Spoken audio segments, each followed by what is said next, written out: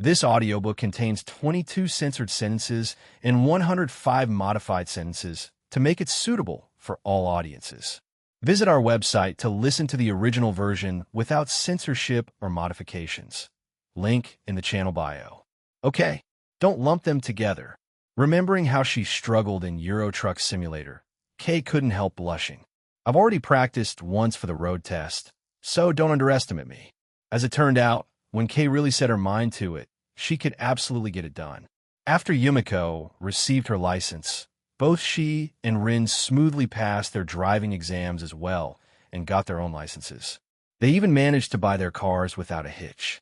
With everyone now having cars, it became much easier for the group to go out together.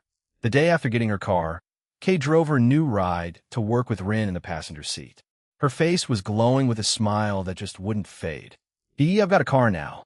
Even though they'd only bought a Toyota which wasn't as fancy or expensive as Ichin's or Yumiko's cars, Kay was still over the moon. Rin, sitting beside her, chuckled. Kay, you've been beaming all day long. Maybe you should calm down a little? I know. Oh, it's Aoba and Hifumi. Spotted on the sidewalk were Aoba and Hifumi walking together. Kay slowed the car, rolled down the window, and called out, Good morning, Aoba. Hifumi. The two were startled by the sudden voice. Aoba looked over and, recognizing Kay, exclaimed in surprise, Kay-senpai, is this your new car? That's right. Come on, hop and I'll give you a lift to the office. After pulling over and letting them into the back seat, Kay smiled proudly. So, yesterday, I only sent you pictures. Aoba looked around at the car's interior and smiled. Looks really nice. Next to her, Hifumi also gave a small smile and softly said, Congratulations on the new car. Thanks. Kay, whose excitement had just started to settle thanks to Rin's earlier words, was once again bursting with joy. When they arrived at the office, Kay naturally spent the whole morning showing off after all. It was her first day driving to work in her brand new car. That afternoon, Ichin arrived at the company after finishing his classes and quickly heard about it from everyone. Snacking on some of Aoba's treats, Ichin laughed and said, Kay, if you really want to show off, you could have just bought a sport car. Wouldn't that be even more eye-catching? TCH, as if I'd fall for that and waste more money. I'm not stupid.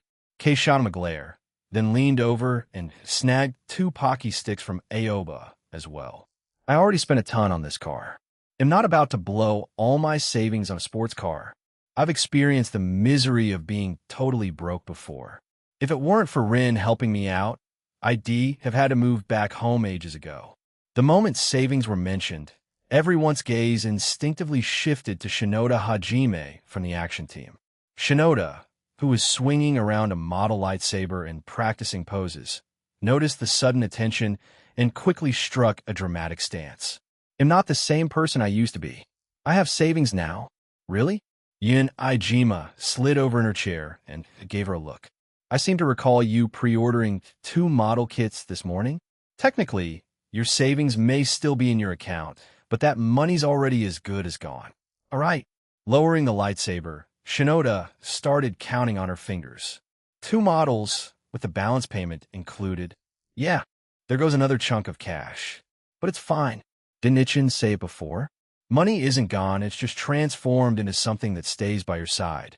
Ichin, noticing everyone had now turned their eyes to him, Ichin smiled and raised his hands. I do think that makes sense, especially for folks in the figure and model scene. To avoid getting dragged into a deeper financial debate by the more fiscally responsible members, Ichin quickly clapped his hands to redirect the conversation. All right. Kay, Rin, Hajime, we've got a meeting. Rin, can you call Hazuki for me? He'll go get Yumiko. Once all the team leads had gathered in the meeting room, Ichin began presenting the project's roadmap for May. Tapping a pen rhythmically against the table, he started, First, let's talk about the music. The track we've been working on with the professional composer is almost finished. We should be able to hear the final version within a week. If everything checks out, we can integrate it directly into the game. Next is the voice acting. Hazuki, how's the progress with the list I gave you? Hazuki smiled and replied, We've contacted everyone. 2 of them want to participate, but need a bit more time to wrap up their current work due to scheduling conflicts. Aside from that, everyone else is on board. If you have time, we can go meet them and discuss the collaboration in more detail. Itchin nodded. All right, let's do that next week. We should start preliminary voice work within May if possible. Since we're going full voiceover, it's going to be a hefty workload. Next up in PC and monster modeling. Okay, how's that coming along?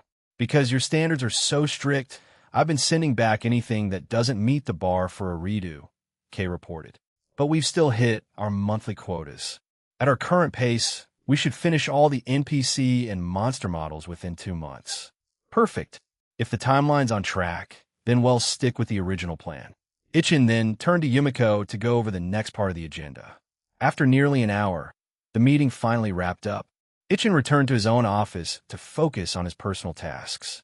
For a project of this scale, simply overseeing things as a producer wasn't satisfying enough for him. After all, he had skills of his own. It would be a waste not to put them to use.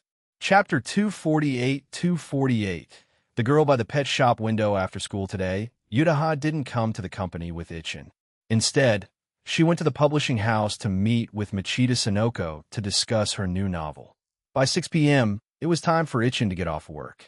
Tonight's dinner was planned outside, so he needed to meet up with Yutaha and Machida.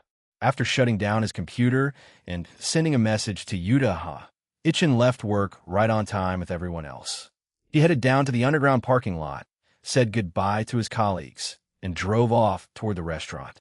I wonder what kind of story Yutaha's new novel is, he muttered to himself as he drove. She's been writing it in secret and won't tell me a single thing about it. Even as he complained, Itchin couldn't deny that he was genuinely curious. He was looking forward to the day Yutaha finally revealed her new work to him. With music playing and the navigation guiding him, he followed the route toward the restaurant. Suddenly, something by the roadside caught his eye. A familiar figure crouched on the pavement. Itchin immediately slowed down. In front of a pet shop, just outside the display window, Yukino Yukinoshita, the ever-composed second daughter, was squatting down, gazing at a pure white kitten separated from her by the glass. The kitten stared back at her, opening its mouth as if meowing. Though she couldn't hear it through the window, Yukino imagined what the kitten was saying and smiled softly in response. Meow if you like it that much. Why don't you go in and take a look? A voice suddenly came from behind, startling Yukino so much that she nearly jumped. Spinning around, she let out a breath of relief when she saw it was Itchin standing there. Oh, it's just you, senpai. Good afternoon. Afternoon. It's already past 6. It's evening now, Itchin said, showing her the time on his phone. He then glanced at the pet shop beside them. What are you doing out here so late? And alone? Where's your sister? We just had dinner together, Yukino replied. I was heading back to the apartment, but my sister had something to take care of at school, so she went back. She didn't offer to walk you back? Yukino shook her head. It's not that far. Just a short walk. And then you got mesmerized by a kitten on the way? The second young lady couldn't help but blush. She avoided his gaze, eyes darting left and right before changing the subject. What about you, senpai? Why are you here? Itchin pointed to his car parked by the curb. I just got off work, heading to dinner with Yutaha and Sonoko. Saw you by coincidence, so I thought I'd come say hi. Anyway, back to what I was saying, if you like cats that much, why not go in and take a look? This is a pet shop, Yukino replied, and pets aren't allowed in my apartment, so there's no point going in. That's not such a big deal, is it? Itchin shrugged. If you really want a cat, just talk to your sister. I'm sure she'd help you find a pet-friendly apartment. Or is it that your family doesn't allow you to have pets? There's no such restriction, Yukino said quietly. Yukino shook her head and glanced once more at the little white kitten still watching her from behind the glass. I just don't think I'm capable of properly taking care of a living creature like that. Is that so? Itchin crouched down beside the window, reached out a finger, and playfully tapped the glass to tease the kitten. You know, some things you'll never know unless you actually try. Taking care of a cat isn't as complicated as you're making it out to be. If you really want one, give it some thought and talk to your sister. You don't even have to buy one from Shop Adoption is also a great option. After a bit more teasing of the kitten, Itchin checked the time and stood up, pulling out his car keys. All right, come on. He'll drive you back. No need. I can walk back on my own. Don't think I don't know how far your apartment is from here. Ichin said bluntly. And if your sister finds out I ran into you and didn't offer a ride, you'll be the one getting chewed out. Get in the car. Seeing how serious he was, Yukino had no choice but to comply. She gave the kitten one last glance before following him into the car. After dropping Yukino off at her apartment, Ichin finally made his way to the restaurant where Yutaha and Machida Sonoko were waiting. He stepped into the private room and said, "Sorry, I'm a little late." Yutaha poured him a drink and asked, "Something came up?" "Yeah, I ran into Yukino on the way." Sitting down beside her and taking a sip, Ichin continued. She was kind of stuck in front of a pet shop, staring at a kitten. "I don't know how long she'd been there. I gave her a ride home before coming here." "A pet shop, huh?" Yutaha nodded in understanding, not the least bit upset about his tardiness. "If it's her, I wouldn't be surprised if she stood there all evening. After all, even Hazuki's fat cat Mizuku's basically a loaf with fur could be held and cuddled by Yukino for an entire afternoon, let alone a cute, tiny kitten. But seriously, if she loves cats that much, why not just change to a pet-friendly apartment? I suggested that, but she's worried she might not be able to take proper care of one." Ichin replied with a smile as he picked up a piece of fried shrimp and took Cinchuredo. This is really good. Anyway, I tried encouraging her Cinchuredo. Who knows if ITLL work? If she actually ends up getting a cat, she could even bring it to the office. Then Mizuku would have a playmate. "Oh, by the way," he added with a sly grin, "how's your new novel coming along? Still can't tell me anything?" "Nope." Yutaha rested her chin on her hand, smiling sweetly. "I've finished outlining the plot, but I've only written a tiny bit of Volume 1 so far. Today I came to meet with Sonoko to get her feedback. Hearing about Yutaha's new project, Machida Sonoko beamed with excitement. I can't give away any plot details, but I will say this Yutaha's new story is really promising. I think once it's published, ITLL definitely attract a lot of readers." Watching the two of them hype it up like that only made Ichin even more curious. "Come on, really? Not even a tiny hint?" "Nope. X2, all right. They'll see it eventually anyway," Ichin said, pouting slightly before popping the rest of his shrimp into his mouth and chewing away. Since Sonoko was here, Ichin decided it was a good time to bring up Akane's situation. "So about Akane, what's she been up to lately?" Akan?" Sonoko smiled as she spoke of her classmate and friend. "She's been doing incredibly well. Her career's really taken off. Even though she didn't end up collaborating with us, she did find 2 solid light novel authors from our publishing house to help with her game project. Oh, and Ichin Kunshi told me herself that she sees your studio as her rival. Is that so? I'm honored. Akane-san, or rather, her real name, Akane Kosaka, was a formidable woman. Ichin couldn't help but be curious about the kind of game she would eventually bring to life. Chapter 249-249. A visit from Haruno for Persona. Cinchuredo, the Japanese voice cast, was finally confirmed after Ichin and Hazuki personally met with various voice actors and their agencies. At the start, only Ichin and Hazuki knew about the cast list. No one else in the company had a clue. It wasn't until after the contracts were signed that Ichin had Hazuki officially announced the list internally. Yun Fukuyame, Memuru Mienu, Nene Misuki, Tomokisu Sugita, Vina Setu, Ewi Yugi, Haruke Tometsu. Seeing the lineup full of incredibly familiar names, Kei Yagami's mouth had been wide open from beginning to end. Once she finished reading, she turned stiffly to Hazuki, who was taking pictures of Aoba across from her. "Wait, these voice actors, you really got all of them?" "Well, of course. I already announced it, didn't I? You think I'd joke about something like this?" Hazuki smiled as she ignored Aoba's pleas to delete the photos and happily saved them instead. "The cast was chosen by Ichin, and I handled the negotiations. We got lucky, everything worked out. Initial recording starts in May. If you guys are interested, you're welcome to visit the studio then." "I want to go." Yin was the first to raise her hand, cheeks flushed with excitement. "I love Nana Mizuki so much." Soon after, everyone from the art team raised their hands as well. After all, the cast was made up of top-tier, popular voice actors. There wasn't a single person who wasn't a fan. Their reaction was exactly what Hazuki had expected. With a cheerful smile, she said, "No problem, but you can't all skip work and go at once. Talk it over and take turns go in small groups." Yay!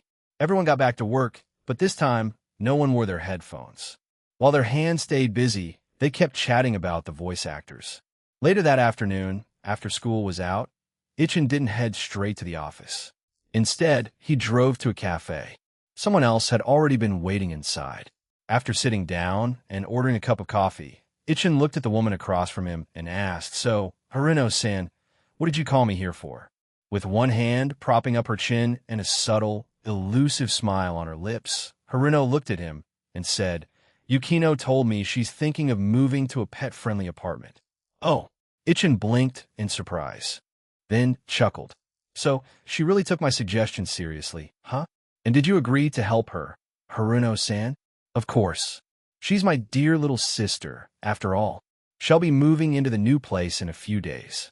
Ichin glanced to his left and right before Haruno asked curiously, "But Ichin-kun, how exactly did you get Yukino to change her mind? She clearly wasn't thinking about getting a companion animal at all before." "It's not that she never considered it, she just didn't have the confidence." At that moment, the waiter brought over the coffee. Ichin added some sugar, stirred it slowly, and then said, "Raising a pet takes patience and time. It's normal for a student like Yukino to feel unsure about something like that. But I think, for her, taking care of a pet isn't that difficult. So I just gave her a little encouragement." "A little encouragement, huh?" Haruno nodded thoughtfully and sighed. "That's actually pretty nice. When I originally helped Yukino find her current apartment, I deliberately chose a place that didn't allow pets. I just wanted to see what she would do once she moved out and started living on her own. But surprisingly, nothing changed not for a whole year. Only now are things finally starting to shift. I guess the past still weighs on her more than I thought. Didn't it occur to you to properly guide her?" "Me?" Haruno pointed to herself and shook her head. "Am not the right person to play that kind of role.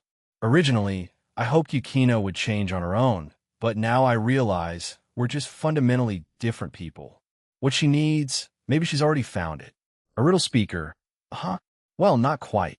Ichin more or less understood what Haruno was getting at. It was nothing more than friends, genuine friends who support each other, help each other grow and improve with no ulterior motives. Haruno, in her world, almost had no such people. But Yukino was different. That kind of relationship had started to take root in her life. Slowly but surely, Yukino had begun drifting away from the path her sister once walked. Ichin shrugged and didn't comment further. "Sensuredo, right? The part about me investing in your studio?" "Yeah." Of course, Ichin hadn't forgotten Haruno's desire to invest. He just didn't need any investors right now. Seeing the confused look on his face, Haruno narrowed her eyes and said, "I know what's going on. Your studio just expanded its team and moved to a new location. The monthly expenses must be huge. You're telling me you don't have any financial issues at all?" "Nope, not a single one." Ichin answered confidently. "Even though we've grown to 50 people now, the 2 games we've released already bring in more than enough funding. You know this, Haruno-san, both games sold over 1 million copies. You can probably estimate how much revenue the studio has now. And their sales are still steadily growing.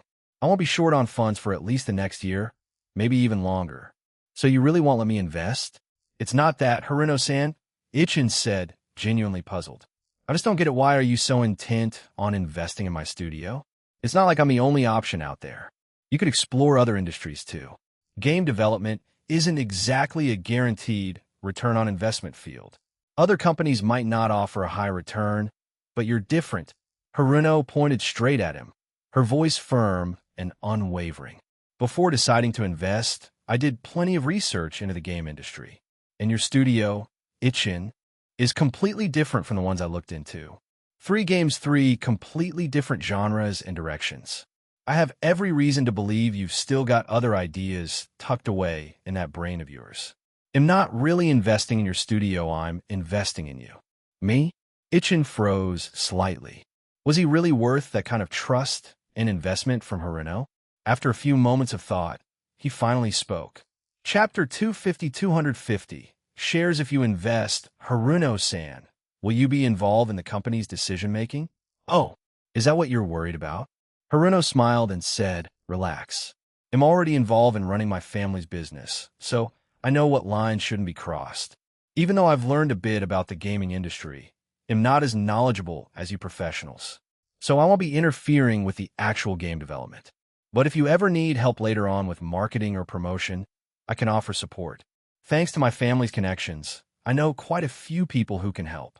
Since that was the case, Ichin no longer had any objections. All right, then I agree to the investment. Welcome aboard, Haruno-san. Haruno smiled brightly and shook the hand that Ichin extended toward her. Thank you, but I won't be joining alone. HM? Seeing Haruno's cheerful expression, Ichin had a sudden realization. I see. This is for Yukino, isn't it? Haruno grinned smugly, resting her chin in her hands. Yukino once told me the path she wants to take in the future. As her sister, I won't interfere too much, but I can at least give her a little help. By investing in your company, they'll take a smaller share and give a larger portion to Yukino. That way, in the future, she'll have some capital of her own to rely on. Yukino and Haruno were very different. While Haruno was more than willing to make full use of their family's resources to build her network and strength, Yukino preferred to rely entirely on herself, avoiding help from her family as much as possible. Of course, that was just her own idealistic thinking. The Yukino Shida family might not be some powerful conglomerate, but they certainly had the means to support their children discreetly, in fact, that Yukino wouldn't even notice. Ichin wasn't sure what exactly Yukino planned to do in the future, but whatever it was likely going to be a tough road. After all, Haruno was already making preparations behind the scenes for her little sister's future. Can you tell me what Yukino wants to do? She wants to be a lawyer. Huh?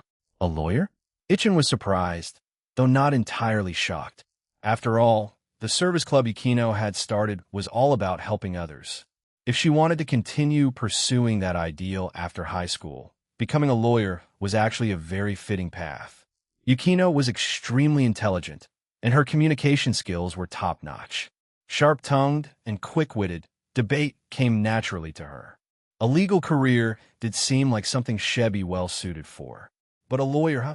That's not exactly an easy profession. Especially with Yukino's sense of justice and hatred for evil, she'd likely never take on a case defending a criminal suspect. On the contrary, she might even fan the flames and end up sending the accused to jail for a few extra years. Yukino has the right personality to be a lawyer, but at the same time, not the right one at all, Ichin muttered. Haruno nodded in strong agreement. Exactly. I feel the same way. But if she really pulls it off, it'd be something our family could be proud of.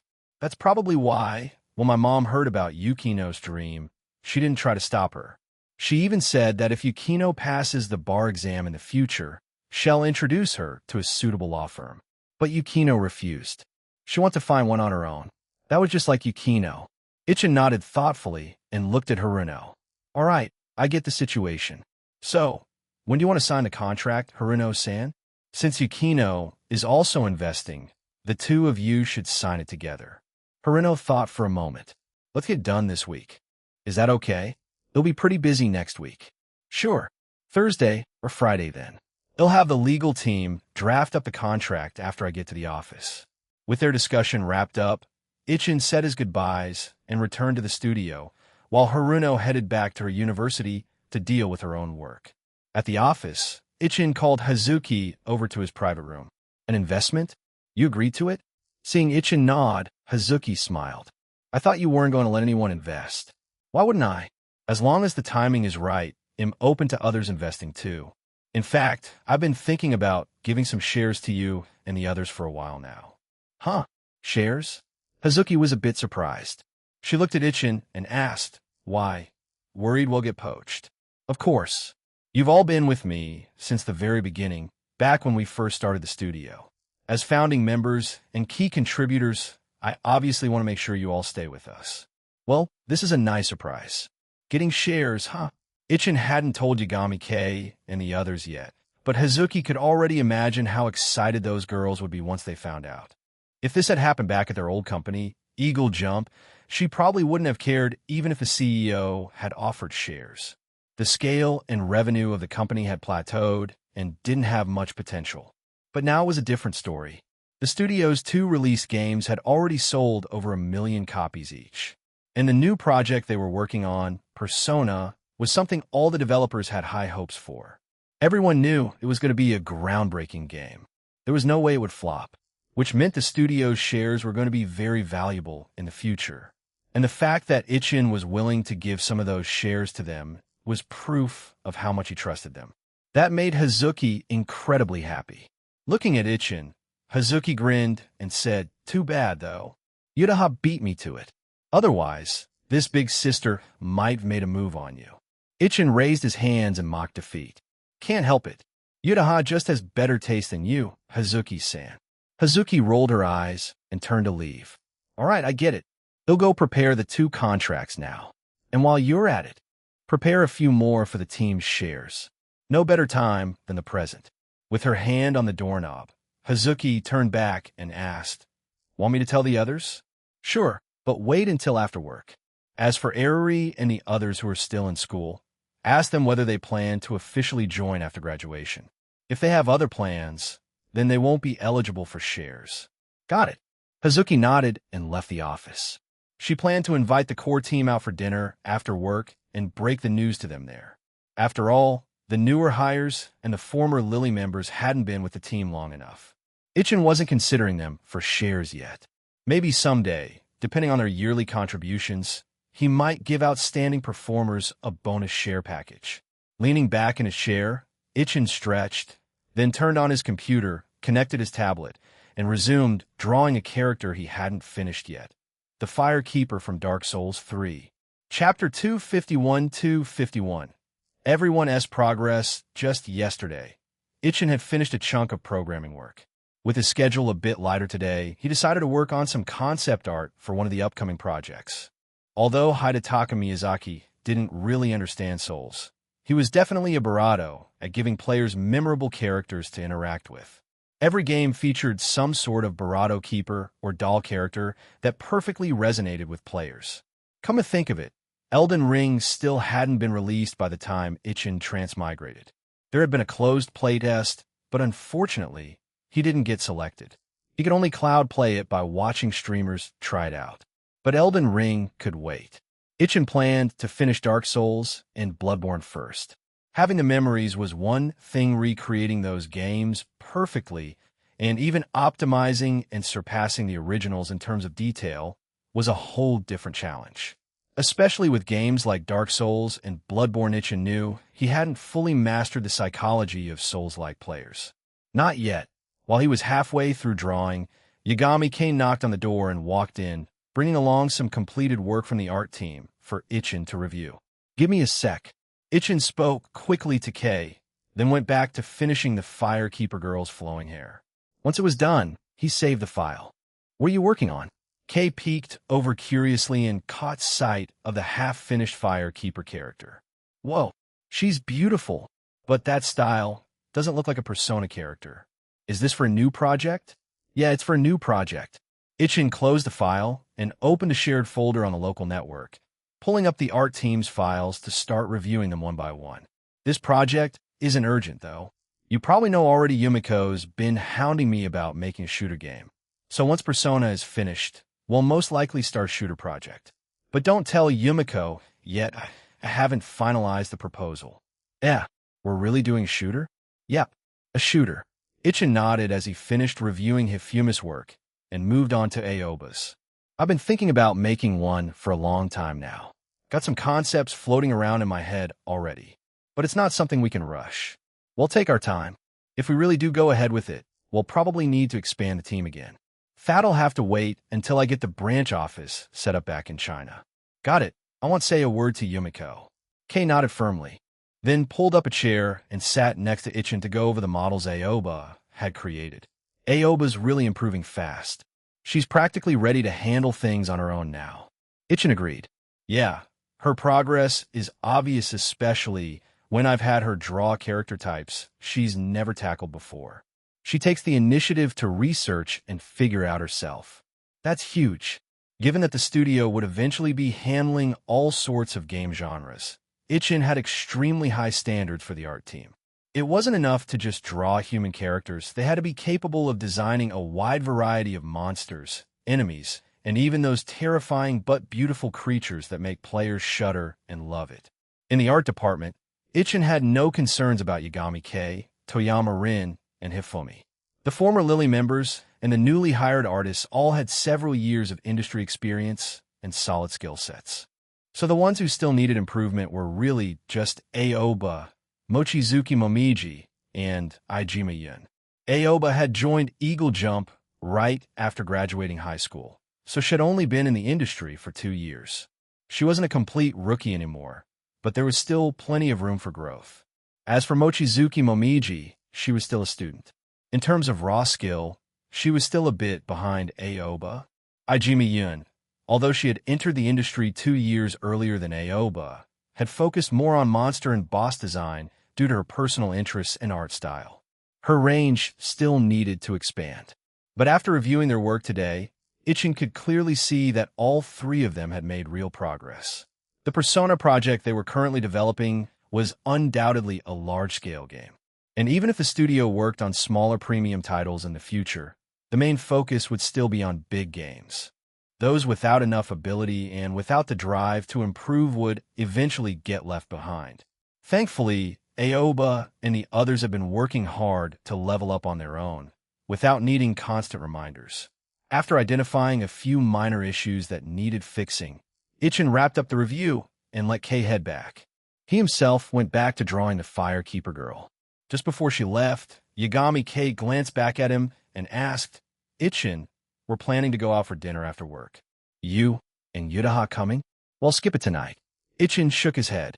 "I'm picking Yudaha up from the publishing house, and we'll be having dinner with her parents tonight."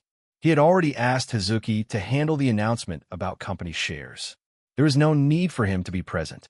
Still, he imagined tomorrow at the office would be filled with excited reactions. Kei knew Itchin and Yudaha often had dinner at her parents' place, so she didn't press further. All right then, they'll head back to work. Around 6 p.m., Itchin left the office early, picked Yudaha up from the publishing house, and the 2 of them returned home just in time to arrive at the same moment as Yuda's father. Dinner was ready. At the table, Yuda's father took a sip of sake, looked at Itchin, and asked, "So, Itchin, how are things at the company these days?" "Pretty good." Itchin nodded. "After bringing in some extra help, our team has grown to over 50 people. I still participate in project development, but my workload's dropped a lot compared to before. I'm mainly focused on managing the overall direction." "That's great to hear," Yuda's father said with a smile. "Knowing your company is doing well puts our minds at ease."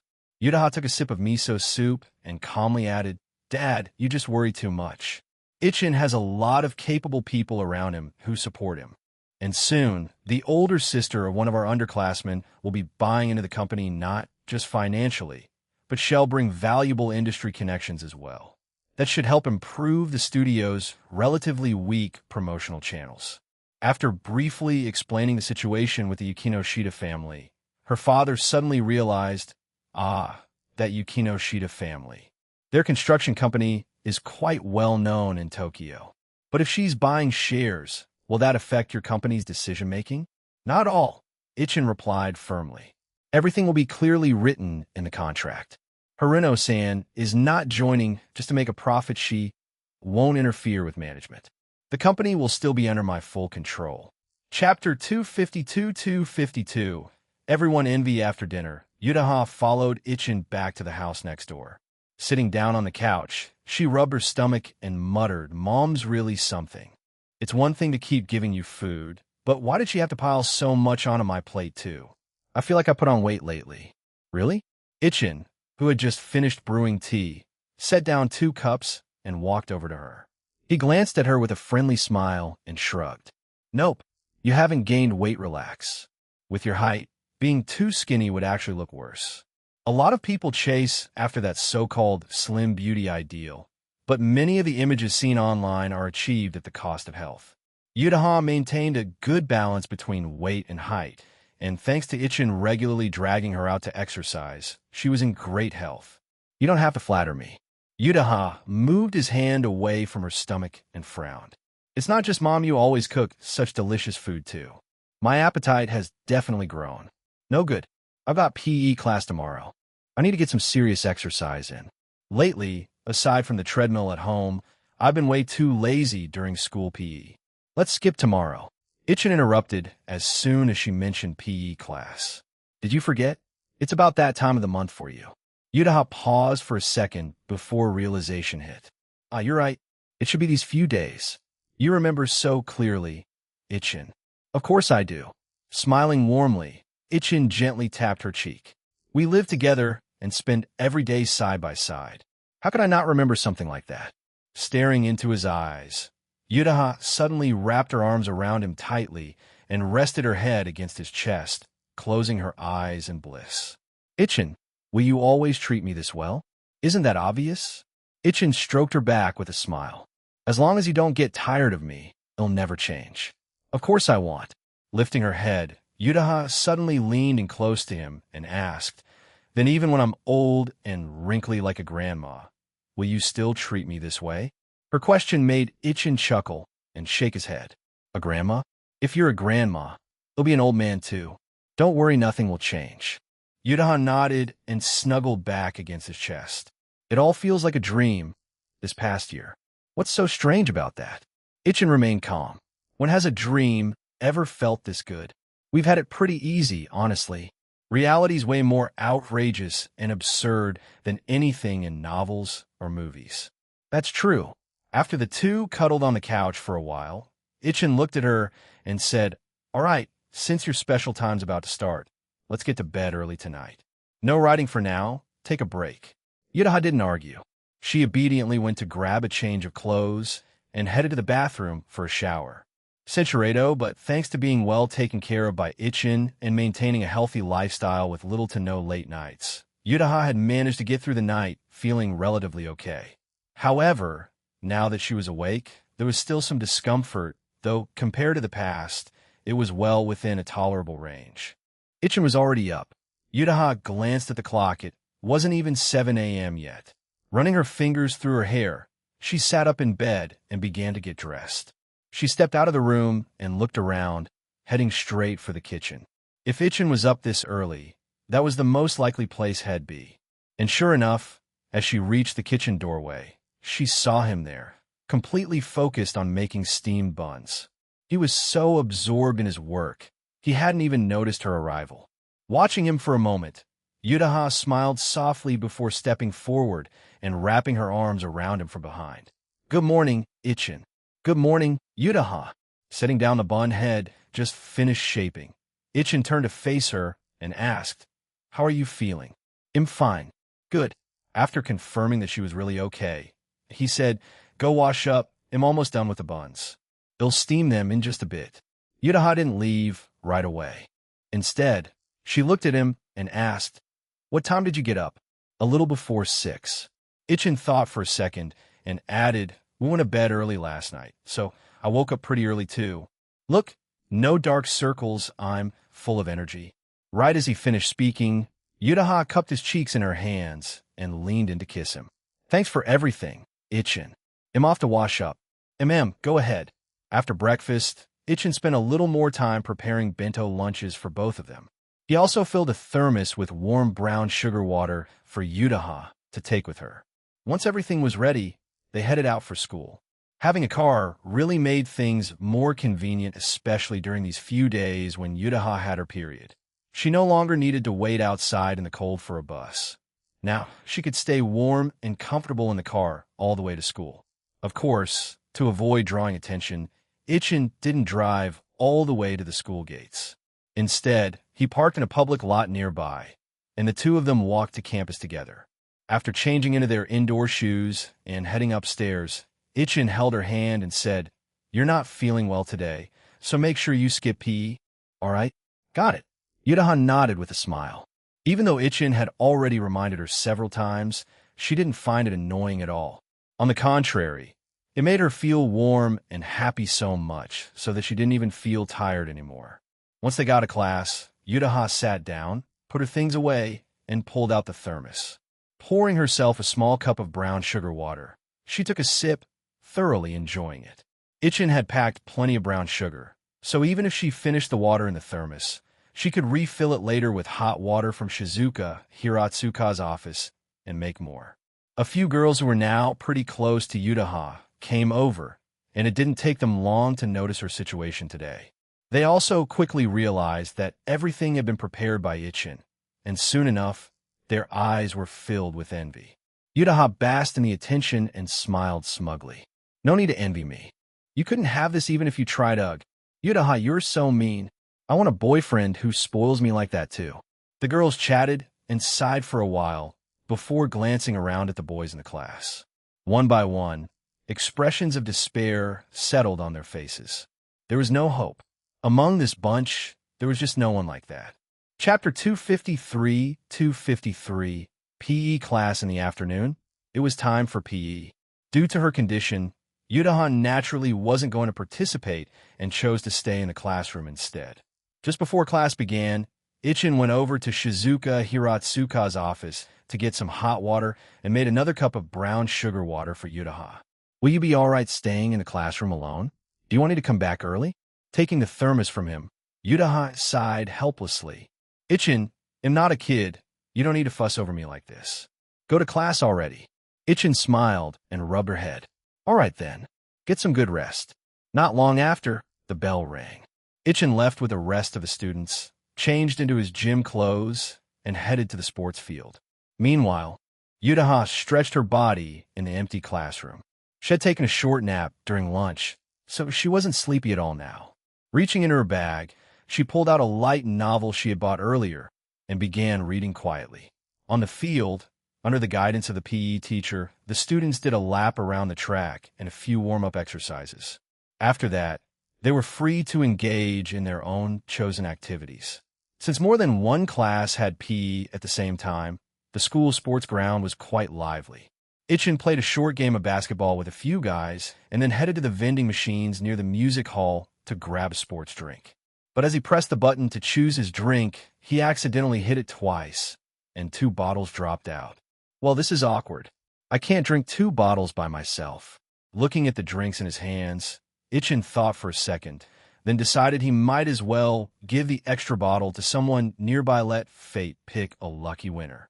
He walked back toward the basketball court, only to find that it was completely deserted. Where did everyone go? Just then, he spotted a girl passing by and asked her. That's when he found out everyone had run off to the other side of the field to watch a mini-game organized by another class PE teacher. Glancing at the empty court, Ichin didn't even need to ask. He was sure they'd all gone to watch the girls play. Second-year class, A has PE today, huh? Even if she's cold, the second young lady still draws a crowd. Smiling wryly to himself, Ichin made his way over to the tennis courts. Had learned a little tennis in PE before, but he was still very much a beginner.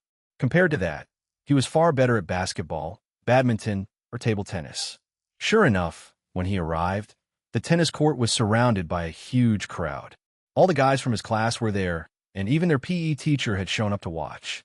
Before Ichin could even squeeze into the crowd, he heard a wave of gasps and exclamations from the spectators. "All right, 40-0. Next player, please." Peeking through the crowd, he saw Yukino catching her breath with a tennis racket in hand. Under everyone's gaze, she stepped off the court to take a break. Ichin glanced at the scoreboard and raised an eyebrow. Yukino had just completely crushed her opponent. A flawless shutout, as expected of her. However, despite her strength and the crowd shed drawn, she still didn't seem particularly close to anyone in her class. Seeing her walk alone to a bench not far away, Ichin casually made his way over, holding the extra bottle of sports drink. It had been a while since she last played tennis, and after running earlier, Yukino was now noticeably worn out. She sat down, towel in hand, wiping the sweat from her face. Suddenly, she felt something press down gently on her head. Startled, she turned around only to find Ichin standing behind her with a big smile, holding a bottle of sports drink. "Senpai, please don't sneak up on people like that." Sorry about that." Ichin handed her the drink with a grin. "Here, I accidentally bought an extra one. Go ahead and take it." Yukino didn't refuse and took the bottle directly. Thank you, senpai. Her aloof demeanor made others too intimidated to approach her or even sit beside her. As a result, the empty seat next to her naturally became Ichin's. Under the gaze of several people around the tennis court, Ichin sat down beside Yukino. After taking a sip of his own drink, he said, I didn't get to see the whole match, but it looks like you're pretty good at tennis. Im Eilicht? Shaking her head, Yukino added, I tend to learn things quickly, so I picked up a lot of miscellaneous skills when I was younger. But because of some health issues, my stamina has always been poor. So, when it comes to sports like tennis, I never got very far, just stayed at an amateur level. I even tried learning Aikido to compensate for my weak physical endurance, but it didn't help much. Even so, you're already doing great. Ichin remarked sincerely, not everyone can build great stamina. It's not like everyone can run a kilometer without breaking a sweat. As long as you're healthy and not getting sick all the time, that's enough. But Yukino, it still seems like no one in your class talks to you, even though I've seen you interact just fine in our group and at the studio. Yukino followed his gaze toward the tennis court. Many of the students who had been sneaking glances at her quickly turned their heads away, pretending they hadn't been watching. And that's exactly why, she said without changing expression. Well, I don't mind socializing these days. I still won't bother with meaningless small talk or being approached by strangers. As for our class, after spending a whole year together, the social dynamics have already been set. Not everyone has the courage to break those unspoken rules. And honestly, I don't care enough to play along with them either. I already have a social circle, and that's enough for me. MMIC. Well, as long as you're happy, that's what matters. Ichin hadn't intended to change Yukino anyway. As long as she was okay with how things were, that was fine by him. Besides, not only he, Yudaha, and Eruri Karadatsuka Shizuka also kept an eye on Yukino, so her school life wouldn't be affected too much. Just then, a few boys from their class came over, calling for Ichin. He stood up with his drink in hand. All right, I'd better get back to playing. If you're still tired, take a good rest. No need to push yourself. Moderate exercise is enough. Got it. Yukino nodded. She had originally intended to mention the investment her sister roped her into, but seeing Ichin already walking away, she swallowed her words. Senpai, thanks for the drink. Waving a hand in response, Ichin made his way back to the boys from his class. As soon as he got close, one of them slung an arm around his barato. Would only heard rumors, but I didn't think you were actually close with Yukino Shida from class 2. And even barato than that.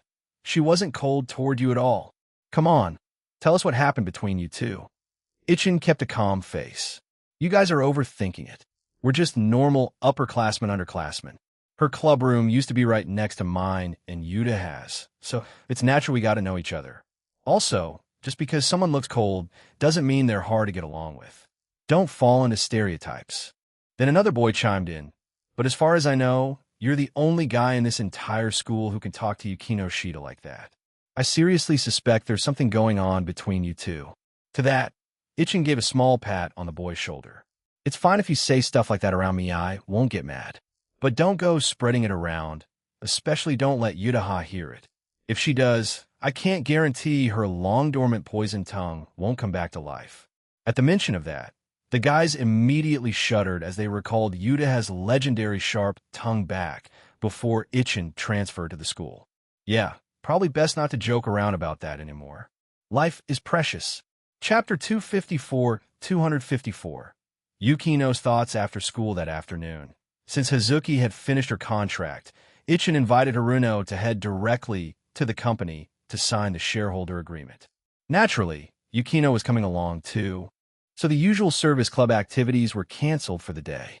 Buying shares, huh? Sitting in the car, Eruri glanced at Ichin, who was in the driver's seat, and asked, I want to invest too. Is that okay? Ichin turned to look at Eruri, then started the car as he said, It's fine by me, but do you have the money? If it's just a small amount, you won't be able to get much equity. Of course I know that. Don't treat me like an idiot. Eruri pouted.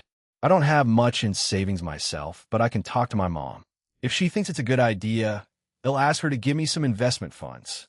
Sure, go ahead and ask Aunt Sayuri to evaluate it. If you're serious about investing, they'll set aside some shares for you. Aside from the shares reserved for Hazuki and the others, Ichin didn't plan on offering too much equity to outside investors. But when it came to Eruri, he didn't mind making an exception. Putting aside the Sawamura family's background, Eruri herself was a top-tier artist, a major player in her own right. A talent like hers was something Ichin had no reason to pass up. With Eruri becoming more involved in the company over the past few days, it was clear that she had decided to build her future in the game industry. Naturally, Ichin's company was her first choice. One was from the Yukino Shida family, the other from the Sawamura family. Even though on paper it was just the daughters buying in, the connections they brought would no doubt become valuable resources in the future. If Ichin were to look for other shareholders outside this circle, he simply wouldn't be able to trust them. It was still best to keep the majority of the shares in his own hands. Yukino, who was sitting beside Eruri, had already learned last night about the real reason her sister wanted her to invest. After a moment of silence, she spoke up. "Senpai, regarding the shares, I don't think I need them. Letting my sister invest is enough. Telling me that won't help." Ichin smiled. Haruno didn't do this for herself. She's doing it for you. This is her way of showing she cares and providing you with a safety net. Can you really bring yourself to reject that? When Yukino didn't reply, Ichin continued, "It's fine to want to stand on your own. But that doesn't mean you should avoid using the resources available to you. Unless you're planning to cut ties with your family completely, you'll never escape the Yukino Shida name. Look at me, my study abroad expenses were paid by my family. The studio's original location? My dad paid for it.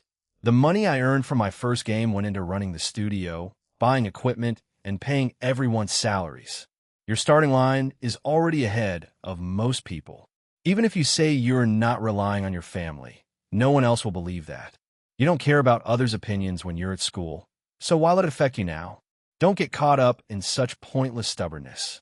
Yudaha, sitting in the passenger seat, added, "He's right. You're not stealing or cheating anyone, so why not use your family's resources? Yukino, sometimes you really should learn from this guy next to you." Just to hide her otaku identity and the fact that she's Eruri Spencer Sawamura, a.k.a. Kashiwagi Irie, Aunt Sayuri had to pull a lot of strings for her. "Hey, don't drag me into this conversation." Iriri's face turned bright red as she loudly retorted, then turned to Yukino and said, "I think they're absolutely right. If you can use those resources, then use them. If you feel bad about it, just prove yourself with your accomplishments later and show your family what you're capable of. Once you become the top lawyer in the country, who would dare to bring up your background anymore? At that point, your family will be the one relying on you." Yukino couldn't help but smile a little at Iriri's words. The #1 lawyer in the country. Even I don't really have the confidence to aim for that. I just want to do what a lawyer should, stand for justice. After being lectured by all three of them, Yukino really didn't feel so hung up on the investment issue anymore. Ichin was right no matter what she did. She couldn't escape the Yukino Shida name. Rather than getting caught up in pointless thoughts, it would be better to focus on preparing for university. She was a second year now. If she prepared well over the next 2 years, getting into Tokyo University without fail was the most important thing on her mind. Well, no, there was one more thing that was equally important. After moving in her new place, she had to adopt a kitten. Thinking of that, Yukino spoke up before they reached the company. I've already found a new apartment, and I'm moving in on Saturday. Then, on Sunday, I'm planning to go to the Stray Animal Rescue Center to adopt a cat. Do you want to come with me?" Imin. Eruri raised her hand, first in excitement. "Yukino, you're finally adopting a cat. It'll totally come with you." Yudaha turned to her seat to look at Yukino. "Sure, he'll come along too. What about you?" "Ichin, if everyone's going, then he'll go too," Ichin replied with a smile. "I can drive us, which makes everything easier." He then asked, "Yukino, have you told your sister about this yet?" "Nope." Yukino quickly shook her head. "Other things are fine, but not this. At least not for now. If I tell her, she'll absolutely get carried away and jump in, throwing all my plans into chaos." Given her sister's personality, even though their relationship had gotten a lot better, there were still many things Yukino preferred to keep her distance from. Eruri pulled out her phone and searched for the address of the Animal Rescue Center. Looks like it's kind of far. Going alone wouldn't be very convenient. And if we do end up adopting a cat on the spot, We'll need to go buy all sorts of supplies, cat bed, food, litter, everything. Yeah, we'll definitely need Ichin to drive us. Actually, Ichin, buying a car has really paid off. Why go to Akihabara to buy games? Can I get a ride too? Take the train yourself. Ugh, stingy. Ichin glanced at the pouty Yariri in the rearview mirror and said with exasperation, "You don't even live that far from Akihabara, it's just a few stops by train. And you're still trying to bum a ride off me? Can't you just ask Aunt Sayuri to drive you?" Leaning back in her seat, Ariri replied without hesitation, "No way."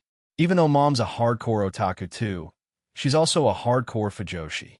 If I go to Akihabara with her, she'll absolutely drag me into all those anime-themed shops and give me a full-on lecture. I don't want any part of that. Back in the day, she even made me draw a manga in that style. That's one of the darkest stains in my history. If Ariri hadn't brought it up, everyone might have forgotten, but the truth was Sayuri Somura's reputation in the otaku scene was far more seasoned than Ariri's. And her tastes were definitely beyond mainstream. Looking at Ariri's expression filled with trauma and regret, Ichin thought for a moment. If he had time, he'd give her a ride. He often went to Akihabara himself anyway. Chapter 255. Signing the agreement. By the time they arrived at the company, Haruno had already gotten there ahead of them and was in Hazuki's office, going over the contract. When she saw Yukino walk in, Haruno happily opened her arms and pulled her into a hug. Yukino didn't dodge this time, and Haruno easily hugged her without resistance. Huh, that's unusual. Looking down at the younger sister in her arms, Yukino stared back at her expressionlessly and said, "Haruno, have you hugged enough? May I pat your face?" After hesitating for a moment, Haruno gently patted Yukino's cheek before finally letting go. Yukino touched her own face and could tell it felt warm. If I'd known this would happen, I wouldn't have let her hug me like that. Yukino wasn't the only one ambushed. Ichin faced the same treatment the moment he arrived. Yumiko had him in a headlock. "Didn't think you'd be so generous, giving us shares like that." As a survival shooter pro, Yumiko's arm strength was no joke. Ichin couldn't break free at all and could only smile helplessly. "You're all part of my founding team. Of course I'm going to treat you well. As long as our studio keeps growing steadily, I promise each of you will be getting a fat bonus every year."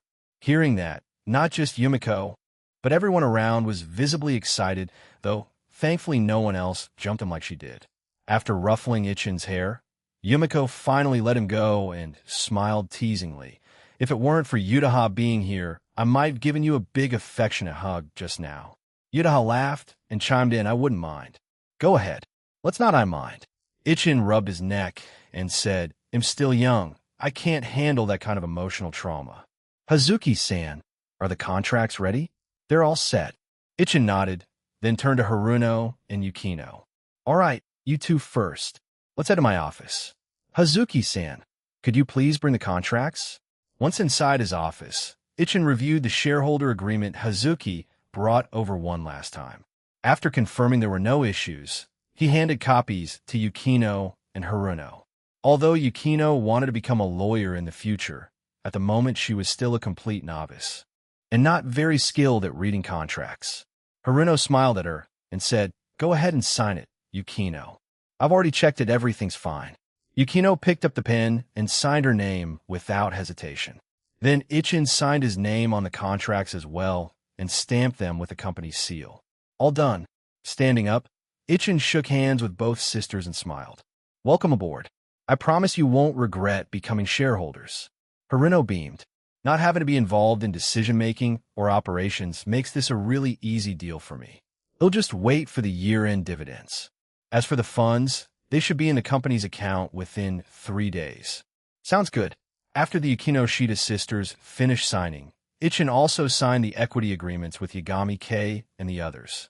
Compared to the 20 total shares held by the Yukino-Shida sisters, the shares K and the rest received were much smaller. However, none of them felt disappointed. As founding members, they were well aware of the company's potential for future growth. Even a small number of shares now could become incredibly valuable once the studio truly took off. More importantly, it gave them a stronger sense of belonging than ever before. After signing the agreement, Aoba lightly pinched her own cheeks and said in disbelief, I really got company shares? Beside her, Sakura Nene responded calmly, it's just a tiny bit. Not really worth much now. What matters is what those shares will be worth in a few years. Yagami K agreed, exactly. Once our studio becomes more famous and successful, we'll really start making good money. I have a feeling I'll be able to buy my own place in Tokyo before I hit 30. Though living in the company dorms was convenient and cost-free, ever since buying a car, Kay had been more and more motivated to make money and buy her own home. Ichin chuckled, buying a house, huh? Then you better work hard, Kay. Let's create a few hit games together, and you'll have that house in no time. MHM, that's the spirit. Excited, Kay took both Toyama Rin and Aoba toward the door. Go, go, go. Time to work. Soon, only Ichin and Yutaha were left in the office. Ichin gestured for her to come over, and she smiled, walking over and taking a seat beside him. After she sat down, he smiled and asked, You really don't want any shares? Do I need them? Yutaha countered with a smile, whether I have shares or not, I'm still the boss wife. Aren't I? And if I really wanted something, would you ever say no to me? Well, that's true. Ichin nodded in agreement. After accepting a sweet kiss from Yutaha, he asked, Then, is there anything you do want? I haven't given you a gift since Valentine's Day. Yutaha hugged him tightly, resting her cheek against his neck as she closed her eyes. A gift? Not really. I'm already really happy with how things are. I have everything I need. Once my relatives leave, let's go spend a day at Disneyland, okay? More than any gift, I just want to unwind a bit. I've been so busy with my new novel lately. I'm exhausted. Is the new book almost done? Just a little more. But I got enough time next week I can finally slow down a bit. All right, it's a plan then. Taking Yutaha out for a day was no big deal for Ichin. As long as there was time, they could go anytime. He had already been thinking about finding a chance to let her relax, and it turned out she brought it up first. After spending a bit more affectionate time in the office, Yutaha stayed behind to read, while Ichin headed out and walked over to the programming team's area. Yumiko, how's the system development coming along? Yumiko glanced back at him and pointed to her screen. Still working on it. Nothing too complicated, but there are a lot of features you want to include, not to mention the daily minigames. Integrating everything is tricky, and I need to be careful not to accidentally create some bizarre bugs. Ichin nodded, pulled over a chair, and sat down beside her to help analyze the work. The game's core framework was mostly done. The key systems like the persona training system and the character development mechanics were also nearly finished. Once the art assets were completed, they could start integrating everything and see how it all worked together. Chapter 256. Housewarming gift. While Ichin and Yumiko were deep in discussion about the programming side of things, Kuroneko, Goku Ruri, who had been busy at her own workstation, stretched lazily and took off her headphones for a short break. The moment she removed her headphones, she could hear Ichin and Yumiko's conversation not far away. Turning her head, she spotted Ichin, who had somehow made his way over to the programming team without her noticing. Before Ichin could spot her, Kuroneko quickly looked down to check her appearance. A simple black dress, her hair neatly styled, and a quick glance in her compact mirror confirmed that her makeup was still perfect. Only then did she breathe a sigh of relief. Even though Ichin, as the boss, never put on airs and always spoke casually with the team, as a new hire, Kuroneko was still very mindful of how she presented herself at work. After a final light slapped to her cheeks to refocus, she turned her attention back to her current task. She had just completed a dart-throwing minigame that had been assigned to her. Yumiko had reviewed it, found no issues, and it had officially passed inspection. Now, she was working on her next assigned task, a minigame version of table tennis or ping pong. These minigames weren't particularly complex. For a newcomer like her, it made sense to be tasked with relatively simple development work. After studying several free table tennis games on the market, Kuroneko began crafting her own version. She had sourced free assets and requested the art team to help her find them. Thanks to that, she now had visuals that matched the persona-style aesthetic they were going for. Programming was her strength, and most of the game was already functioning. The basic gameplay loop was up and running. However, she was still struggling with one part, getting the collision physics during ball hits to feel just right.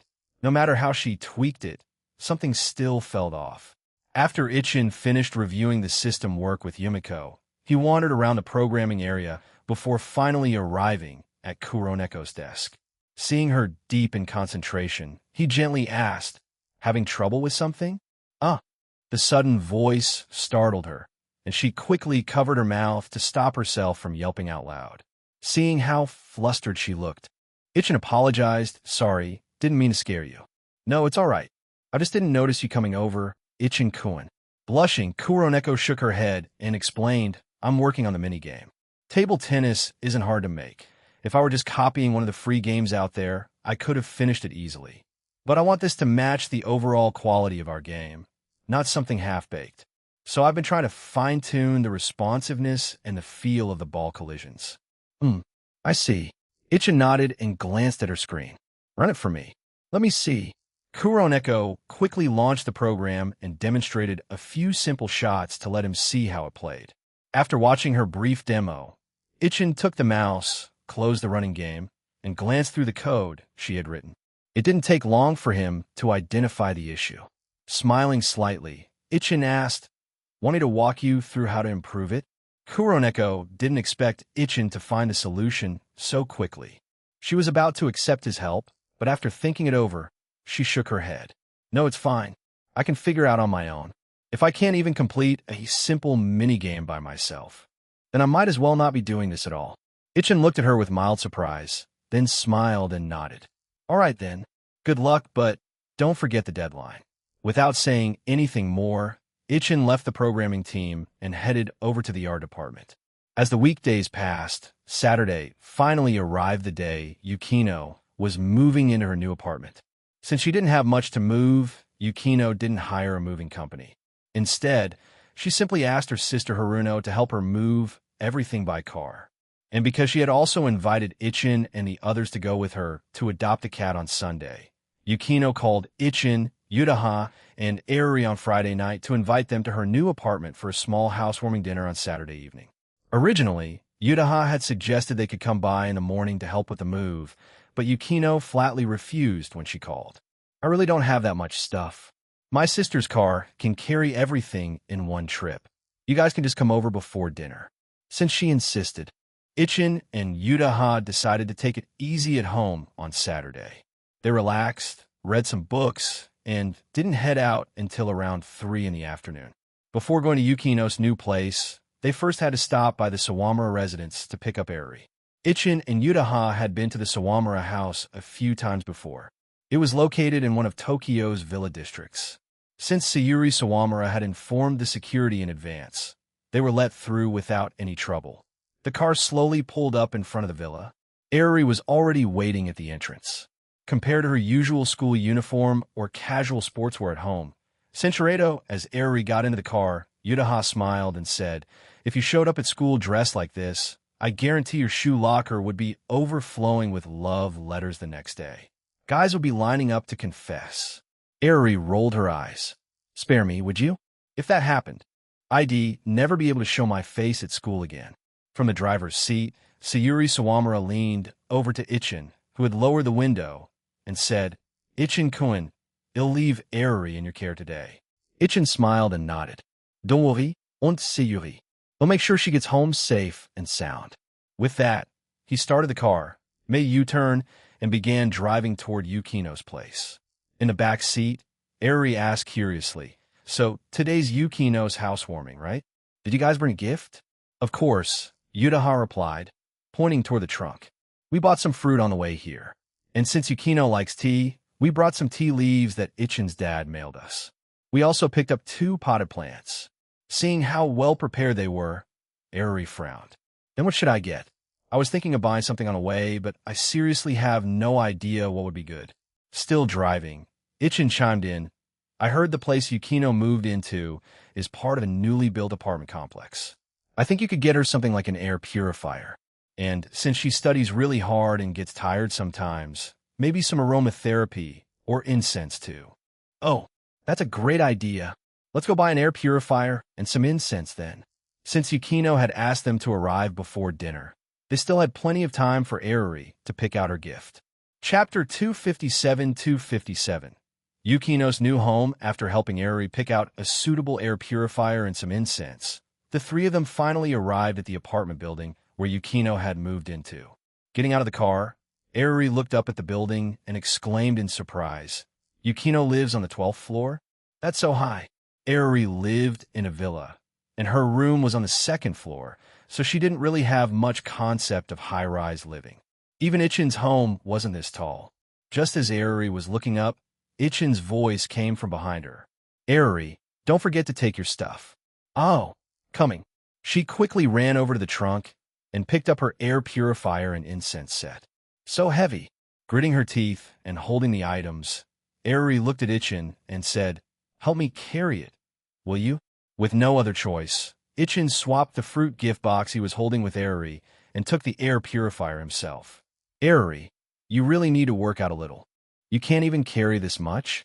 The air purifier they bought wasn't even one of the larger models, nowhere near too heavy to lift.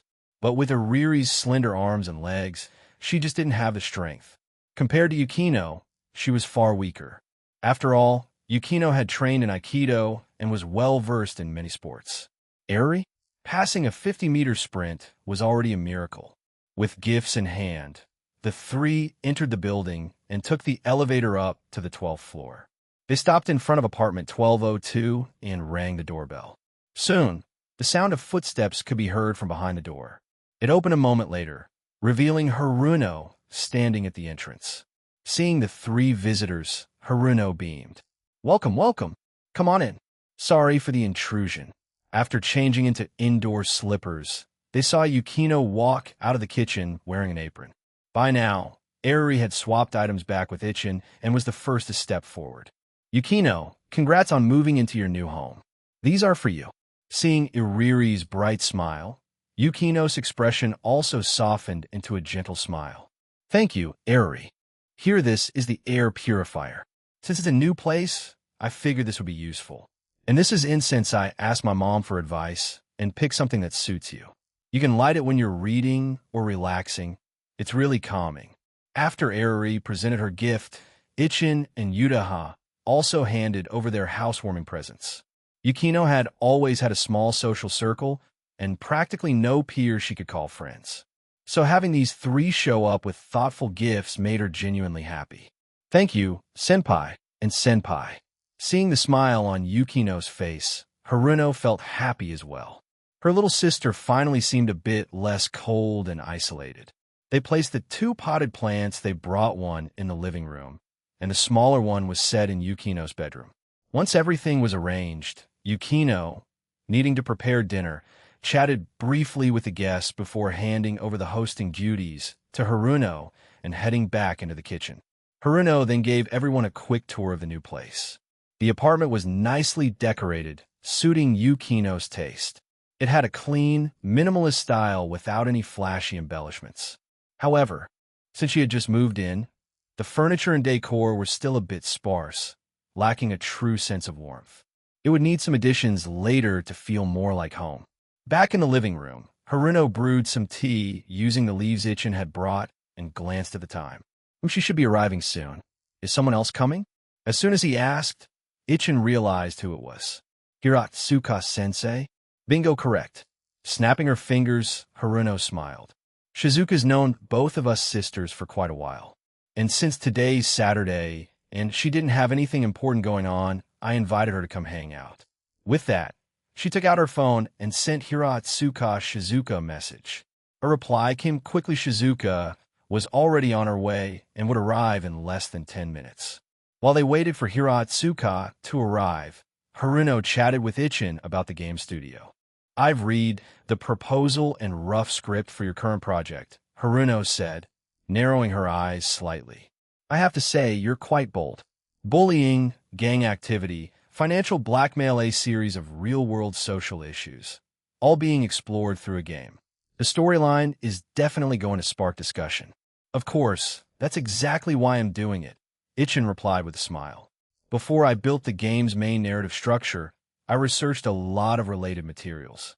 Of course, I made some creative choices in the storytelling. Real life tends to be even more surreal and exaggerated than games. Haruno agreed wholeheartedly, reality being more outrageous than games. Yeah, that's absolutely true. Her own sister, Yukino, had been ostracized as a child simply because she was more capable than others, and as a result, grew up without any friends. Bullying in schools was nothing new. It happened almost everywhere. The only difference was in how severe it got. Even at their current school, Toigaseki, Yukino had already been isolated by the girls in her class within 2 months of enrollment, and things hadn't improved much since. If not for the arrival of Eriri, Ichin, and Yutaha, plus Hiratsuka's presence as a teacher to keep an eye on things, Haruno would have already taken matters into her own hands. Sipping her tea, Eriri glanced at Ichin and said, "I really like the storyline so far. The main cast's actions are a bit Shinibu, sure, but after reading through part of the script, it feels pretty intense and exciting. But this affection system in the game, Ichin-kun, aren't you just asking for trouble? You can romance multiple heroines at once. I even asked Yumiko, and she told me that if you plan correctly, it's possible to max out the affection levels of all the female characters in just one playthrough." Ichin grinned. "What? You don't like that, Eriri? I think it's quite fun. Besides, I don't think you've seen the full mechanics yet. Once you max out affection with the second girl, you'll be presented with a choice: either enter a relationship with her or simply maintain a high affection level without progressing further. So what about you? If you're playing, what would you choose?" Eriri looked conflicted. After thinking it over, she replied, "The character designs are all great. My favorite is Futaba Sakura. But if I were playing, of course I'd try to romance as many as I could. What about you, Ichin-kun? What would you do?" "Me?" Ichin glanced at Yutaha beside him, then calmly said, "Well, it's a game, so I'd just play however I enjoy it. I like all the characters, so of course I'd go for all of them. But since I'm the game's developer and this is an RPG, I already know all the content, so it probably wouldn't feel as immersive for me as it does for you guys. If it were an action game, it'd be different since gameplay depends on personal skill. But in an RPG, where he knows all the systems and data, there's no sense of discovery or surprise. Maybe that's the price of being the creator." Chapter 258. Cooking and all that. After chatting for a while, Hiratsuka Shizuka finally arrived. As both a teacher and a friend, she, of course, didn't come empty-handed. Her gift? Several hardcover, autographed books. "Here you go, Yukino. I'm not really good at picking out gifts, but I know you like reading, so I got you this set." Taking the books, Yukino gave her a small smile. "Thank you, Hiratsuka-sensei. Please have a seat. Dinner will still take a bit more time." She moved to the living room and sat down, where Haruno poured her a cup of tea. "Thanks." After taking a sip, Hiratsuka glanced around at the apartment's layout and asked, "This is a pretty nice place. How much did it cost?" Haruno smiled. "Nice, right? This old building belongs to our family. As for the price, well, Shizuka, if you're relying solely on your teacher's salary, buying it outright might be a bit difficult. But with a down payment and a mortgage, it's doable. Then forget it." Hiratsuka rejected the idea without hesitation. "I'm pretty comfy in my little place. No way am I tying myself to a mortgage. If I had that kind of money, I'd rather buy a new car." Ichin raised an eyebrow. "Hiratsuka-sensei, isn't your Aston Martin enough? Hey, now you can never have too many nice cars." Yutaha chimed in with her own opinion. "Buying a new car might not be a problem for you, Hiratsuka-sensei, but what about the parking situation at your apartment? Is there even enough space?" Haruno's eyes narrowed mischievously. She patted Hiratsuka's shoulder like a kind older sister. "Shizuka, if you're that into cars, why not just buy a place here? He'll personally make sure you get 2 extra parking spots as a bonus." I knew you were up to something. Glaring at Haruno, Hiratsuka didn't respond further. She simply picked up a slice of apple from the fruit plate and took a bite. "Either way, I'm not buying. Senchuredo." Haruno went with her, giving her a private tour around the new home. When they returned, Hiratsuka sat down with a neutral expression and took another sip of tea. It's all right, I guess. The very next moment, everyone gave her a look of pure disdain. If you're not jealous, then at least try not to act like it shows on your face. Luckily, Ichin was considerate enough to change the topic and smooth things over, which helped stabilize Hiratsuka's mood. By 5:30, Yukino had finished preparing dinner. As she brought out dish after dish to the table, Hiratsuka was genuinely surprised.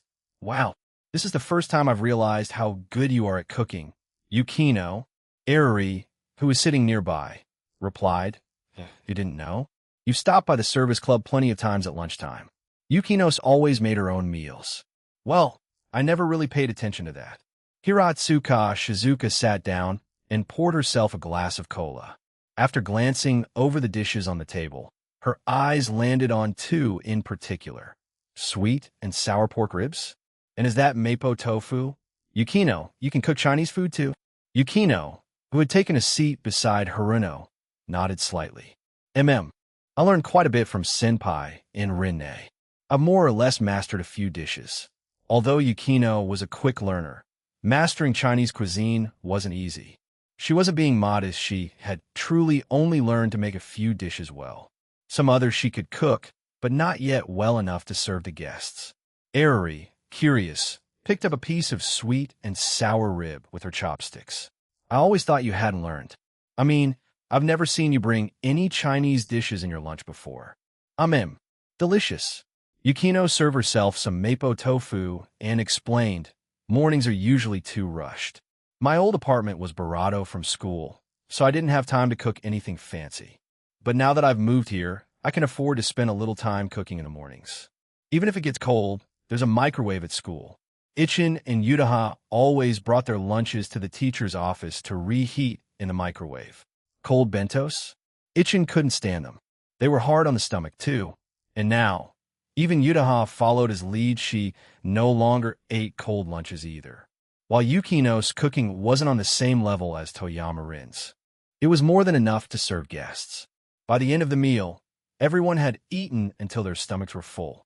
Hiratsuka took a sip of tea and said with a satisfied expression, That was a wonderful meal. Honestly, what's with high schoolers these days? How are all of you so talented? Even Haruno knows how to cook. I'm the only one who can't. At that moment, Eruri, who was lounging on a single-seat sofa, raised her hand. I can't cook either. She looked a bit embarrassed as she said it. After all, among everyone here, only she and Hiratsuka couldn't cook. Even Yutaha had become quite skilled. She could whip up an entire delicious spread all on her own now. So, should I learn to cook too? But then again, what for? She wasn't like Yutaha, who had a boyfriend to cook for. And she wasn't like Yukino, who had moved out and needed to cook for herself. She had no plans to move out of her family home anytime soon, and she absolutely wasn't looking to get a boyfriend in the next few years. So why was she even thinking about learning to cook? Forget it, just go with the flow. Eruri's expression instantly turned lazy. Slouching back on the sofa, she glanced over at Hiratsuka and said, Sensei, I think you really should consider learning to cook. I mean, what if you get a boyfriend someday and you don't know how to cook? That'd be super awkward. Hiratsuka could feel her rage rising. Then, just as Eruri let out a lazy yawn, she pounced, rushing over and pulling Eruri into her arms. You little brat. Talking back like that seems like someone doesn't understand what it means to respect her elders. Help me. With her cheeks pinched by Hiratsuka, Eruri struggled instinctively. Now that they were up close, Eruri twitched her nose a little and mumbled, Ew. Sensei, you smell like smoke. That's called the scent of a mature woman. You little brat. You wouldn't get it. Sitting beside Haruno, Yutaha leaned over and whispered, Has Hiratsuka-sensei really never had a boyfriend before? Haruno thought for a moment and shook her head. As far as I know, she really hasn't. I've known Shizuka since I was a kid. Really? Not even in high school? Nope. Haruno confirmed without hesitation. Shizuka was super strong. You know, One Punch Man, right? Igreki, Ido. Yutaha could now clearly imagine what kind of terrifying powerhouse Hiratsuka Shizuka had been in high school. Chapter 259-259. Cats on Sunday. Ichin and Yutaha got up, right on time at 8 a.m. originally. Everyone had planned to visit the animal shelter in the afternoon to adopt a cat. But Yukino had been unusually excited in the group chat the night before and suggested they go in the morning instead. If all went smoothly, they could finish the adoption early and use the afternoon to shop for cat supplies. So, they ended up waking up much earlier than usual. Yawning, Yudaha took a sip of warm milk and looked at Ichin across the table, who was munching on a steamed bun. Ichin, should we call Hazukine when we head out? She's the only one among us with experience raising a cat. We'll give her a call shortly. Ichin thought for a moment before adding. But I don't think Hazuki is awake yet at this hour. After breakfast, while Yudaha went to get changed, Ichin made the call to Hazuki. The phone rang for almost 30 seconds before it was finally picked up.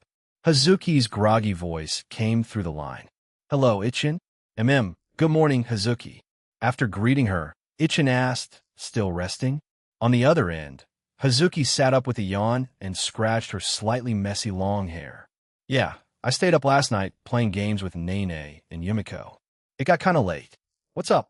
It's like this Yukino's planning to go to the Animal Rescue Center today to adopt a cat. Yudaha, and I don't really know much about this kind of thing, so we wanted to ask if you'd be free to come with us. Oh, that? Hazuki instantly perked up, her eyes wide open. Sure. Where you guys heading out? They'll get ready now. Norus, we're meeting up at 10. There's still time.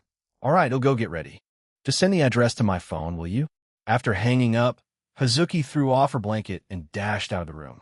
At the moment, Hazuki was still living in her rented apartment. Although her new place had already been chosen, it would take a while longer to finish renovations and furnish everything. Out in the hallway, Mizuku was lazily sprawled out. Seeing Hazuki charging out at this hour gave the cat quite a shock. Hazuki spotted Mizuku as well. Smiling, she walked over, crouched down, and scratched on her chin. We're heading out soon. You might be getting a little playmate later, you know?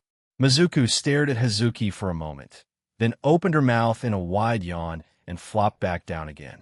After getting ready quickly and grabbing a bite to eat, Hazuki stuffed Mizuku into her cat carrier. Lifting it up and giving a glance, she muttered, TSK, you've gotten a bit chubbier again lately, haven't you? This carrier's starting to feel too small for you. Perfect this afternoon when we visit the pet grooming salon. They'll get you a new one. With the carrier in hand, Hazuki headed out. Driving her car, she arrived at the agreed-upon Animal Rescue Center at exactly 9:55 a.m. Although Mizuku wasn't a rescue cat, Hazuki had been here before with two friends. They had adopted stray puppies from this very shelter. In the parking lot, Hazuki immediately spotted Ichin's car. He had arrived just a little before her, and none of them had gotten out yet clearly. They were waiting for her. After parking her car nearby, Hazuki took Mizuku out of the cat carrier, clipped on a leash, and finally stepped out. The moment Yukino saw that Hazuki had brought Mizuku along, she immediately walked over in excitement. Good morning, Hazukine. After greeting her, she turned to Mizuku. Good morning to you too, Mizuku. Here.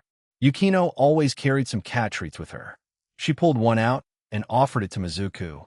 After munching it down, the cat graciously leaned in and rubbed its head against Yukino's palm. Watching Yukino with a smile, Hazuki said, All right, let's not just stand around. Let's head inside. Snapping back to her senses, Yukino's cheeks were slightly flushed as she nodded and took the lead toward the rescue center. Ichin walked beside Hazuki, asking curiously, Hazuki, WHYD you bring Mizuku along today? I'm planning to take her to the pet salon this afternoon. It's been a while since the last visit. She needs a bath and some grooming. Is Mizuku not well behaved during baths? Exactly. You wouldn't expect it, right? Hazuki laughed, stroking Mizuku's head. She may act lazy most of the time, but the moment it's bath time, she shows just how much power is packed into all that chub. Every time I bathe her, I end up half dead. That's why I now take her regularly to the grooming salon and leave it to the professionals. As they chatted, the group arrived at the rescue center's entrance and went inside. The moment they stepped in, the previously lazy Mizuku lifted her head, her nose and ears twitching. Clearly, she had picked up the scent of her kind. With the help of the rescue center staff, Yukino completed a quick registration and followed them into the cat housing area. The environment was very clean and well-maintained. There wasn't even a strong animal smell. Each enclosure held a cat of various sizes and breeds. Some were fully grown adults, while others were still young and not yet mature. The moment she stepped in, Yukino couldn't take another step forward. She moved slowly, observing each cat one by one, while listening to the staff members' introductions. For the adult cats, we've already done spaying and neutering. But for the younger ones who aren't old enough yet, they haven't undergone the procedure. So if you're planning to adopt a kitten and don't want it to breed later, we recommend taking it to the vet for sterilization once it's of age. I understand. Nodding, Yukino continued examining cat after cat until she suddenly stopped in front of one of the enclosures, completely transfixed. The others curiously walked over, only to see a pair of pure white cats, one large, one small. Their fur was completely snow white, without a hint of any other color. They appear to be a mother and her kitten. The larger cat lay quietly while the smaller one nestled against her, eagerly nursing. Noticing that someone was watching, the mother cat slowly turned her head and met Yukino's gaze. Seeing that Yukino seemed interested, the staff member explained, these two were found by one of our center's workers. The mother cat is estimated to be around 2 to 3 years old. There were originally 2 kittens, but one of them passed away just a few days after arriving due to a congenital weakness. Fortunately, the remaining kitten, a little girl, is in good health. Letting out a soft breath, Yukino made up her mind and said firmly, I want to adopt them. You're sure?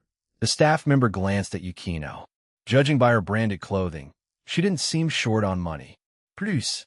Her friends included someone who already raised a cat, so the adoption shouldn't be overwhelming. Yes, I'm sure. Chapter 260.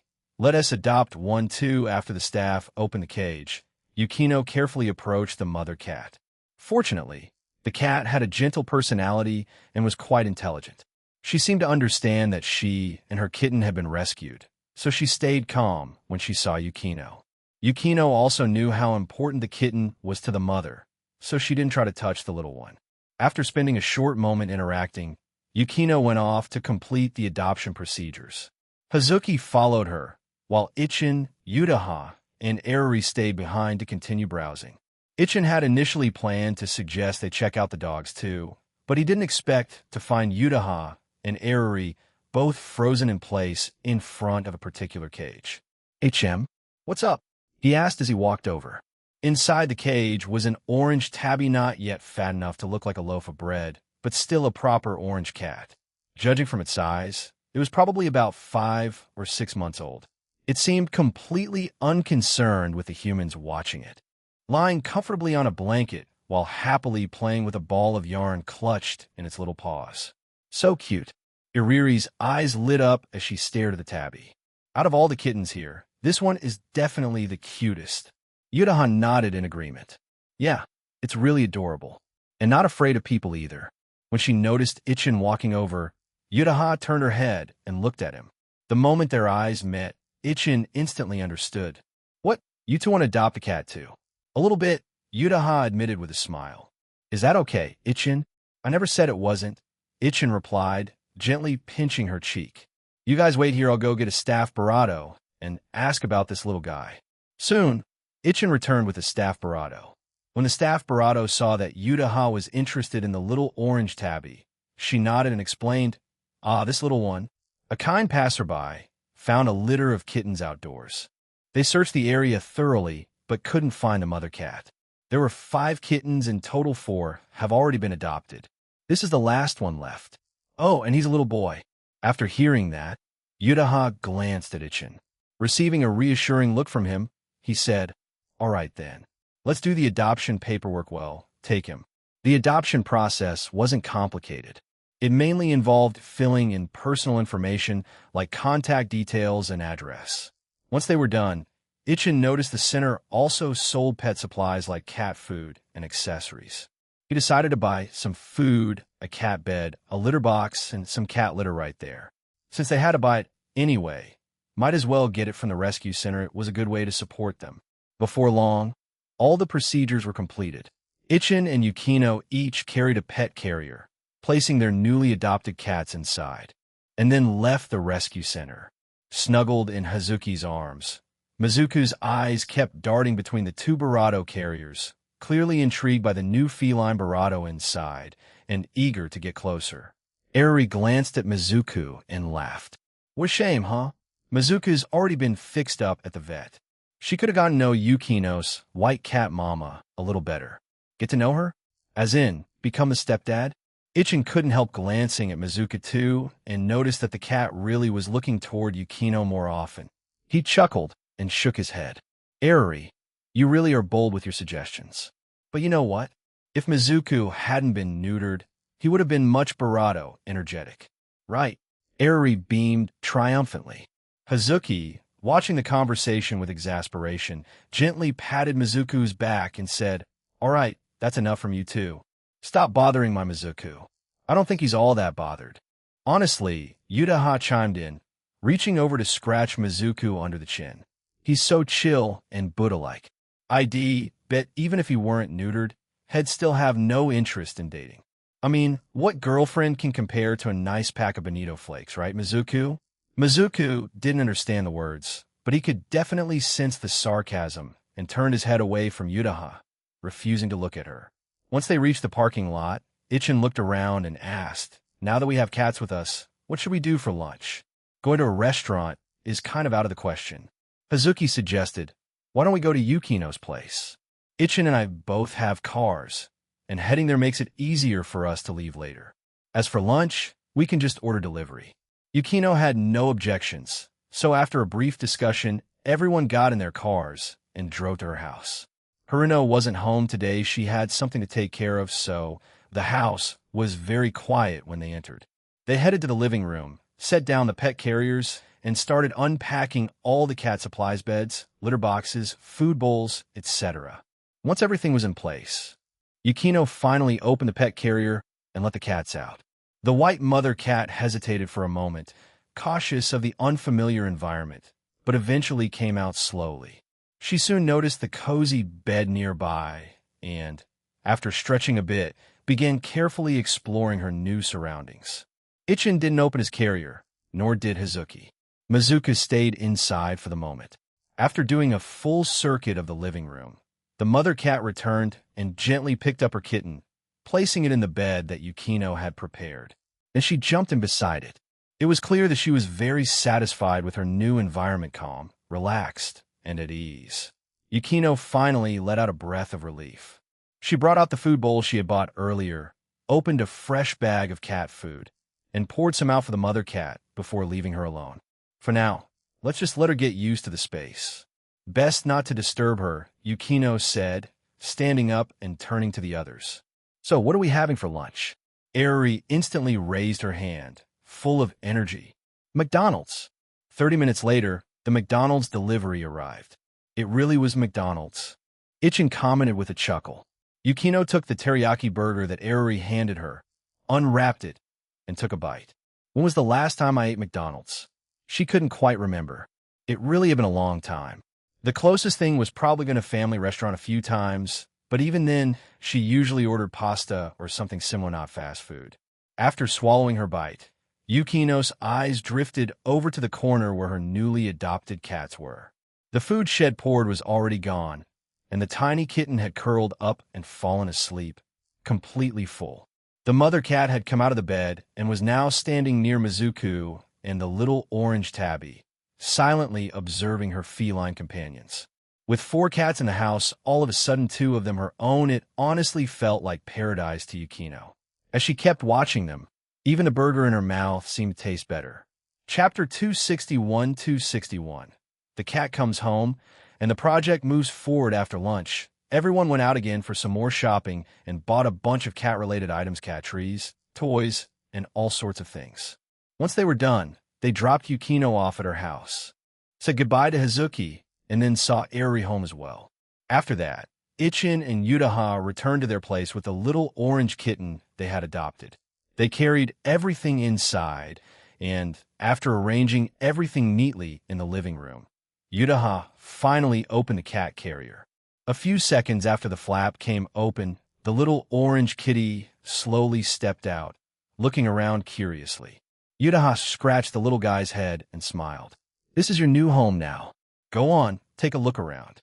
As she spoke, she gently picked the kitten up and placed it in the soft cat bed in the living room. The nearby cat tree was a bit too tall for such a young kitten, except for the very bottom level which it could climb. But give it another few months, and the little one would be bouncing all over it in no time. They had picked out the most expensive and comfy cat bed they could find. The moment the kitten lay in it, it rolled around a few times, clearly enjoying itself, before getting up and continuing its curious exploration of its new surroundings. Upon spotting the litter box, the little fur ball immediately darted over, pawed at the litter instinctively, and confidently marked its territory with its very first pee in the new home. Seeing how naturally the kitten adapted, Yutaha looked over at Ichin happily. "Looks like taking care of this one won't be too hard." "Huh, Ichin?" "Yeah, it's pretty bold for such a small thing." Ichin nodded as he watched the kitten finish up in the litter box, give the litter a few more swipes, and then start strutting confidently across the living room floor. He let out a small sigh of relief. "I was worried it might just pee all over the place, but looks like we're safe on that front." Yutaha walked over and scooped the kitten in her arms, then turned to Ichin and asked, "So, Ichin, what should we name this little one?" "A name, huh?" Ichin leaned in closer, studying the silly, round face of the orange kitten. After thinking for a moment, he said, "It looks really cute now, but give it a little time, and it's bound to go from cat to pig. We might as well name it Peppa." "Tien, thank God it's not Little Orange." "Peppa?" Yutaha shot Ichin an annoyed look, then took the kitten over to the couch. She turned on the TV, and, while watching, took out the cat teaser stick they had just bought and started playing with the kitten. "Come on, Ichin, be serious. What name should we actually go with?" "I'm really not great at naming cats," Ichin admitted, sitting beside her and watching the energetic orange kitten play. "Where I'm from, like 10% of cats are just called Mimi, and the rest have names that are all over the place. Honestly, I still think Peppa is a great name. It suits an orange cat's grown-up look. After all, there's that saying, 9 out of 10 orange cats are fat, and the last one breaks the bed." Yutaha froze. The teaser stick paused midair.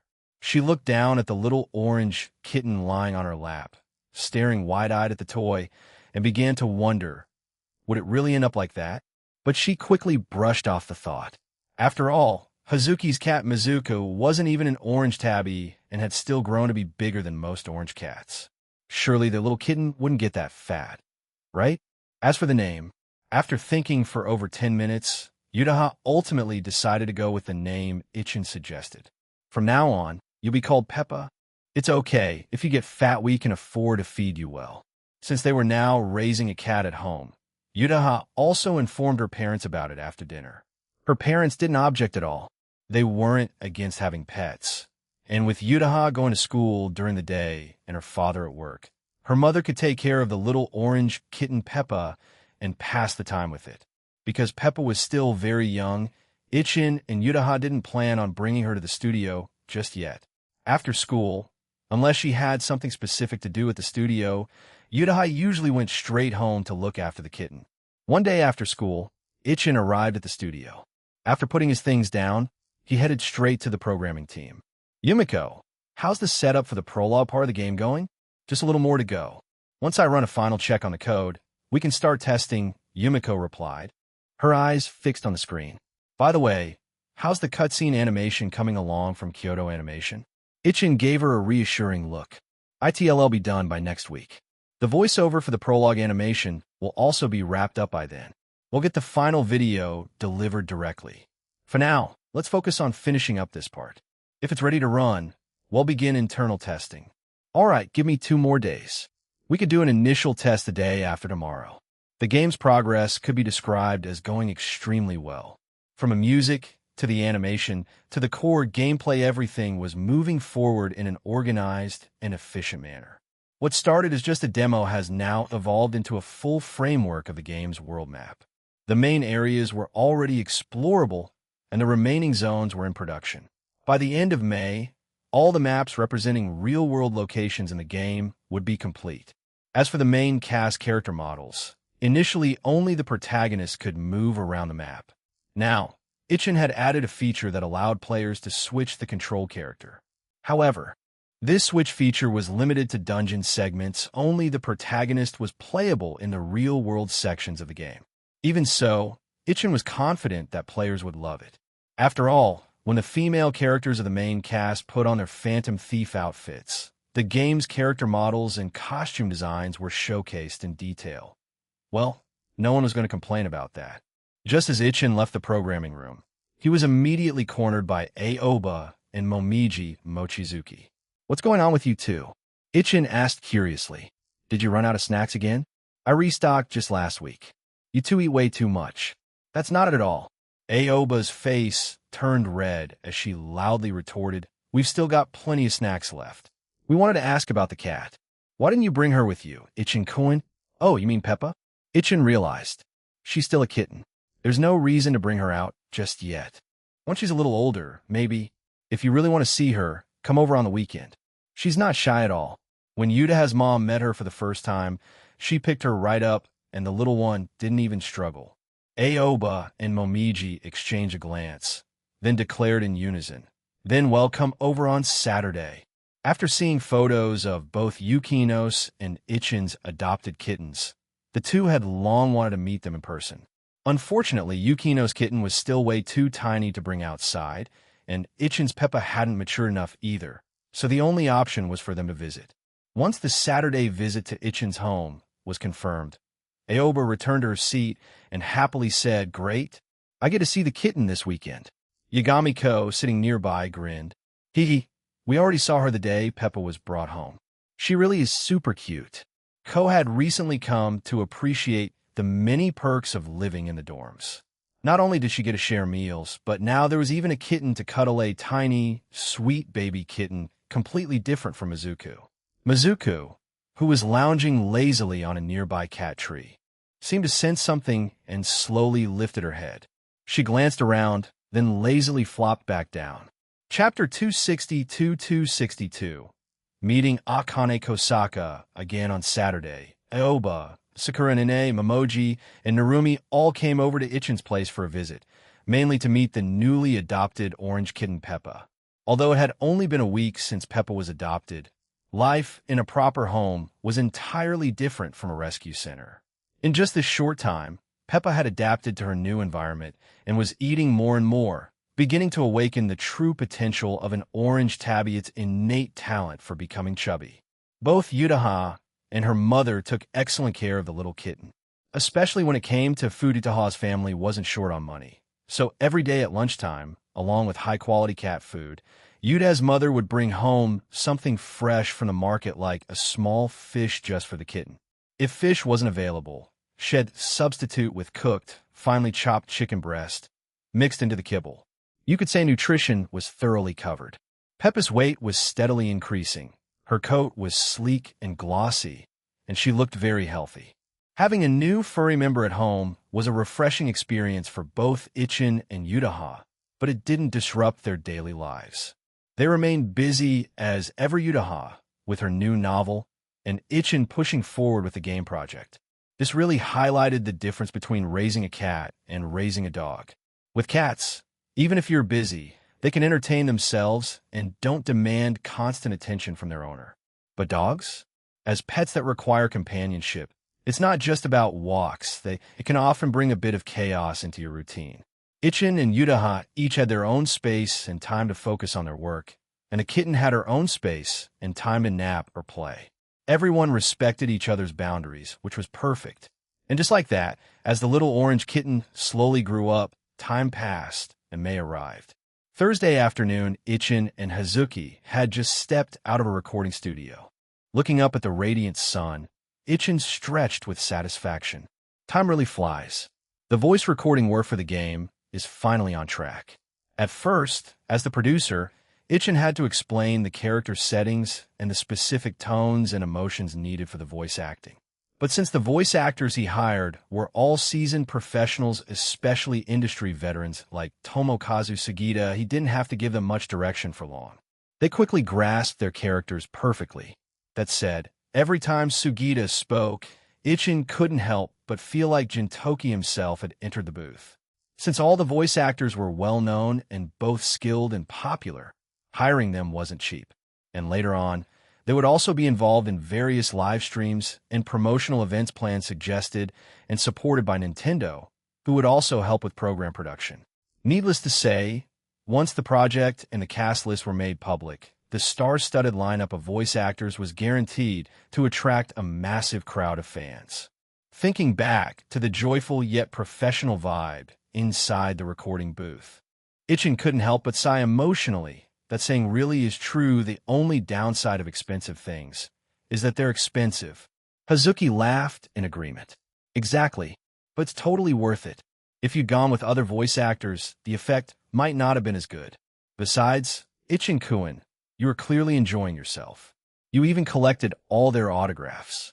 True, game development really does have its perks. Ichin pulled out his phone and looked at the photos he'd taken with various voice actors. Smiling, he added, getting to chase your favorite stars on the company's dime, it's pretty awesome. I wonder if he'll ever have the chance to work with Takeru Sato one day. Maybe get him to be the face model for a protagonist? In this world, it seemed there was no Yakuza series, so there was also no Judgment with Takuya Kimura as the face model for the lead character. Maybe I could make something similar in the future? There are plenty of actors who could be used as face models for a protagonist. It's definitely an interesting idea. Beside him, Hazuki gave Ichin a speechless look. Come on, boss. Our studio isn't rich enough for you to just throw money around like that. And Takeru? I highly doubt he even has time in his schedule. Haha, I was just giving an example. Ichin waved his hand casually, completely unconcerned. Don't worry. I don't have any plans like that for at least another 2 or 3 years. Come on, we're done checking in on the voice work time to head back to the office. As they walked toward the parking lot, Ichin was thinking about whether he should post 1 or 2 photos with the voice actors on his Bilibili account. He hadn't shown up online in a while. But whose photo should he use? Nana Mizuki's? Or maybe Aoi Iki or Jun Fukuyama? Then again, did he really need to post anything? Since he had chosen to lay low, maybe he should just keep quiet a little longer. He could resurface when the Cologne game show approached. That would be a good opportunity to start warming up the audience for the game's reveal. Arriving at the parking lot, Ichin suddenly saw a familiar face he hadn't seen in quite a while. Hey, long time no see. Ichin-kun and Miss Hazuki too. Akane Kosaka, dressed in a short skirt and black stockings, was leaning against her sports car with a bright smile, waving to the two of them. Ichin hadn't expected to see her here, but he greeted her with a polite smile. Miss Kosaka, it's been a while. This recording studio is pretty big. Our company is also doing voice work for a project here. I even ran into several well-known voice actors around noon. Judging by that, they've joined your project, haven't they? Ichin nodded. That's right. I just finished overseeing today's recording session. Looks like your company's project is going smoothly too. You're already in the voiceover stage. It's not a new project, actually, Akane explained with a laugh.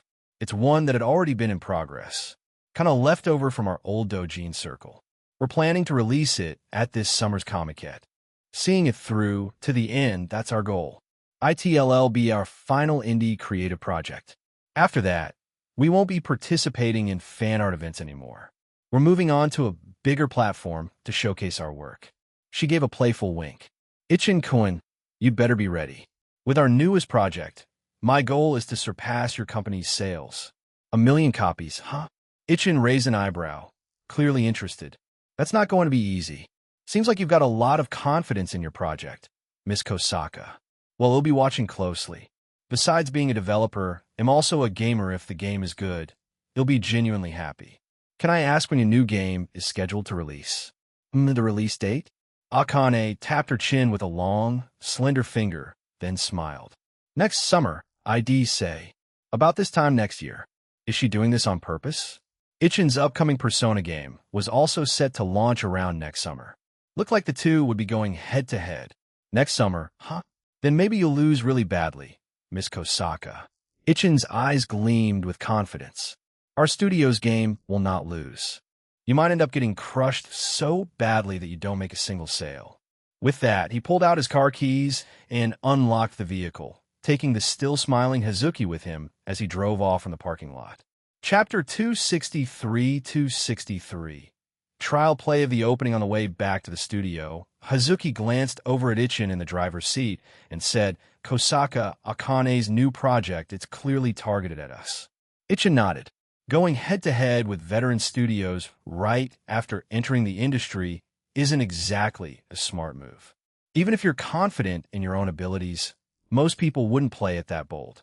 So, with us having launched just a year earlier, we've become the ideal rival, not the absolute top, but definitely not weak either. Akane's just overconfident and underestimating us. Hazuki laughed brightly. Well, of course. Who would have expected our new game to be this massive? And with how tight we've kept everything under wraps, no one has any concrete info about the game. Even when we announce it at Gamescom, they'll only be seeing the tip of the iceberg.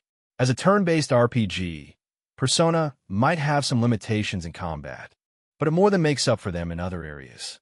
It had every potential to become a massive hit. Their previous games, Slay the Spire and Hollow Knight, had done very well, both with distinctive gameplay and artistic styles. Each had sold over 1 million copies, but their smaller scale meant they couldn't really be compared to so-called AAA games. But once Persona launched, Ichin believed their studio would finally start getting serious attention from the industry's biggest players. At the red light up ahead, Ichin slowly brought the car to a stop. Stretching his neck a little, he said, "It's close. We're in May now, so by August at Gamescom, we'll be able to officially reveal our game. When Nintendo holds its showcase, they'll ask if we can get a slightly longer video segment." Late August, huh? Hazuki counted on her fingers. That's 3 months. But we shouldn't cut it too close. We should finish things at least a week ahead of schedule. Based on our current pace, though, we'll make it. The core framework of the game is already solid, and the entire prologue is fully playable. Exactly. If we just want to make a promo video, we could do it now.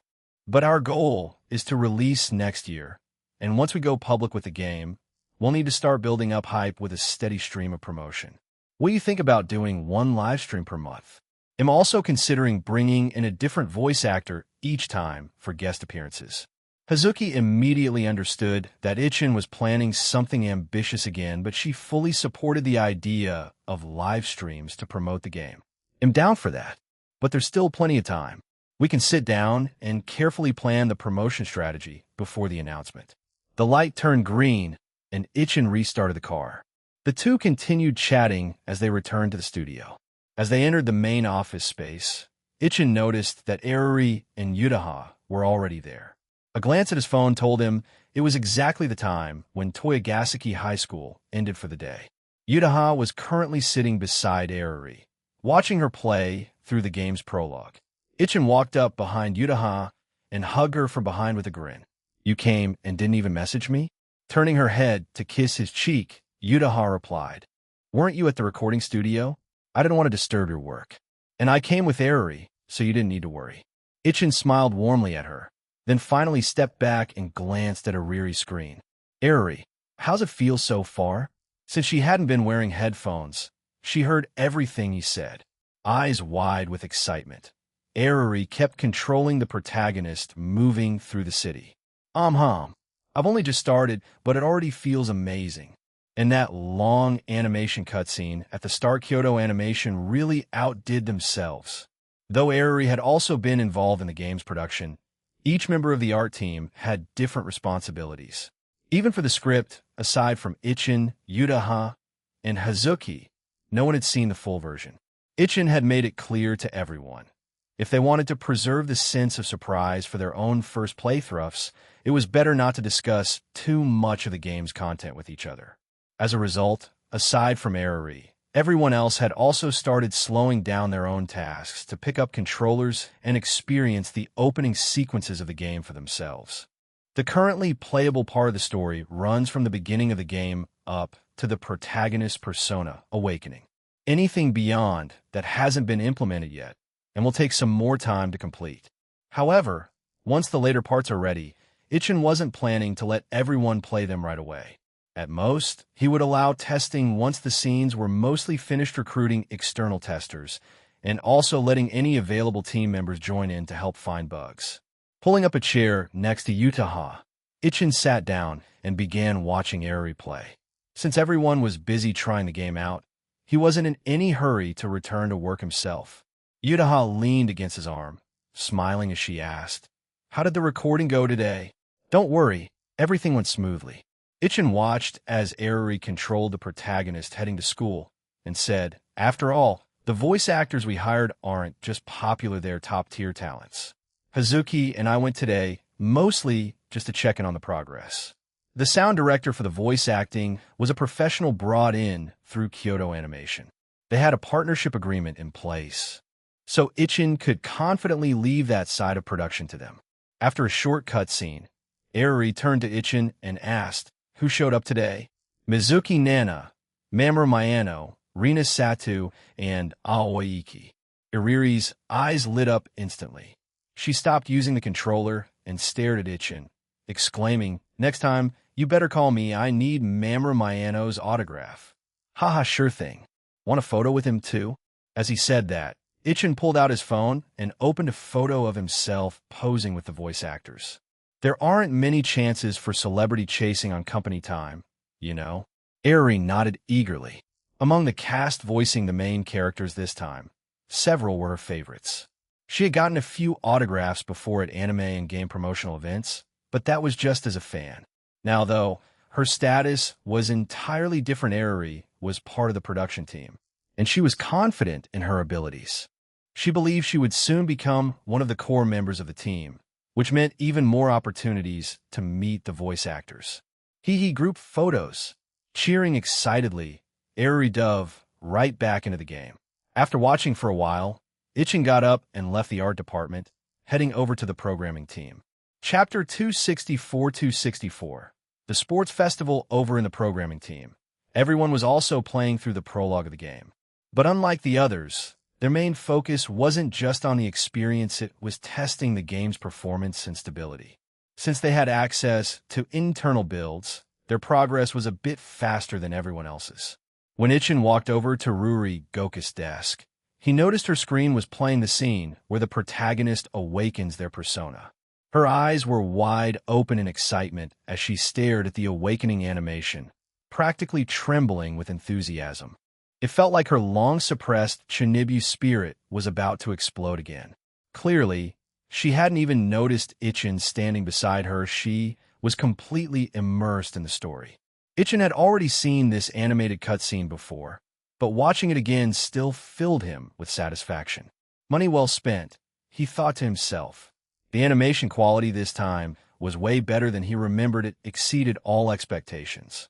Not wanting to disturb the overwhelmed Ruri, Itchin quietly moved over to where Yumiko was. As the head of the programming team, Yumiko was also playing the game, but she wasn't focusing on the story. Her attention was on a series of performance test metrics. Itchin sat down in the chair next to her and asked, "So, how's the testing going?" After listening to her report, he nodded with satisfaction.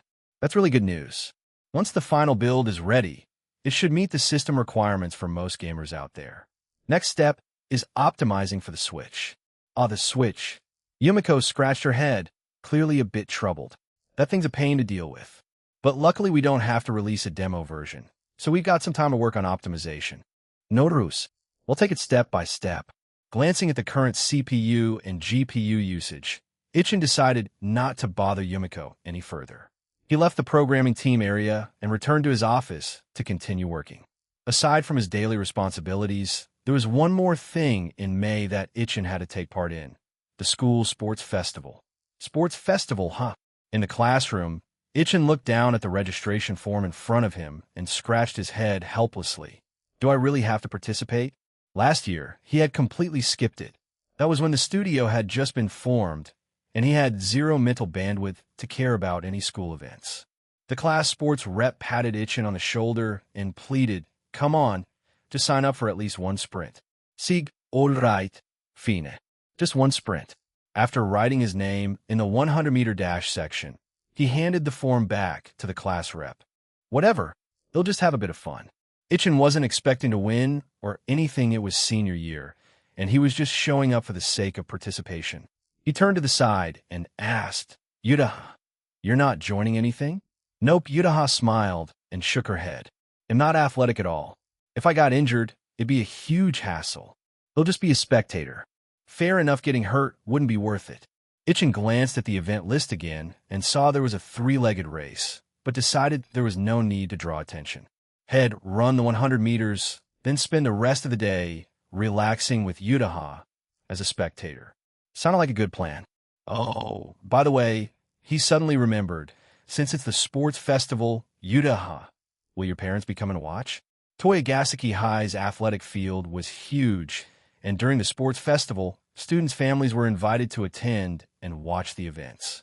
Yudaha thought for a moment and then said, let's not bother. I'm not participating in any events, and you're only running one race. There's no need to trouble Mom to come all the way here. As for Dad, he'll definitely be working on the day of the sports festival. They did come once during middle school, but after that, I told them not to come again. There's really nothing interesting to watch. What about you, Itchin? How was it during your middle school days? Me? Sports festivals were just for fun.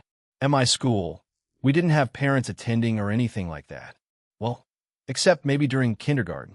Propping his chin on one hand, Itchin smiled. Sports festivals are always lively, though. There'll be tons of people. At lunchtime, Itchin and Yudaha headed to the service club as usual to eat with Yukino and Eruri. While eating her bento, Yukino pulled out her phone to check on the cats at home using her home surveillance camera. Ever since the little kitten had arrived at Yukino's house, it had become noticeably more energetic over the past few days. The moment the mother cat wasn't paying attention, the kitten would sneak out of the bed to explore and play. Watching the scene on her phone where the kitten got picked up by the scruff and carried back to the nest by the mother cat, Yukino had a constant smile on her face. Itchin leaned over to take a look and said in surprise, that big cat looks a bit rounder now. Looks like you're doing a really good job, Yukino. Yukino nodded. She's nursing, after all, so I've been preparing specially balanced meals for her every day. On the other side, Eruri, chewing on a fried shrimp, asked curiously, Yukino, have you decided on names for the two cats yet? Names? Yukino's cheeks turned slightly red. I've been thinking. I've come up with a few options, but I can't decide. How about you guys help me out? Then she started listing some of the names she had in mind. Things like Big White, Little White, Snowy, Elizabeth, Machi, and Sesame, a mix of serious and silly ones. Itchin listened and then suggested thoughtfully, how about Machi and Sesame? The big cat's getting rounder under your care, and she's pure white, so Machi fits really well. And the little one's so tiny, Sesame suits it.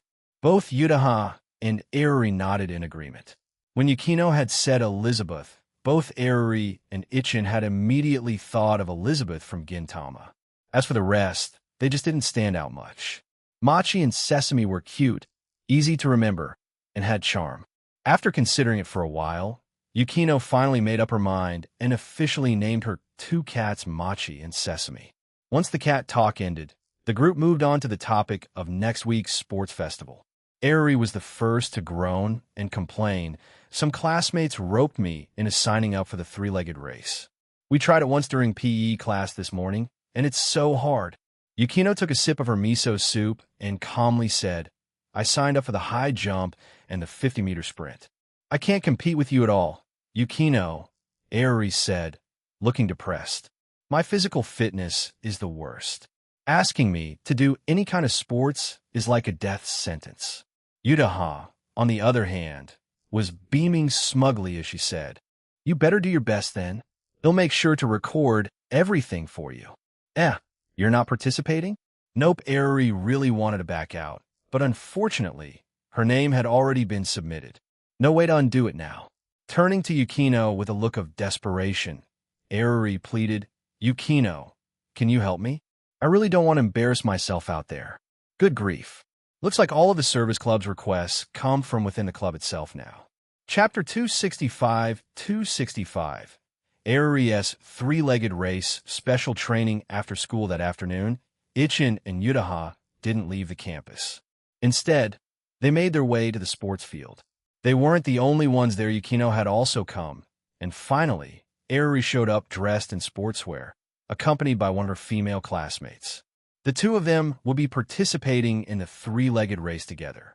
Yukino had never actually played the three-legged race before, but after spending a few minutes researching it on her phone, she fully understood the mechanics. It wasn't particularly difficult. The only real requirement was coordination between the two partners. With her arms crossed, Yukino looked at the two girls who had just tied their legs together and said, "All right then, give it a try. Let me see how well you two work together. Start." Aori and her partner exchanged a glance, and then Aori began to chant a marching rhythm. 1-2-1, 1-2-ah. They didn't even make it a few steps before their timing was completely off.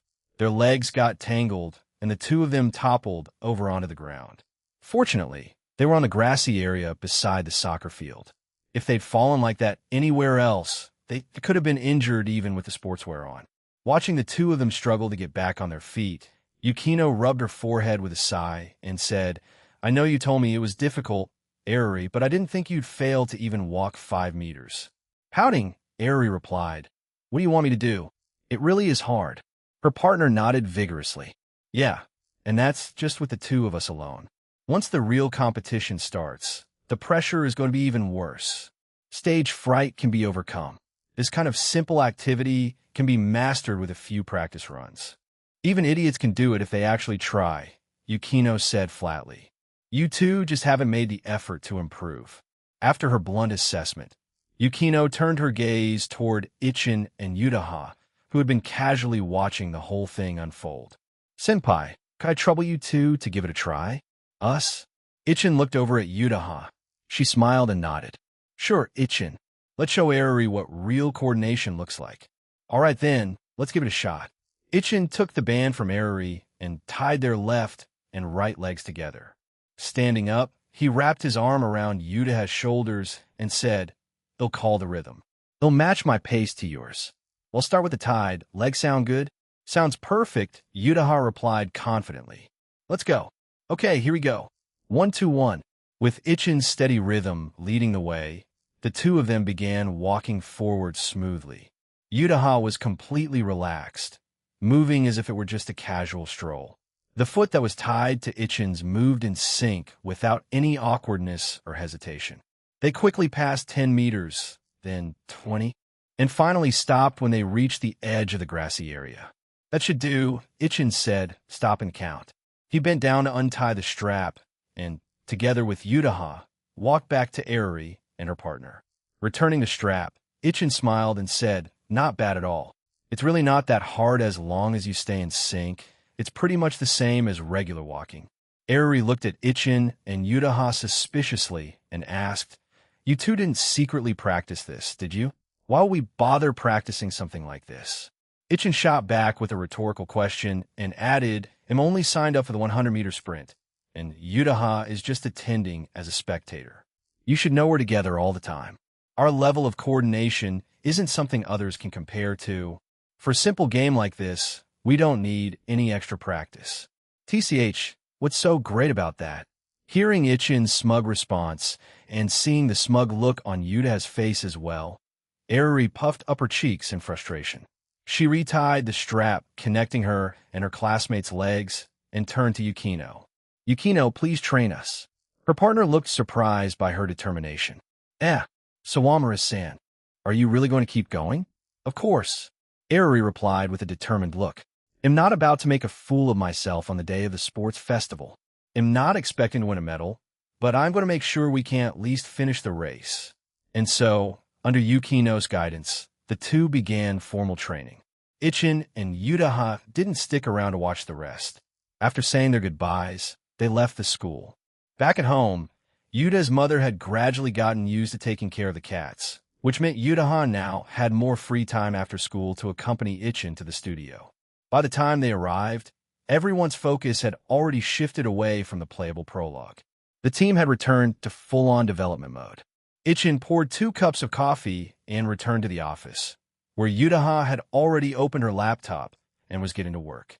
Placing the coffee down beside her, Ichin sat next to Yutaha and smiled at her. "So, the novel, can I finally hear about it now? Looks like someone's really been dying of curiosity, huh?"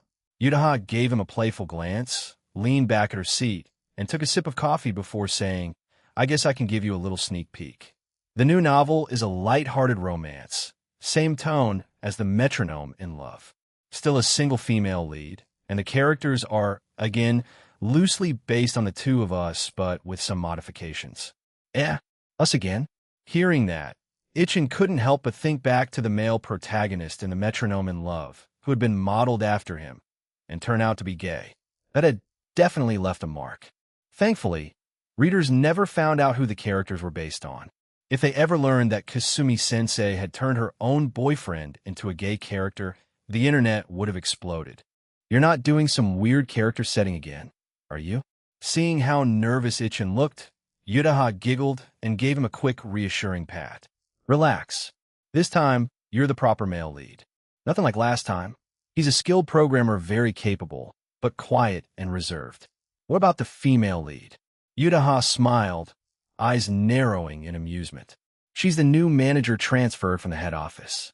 It's got a mix of workplace and everyday life themes." Oh boy, Ichin thought.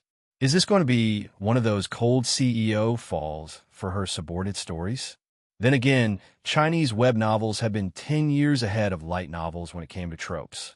And while that might sound like a meme, there were definitely some old-school cliches in those novels. Still, with Yutaha's skill as a writer, even an overused premise might turn out really well. Plus, considering the advice He had given her during their creative discussions, he was confident Yutaha wouldn't write something overly generic. And with Machida Sonoko also looking forward to her new book, Ichin couldn't help but feel a little excited himself. As they talked things over, one of his hands rested casually near her side. "So, when can I read Volume 1? It's still a long way off." Yutaha smiled and continued the conversation.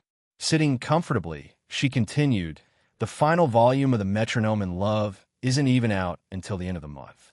The new book still needs time." Even though Yutaha had already submitted the entire manuscript, the publishing schedule on the publisher's side couldn't be rushed. Releasing one volume every 2 months was already considered fast. Chapter 266. Feels like you haven't grown taller at all. Ichin still hadn't gotten a look at Yutaha's new novel manuscript, but by now he had a pretty good idea of what she was trying to write.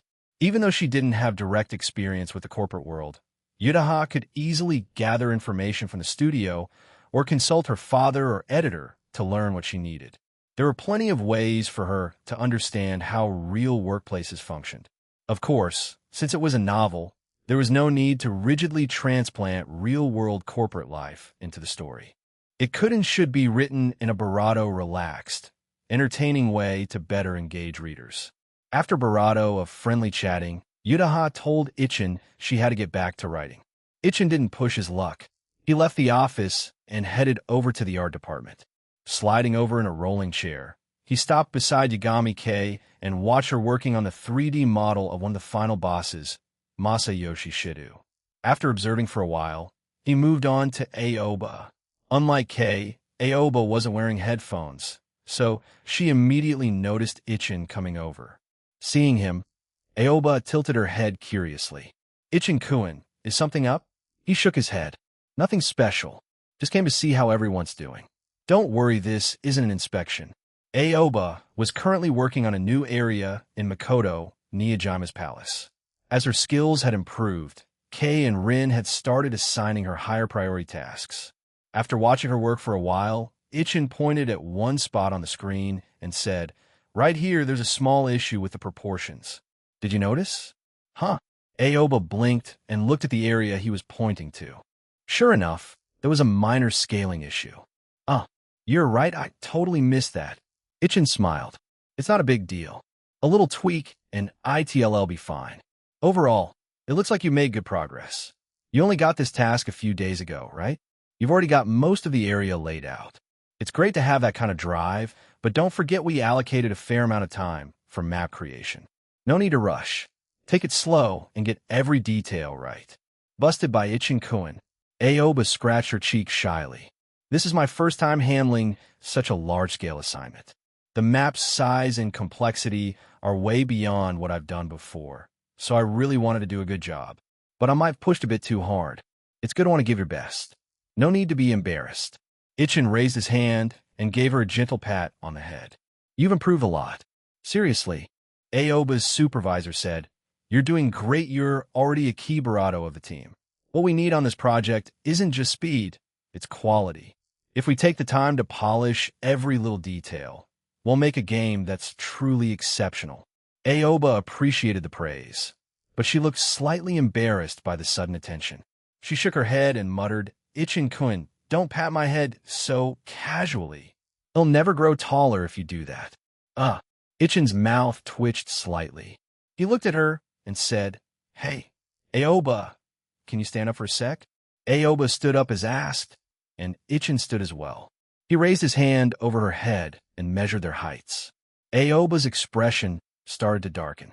Then Ichin spoke bluntly. You know, Aoba, we've known each other for over a year now. You're 20 this year, but your height hasn't changed at all since last year. Mind your own business. I'm going to grow taller. With that, she unleashed a flurry of twin-tail attacks, a move shed learned from Eri whipping her hair at Ichin nonstop. Their noisy exchange finally caught the attention of the rest of the team, who started turning around to watch the show unfold. Seeing Aoba's reaction, Shinoda Hajime tilted his head curiously and asked, What's up with Aoba? While fending off her twin-tail barrage, Ichin laughed and said, Nothing much, just mentioned how Aoba doesn't seem to have grown at all this past year, and she got mad. As he spoke, Aoba's cheeks turned even redder. Wearing slippers, she gave Ichin a little kick in the shin, then huffed and plopped back in her chair, returning to her work. Ichin just shrugged helplessly toward the others, then walked over to Hajime's side to take a look at the boss monster animation designs.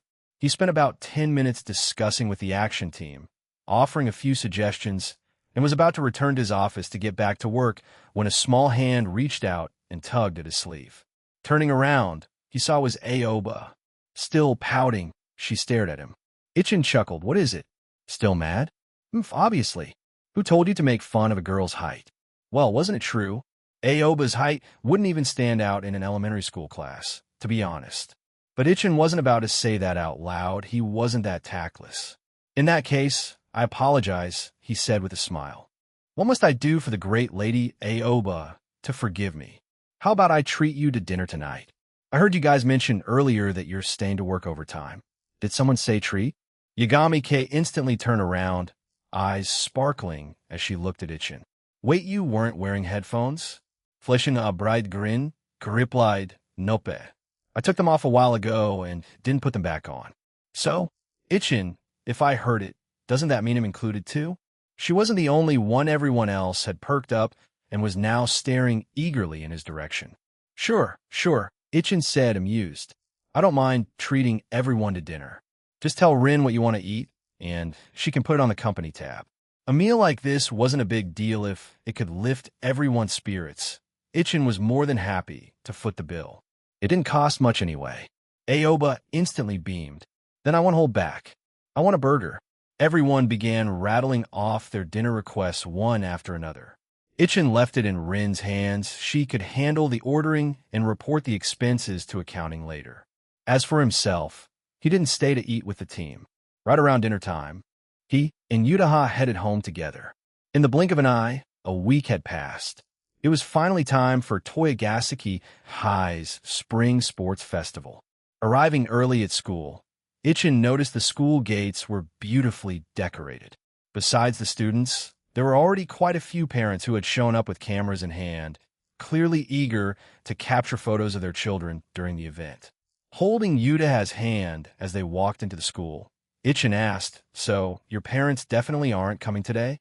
Yutaha's lips curled into a subtle, knowing smile as she nodded. Dad has work. And as for Mama, I told her not to come. It'd be too tiring for her to run around all day. Of course, that was a lie, because today's sports festival was destined to become a day that Ichin would never forget. Chapter 267. Opening of the Sports Festival, bonus chapter. Since it was the day of the sports festival, there were no classes. After gathering briefly in the classroom, homeroom teacher Shizuka Hiratsuka gave everyone a rundown of the key things to watch out for during the event. Once that was done, she sent everyone off to change into their gym uniforms and head to the field for the opening ceremony. The girls headed to the locker room to change, but the boys, as usual, just changed right there in the classroom. Taking off his shirt, Ichin glanced at the event schedule placed on his desk and nodded. 100-meter sprint is at 10 a.m. should be over quickly. Then I can just relax and be a spectator. Just as he was about to grab his gym uniform, a few boys immediately crowded around him. No way, Ichin, your muscles look that good? You've been secretly training. Seeing everyone gathering around, Ichin tugged at the corner of his mouth in mild discomfort. He quickly pulled on his shirt and replied, "Not really training, just regular daily exercise. Between schoolwork and my job, I got a lot on my plate. I don't want to start falling apart physically while I'm still this young."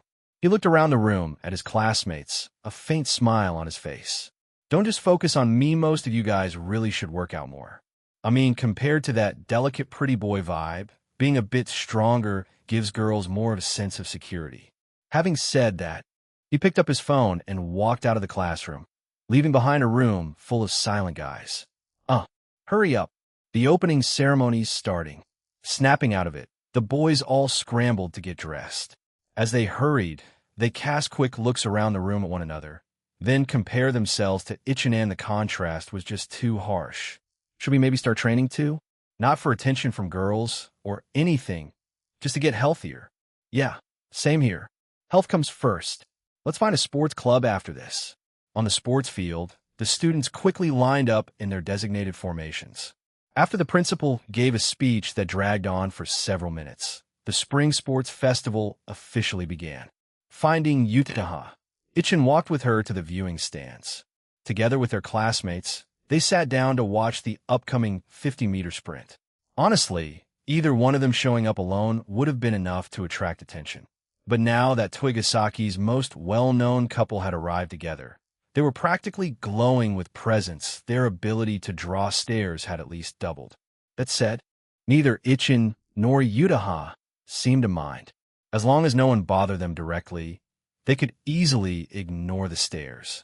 Sitting beside her with their fingers intertwined, Ichin looked toward the track where the freshman boys were warming up. "So it's first-year boys and girls first, then second year, right?" he asked. Yutaha nodded, then scanned the area. She pointed toward the 2 o'clock direction and said, "Over there, Yukino and Eriri." Following her gaze, Ichin spotted Yukino stretching and warming up, while Eriri stood nearby acting as her support, holding a towel and a bottle of water. Since Yukino had events to participate in today, she had tied her hair up in a neat high ponytail instead of leaving it down. The new look gave her a sharp, athletic vibe. Ichin stroked his chin thoughtfully as he watched her for a few seconds. Then he glanced at Yutaha beside him and finally said, "Sinchiredo." Their carefree flirting made all the girls sitting nearby start rubbing their arms from secondhand embarrassment. How about goosebumps? Even the class rep, who was sitting right behind them, was blushing as she joined in. "Ichin-kun Kasumiga Kakisen. Could I ask you two to tone it down a little while we're at school? Spare a thought for us lonely singles, please." Yeah, exactly. The class rep is right. No more public displays of affection. Ever since Yutaha had started dating Ichin, the aloof aura that used to make people hesitate to approach her had gradually softened. She had become much closer with the other girls in class, to the point that they now felt comfortable joking around with her. Ichin and Yutaha exchanged a glance before he lifted her hand and gave it a little swing, showing off the matching rings on their fingers. It might seem playful to you guys, but for Yutaha and me, this is just part of our everyday life. No need to be jealous. Who knows, once you find boyfriends, you might end up doing things way barato daring than us. After all, the most they ever did in public was hold hands. Nothing beyond that. Yutaha agreed, nodding thoughtfully. That's right. Honestly, I never imagined ID changed this much. And for you girls, who knows, you might end up being even bolder than me. So do your best. I hope I get to see something fun from you all before we graduate. Ugh, falling in love is so hard. Yeah, the guys around here are just not it. Ichin-kun, do you know any other cute guys? Mind introducing us? Ichin smiled and shook his head. Sorry, I really don't. No way. We don't believe that. It's true. Yudaha chimed in with a playful smile. All the people around Ichin are girls. All kinds of girls, too. If you're not that picky about gender, though, I could introduce you to a few options. Just as she said that, Yudaha's phone rang. She glanced at the screen, and her face lit up with surprise and delight. She immediately stood up and said, Ichin, my mom just arrived. I'm going to the front gate to meet her. Huh?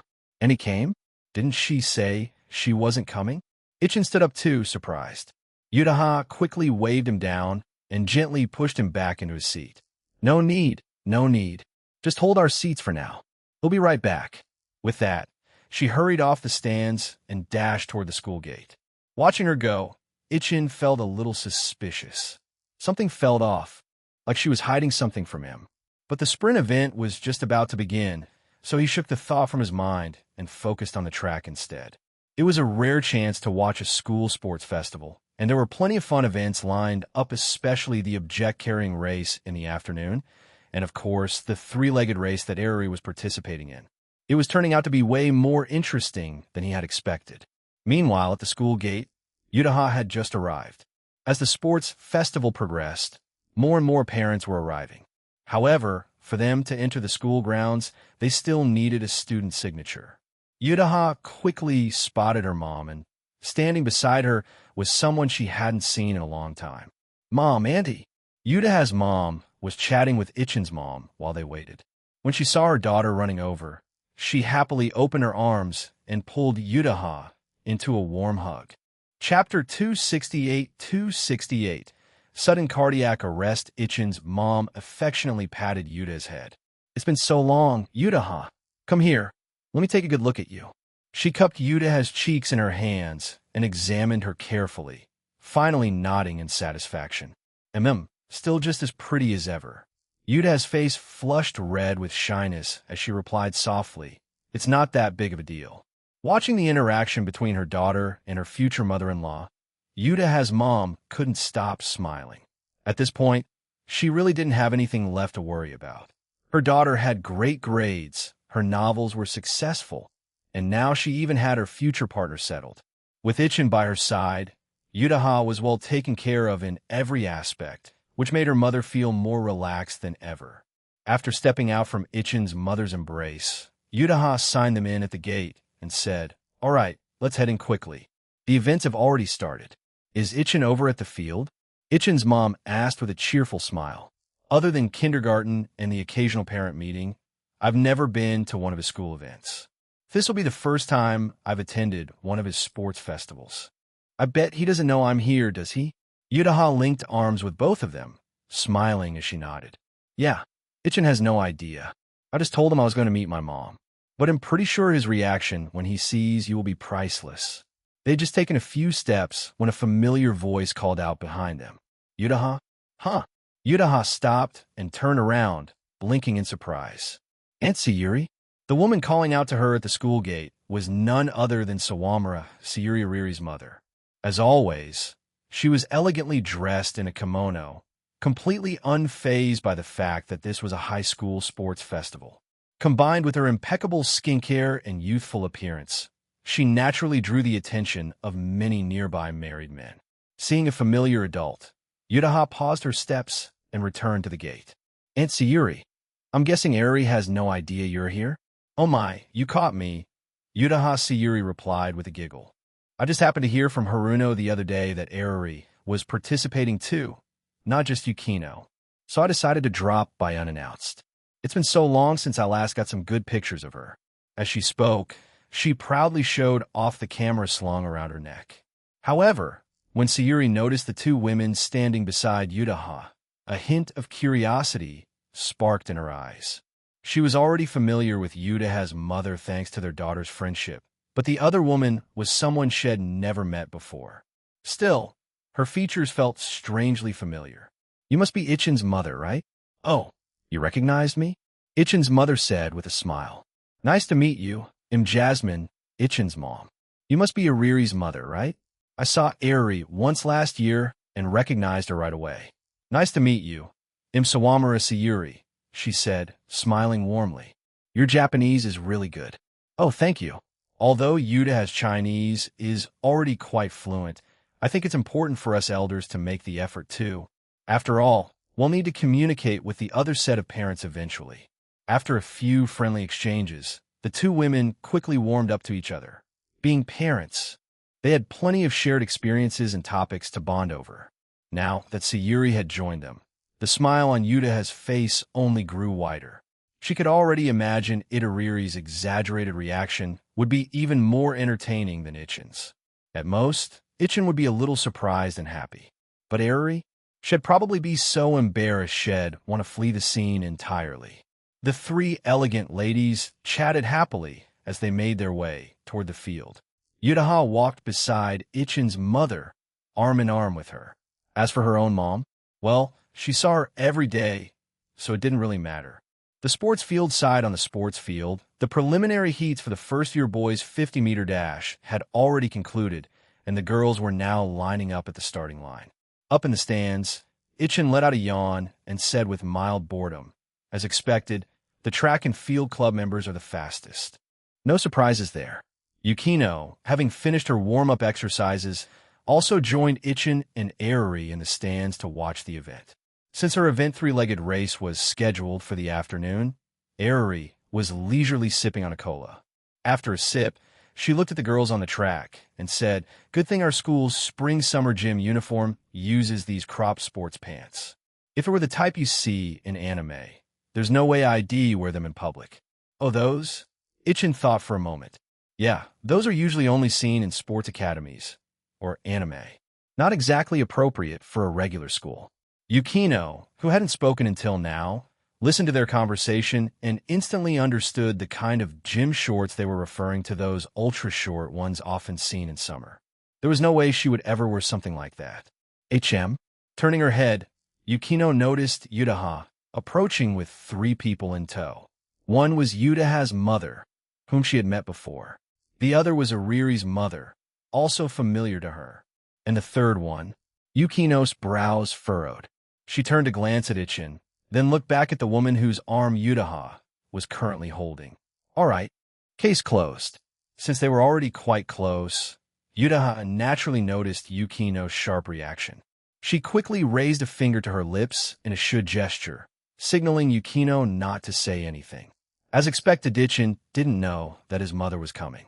Yukino let out a subtle, weary sigh and gave Yutaha a slight nod.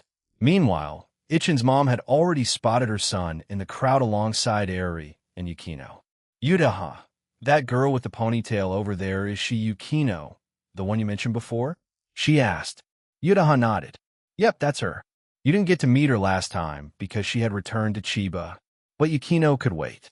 Right now, everyone Yutaha, Ichin's mom, and even Ariri's mom, Sawamura Sayuri, had one thing on their minds.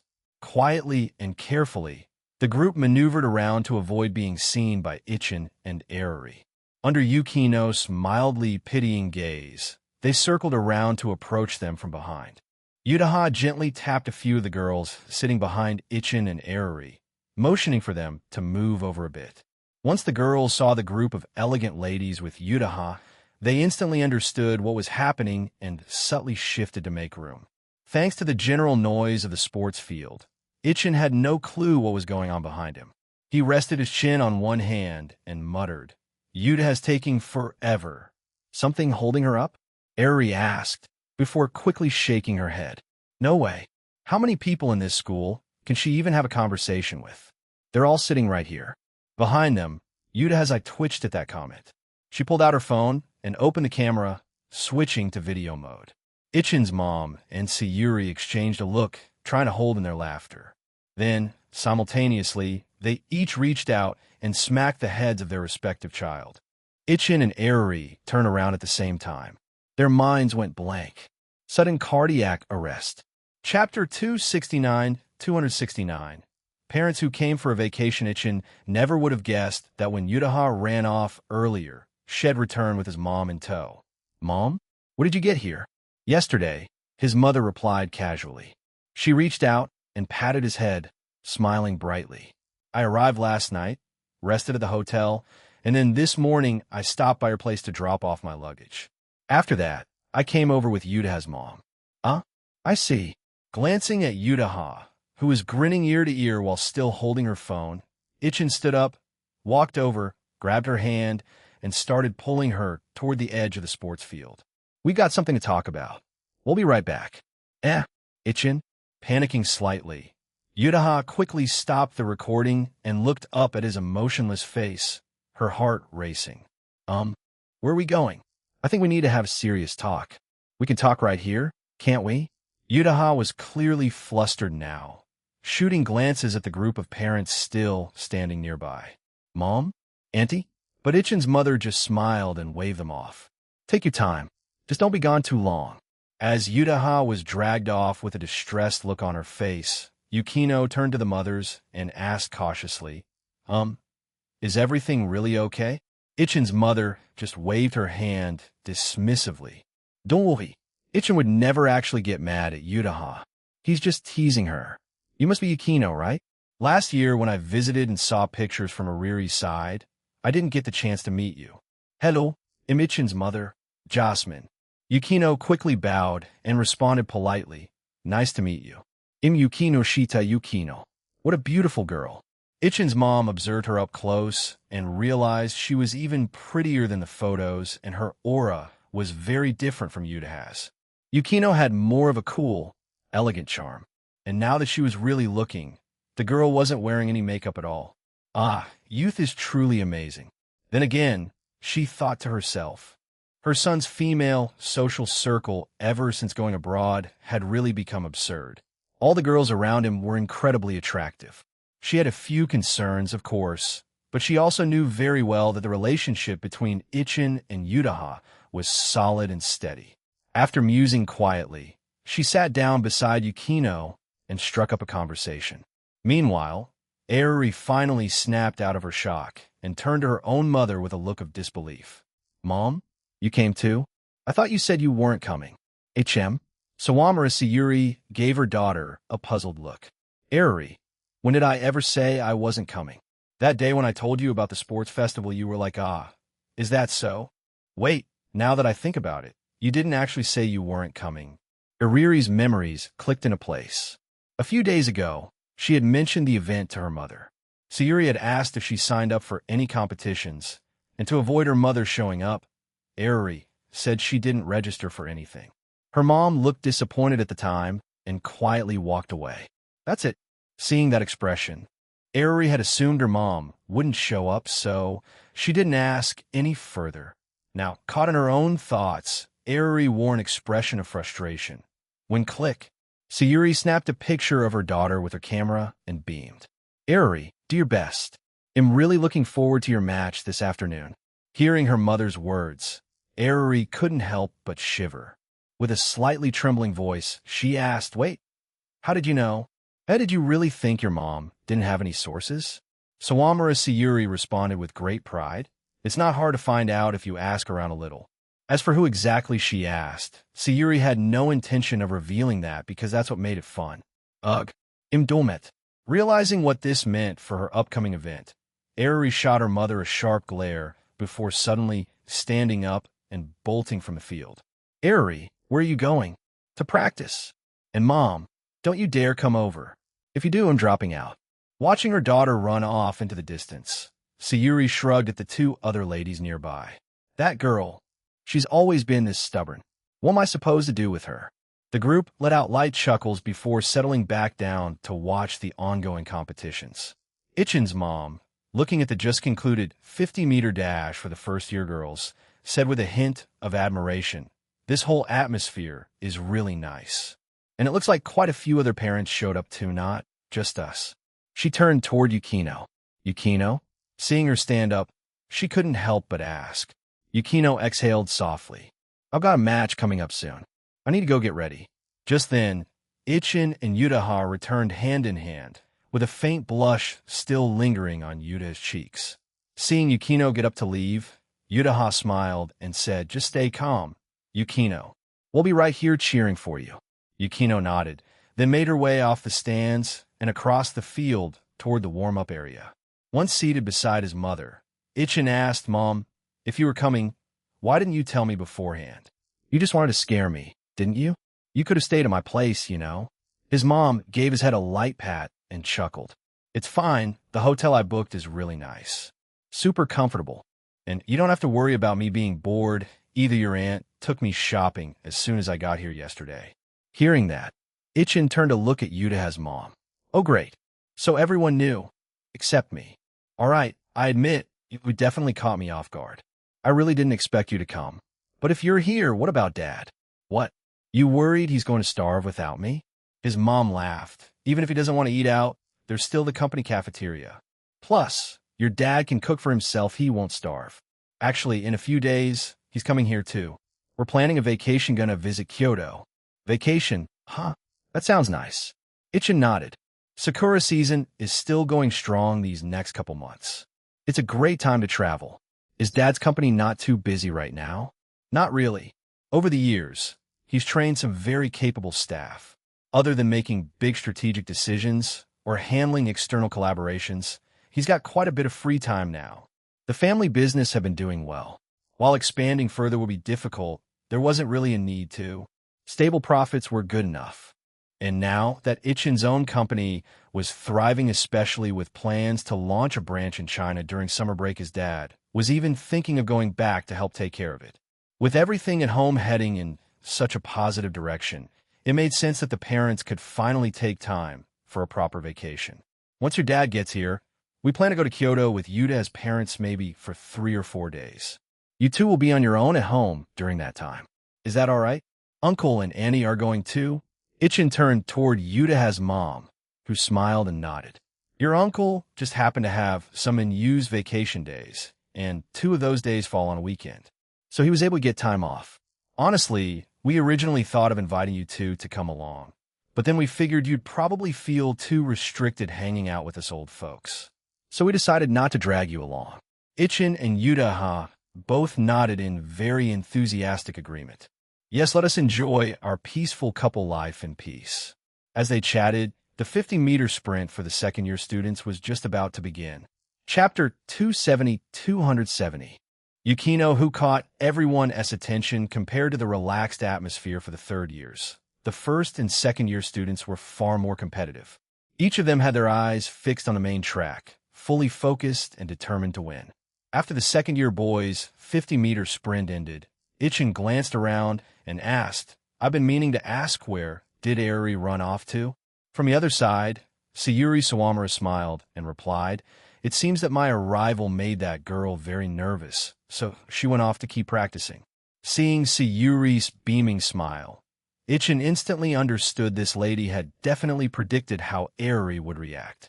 Well, this was just a little game between mother and daughter. Ichin had no intention of getting involved. Soon, a wave of surprised exclamations rippled through the spectator stands, mostly from the boys. There was no need to ask why. Clearly, Yukino had made her entrance. Over at the track, Yukino stood among a group of girls, her single ponytail swaying slightly. Standing at 165 centimeters, her height made her stand out immediately. Her hairstyle today was different from her usual loose hair. The rare ponytail subtly changed her entire aura. Sincerado, it was proof that a beautiful girl could be the center of attention no matter where she went, even if she was just wearing a standard gym uniform. Rubbing his chin thoughtfully, Ichin remarked, "You normally don't notice it, but Yukino's actually quite tall, huh?" "Of course she is." Yutaha now, back to her usual calm self, rested her chin in her hands and said, "In 168 centimeters. Yukino is just a tiny bit shorter than me. Most of the girls competing over there don't even hit 160 centimeters, right? Plus, among the girls, aside from Aoba, who looks like a middle schooler, none of them are particularly short." A quick glance confirmed that Yukino indeed towered over most of the other girls. Ichin reflected for a moment. He really had been misled by the people around him. Even Airi was about the same height as the tallest girls in that group. Wait a minute, didn't Mr. Spencer stand at 180 centimeters? So how come Airi didn't inherit any of that height? Even Sayuri had been over 160 centimeters at one point. Rubbing his chin again, Ichin shook his head. Better not tease Airi about that. Shed had a rough enough day already. Soon, all the participants were ready, and the PE teacher acting as referee raised the starting pistol. Ready, dash. Bang. The race began. Yukino exploded forward, instantly taking the lead and pulling ahead of the others. Ichin and Yutaha said nothing, both quickly raised their phones to start recording. Meanwhile, the sound of Sayuri's camera shutter clicking never stopped. In the blink of an eye, the 50-meter sprint was over. Yukino crossed the finish line in first place, completely unchallenged. A huge wave of cheers erupted from the audience. Some were from boys captivated by Yukino's graceful appearance, while others were from her classmates. Even though Yukino rarely interacted with them at school, the sports day events were team-based, and her performance directly contributed to their class overall score. With someone as strong as Yukino on their side, they had every reason to be excited. Ichin's mother looked on in surprise and commented, "That girl looks so slim, but she's really fast." Ichin smiled and explained, "The second young lady is a genius. She picks up anything quickly: tennis, horseback riding, even Aikido. The only problem is her stamina. That's her one weakness. So after learning each activity for a while, she'd give up once she hit her limit and couldn't improve any further." At the finish line, Yukino stood, catching her breath for a few seconds. Then, everyone saw Airi, who had been practicing earlier, run over to her and hand her a sports drink. Yukino took a sip, intending to return to the stands with Airi, but Airi, thinking she still had more practice to do, quickly left again. Holding the drink, Yukino walked back to the stands. Yutaha pulled her to sit down and looked at her with admiration. "That was amazing, Yukino. Group A actually took first place. Looks like you've got a solid shot at the finals this afternoon." The second-year girls' 50-meter sprint had 2 preliminary groups. The top 4 from each would advance to the afternoon finals. Yukino calmly shook her head. "It's not the finals, yet nothing is certain."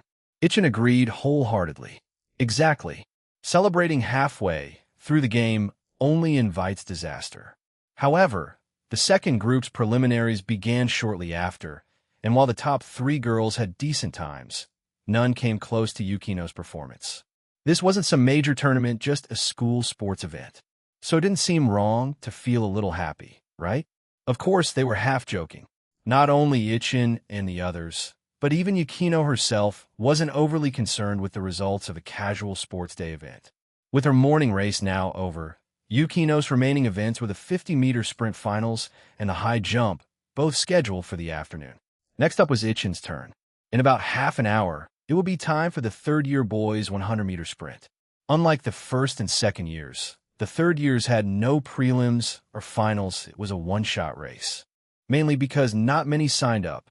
Most students were busy preparing for university entrance exams and didn't have the time or energy to spare for athletics.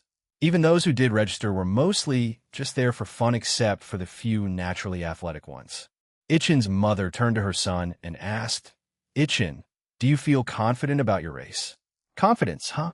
Ichin recalled the list of participants he had checked with the sports committee earlier. None of the third-year athletes signed up. They've been training for 3 years. If they joined, it would have been unfair. "Honestly, I'm not sure how ITLL go. They'll just try to get into the top 3. Physically, Ichin was in good shape, but had never specifically trained for sprinting. Still, as a third year, he might as well treat it as a fun memory. After the third-year 50-meter sprint concluded, Ichin got up to begin his warm-up and prepare for his race. Barely 2 minutes after he left, Airi returned, her forehead glistening with sweat and a sports drink in hand. Instead of sitting next to Sayuri Sawamura, she headed straight to Ichin's original seat and sat next to Yutaha. Curiously, she asked, "Where's Ichin? Is it his turn now?" "Almost," Yutaha replied. Next up is the 100-meter sprint. Looking at Ariri's slightly flushed face from practice, Yutaha smiled and asked, "How did your practice go? Confident about the afternoon race?" Hearing that, Sayuri Sawamura also turned to look over. "Ariri, do your best. Mommy will take lots of good pictures of you." Airi rolled her eyes in response. I'll do my best. As long as I don't embarrass myself, they'll be satisfied. Chapter 271-271. Truly felt as the second-year 100-meter sprint was about to begin, Yudaha left the spectator stands with a drink in hand and made her way to the finish line, waiting to greet Ichin once his race was over. There were already quite a few students gathered at the finish line to welcome their classmates, but as soon as they saw Yudaha approaching, everyone instinctively stepped aside to make room for her. She was the legendary third-year beauty, known across the entire school, and always ranked in the Barato, too academically. Now that most people there were second-year students, seeing a senior like her up close, especially one so rarely seen naturally, prompted a respectful reaction from the underclassmen. Noticing the space cleared just for her, Yudaha walked over with a smile. Thanks. She looked toward the starting line, where Ichin was loosening up his legs. Just catching sight of him made her smile even brighter. It wasn't just the boys, even many of the girls nearby were a little dazzled. Compared to the younger students, Yudaha had always seemed more mature. With her experience writing published novels, her close involvement in the formation and growth of Ichin's game studio, her insight and mental strength had long surpassed that of an ordinary student. Over time, this had shaped an aura that made her feel completely different from just a year ago. Simply put, she had become even more perfect. Soon, the second-year race ended, and it was time for the third years. At the referee's signal, Ichin stepped up to the starting line. From a distance, he noticed someone standing ahead, watching him closely. Even from 100 meters away, he could tell it was Yudaha. I was just going to take it easy, but guess he'll go all out. Lowering himself into position, Ichin placed his hands lightly on the ground, his feet pressed against the starting blocks. Ready, dash. Bang! With a powerful push off the blocks, Ichin exploded forward. He hadn't trained much, but during PE class, he had taken learning the proper starting form seriously. Students on both sides were caught off guard by his explosive start. Surprised, they quickly tried to keep up, putting everything they had into it. With steady breaths and laser focus, Ichin kept his eyes fixed on the finish line, and in what felt like the blink of an eye, he crossed it. Wait, was that first place? After running a short distance past the finish line, Ichin came to a stop, panting slightly as he turned back, scratching his head in disbelief. Of course, he knew his actual ability wasn't anything special. None of the serious track athletes had entered the race. Hey, Ichin.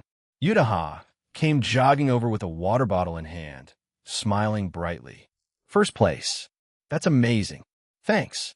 Ichin took the bottle and drank a sip, then reached out to lightly pinch Yuda's cheek. Why didn't you stay up in the stands? I wanted to be here at the finish line to greet you, she replied with a soft smile. Then, noticing the gazes behind her, she turned around only to see a bunch of second-year students staring at the two of them. Ichin saw them too. He flashed them a grin before walking off with Yudaha toward the award podium. The school sports day was surprisingly formal. Every event awarded medals to the top three. They weren't made of real gold or silver, of course, but they made for nice keepsakes. After receiving his medal, Ichin returned to the stands with Yudaha. The moment they sat down, Ichin's mom beamed with excitement. You did great. First place, she said happily. I recorded the whole race on my phone. He'll show it to your dad later. Seeing how excited his mom was, even Ichin felt a little embarrassed for once. It's just a short distance race. Isn't that a bit much? It's absolutely not just a race. Ichin's mother replied righteously, this is the first time I've ever seen you participate in a sports event with my own eyes. That makes it very memorable. All right. Unable to argue with his mom, Ichin simply gave in and handed her his medal as well. Mom, can you keep this for me? I've got nowhere to put it. Of course, he'll hold on to it. Ichin's mother took the medal, gave it a satisfied glance, then happily tucked it into her bag. When Ichin returned to the stands, his classmates greeted him with enthusiastic applause. All right, that's enough. Don't make such a fuss. Other people still have races. Let's go cheer them on. They continued watching the matches for a while, and soon it was nearly noon. A lot of parents had come to the event today. Even Toygasaki's cafeteria couldn't handle the crowd, so Ichin and the others decided to leave campus and eat lunch outside. Since it was sports day, the rules were a bit more relaxed, and students were allowed to go out during the lunch break. After lunch came the real highlights of the afternoon. Not only were there Yukino's 50-meter final and high jump events, but also Ariri's much-anticipated three-legged race. But before all that, more sprint events were up first. When the first-year 50-meter sprints were about halfway through, Ichin stretched and casually glanced to the side only to suddenly widen his eyes in surprise. Huh, is that? What is it, Ichin? Yutaha followed his gaze and saw what he did on the far end of the stands. A middle-aged woman in a kimono with her hair neatly tied up had somehow appeared without anyone noticing. And beside her, partially obscured, was that Haruno? Is that Dash? Yutaha frowned slightly and turned to Sayuri Sawamura. Aunt Sayuri, is it Yukino's mother? HM? Hearing Yutaha's question, Sayuri turned and looked toward the woman in question. Her face lit up in surprise. Oh my, it really is. That's quite rare. It's definitely Yukino's mother. I didn't expect her to come all the way from Chiba. Looks like she does care about her daughter after all. All right, you guys stay here. I'll go say hello. With that, Sayuri stood up and walked over to the Yukino Shida mother and daughter.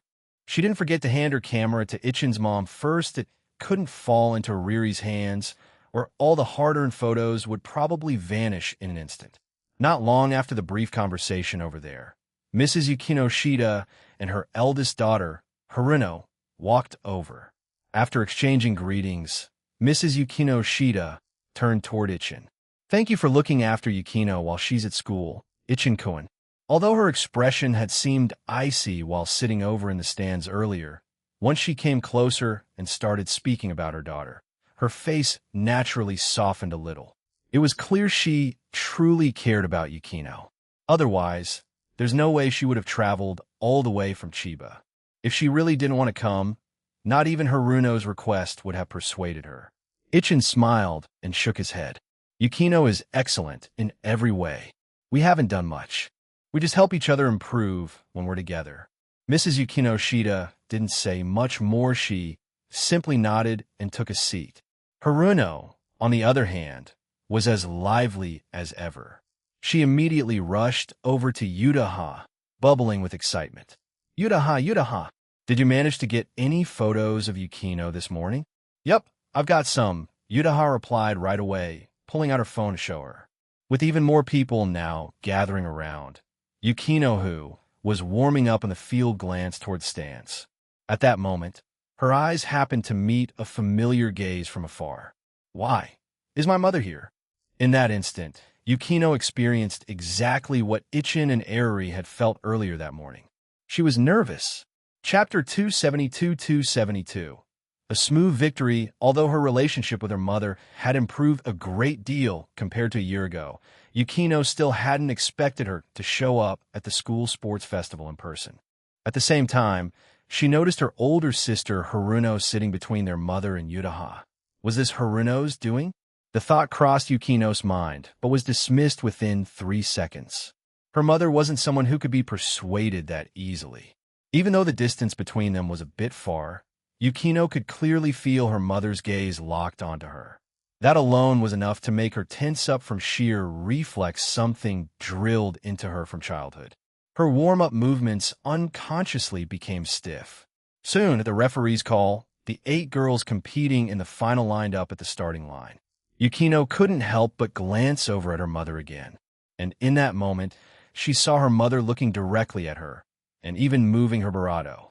Although she couldn't hear anything, Yukino somehow instinctively understood what she was saying. Do your best. Stunned for a brief moment, the anxiety that had built up inside her slowly began to melt away.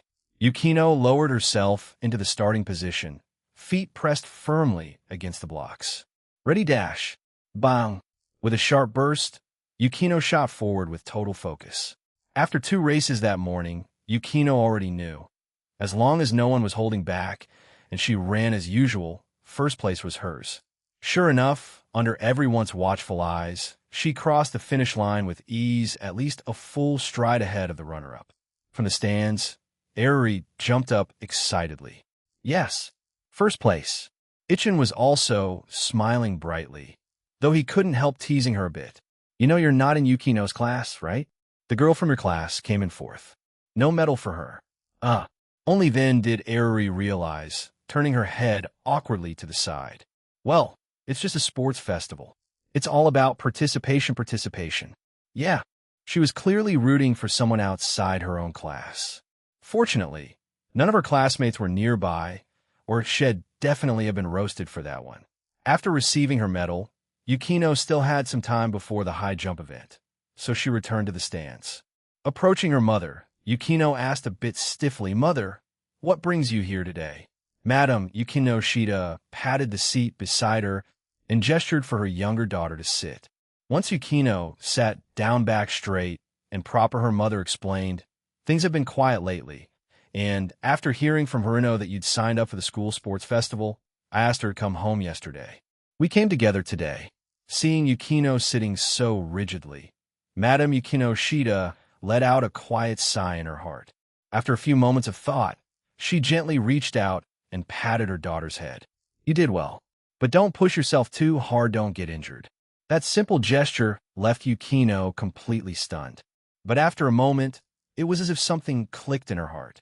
Blushing, she nodded lightly and didn't resist her mother's touch. Haruno, sitting nearby, was just as surprised by their mother's action, but even more than surprised, she was happy. On the other side, Ichin quietly explained the Yukino Shida family situation to his own mother. Ichin's mom was surprised after hearing the story. Is that so? But from the looks of it now, it doesn't seem like things are beyond repair. That's good, really good. She could more or less understand Madam Yukino Shida's past actions. After all, what parent doesn't want their child to be outstanding, to excel beyond their peers? But the way she went about it had clearly gone too far. Combined with a lack of proper communication, it led to a chain of problems down the line.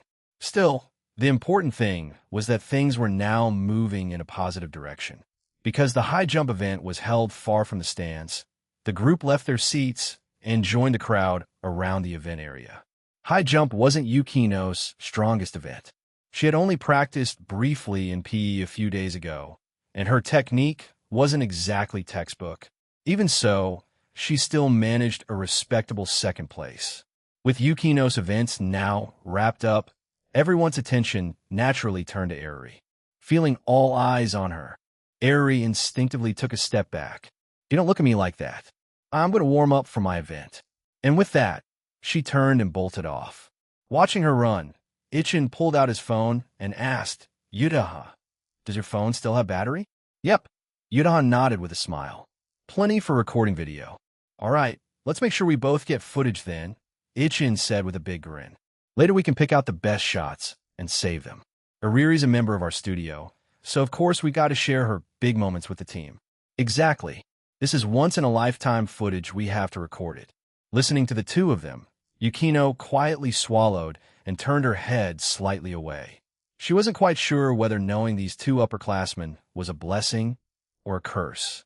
Half an hour later, a group of teachers cleared out a spacious area on the sports field to begin the three-legged race. Aside from the relay race that had just finished, this was one of the only two events in the school sports day that required teamwork, and it was easily the most fun to watch. As the first-year group's race began, pairs of students began awkwardly running toward the finish line, each duo moving with a rhythm of their own. Watching them, Yudaha let out a soft sigh. What a shame. Not a single boy-girl pair in the whole lineup. Haruno, who was watching with interest, chimed in, probably because they're all still new to the school. Most of them don't know each other well enough to team up like that. But give a year by, second or third year, you'll definitely start seeing mixed pairs. By the way, Ichin, Yudaha, why didn't you two join this event? Not really our thing. Ichin and Yudaha responded in perfect sync.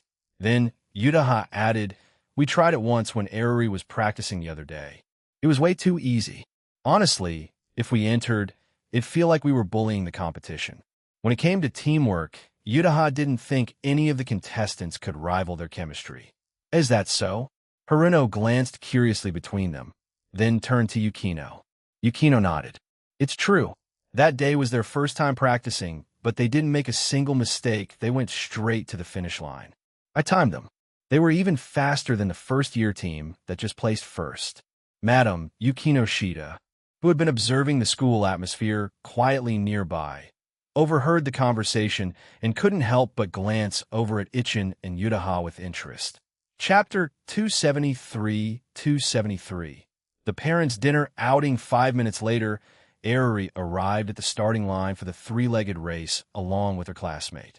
In the crowd, Sayuri Sawamura, holding her camera, shouted loudly, "Eruri, you can do it!" Hearing her mother's cheer, Eruri visibly flinched.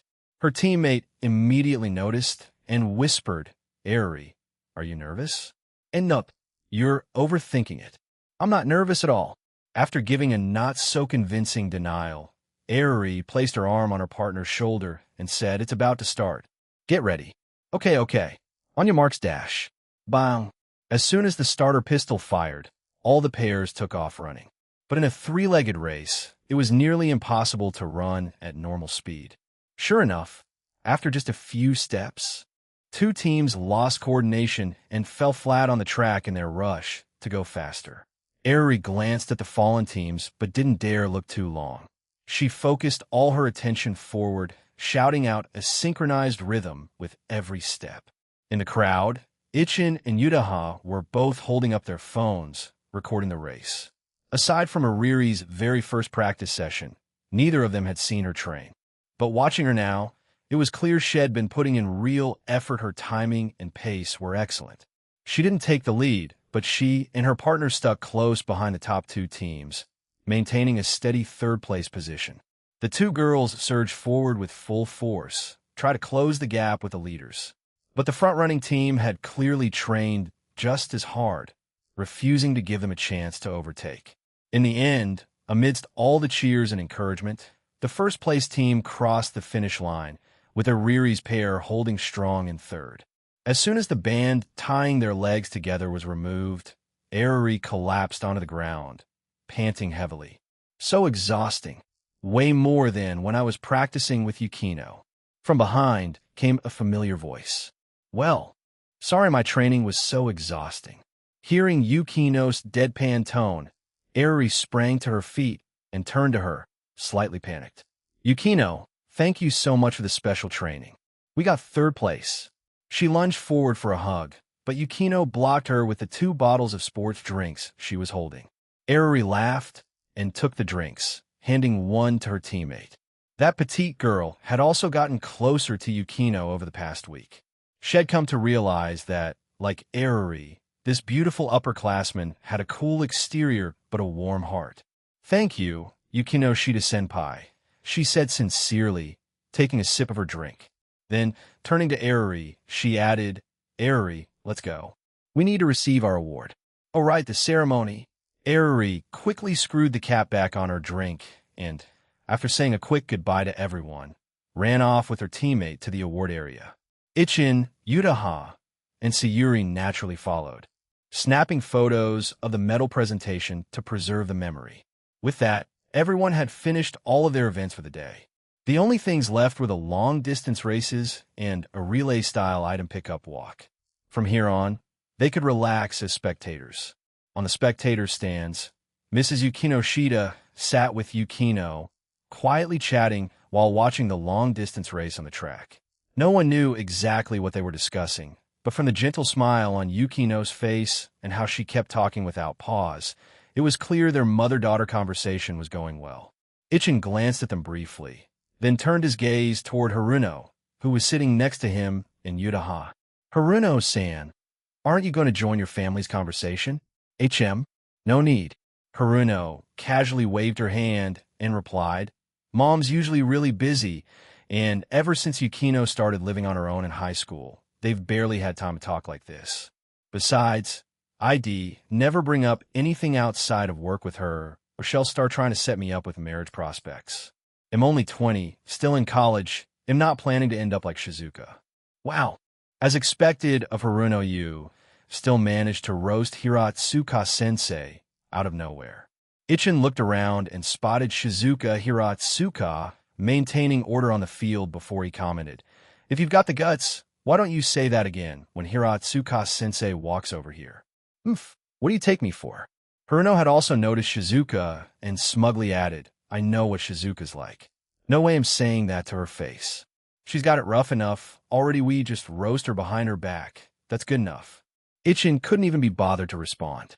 By 4:30 in the afternoon, Toyogaseki Academy's Spring Sports Festival came to a smooth conclusion with the principal's announcement. After changing back into their school uniforms, Ichin and Yutaha walked out of the school building, just about to meet up with his mom when a message popped up on his phone. Ichin, us parents are going out for dinner tonight. You kids can handle your own meals. After dinner, we're getting a facial treatment, and then he'll come back with Yutaha's mom later. Reading the message together, Ichin and Yutaha exchanged glances.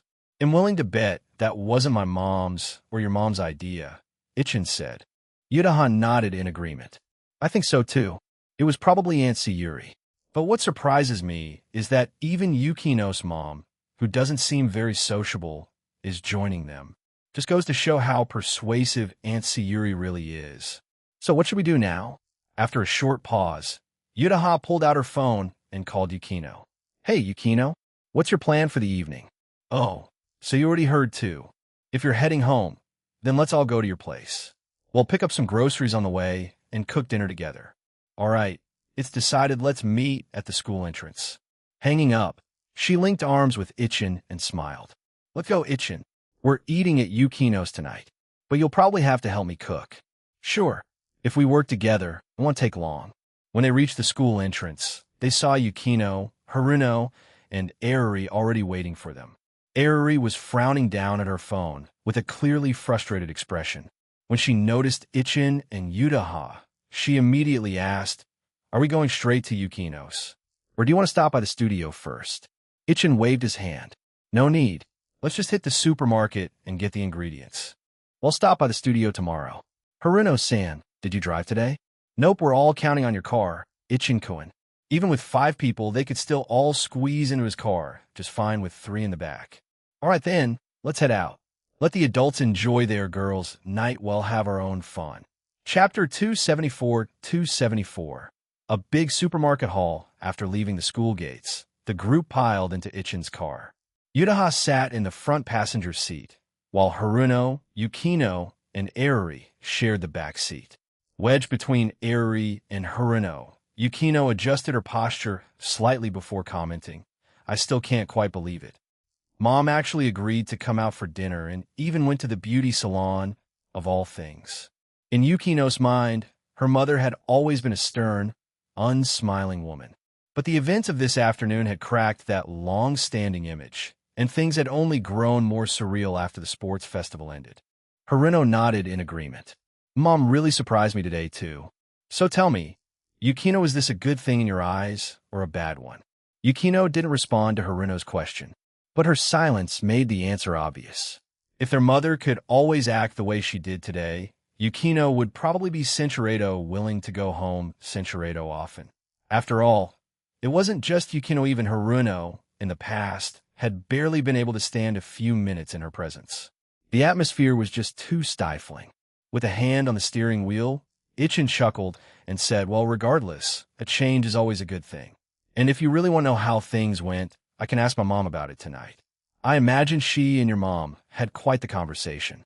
Their views on parenting are practically polar opposites. Yukino nodded, setting the matter aside. She pulled out her phone and opened the live feed from her home surveillance cameras to check on her 2 cats. Eruri and Haruno leaned in to look as well, watching the 2 felines move around on screen. Since being adopted, the mother cat had grown visibly more relaxed. Her days now consisted mostly of nursing her kitten, then lazily sunbathing on the balcony. As for the kitten, now well-fed and full of energy, it was thriving, alternating between naps and exploring the area around its little nest, still unfamiliar with its new home. Watching the screen, Haruno smiled. Looks like you're doing a great job raising them, Yukino. You even set up a camera to keep an eye on them. I bet you were watching them during your lunch break too, weren't you? A faint blush appeared on Yukino's cheeks, confirming Haruno's guess. But Haruno didn't criticize her for it. Yukino didn't have many hobbies to begin with, and cats were one of the few things she genuinely cared about and stuck with over time. Nowadays, Haruno had mellowed out when it came to her little sister. She no longer teased her to the extreme like she used to. Though when it came to other people, especially at work, Haruno was still razor sharp, even starting to resemble their mother in some ways. Before long, Ichin pulled the car into the supermarket parking lot, and the group hopped out to shop for dinner ingredients. A single guy walking into a supermarket with 4 eye-catching girls each with a distinct personality and appearance was bound to draw attention. No matter where they went, they became the center of curious gazes from both customers and staff. Among the 5 of them, only Eriri still looked flustered. The others were already used to this and calmly went about picking out groceries. Since Eriri didn't cook, Ichin didn't bother asking her to pick out ingredients. Instead, he sent her off to choose snacks, something she could handle without stress. Relieved, Eriri happily trotted off to the snack aisle. Ichin placed 2 steaks into the cart, then turned to Yutaha beside him. "Is there anything else you want to eat?" Yutaha glanced to the right, spotting Yukino checking out the seafood section. She thought for a moment and said, "How about getting some chicken wings?" "Sure. How do you want them? Braised? Fried? With curry? Or maybe cola chicken wings?" "Cola chicken wings? You can make those, Ichin." Haruno leaned in curiously and looked at Ichin. "You know how to make it?" "Of course," Ichin replied casually. "It's not that hard. If you can braise chicken wings, you just tweak the recipe a bit and you've got cola chicken wings." As he finished speaking, Yukino returned after picking out some fish. Holding a few trays in her hands, she said the cod looked good today. "I also saw some freshly cleaned monkfish and picked some up, but I'm not really sure how to cook this one." She showed them what she had picked out, then looked toward Ichin. Since coming to Japan, Ichin had only ever eaten monkfish at restaurants. He hadn't tried preparing it at home before. But seeing Yukino bring it over, he gave her a big thumbs up. "No problem. He'll just check a recipe online later. There are plenty of good ones. In fact, he could look it up right now." A quick search on Bilibili would pull up tons of cooking videos from food creators. Just find a reliable one and follow along. Chances of messing it up were pretty low. Yukino nodded. "Let's go with that, then. I want to learn how to make it, too." As she said this, she put the trays into the shopping cart. Haruno tapped her chin thoughtfully. "Everyone here can cook. I only know how to make a few simple things. Maybe I should learn properly?" Yukino responded without hesitation. "You might as well give up, sis. Even if you wanted to learn, Mom would never allow it. The moment she hears about it, she'll probably schedule you for a full course in business management instead." "That's true," Haruno agreed with a nod. "Neither Mom nor I can cook. Yukino's the only one in the family who's actually good at it." "Hey, Yukino, how about cooking a proper meal for Mom and Dad next time you go home?" "We'll see," Yukino replied. She didn't reject the idea, but she wasn't ready to agree either. She still didn't have full confidence in her cooking skills. If she were to cook for their parents, she'd want to practice and gain additional experience first. After they finished selecting the chicken wings, they had all the meat needed for tonight's dinner. Next, they went to the vegetable section. Once they had what they needed and felt the amount was enough, they headed off to find Eriri, who was still browsing through the snack aisle. Compared to groceries, snacks were more of a Riri specialty. It didn't take her long to load up with a decent haul. Yukino came over and took one look at her picks, then promptly removed 2 boxes of chocolate from a pile and put them back on the shelf. "This should be enough." But I haven't had chocolate in ages," Eriri whined. Despite her pitiful tone, Yukino remained unmoved. Eriri had no choice but to accept her snack haul as it was. Not that it was small, there were already plenty of treats. If they snacked while chatting after dinner, they definitely wouldn't finish it all. At checkout, Ichin paid for the groceries, while Yukino covered the snacks. After leaving the supermarket, before heading to Yukino's house, they made a quick stop at Ichin's place to pick up Peppa, his cat. Technically, it would have been fine to leave Peppa home alone. Ichin had an automatic feeder installed, but after some discussion, everyone agreed to bring her along. Once back in the car, Yukino took the pet carrier and cradled it in her arms. Inside, Peppa stared up with her big, round eyes, looking confused and unsure where they were going. Yukino observed her for a moment and said with a puzzled expression, "Why does she look kind of dumb?" Chapter 275, 275. Dad showed up too. Bonus chapter, dumb? Yutaha turned her head to look at Peppa nestled in Yukino's arms and chuckled. This little one's just like that, goofy and laid back.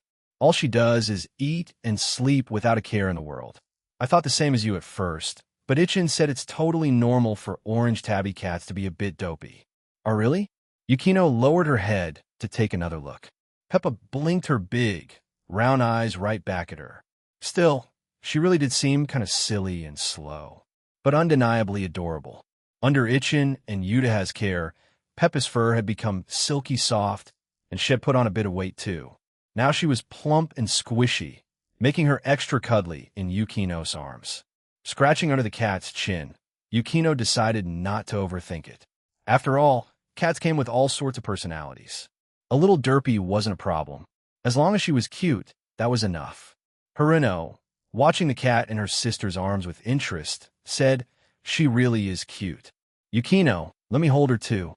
The moment she reached out with a smile on her face, Peppa looked at Haruno's extended hands, then let out a meow and suddenly leapt out of Yukino's arms, landing right in Ariri's lap instead. Startled by the sudden pounce, Ariri quickly and firmly caught the fluffy intruder. Voofhoa! What just happened? Yukino couldn't hold back her amusement anymore and chuckled. Looks like your darker side scared her off, sis. She probably sensed it and bolted on instinct. Is that it? Haruno furrowed her brow and stared at Peppa, who was now sitting with her back pointedly facing her. She looked genuinely confused. She hadn't shown any hostility at all. She just wanted to cuddle the cat, purely and innocently. And besides, this was Ichin's cat, no way would she dare mess around. Could it really be true what some people say, that cats can sense things others can't? But since the cat didn't want to be held, Haruno didn't push it. She wasn't that into cats anyway, not like Yukino was. When they arrived at Yukino's house, they let Peppa out and introduced her to Yukino's 2 cats, 1 adult and 1 kitten. After making sure the cats were okay, Ichin and Yutaha headed into the kitchen with Yukino to start preparing dinner. Haruno, who kept some spare clothes in Yukino's guest room, went to change outfits. Once she returned, she peeked into the kitchen to check on the trio, then joined Ariri in the living room to watch the cats. As they watched, she commented, "Looks like just the 2 of us can't cook." Waving a cat teaser toy around, Ariri replied, "I can cook. I can make fried rice and instant noodles. In that case, I can cook too." They looked at each other and shared a knowing, sympathetic glance. As for whether they had plans to actually learn, of course not. Cooking was tiring. Why bother when they could just sit back and enjoy the food? Dinner, unsurprisingly, was a feast.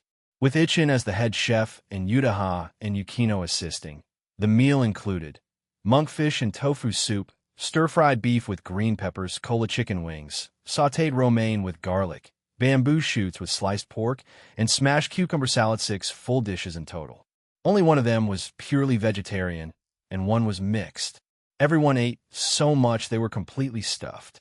Originally, they had planned to cook the cod Yukino had bought too, but once all the other dishes hit the table, they realized it would be way too much.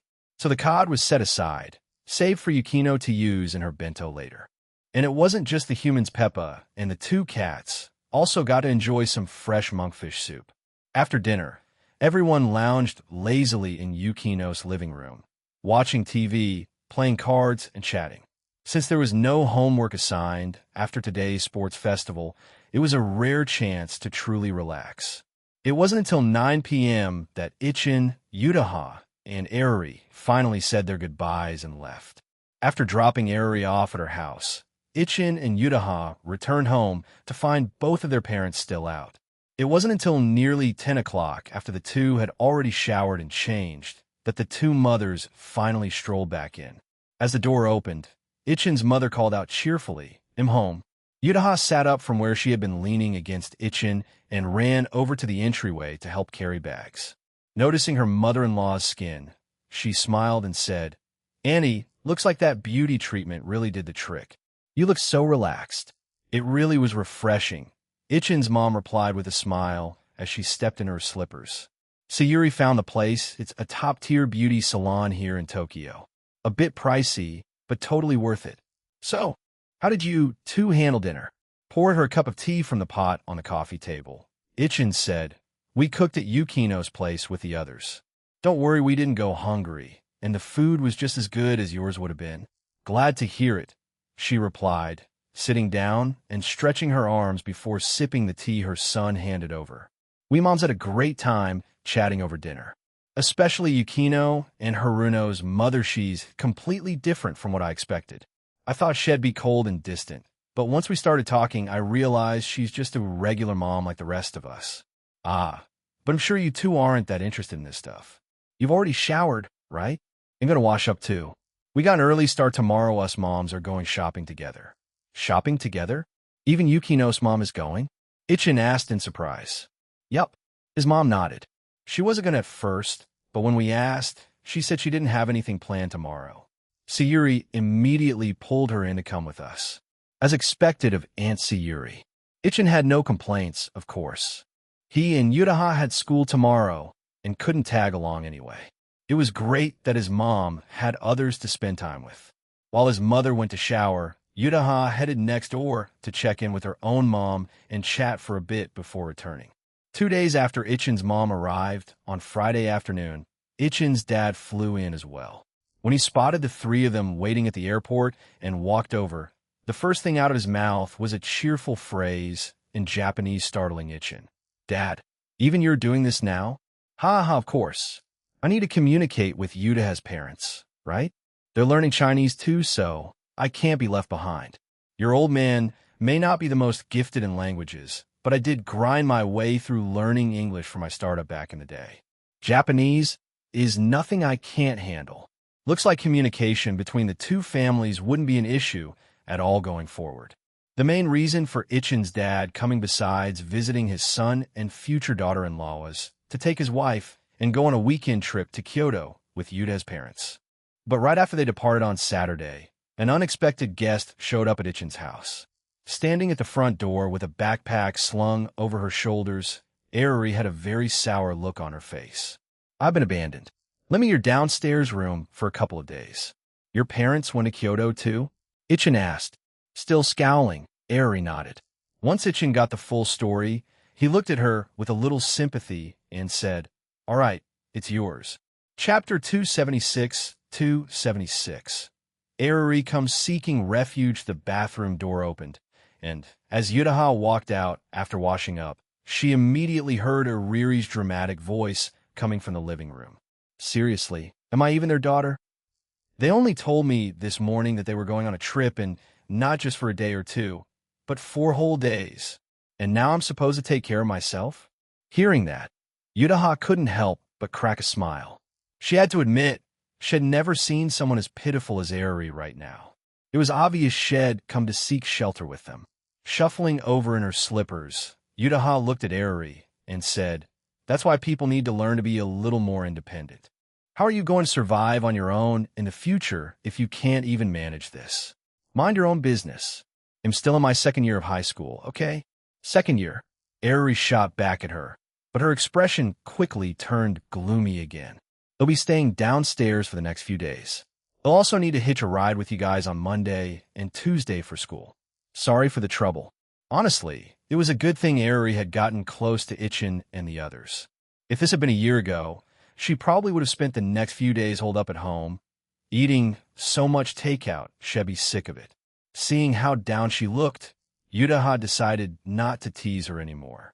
Just as she was about to sit down and chat with her, a loud grulul echoed from Aruri's stomach. Clutching her belly with both hands, Aruri's face turned beet red. That, you guys heard nothing." Gruel, seeing Yutaha try and hold back her laughter, Ichin chuckled and shook his head. He stood up and said, "Yutaha and I haven't had breakfast yet either. We've got some lean pork congee and steam buns. Come eat with us."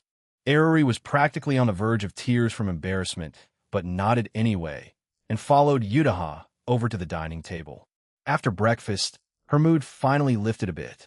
Sipping on her coffee, which was sweetened with milk and sugar, she looked at Ichin and asked, "You're going to the office today, right? What time are you heading out?" "It's still early."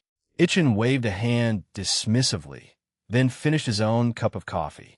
"Let's go downstairs first and get your room situation sorted out." The downstairs apartment had 4 bedrooms. Yumiko had already moved in, and originally, Shinoda was supposed to move in too. But her father's job had been relocated, and the whole family ended up moving to Tokyo and buying a house, so Shinoda decided to live with her family instead, which left a vacant room perfect for Airi. They headed downstairs. Since the apartment had now become a sort of girls' dorm, even Ichin didn't just unlock the door with his key. Instead, he rang the doorbell. Before long, the door opened, and Rin Toyama looked at the trio standing at the entrance. "Morning. Iriri's here too?" "Rin-senpai," Airi replied pitifully. "I've come to seek refuge for a few days." "Huh." A few minutes later, as they sat eating breakfast, both Kei Yagami and Yumiko couldn't hold back their laughter. After finally swallowing a mouthful of miso soup, Kei Yagami looked at the scowling Airi and said, "As expected of Aunt Sayuri, she really acts on a whim. Poor you, Airi." Even though Ariri's home was in a well-secured residential area, and she'd be perfectly safe alone, she really didn't have the courage to stay there by herself. It was totally normal for her to come crash at a friend's place. With a pout, Airi muttered, "I bet my mom knew I'd never stay home alone, and that I'd definitely come running to you guys. That's why she had no problem leaving for the trip." Yumiko sipped her milk and asked, "Didn't think about going to Yukino's place?" "Of course I did. I called her first thing this morning." Airi nodded. "But Yukino went home for the weekend. Things with her family have gotten better recently, so I guess weekend visits are going to become a regular thing." Everyone was already aware of what had happened with Yukino during the sports festival.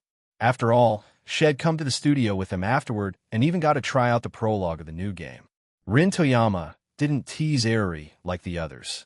Instead, she gently patted her head and said warmly, "Got it.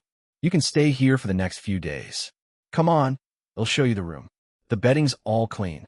The weather's great today, so we'll put the blankets out to air, and they'll be nice and fresh by tonight." "Thanks, Rin-senpai." Once Airi got her things settled in, Kei and the others finished their breakfast, and the group headed off to the studio together by car.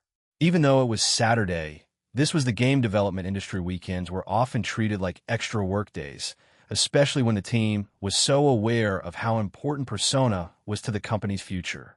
Ichin didn't even need to ask, everyone came in to work voluntarily. Besides, Ichin never skimped on overtime pay as long as you weren't just there to kill time. Once they arrived at the studio, Yudaha headed straight to Ichin's office to continue working on her novel.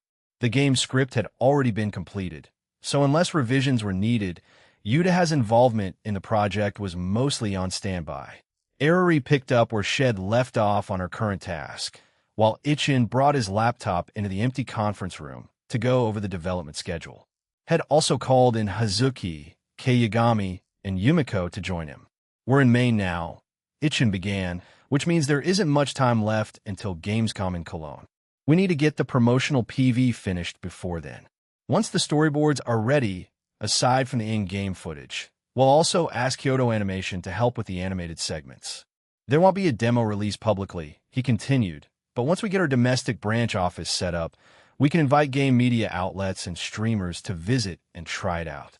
After the announcement, we'll be starting full-scale promotions. Hazuki, they'll need you to coordinate with the voice actors and arrange for some online promotional live streams." Hazuki nodded, jotting everything down in her small work notebook. "Got it. I actually brought this up during initial meetings. Scheduling shouldn't be an issue." "Great. They'll leave the PR side to you," Ichin said before turning to Kei and Yumiko. "As for development, I'm counting on you and Rin to manage the art side. I know I can trust you, and I'm not worried about the schedule. But Yumiko, with the game content expanding, more and more bugs and issues will start surfacing. They'll need you to thoroughly handle testing and fixes." "No problem," Yumiko said with a confident smile. "I've got experience with this. It's not my first time. Compared to how things were at Eagle Jump, this is way better, no more all-nighters. Plus, our team now is way more capable." Hearing that, Ichin reached for the nearby calendar and flipped it to August. He circled the 25th. "Our goal from now until Gamescom," he declared, "is to finish the promotional PV and complete the second palace of the main story, plus part of the side quests. At the same time, PR work needs to be scheduled well in advance. 3 months may sound like a lot, but in reality, it'd pass in the blink of an eye. Chapter 277. Crashing and mooching meals with both Ichin and Yuta's parents off on their trip. Life at home for the two of them had become much simpler. Aside from meals and playing with the cats, they now also went downstairs after dinner to hang out with Kay and the others, chatting, gaming, and relaxing thanks to Eri temporarily crashing with them. On Monday morning, as usual, Ichin and Yutaha got up early. After a round of exercise and washing up, Yutaha went to change clothes while Ichin headed off to prepare breakfast. Once she was dressed, Yutaha went downstairs. She pulled out her key and opened the dorm's front door. Rin Toyama was already up, sitting in the living room doing yoga while listening to music. "Good morning, Rin-senpai. Is Eri up yet?" Stretching out her limbs, Rin turned and smiled. "Morning, Yutaha." "Yep, Eriri's up. She's washing up right now." Just as she said that, the bathroom door opened and Eri came out, yawning and still in her pajamas. Seeing Yutaha in the living room, Eri blinked in surprise. "You're here this early?" Yutaha replied calmly. "You think everyone's as lazy as you? I always go for morning workouts. I'd advise you to start exercising more too. Otherwise, in a few years, don't come crying when you can't maintain that slim figure." As if. I'm the type who doesn't gain weight. Snapping back, Eri then turned toward her bedroom. "He'll go get change, be out in a minute." The girls downstairs had their breakfast a bit later since their work hours started later than school. So Eri usually had her breakfast at Ichin and Yuta's place. After changing into her school uniform and grabbing her bag, she followed Yutaha upstairs. Ichin's breakfasts were typically Chinese-style congee, steamed buns, dumplings, or occasionally noodles. Sometimes, if he felt like it, he'd try making glutinous rice cakes or other unique breakfast dishes following online tutorials. Today's breakfast was dumplings with 3 types of fillings: pork and cabbage, 3 delicacies, and lamb. A bowl with 12 dumplings was placed in front of Eri. She hadn't felt that hungry at first, but the aroma and the tangy scent of vinegar from the small dipping dish made her swallow unconsciously. 12 might be a bit much." Yutaha, who was just about to eat, chuckled. "Don't worry, Ichin didn't make them too big. For your appetite, this is just right." Ichin, seated beside Yutaha, added, "A good start of the day is important. Eat while they're hot, they won't taste as good once they cool down." Eri nodded, picked up her chopsticks, and said, "Itadikamasu." She grabbed one dumpling without dipping it in vinegar, blew on it a little, and popped it in her mouth. One after another, she finished all 12 dumplings with impressive speed. Afterward, she drank a bit of the leftover dumpling soup. Then, as if thinking deeply, she secretly pinched her stomach. "If I keep eating like this, will I really not get fat?" The word she had just confidently declared I'm the type who doesn't gain weight suddenly didn't feel so convincing anymore. But then again, Eri thought it's not like she'd be staying here forever. Once she went home, she wouldn't have to endure the temptation of Ichin's cooking anymore. Gaining weight, impossible. Though she was glad she wouldn't get fat, the thought of not being able to eat such delicious Chinese-style food anymore made her feel less happy. As Ichin cleared the table and took the dishes to the kitchen, Eri smacked her lips and silently made a decision: if there's ever a chance, she should come by more often for meals. Worst case, she could bring some fruit as a peace offering. After resting for a few minutes post-breakfast, the 3 headed off to school. In the car, Yutaha and Eri sat in the back, chatting about their plans for the day. Yutaha asked, "You going to the service club this afternoon?" "Ichin and I are heading to the studio, so if you are, you'll have to get home on your own." "Yeah, I'm going," Eri nodded. "I already skipped most of last week. I got to show up today and tomorrow at least. We'll just take the train home afterward, it's not that far anyway." Even on regular school days, Eri never asked her parents for rides. She always commuted by bus or train, completely unspoiled despite being from a wealthy family. That said, if she could catch a ride, she certainly wouldn't turn it down. At lunch, Ichin and Yutaha dropped by the service club. Yukino and Eri had arrived earlier and were waiting for them. With everyone gathered, it was time to eat. As Yukino opened her bento, she glanced at Ariri's and noticed it looked a bit different from usual. All the dishes were Chinese style. She then looked at Ichin and Yutaha's lunch, and, sure enough, they were exactly the same. Yukino had already heard that Eruri had gone to stay with her senpai over the weekend. When her own family brought it up at home, she had almost burst out laughing. Seeing Yukino glance at her lunchbox, Eruri grinned and said, "Hee hee, I paid for the food, you know. I didn't just freeload. Hey Yukino, want to trade? I'll give you my beef if I can have your spare ribs." Yukino didn't say no. They'd done lunch trades like this many times before. While eating, Eruri began to chatter about her weekend stay at the dorm. "Hee hee, you guys won't believe it, but yesterday I noticed something. K-senpai and Rin-senpai finally look like they're getting along. They stayed close together the whole day." "Really?" Ichin took a burrito of rice and shrugged. "Those two have always had a close friendship, that's for sure. But Kei is pretty dense too straightforward to realize anything. Still, Rin has been subtly hinting for a while now, and Kei is not dumb. She probably picked up on it by now. Whatever happens next is up to them, though we shouldn't get too involved." Eruri, already a seasoned fujoshi, nodded enthusiastically. Exactly. That's what I think too." Yukino listened quietly, then asked, Barato puzzled, "But is that really okay?" Her question revealed her classic straight-laced nature. In fact, Yukino could probably be called a very serious and proper person. Though she had noticed a certain dynamic between Kei and Rin as well, part of her still couldn't quite accept it. Ichin set down his bento and smiled. "Yukino, there are some things we don't get to judge. What matters is how they feel. All we can do is observe from a respectful distance. Don't interfere, don't gossip, and definitely don't try to stop anything. I understand where you're coming from, but relationships like that aren't anything rare or shocking these days." Yutaha chimed in right after. "Exactly. Yukino, you've read The Metronome in Love, right? The second male lead in my novel is gay. Readers love that part. They found it really interesting." At the mention of that, Ichin's expression turned a little awkward. "Do we have to bring up the second male lead in your book?" Chapter 278. Setting up a branch office on Tuesday afternoon. After school, Ichin and Yutaha spent some time in the service club before skipping a trip to the company. Instead, they drove to the supermarket, bought a bunch of groceries, and returned home.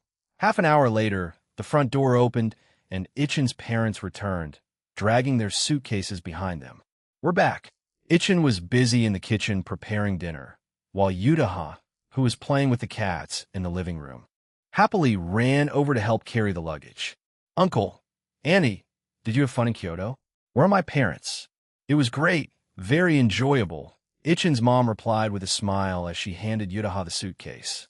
She glanced toward the kitchen and added, "Your parents went home to drop off their things. They'll be over in a bit." That morning, she had already messaged Ichin to arrange for both families to have dinner together that evening. That's why Ichin came home early and bought a mountain of ingredients. Hearing this, Yutaha helped put the luggage away and then went next door to her house. After settling the suitcase in the guest room and putting the souvenirs they bought out in the living room, her parents came over together and joined Ichin in the kitchen. Looking at the mountain of ingredients on the counter, Ichin's father chuckled. "Haven't seen you for a while, and you're already cooking even more stuff than before, huh?" As he chopped the monkfish into chunks and placed them into a bowl, Ichin replied, "Didn't care much before I learned how to cook, but now that I've learned, I may as well eat better." "Dad, did you have monkfish while you were in Kyoto?" "Nope," his father replied, stroking his chin. As he stared at the large chunk of monkfish liver set aside in a separate bowl, he added hungrily, "But I've had it back home at a Japanese restaurant, really tasty stuff." Soon, Ichin's mother walked in as well. "Need a hand, son?" Ichin smiled and waved her off. "It's okay. You and Dad go relax. I've got everything under control here." After watching for a moment and confirming that her son was indeed handling things smoothly, she nodded and went back to the living room with her husband. A few minutes later, Yutaha returned with her parents. After settling them in the living room with the others, she headed to the kitchen to help Ichin with dinner. At 5:30 p.m., dinner was ready. Everyone gathered around the table, eating happily while listening to the parents share stories about their trip to Kyoto. After sipping her soup, Yutaha turned to Ichin and said, "Ichin, how about we go on a little trip ourselves this summer?" "Of course," Ichin replied with a smile. Wasn't that already part of the plan? We said last year that we'd take everyone to China during summer. He chuckled, then added, now that the studio's grown and the team's bigger, it's going to be a bit more expensive. It'd be great to go with Kay and the others, but if everyone comes, some people might feel a little reserved. We'll just hire a couple of bilingual tour guides and make it a proper group trip. Game development is a demanding industry. After all, and Ichin, who had always wanted to be a good boss, had already considered this. Organizing an annual company trip in the middle of the year to let everyone unwind. The cost would be covered by the company, consider it a benefit. After hearing Ichin's idea, his father offered a suggestion. If you're planning a company trip, my old company used to organize them too. I know several major travel agencies pretty well. Once we're back, I'll ask around for you. With some connections, we can probably save a bit on the cost. After all, your company is still just a year old. With his father's network, Ichin was more than happy to accept the help. August wasn't far off now. The company trip was approaching, and while the whole team would go together, Ichin himself might have to go a few days earlier for the branch office had to be established. Aside from the development of future game projects, there was also the matter of Chinese voice acting for the game, which had to be done domestically. Having a local branch would make it easier to handle a whole host of things. Thinking of this, Ichin turned to his father and said, Dad, I've decided it's time to set up the branch office. After you get back, can you help me look for a place to rent as the office space? You're starting already? His dad asked in surprise. Ichin nodded. Once the branch office is up, we don't need a big team right away. Just build a basic core staff. Aside from assisting with our current game development, we can take on some outsourcing work to keep things rolling. Once the team becomes more experienced and integrated, next year's new project can involve the branch fully. That'll boost efficiency a lot. Also, aside from development, I want the domestic branch to handle our local marketing and publicity. Right now, Ichin was managing all the domestic promo using just a Bilibili account. That was their only channel. With a branch in place, he could hand off that responsibility to a professional team and free up his own time. His father didn't reject the request. Instead, he nodded and said, all right, they'll help you scout for a suitable spot. But are you sure you've got enough capital for this? Ichin grinned and gave a thumbs up. Don't worry. The company's been making consistent profits. Though they were still in the middle of a development cycle, the sales of their first two games were far from reaching their limits. Both Slay the Spire and Hollow Knight continued to generate solid monthly revenue. Besides, Ichin had never been one to spend recklessly. The only major purchase he had made for himself was a car, so the company's finances were more than stable. On top of that, both games had recently launched on the Epic Store, which had a better revenue split than Steam. While sales weren't sky-high yet, every bit helped. After dinner, everyone sat around sipping tea. Eventually, Yuda's parents returned home. Her father had worked the next morning, so they wanted to rest early.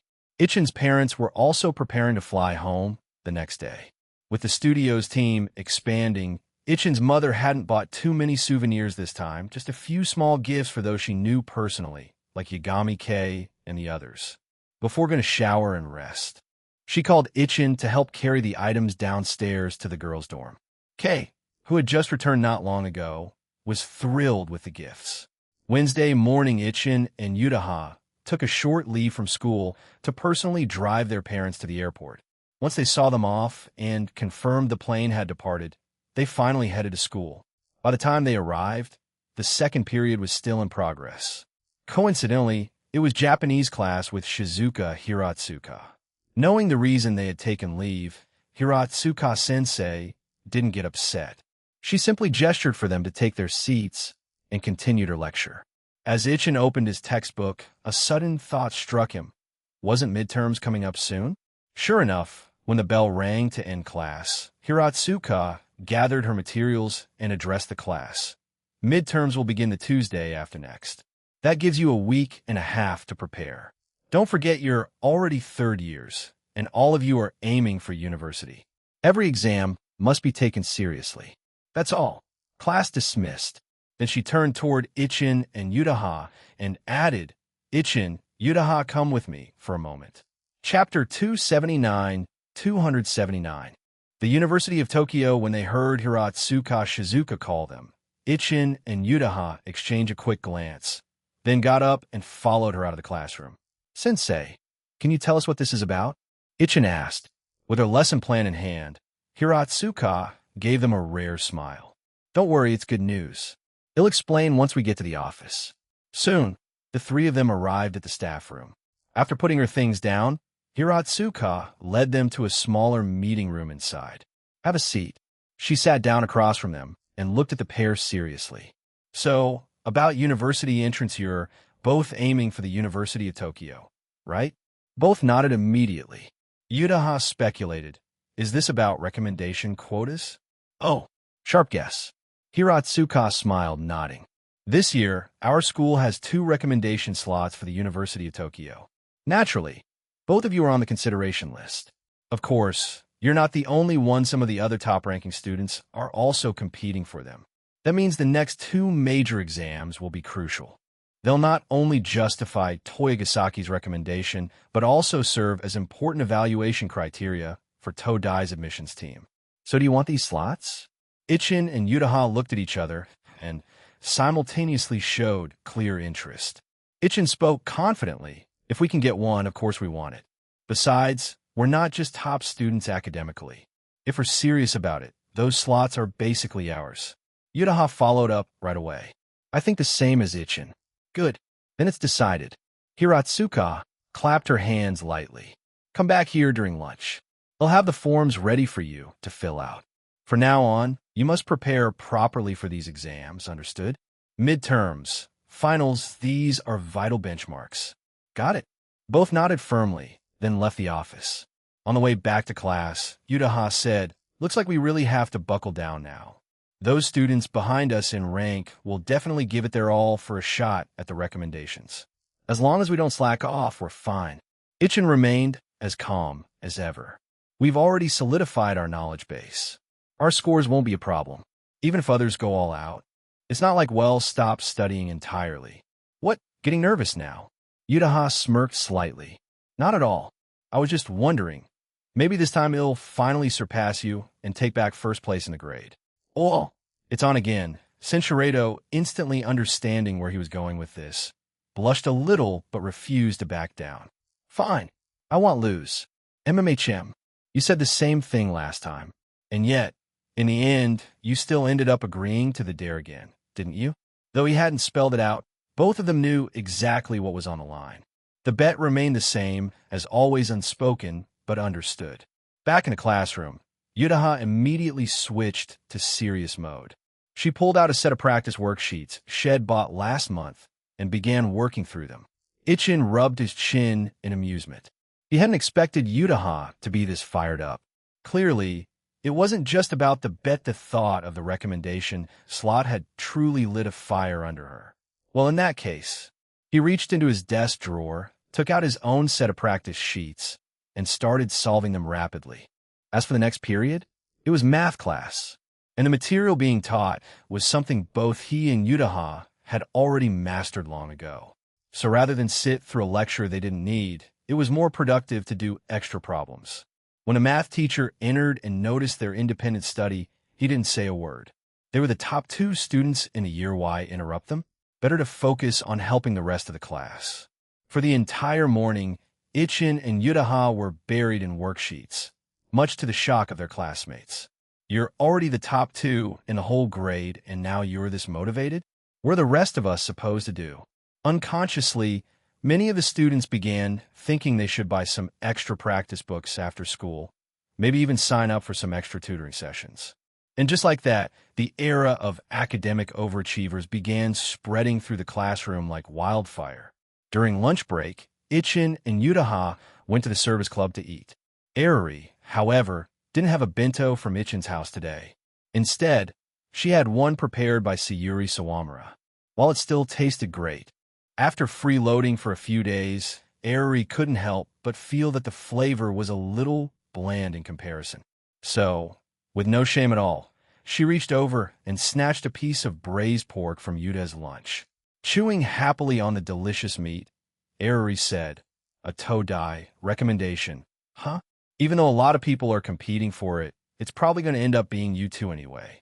Besides grades, one of you has a game development studio, and the other is a best-selling light novel author. Todai would never pass up students like you. Yukino nodded in agreement, quietly pondering to herself. She would be in her final year. Next year, maybe, she should aim for a Todai recommendation too. She had already decided she wanted to apply to the University of Tokyo's Faculty of Law. Watching Ichin and Yutaha work toward Todai's recommendation this year gave her a great reference point. There was still a little over a week left until midterms, but Ichin wasn't neglecting his responsibilities at the studio either. After school, he and Yutaha headed to the company. Once he had reviewed the progress of the day's work, he returned to his office with Yutaha to start studying. Later, after bringing in some snacks and drinks, Toyama Rin returned to the art team and said to everyone, "Unless it's important, don't bother Ichin-kun right now." He and Yutaha are studying. Studying? Aoba asked, puzzled. Aren't they already the top two in the year? Rin chuckled and explained they're aiming for a Todai recommendation. The scores on the next two exams are crucial. And they're not the only ones in the running. There's some real competition. So just to be safe, they're going all in on their prep. What would Todai recommendation? Huh? Yagami Ko said in surprise. Then yeah, they really have to take it seriously. Just then, Sakura Nene happened to walk by with a drink and overheard the conversation, joining in curiously. Todai, huh? I actually wanted to apply there back in the day, too, but in the end, I didn't. It was just a bit too tough. Barato too tough easy to forget. She was also a former academic ace. Yagami Ko scratched her head and muttered, "Should I be studying Barato too? Everyone around here is so incredibly capable." Rin smiled and suggested, "Why not sign up for a Chinese language course? Once the company in China is set up, we'll definitely need to coordinate and communicate with them." Chinese, huh? Ko looked a bit troubled. She had tried self-studying before and found it seriously difficult. But looking at how things were going, for the sake of her job, it seemed like she'd have to bite the bullet and enroll in a class. Chapter 28280. Increasing the difficulty? Exams had never really been a challenge, at least not for Ichin or Yutaha. Even with others aiming for the top spot in the grade rankings, it didn't pose much of a threat. With their steady routine of reading and working through practice problems, the midterm exams a week later went smoothly, and once again, the two comfortably secured the top two positions in the year. As usual, Ichin was first, and Yutaha came in second. However, Yutaha's scores had improved noticeably since last semester. The gap between them had narrowed to just 5 points. With the total score capped, Ichin didn't have much room left to improve, while Yutaha still had space to climb higher. She had already achieved a perfect score in math if she maxed out English next and brought her other subjects closer to Ichin's level. The top spot might finally be within reach. While the two maintained stable top scores, it was a demoralizing blow to the students ranked right behind them. Despite pulling all-nighters and grinding through endless practice papers before the exams, their efforts only led to marginal score improvements, and their rankings didn't budge. Third place stayed third. Back in the staff office, Hiratsuka Shizuka looked at the ranking sheet and shook her head. Those two really have a death grip on the top two spots. The other teachers were chatting about it as well. The test wasn't even that easy this time. Those two must have really mastered everything in the syllabus. Exactly, the math teacher added, glancing at the scores. For smart students, as long as the material is within the curriculum, no matter how we tweak the question format, they'll still find a way to solve it.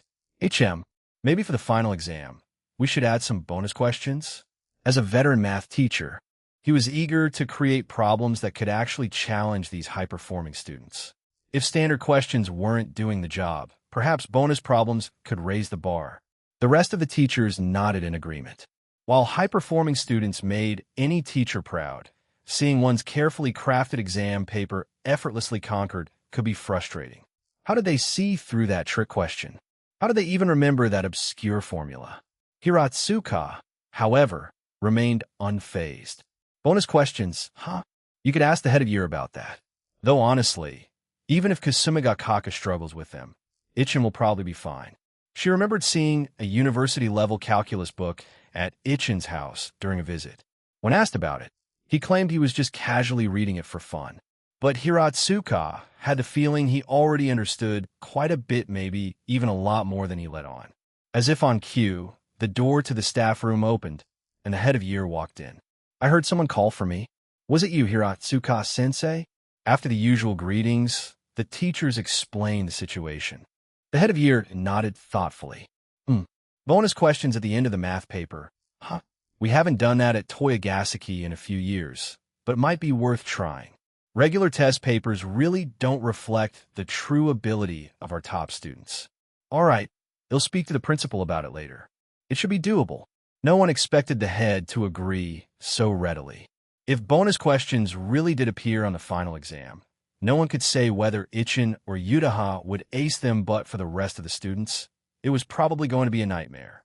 After all, according to the math teacher, if he was going to write bonus problems, he certainly wasn't going to make them solvable by average students. Class bell rang as the bell signaled the start of class. Hiratsuka Shizuka walked into the classroom holding a stack of graded test papers. After placing the papers on the desk, she looked around at the students and said, "This time's midterm results weren't bad.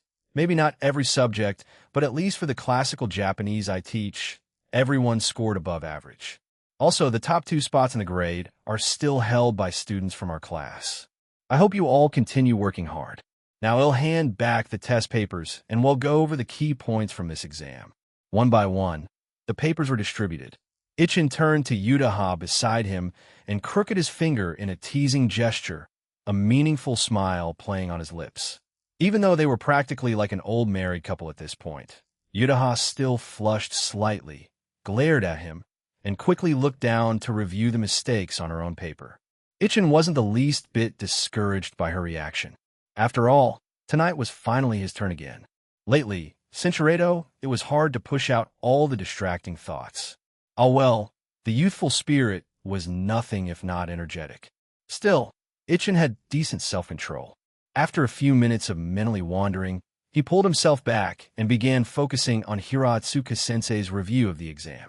By lunchtime, Ichin and Yutaha headed to the service club room, as usual, to eat. As expected, Yukino had once again secured the Barato spot among the first-year students. Eriri, meanwhile, had done decently well. She ranked 28th in her grade, maintaining the same level she had achieved last semester. Since stepping away from her illustration projects, Eriri had been putting a lot more effort into her studies. Apart from working part-time at Ichin's game studio, she had been seriously focusing on academics, and with a friend like Yukino helping tutor her, it was hard not to see improvement. "Ah, I can finally relax for a bit now," Eriri sighed in relief, leaning back in her chair with her lunchbox in hand. "Tonight, I can finally sit down and play games again." It was easy to tell that the days leading up to the exam and the ones waiting for results had been stressful for her. Not everyone could stay calm like Ichin and Yutaha before and after a big test. Ichin opened the thermos he brought and poured everyone a cup of the corn and pork rib soup he made that morning. "Your grades have really come a long way since last year," Eriri, Ichin remarked. "I bet Aunt Sayuri was surprised." "She was, actually," Eriri replied, fairly content with her results. "I mean, I was never a bad student, just average. I didn't think I could improve this much in a year. Hee. It's all thanks to Yukino's tutoring. Hey, Yukino, if you're free tonight, come have dinner at my place.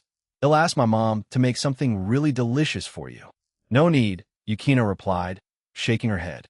"Tutoring you is also a good review of the fundamentals for me. It wasn't that hard. Come on. You always eat alone at home anyway. Just come over this time." After some back-and-forth coaxing, Yukino finally agreed. Chapter 281.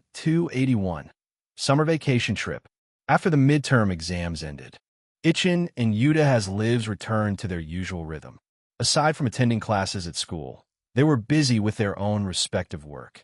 Although the final exams were still ahead, the teachers at school already knew that the 2 admission spots for University of Tokyo were pretty much guaranteed to go to them.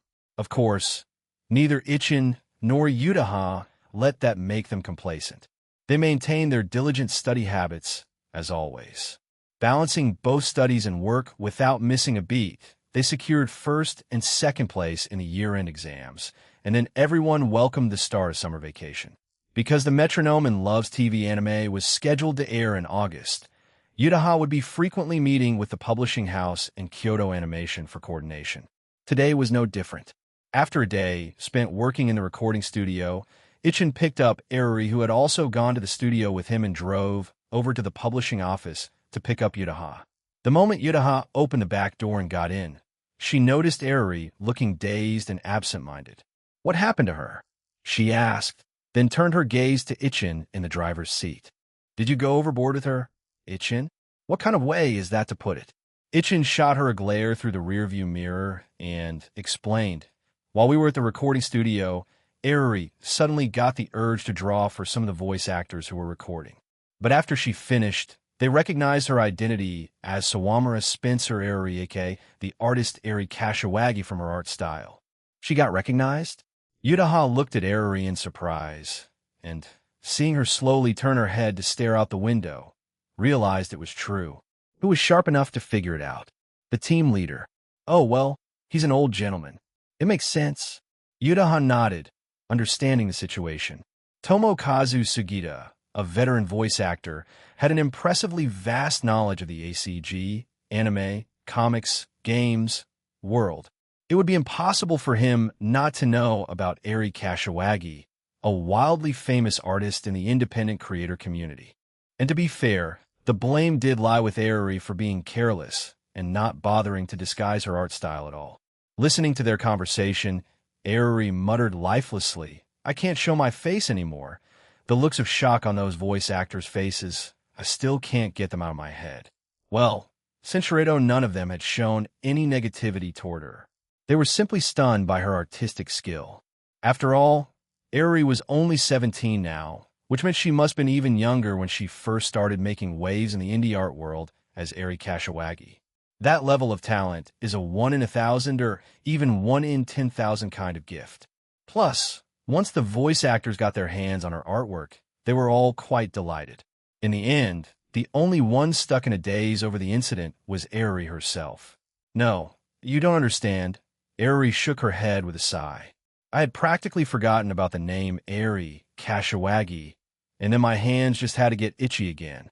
I was even planning to ask for signatures and take photos with the other voice actors the day after tomorrow, but now? No way. I'm not going." A single social death was enough for a lifetime. Eruri was terrified that if she went back to the studio and had to introduce herself to the other voice actors, she might accidentally blurt out her alias, Eri Kashiwagi. That's not entirely impossible. After observing Eruri carefully for a moment, Yutaha finally spoke. "All right, anyway, you won't have time to hang around the recording studio anymore. We're heading off on our trip in 3 days. Don't tell me you've forgotten that." "I haven't forgotten," Eruri replied with a nod. "We got our visas sorted before the finals, right? We're going for a week, aren't we?" "Yeah, 1 week."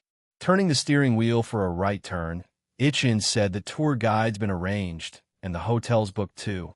"We'll fly directly from Tokyo to Chengdu. Let's have a great time for a few days and maybe ITLL help Eruri forget what happened today." "Sichuan, huh?" At the mention of that place, Eruri finally perked up a bit and even swallowed involuntarily. Sichuan cuisine is amazing whether it's spicy or not. By the way, once we get to the studio later, should we look up what good food and restaurants there are over there? Since it was going to be a proper trip, they obviously had to hunt down the best and most authentic local food. So, the two girls each took out their phones and started searching together. Glancing at them, Ichin commented, "Most of the places are actually pretty decent, but it's definitely a good idea to look some up. It's been years since I last went to Sichuan. I was too young to appreciate it back then. This time, I have to try the spicy rabbit head." Hearing this, Eruri looked up at him in disbelief. "Rabbit head? That rabbit head?" "Yep, the head of that adorable little bunny." Pupil quake. "Rabbits are so cute. How could anyone eat a rabbit? And rabbit heads, no less." Yutahan nodded in agreement from the side. "Exactly. I get that you people eat all kinds of things, and rabbit meat dishes are pretty famous too, but is it really necessary to go as far as eating the rabbit's head?" "Tien, exactly, guys. Just stop it, will you?" Facepalm. 3 days later, in a restaurant in Chengdu, both Yutaha and Eruri were each holding a spicy rabbit head in hand, completely disregarding their usual poise as they gnawed away with greasy mouths. Next to them, Itchin casually picked up a piece of rabbit meat and began eating it. The table in front of him was already piled high with cleaned rabbit skull bones. After taking a sip of cola, he looked across the table at Hazuki. See? I told you. Once they start eating, it won't be anything like how they were acting before. Rabbit heads, despite having more bone than meat, are turned into culinary delights by the skilled chefs of China. Whether marinated in aromatic spices or smothered in fiery sauce, rabbit heads could be turned into true delicacies. After eating all the meat clean off a bone, Aruri, her barato stinging, took 2 quick breaths and picked up a glass of chilled milk to drink. I really didn't want to eat it at first, she said, but since we're already here and it was served to the table, it'd be a shame not to at least try it. Aoba, you really want to try a bite? Holding a skewer in her hand, Aoba shuddered and quickly shook her head. And no, I really can't handle it. But the moment she said that, Yudaha took a jaw piece with meat still on it, broke it off, and stuffed it right into Aoba's mouth. Aoba's eyes went wide. She couldn't spit it out, so she stiffly bit down twice. Wait, it's actually kind of good, even if it's a bit spicy. Watching Aoba go from full rejection to tentative acceptance, Momiji, who had already finished 1 rabbit head and was now munching on a rabbit leg, turned to Narumi beside her. This delicious. Why isn't Tsubaime eating any? Chapter 282-82. The new studio is established over the course of 7 full days. Itchin and everyone from the studio enjoyed a thorough tour of Sichuan under the guidance of their tour guide. They even visited the giant panda base, seeing both the big pandas and the little ones, and took tons of photos. On the 7th day, the others boarded a return flight, while Itchin and Yudaha took a different one headed for the Shanghai. Itchin's father had already found a venue for the company. The size matched Itchin's requirements, and it wasn't in the city center, but located in a more remote tech park. The previous company that occupied the space had relocated, leaving the area vacant just in time. After arriving in the Shanghai, the 2 of them went straight home. After resting for a night, they headed to the tech park with Itchin's father the next day. The venue was a bit smaller than their studio in Japan, but it was already more than enough. They wouldn't be able to recruit that many people at the start anyway. In addition to the space, the previous company had also left behind a number of desks and chairs they no longer needed. After checking the condition, Itchin had the park's administrator get in touch with the former company. After negotiating a price, he bought all the furniture, saving some money in the process. Once the lease agreement was signed, Itchin's father took Itchin and Yudaha to register the new branch of the company. Itchin also appointed his dad as the acting manager for now, at least. After all, he couldn't stay there permanently with his academic responsibilities still ongoing. The whole process, legal procedures, purchasing office furniture and equipment, ended up taking another week. Yudawa even had to watch the first episode of The Metronome in Love from Home rather than with the others. Stretching briefly, Itchin glanced at the time on his computer. Almost midnight already. I should get some rest. I've still got a lot to deal with tomorrow, Itchin said, rubbing his slightly sore eyes. Even though Dad transferred a few people from his company to help me, I still need to hire some experienced industry professionals to help manage things. After finalizing the venue, Itchin had logged into his Bilibili account for the first time in a while to post a job announcement. Over the past few days, had received quite a number of resumes via email.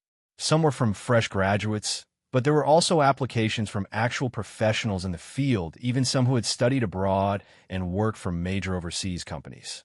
After reviewing the submissions, Itchin sent out interview invitations to the candidates whose expertise matched, whether seasoned professionals or fresh grads. Since you're ready to go take a shower and get some sleep, you've been busy all day. Yeah, I'm just about done. Closing the files on his computer, Itchin stood up and hugged Yudaha in return with a smile. You go get in bed first. It'll be done in a minute. 20 minutes later, Itchin returned from his shower, hair dried, and climbed into bed. He turned off the light and sat next to Yudaha. I didn't feel it earlier, but now I'm really starting to feel the fatigue. Yudaha leaned close and asked softly, it's going to take a while before the company stabilizes, right? Itchin nodded. Yeah, after the interviews, over the next few days, we should be able to start operations. We can begin supporting some of the development for Persona. Cologne Game Show is in 2 weeks. I'm not sure if we'll be done in time. Yutaha did a quick mental calculation. If some of the hires have management experience, it should take some of the pressure off. You might just make it. Forget it. I don't want to think about it anymore. Time to sleep. Leaning down to kiss Yutaha, Ichin closed his eyes peacefully. Good night, Yutaha. Good night, Ichin. Over the following few days, Ichin was busy conducting interviews. Along the way, he also recruited a few people for HR and accounting. The newly added members, including several with previous experience at major companies, proved to be quite capable, since they weren't expected to lead any projects themselves. Basic daily management was well within their grasp. 5 days later, Ichin stood in the meeting room, smiling at the 15 new members gathered there. All right, our team is officially formed now. I'm sure you're all excited to hear about the project we're working on. With that, Ichin handed out printed documents to everyone and turned on the projector. As the team picked up the project plan, their eyes landed on the title on the cover. Persona, their curiosity piqued. They immediately started flipping through the plan. Compared to its original version, this proposal was far more polished. It not only included the portions of the game already completed, but also listed staff for music and voice acting. Several members of the team were huge anime fans. When they saw the names of the voice actors, their faces lit up with excitement. Oh, Aoiki, Nana Mizuki, you guys are only looking at the women? Didn't you see Jun Fukuyama? Hey now, does the team lead have no prestige or what? Boss, the voice actors have already started recording? Got any photos? Now that they were all looking to him, Ichin nodded and pulled up a photo from his laptop, projecting it on the screen. It was one head taken earlier in the recording studio, showing the main voice actors in the middle of their dubbing session. After displaying the photo, Ichin smiled and said, if you guys work hard and perform well, I might be able to get you a few signed photos from the voice actors as a reward. Oh, let's go. Seeing everyone so fired up, Ichin raised a hand to calm him down. The game hasn't been publicly announced yet, but it will be soon. At the end of this month, we'll be appearing in Nintendo's showcase at Gamescom, where we'll officially unveil it. For now, why don't we watch the promotional video we've already put together? He controlled the mouse and clicked open a video file. Instantly, everyone's attention snapped to the screen. Although they had skimmed through the project plan, they still didn't have a clear idea of what the game would look like after all. They joined the project mid-development. The screen faded to black briefly, then lit up with the protagonist in full Phantom Thief gear, one of the character designs shown in the proposal. This scene was from the game's opening. The protagonist crashes through a window and lands on the ground, only to be surrounded by police. The screen cuts to black, a logo appears, and the opening animation begins. For this PV, Ichin used an instrumental soundtrack without vocals. The animation wasn't the full version either. It only featured the protagonist and Takamaki, Ryuji Sakamoto, and Morgana. Interspersed between the animation were snippets of actual in-game footage, showcasing both daily life scenes and battle sequences. After a jaw-dropping all-out attack animation, the PV began to wind down. The screen displayed the title Persona, with a line beneath reading releasing summer 2023. At the bottom were the logos for Nintendo Switch, Steam, and Epic Games, indicating the platforms the game would be released on. As the PV ended, the meeting room fell into a moment of silence. About 10 seconds later, the whole room filled with enthusiastic discussion. Chapter 283. The smooth opening of the new studio. This is the animation produced with the involvement of Kyoto Animation. As always, the quality is excellent. Boss, you must spend a good amount, huh? Ichin smiled and nodded. It was all right. The first 2 games made quite a bit of money. Plus, because of some prior events, I got acquainted with Kyoto Animation in advance, so they gave me a small discount. Kyoto Animation, if you're an anime fan, there's no way you're unfamiliar with them. You could say that some of Kyoto's stories aren't always the very best in terms of plot, but when it comes to animation quality, there's simply nothing to criticize. For Persona, the in-game cutscenes made by Kyoto Animation with ample funding were of stunning quality. Every frame was brimming with budget. One of the female illustrators, after watching the PV, was overjoyed to be part of this game development. With a cheerful heart, she flipped through the rest of the project proposal. HM, screenwriter, Kasumi Utako? Seeing the name, she frowned and thought for a moment before taking out her phone, opening Bilibili, heading to the anime section, and clicking on a new anime airing this season, produced by Kyoto Animation. Boss, she called out to Ichin and showed him the screen on her phone. The game's screenwriter Kasumi Utako is she really the author of the Metronome in Love? Oh, you figured it out? Ichin smiled and nodded. Yup, that's her. One of the reasons we got Kyoto Animation to do the in-game animation is precisely because of her. But you all keep this under wraps for now. That Kasumi Utako is your boss lady. Boss lady? Everyone's eyes widened, staring at Ichin in disbelief. They had already been shocked when they learned Ichin was only 18, but this news was on another level entirely. Unlike the Tokyo headquarters, which had several married employees, this team was made up of just over a dozen single individuals. And yet their 18-year-old boss already had a girlfriend? Another illustrator suddenly recalled something and exclaimed with sudden clarity, that long-haired, black-haired beauty who appeared in last year's live stream, was that your girlfriend, boss? Ichin didn't say anything, just smiled and nodded. Dang it, I can't even compete with an 18-year-old. Have I just wasted these past few years of my life? A programmer, after staying silent for a moment, adjusted his glasses and said something entirely different. Boss, there are a lot of girls over there, right? Could you help out us lonely guys a little? That, huh? Ichin chuckled and spread his hands. I don't mind you guys chasing happiness. But before that, I think you should consider the language barrier. Even though the core members will be in contact with you are learning Chinese, you still need to show some initiative yourselves. As for whether they could actually succeed, or who they could even pursue, Ichin honestly didn't have much faith in them. After all, not everyone could manage what he and Utaha had. Cross-national relationships were never that easy. Although both teams belonged to the same company, there would definitely be plenty of interaction in the future. If a few couples actually came out of it, Ichin would be more than happy to see it happen. After wrapping up the gossip, Ichin got back to business and started discussing their upcoming tasks. Later, your assigned tasks will be distributed. Since the game framework is already mostly complete, we're now at the stage of filling in content. For the programming team, the job will be to implement various features, optimize them, and reduce bugs in the game. The art team will have a heavier load once you're familiar with the development environment. Some of the main storyline dungeon maps will be handed over to you. And finally, there's the voice acting part. We're also doing a full Chinese dub. Turning to the person he had temporarily appointed as team lead, Ichin said, Brother Chun, you mentioned you know some voice actors. Please help me get in touch with a few. What I need is professionalism. Price is not an issue. As for voice actors, there were plenty of professionals in the country, so Ichin was happy to spend a bit more time letting someone handle the outreach. For Persona, Ichin's goal was full voice acting for the entire story. Naturally, this meant his standards were going to be very high. To ensure the quality of the voiceover, aside from reviewing sample recordings sent online, Ichin knew he'd have to fly back a few times to personally supervise the sessions. Once the specific tasks were assigned, Ichin added everyone into a workgroup chat. The Japan and China teams were organized into separate groups. He also brought Hazuki, Yumiko, Kei Yagami, and Rin into the chat. Task assignments were being handled by Hazuki and Rin and were scheduled to arrive in the afternoon.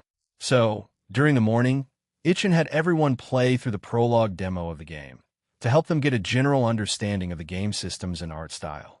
Even though it was just a prologue ending shortly after the protagonist awakened their persona and fought a few battles, the overall gameplay experience gave everyone strong confidence in the quality of the still incomplete game. That afternoon, the assigned tasks were delivered. Ichin reviewed them to confirm everything was in order, then distributed the work. The studio instantly shifted into production mode, with everyone diving into development. After staying 3 more days and confirming the studio was running smoothly and with his dad helping oversee things, Ichin was finally able to depart for Tokyo with peace of mind. Utaha had already started murmuring about missing their cat, Peppa. As for the Chinese voice acting, several actors had been contacted, though they hadn't reached any final agreements yet. Ichin handed off that responsibility to his staff, then boarded a plane with Yutaha. After a day of rest, the two returned to the headquarters studio. As soon as they walked in, Ichin was greeted by a familiar scene. The girls huddled together, eating snacks Suzuki had brought that morning. If I didn't know you all were ahead of schedule on your work, I'd be docking your pay. Joking as he walked over, Ichin grabbed a pack of gummies, opened it, and popped one in his mouth. Where's Eri? She hasn't shown up yet? Not yet. Kei Yagami yawned after sipping her tea. She's coming over today with Yukino. Yukino said she's bringing the cat too. Is that so? Ichin nodded, then looked at Yutaha beside him. How about we head home during lunch and bring Peppa over too? Yutaha happily agreed. Sure, the little guy's grown quite a bit already. Should be fine to take him out now. After a few bites of snacks, Aoba raised her hand curiously and asked, Ichin-kun, what's the studio in China like? We haven't even seen any photos yet. Though everyone knew the second studio was up and running, they only knew how many staff had been hired. They hadn't seen the actual workspace yet. Hazuki chimed in, exactly. If I'd known, I would have stayed a few extra days. Then I could have seen it all firsthand. I never said you couldn't stay. You guys just didn't want to spend the money to stay longer, Ichin teased as he pulled out his phone. All right, here let me show you the new studio and your new colleagues. Chapter 284-284. Gamescom Cologne. As Gamescom Cologne approached, gaming media outlets across the internet began leaking news about upcoming game announcements and demos from participating companies. Naturally, there were also leaks related to Nintendo, one of the highlights being the delayed release of Pokémon Legends Arceus. The game was originally scheduled for release early in the year, but unexpectedly got delayed. At the time, many speculated it was due to poor optimization, making it practically unplayable, and thus had to be postponed. Of course, those were all just guesses. No one had any insider information. Ichin speculated that the delay was likely due to development troubles and a slew of issues cropping up. Judging by the PV alone, it was clear the game was using an outdated engine, and coupled with backward development techniques, the visuals were far behind modern standards. Even if the Nintendo Switch couldn't compete with next-gen consoles in terms of power, it shouldn't have looked that bad. This was clearly a matter of development quality. Ichin didn't pay much attention to what other companies were doing. If they made good games, he'd be happy. After all, he was a gamer himself, and any good game that came out was something he'd definitely buy and play. With 4 days left until Gamescom, Ichin posted a photo on Bilibili. The photo showed a recording studio with several voice actors holding scripts and actively working on voice recording. Not long after, the comments section exploded. Wow, he's still alive? Fukuyama Jun, Mamoru Miyano, Nana Mizuki, holy smokes. How many A-list voice actors did they hire? Are you really confirming a reveal at Gamescom? We've been waiting forever. So what kind of game is it exactly? There were comments discussing the voice actors, the game, and even some skeptical ones questioning whether the game existed at all. In short, a flood of speculation and chatter. After posting that update in the morning, Ichin didn't respond to any of the comments. Instead, the next day, he posted another photo, this time featuring more voice actors: Haruka Tamatsu, Ikutani, and Tomokazu Sugita. Clearly, they had brought in a lot of voice talent. Don't tell me all the budget went to hiring voice actors. This isn't a mobile game, you know? Don't forget, they said before that the game would have full voice acting throughout. Once again, Ichin didn't respond that day either. On the third day, Ichin finally posted something more than just photos. Alongside another image from the recording studio, he added a short message to his post. Please look forward to Nintendo's Direct at Gamescom. The game will be released on the Nintendo Switch, Steam, and Epic Games platforms. Also, all 2D cutscenes in the game were animated by Kyoto Animation. KyoAni fans can look forward to it. It's guaranteed high-quality animation. Full game details will be revealed tomorrow night. At last, a post with some real information, even though it still felt like he hadn't said much at all. But that didn't stop fans from flooding the comments and speculating wildly. Wow, even Kyoto Animation's involved? Do you have too much money or what? Did everyone forget? The first two games already sold over 1 million copies. And that was earlier this year. Another 6 months have passed since then. Even if it hasn't reached 1.5 million, it's probably pretty close by now, right? Cutscenes made by Kyoto Animation? That's definitely something to look forward to. So besides working on the metronome in Love this season, Kyoto Animation also contributed to in-game animations. Hopefully the quality holds up. And just like that, amid immense anticipation, Gamescom Cologne finally opened. Unlike last year, this time Nintendo wasn't the first to present at the event. But this year, the schedule was adjusted. Nintendo was taking the lead. Inside the company, everyone hooked up a projector to the computer, gathered together. Censurado, do you really not know what games Nintendo will reveal today? What about Breath of the Wild 2? I really don't, Ichin said, spreading his hands. Of course I'd love to know ahead of time, but when I visited Nintendo headquarters and asked them, every single one of them kept their mouths shut. So they wanted to preserve the mystery. I couldn't get anything out of them. But they did say they'd have new info on Arceus. That's official. And it looks like there might also be news on the new Kirby game. Kirby, huh? Yagami K rested her chin in her hands with a nostalgic look. I used to play Kirby all the time. The new one on the Switch was okay, but I really want something more innovative. As everyone chatted excitedly, the Nintendo Direct finally began. After a brief welcome, Nintendo jumped straight into showing trailers. The first logo that appeared instantly told everyone what game it was. The music was almost identical to the last time Arceus was revealed, but when the visuals came up, everyone noticed the graphics had been refined just slightly. Yes, slightly. That's all.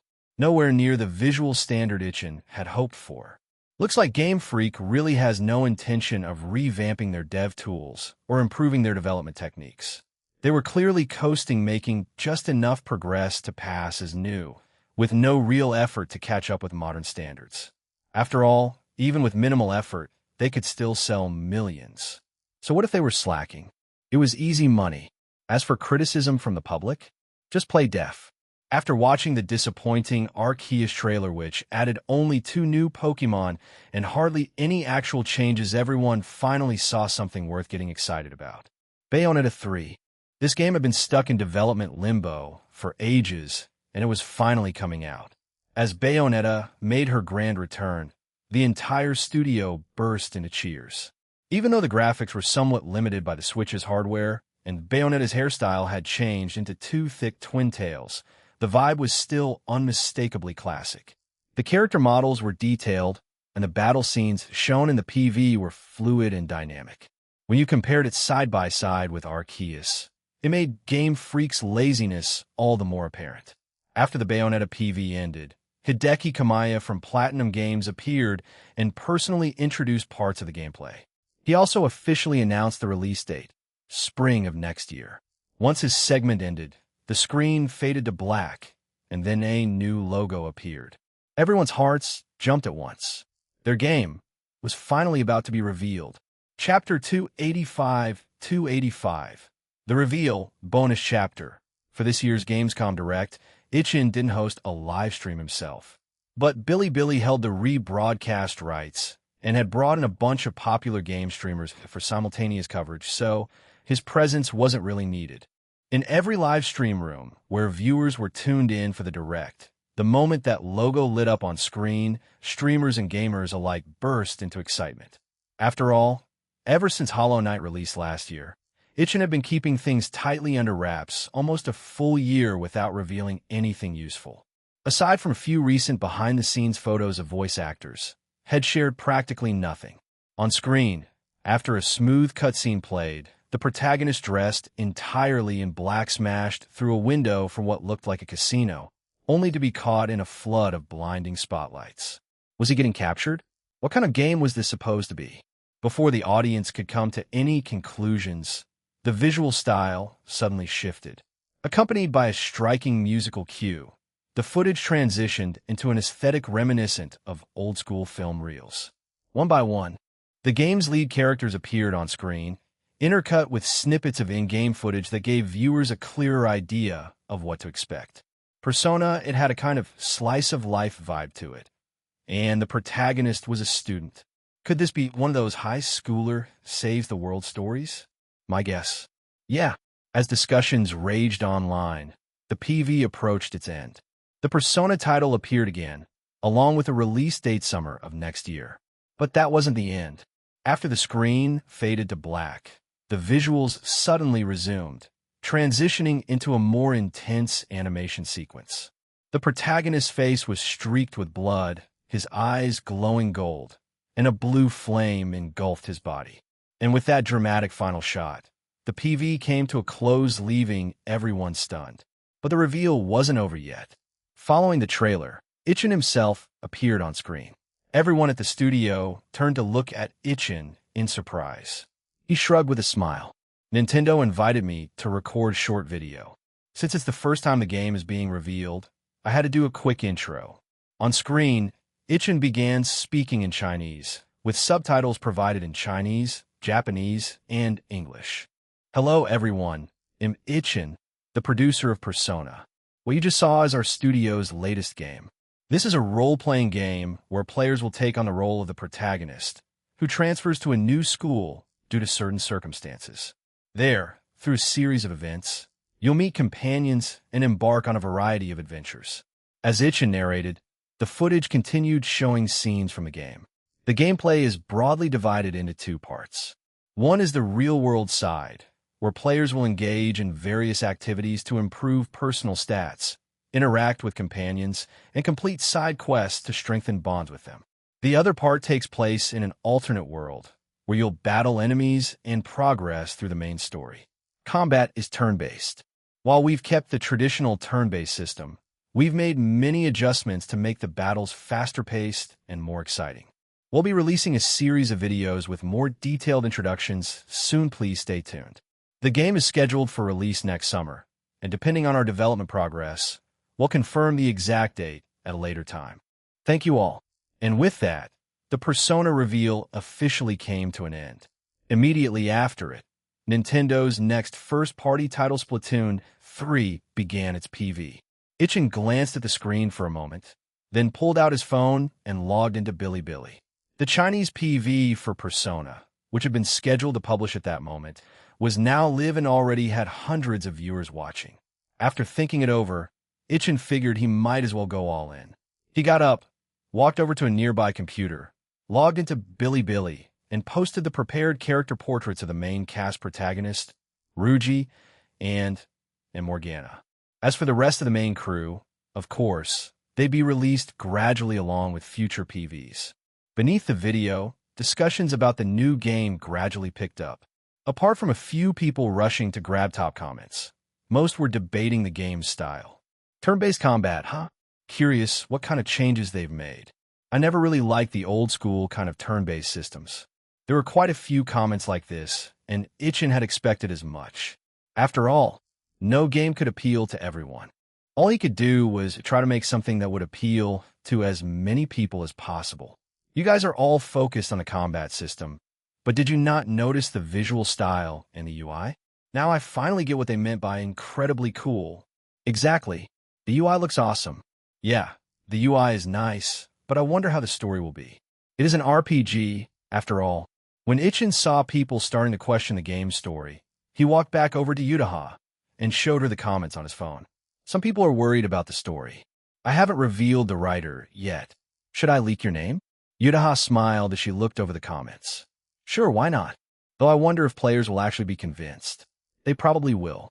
The Metronome in Love's anime already aired, and the Chinese edition of her novel is available on Bilibili too. There's been a fair amount of promotion. It's got decent popularity. As he spoke, Ichin typed up a response under the video and pinned it at the top, addressing the concerns about the story. You don't need to worry about the game's story. The entire game world was constructed by me, and I also drafted the main plot outline. The actual story content was written by Kasumi Yutako Sensei, with me providing support. If you're unfamiliar with her, check out the anime The Metronome in Love that just aired, produced by Kyoto Animation. Kasumi Yutako Sensei is the author of the original novel. Her writing is solid, so rest assured. That pinned comment was immediately seen by everyone, and the discussion quickly lit up. Wait, the metronome in Love's author? So does that mean this game has romance elements? From what I know, Kasumi Yutiko's only interaction with KyoAni was due to the anime adaptation. Now, she's involved in game development? How did you even recruit her? Kasumi Yutiko's a woman, right? Didn't she just join the team? Maybe she was looking for a new opportunity and decided to join the project. Hold up. Doesn't the boss already have a Barato? As the comments started going way off topic, Ichin's expression became a little stiff, especially with Yutaha watching over his shoulder. Her expression turned a little complicated.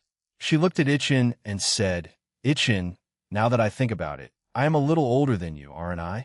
How about calling me Big Sis? In your dreams. It's only like a month's difference." Ichin rolled his eyes at her, then quickly typed another comment. "Don't start spreading nonsense. The boss lady is sitting right next to me. I don't want to end up kneeling on a keyboard." And that just led to even more chaos in the comments. At this rate, it was clear having a normal discussion now was absolutely impossible. Chapter 286-286. A visit from Haruno trying to get these brainless internet jokers to calm down would take way too long. So Ichin simply stopped looking at the comments under his post and started browsing through others instead. That's when he spotted a comment asking when he would do a live stream again. After thinking about it, Ichin replied under the comment, "Live stream? They'll probably do one in September to talk more about the game's content." Once he responded, he put his phone away and turned his attention back to the Nintendo Direct. Right then, the PV for Breath of the Wild 2 began. Ichin watched it carefully, but in the end, Nintendo proved themselves to be masters of teasing. Aside from a few snippets of in-game footage and some scenes using the Sheikah Slate mechanics, there wasn't much else. Still no confirmed release date, either just a vague late 2022. Now at the end of August, Ichin figured the earliest possible release would be late November, though late December was more likely. If things got really crazy, it could even get pushed to next year. Delays were possible, of course, but this was Zelda Breath of the Wild 2. No one was going to doubt its quality. That was a completely different story compared to Game Freak's situation. After the PV ended, Ichin turned to Hazuki, sitting on his other side. "Hazuki, we can probably start planning a live stream next month. On Monday, let's set up a meeting with the voice actors. We'll start with the 4 leads we've already revealed. Keep the rest of the cast under wraps for now." Hazuki smiled and nodded. "Got it. No problem." Half an hour later, Nintendo's first-party titles and indie game announcements wrapped up. Under the cover of night, everyone left the office and headed home to rest. That night's game reveal had been a big success. The standalone Persona PV uploaded to YouTube racked up nearly 2,000 likes in just over 30 minutes. Initial promotional efforts were clearly off to a strong start. With the weekend ahead, everyone could finally enjoy a couple of well-earned, stress-free days. After driving home and taking a shower, both Ichin and Yutaha were completely exhausted. Lying in bed, Yutaha yawned and said, "Ichin, today really was a strong start, huh?" "Yeah, definitely," Ichin replied, tired but even more elated. "It's the result of almost a year of hard work from the whole team. We've earned the players' praise and anticipation, but we can't let our guard down yet. The game's not even finished.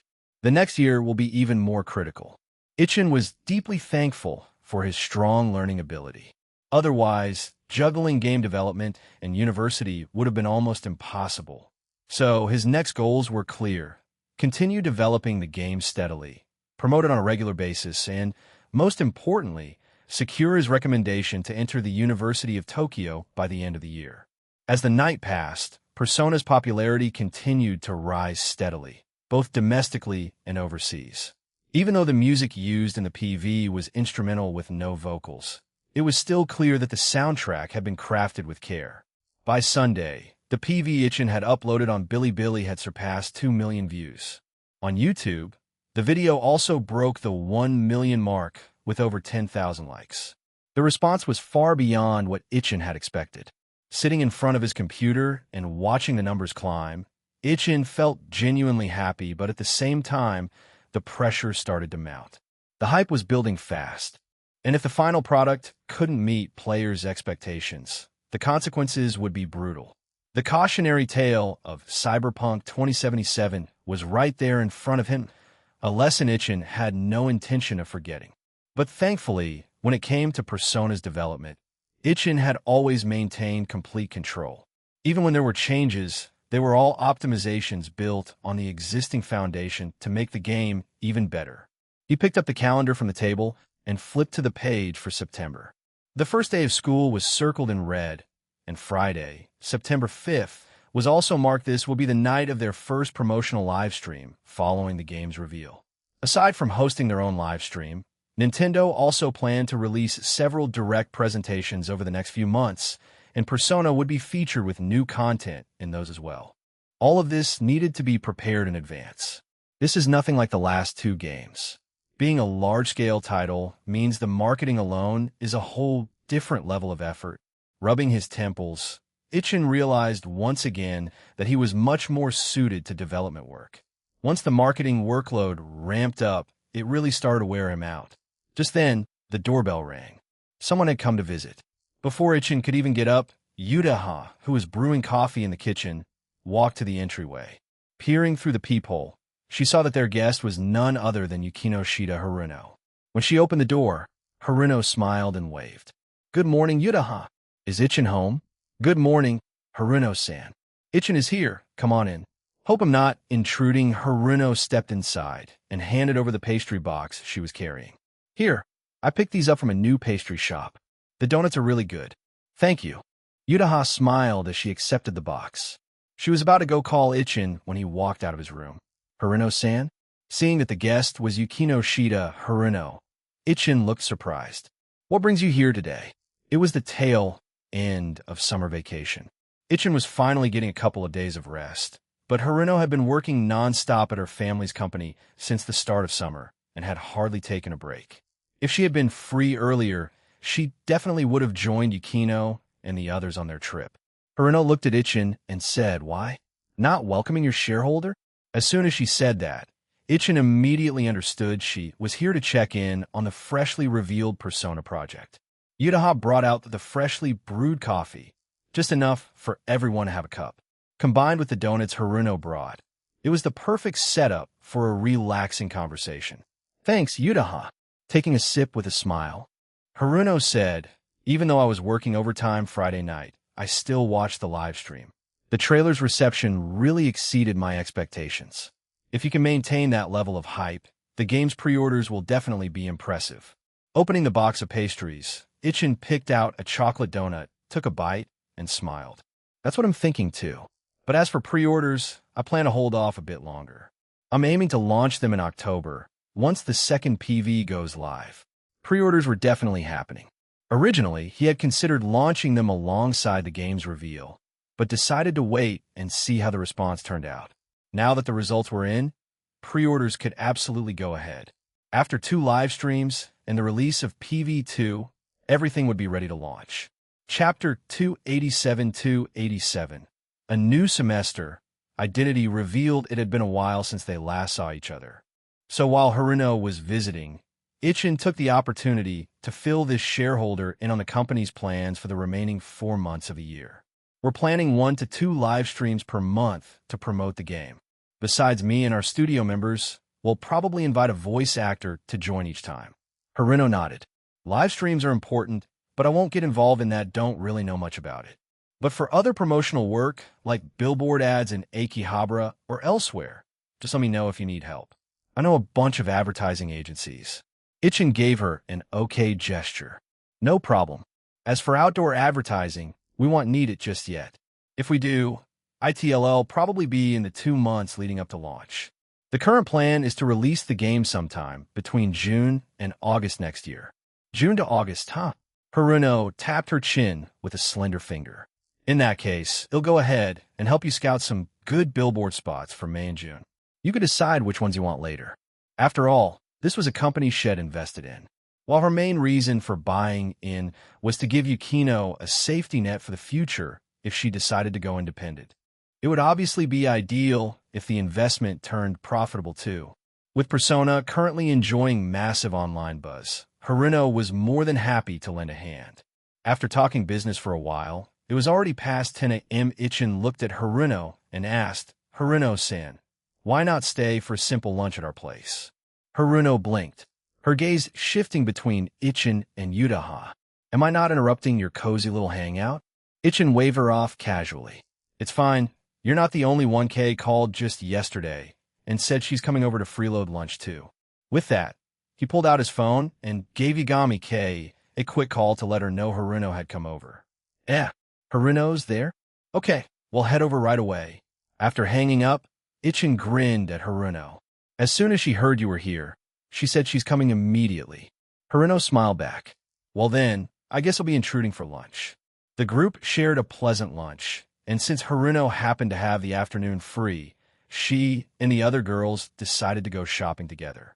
Ichin didn't join them, he stayed home, planning to go over the upcoming series of promotional tasks and also get to work on the unfinished project proposals for Apex and Dark Souls. Originally, he had told Yutaha that it was fine to have dinner out, but just past 5 p.m., she unexpectedly came back home. Hearing the bedroom door open behind him, Ichin turned around in surprise, only to see Yutaha walking in with shopping bags in hand. You're back already? Of course I am. If you're home, then of course he'll come back. She set the bags down on the floor and walked over to Ichin, glancing at the dense wall of text on his screen. Still working? I wouldn't really call it work, Ichin said with a smile, shaking his head. When I'm doing this kind of thing, I'm genuinely happy. It doesn't feel tiring at all. You don't feel tired now, but you definitely will later. After helping him save his files and close the laptop, Yutaha took his hand and pulled him up. Come, Ichin, look, I bought you some clothes. And I also picked up ingredients for dinner. I found some really good eel and pork belly. Tonight, I'll make onegi-don and braised pork for you. Looking at Yutaha's smiling face, Ichin gently pulled her closer, holding her in his arms. Onegi-don, huh? That's a lot of work to make. Yutaha wrapped her arms around him as well, closing her eyes and whispering softly, It's not that bad. My mom already taught me the full recipe, and I've practiced several times under supervision. The taste is absolutely fine. Besides, if it's for you, Ichin, Cinchuredo, despite Yutaha being well accustomed to this kind of playful banter at home, still made her blush. It's not even evening yet, and I just got back. I haven't even showered. Then let's head to the bathroom. You can freshen up, and I'll prep dinner. The meal was delayed by about an hour, but for Ichin, it was well worth it. The onegi-don and braised pork turned out delicious, and before dinner, Yutaha had also been in great spirits. Very soon, September arrived, and it was time to return to school. As usual, Ichin and Yutaha drove to the parking lot near the campus, and then walked toward the school gates together. But today, as they approached the school, Ichin noticed a lot more eyes on him than usual. Exchanging a puzzled glance with Yutaha, he asked quietly, What's going on? Yutaha shook her head and whispered, I have a feeling it has something to do with the studio. You mean? Most likely, she replied, thinking it over. Not just this time you actually showed your face during Nintendo's Direct. And the hype around Persona is off the charts right now. You haven't been looking at any discussions outside of Bilibili and YouTube recently, have you? Ichin nodded. I checked during the first few days after the Direct, but then I dove back into work. I haven't had time for game forums. As they stepped into the school building and were about to change their shoes, they ran into 2 male classmates and a girl from their class. Wow, Ichin, you've really made a name for yourself this time. The girl chimed in excitedly. Everyone online is talking about you. The youngest well-known game developer. Even my friends who don't usually play games know who you are now. Welp, looks like the fame is real. Heading upstairs to the classroom and briefly chatting with a few classmates, Ichin took out his phone and sure enough, there were tons of discussions about him online. Most of them were focused on his age. Some posts had even dug up details about his family background and academic performance. There were even reports about his relationship with Yutaha. Rubbing his chin, Ichin frowned. This really isn't a good thing. Looks like showing my face in that Direct wasn't the best idea after all. Ichin didn't mind being seen as a star developer, but with the game still unfinished, all this media coverage felt dangerously like overhype waiting to implode. Yutaha scooted her chair over and, after glancing at his phone, asked, Ichin, are you all right with this? Ichin shook his head. It's nothing. Don't pay attention to it. Just focus on what we need to do. There was still some time before the next live stream, so for now it was better to lie low. Chapter 288, 288. Pretty much settled after the opening ceremony for the new semester in the morning, Ichin was, as expected, called to the office by Shizuka Hiratsuka. As soon as he entered the office, Ichin noticed that all the other teachers were looking at him. He walked over and sat down next to Hiratsuka and quietly asked, "Sensei, does everyone know already?" Spreading her hands, Hiratsuka replied, "Yep. Everyone knows. After all, you made a public appearance yourself, and with how fast news spreads online these days, it's hard not to see it. But don't worry, the teachers won't bother you. Although, you might have to deal with some curious students from time to time.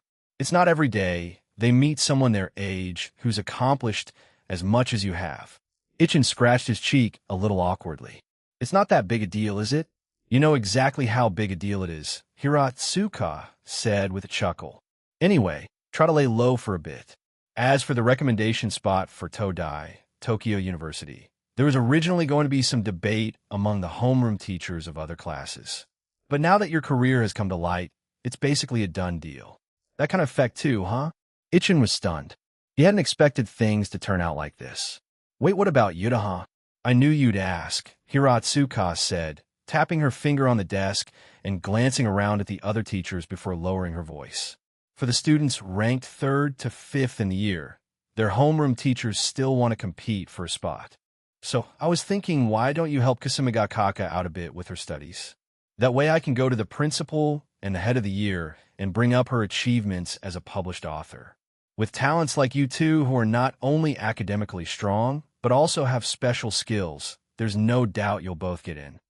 Ichin rubbed his chin, then gave Hiratsuka an okay gesture. "All right, he'll go ask Yuta. If she agrees, he'll text you." With that, he left the office and headed back to the classroom to find Yuta. When he returned, Ichin told Yuta what Hiratsuka had said. After a moment of thought, the girl nodded and replied, "Then go ahead and tell Hiratsuka-sensei. You can inform the year head and the principal, but let's not spread it any further. I don't like flaunting my identity as a light novel author. I'd rather quietly keep writing." "All right." He'll send her a message. Taking out his phone, Ichin quickly typed a message and sent it to Hiratsuka. She replied with a simple okay after seeing it. So the matter was basically settled. Okay, now we just wait for the official word. Once we've secured the recommendation, all we have to do is attend an interview and then take the standardized test in January next year. "Is it really that easy?" Yuta asked skeptically. "Relax." Ichin lightly pinched her cheek and grinned. "If the two of us can't get a recommendation from Toyogaseki, then no one else stand a chance, right? Now that you say it, yeah, that makes sense." Originally, Yuta thought just good grades wouldn't be enough, and she might have to enter some extra competitions or events. She hadn't expected things to be settled so directly. Thinking about it carefully, it really was true. With Ichin's achievements and her own, their academic records alone were bravado to secure a spot at Todai. Given the current situation, the two of them could finally relax a little. As for whether it was unfair to the other students competing for the recommendation slots, Yuta certainly didn't think so. If they had managed to secure 1st and 2nd place in the year, that meant both of them had put in serious academic effort. And as for their achievements outside of school, those came from long hours of hard work that no one else had seen. Back when she first started writing novels, Yuta often worked into the dead of night or even pulled all-nighters. Otherwise, she wouldn't have needed to catch up on sleep during the day at school. Where her first novel was published, it didn't go smoothly either. She had to pour in a lot of time and energy to revise it. As for Ichin, there was even less need to explain. Making a game all by himself was far more intense than writing novels. Although Yuta herself had only worked on the scenario side of game development, she had learned quite a bit about the overall process. One person managing everything: programming, art, balancing, planning, wasn't something just anyone could pull off. There were a few in the industry who had made hit games entirely on their own, like Ichin, but every one of them was extraordinarily skilled and talented, and they'd all put in massive effort too. So for Ichin and Yuta, there was no guilt or burden in receiving the recommendation spots.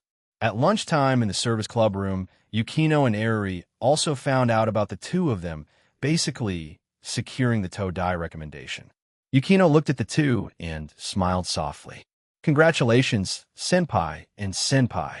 Eri clapped her hands in surprise. So it's pretty much decided? Then does that mean you two won't be coming to school as often now, and will be focusing more on game development and writing? Not quite. Ichin shook his head. We'll still come to class on regular days. But if something comes up, we'll take leave more decisively than before. And of course, we'll still take the exams. I don't want to lose my position as top of the year. As he said that, he glanced at Yutaha beside him. Yutaha glared right back, unwilling to back down. They'll be taking the exams too. I was thinking of snatching the top spot from you in the few months we have left. Just as it looked like the two of them were about to start another academic showdown, Eri quickly stepped in to stop them. Save the exam stuff for later. There's something else if I remember right. You guys have a school trip coming up in October, right? The third-year trip. Has the destination been decided? The school trip? At the mention of that, both Ichin and Yutaha paused. Ichin thought for a moment and said, someone asked Hiratsuka-sensei during homeroom this morning. She said it's not officially confirmed yet, but ITLL probably be Kyoto. Japan doesn't really have that many fun places to go for school trips. Somewhere far like Hokkaido is out of the question, and the only place with some worthwhile sights is probably Kyoto. It's definitely not going to be a trip abroad. A 3-day school trip didn't leave much room for great destinations anyway. Yutaha nodded. Exactly. And in any case, Ichin and I will be letting Hiratsuka-sensei know that we're not going. He'll be busy with the launch of my new book next month. I don't have the time. And Ichin has to arrange promotional streams every month too. A multi-day trip like this just isn't practical for us. As for travel, they'd already gone on a week-long vacation together in Shanghai over the summer, so neither of them had any interest in going to Kyoto. Eri nodded in understanding. That makes sense. There really isn't much fun stuff there. I just wonder where we third years will go next year. I think you should be more focused on what university you're going to apply to, Ichin said. Demandez-estimatme. I'm not the same girl I used to be. Chapter 289-289.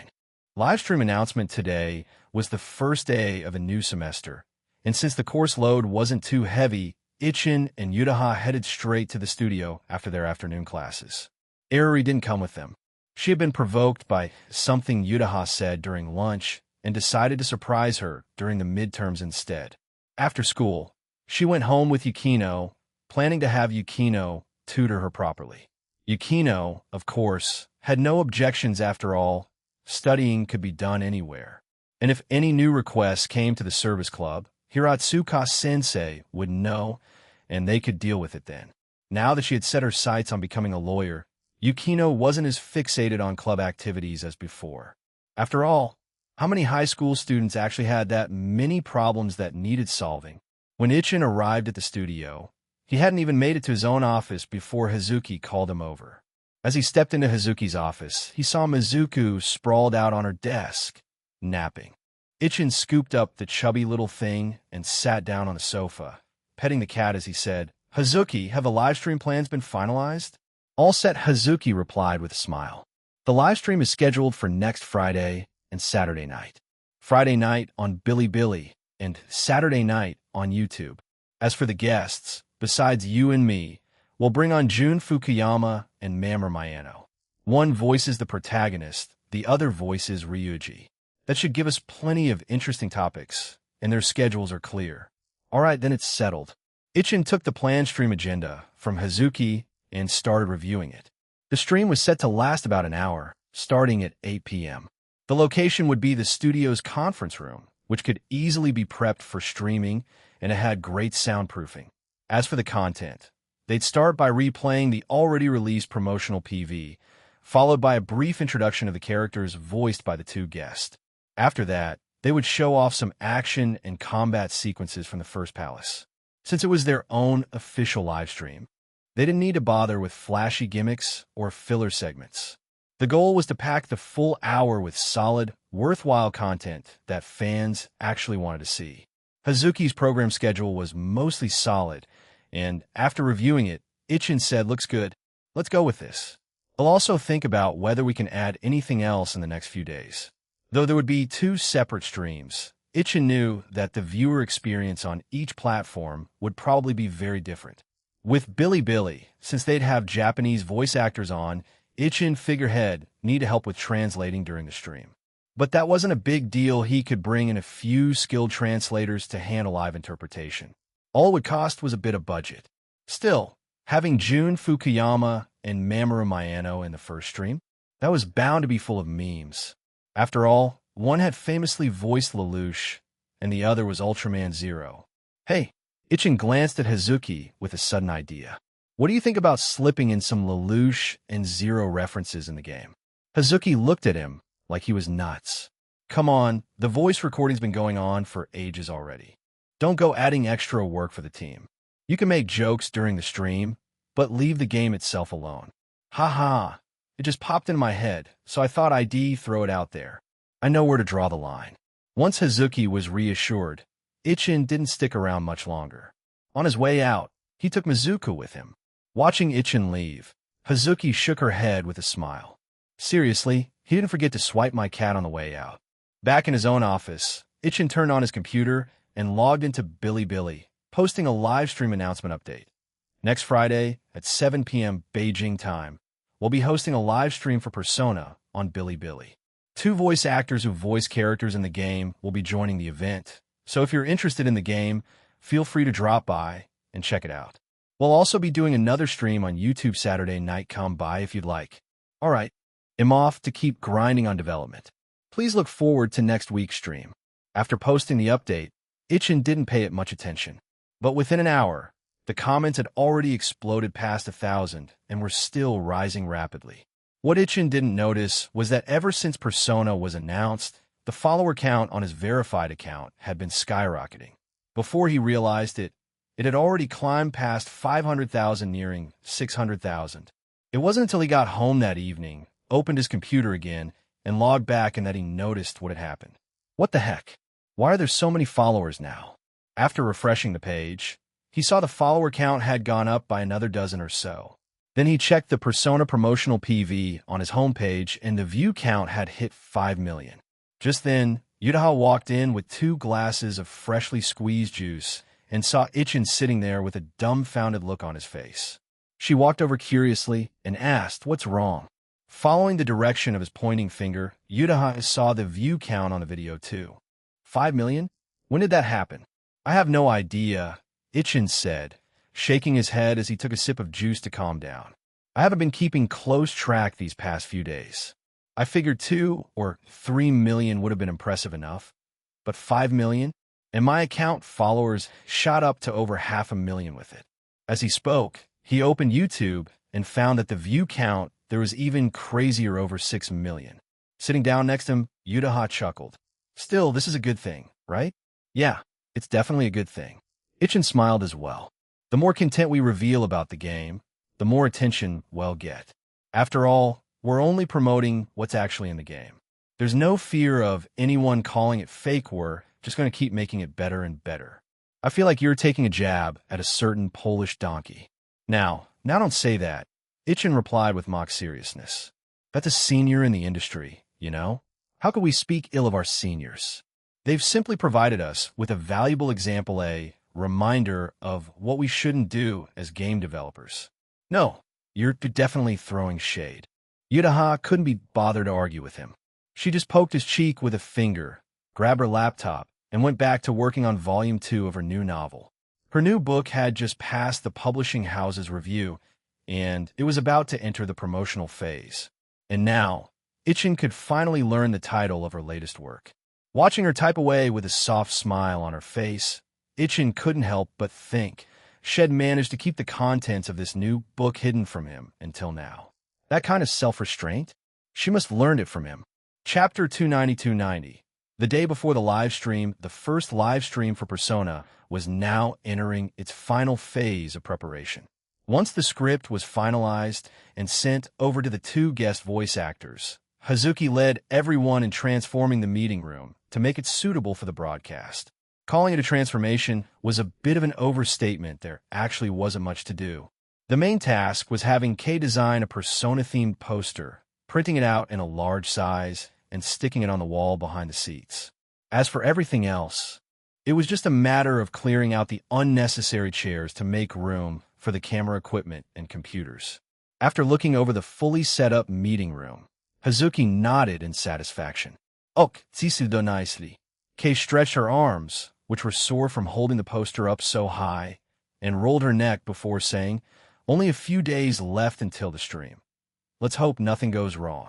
Relax, relax. We're just sharing some in-game info and having a casual chat. What'd possibly go wrong?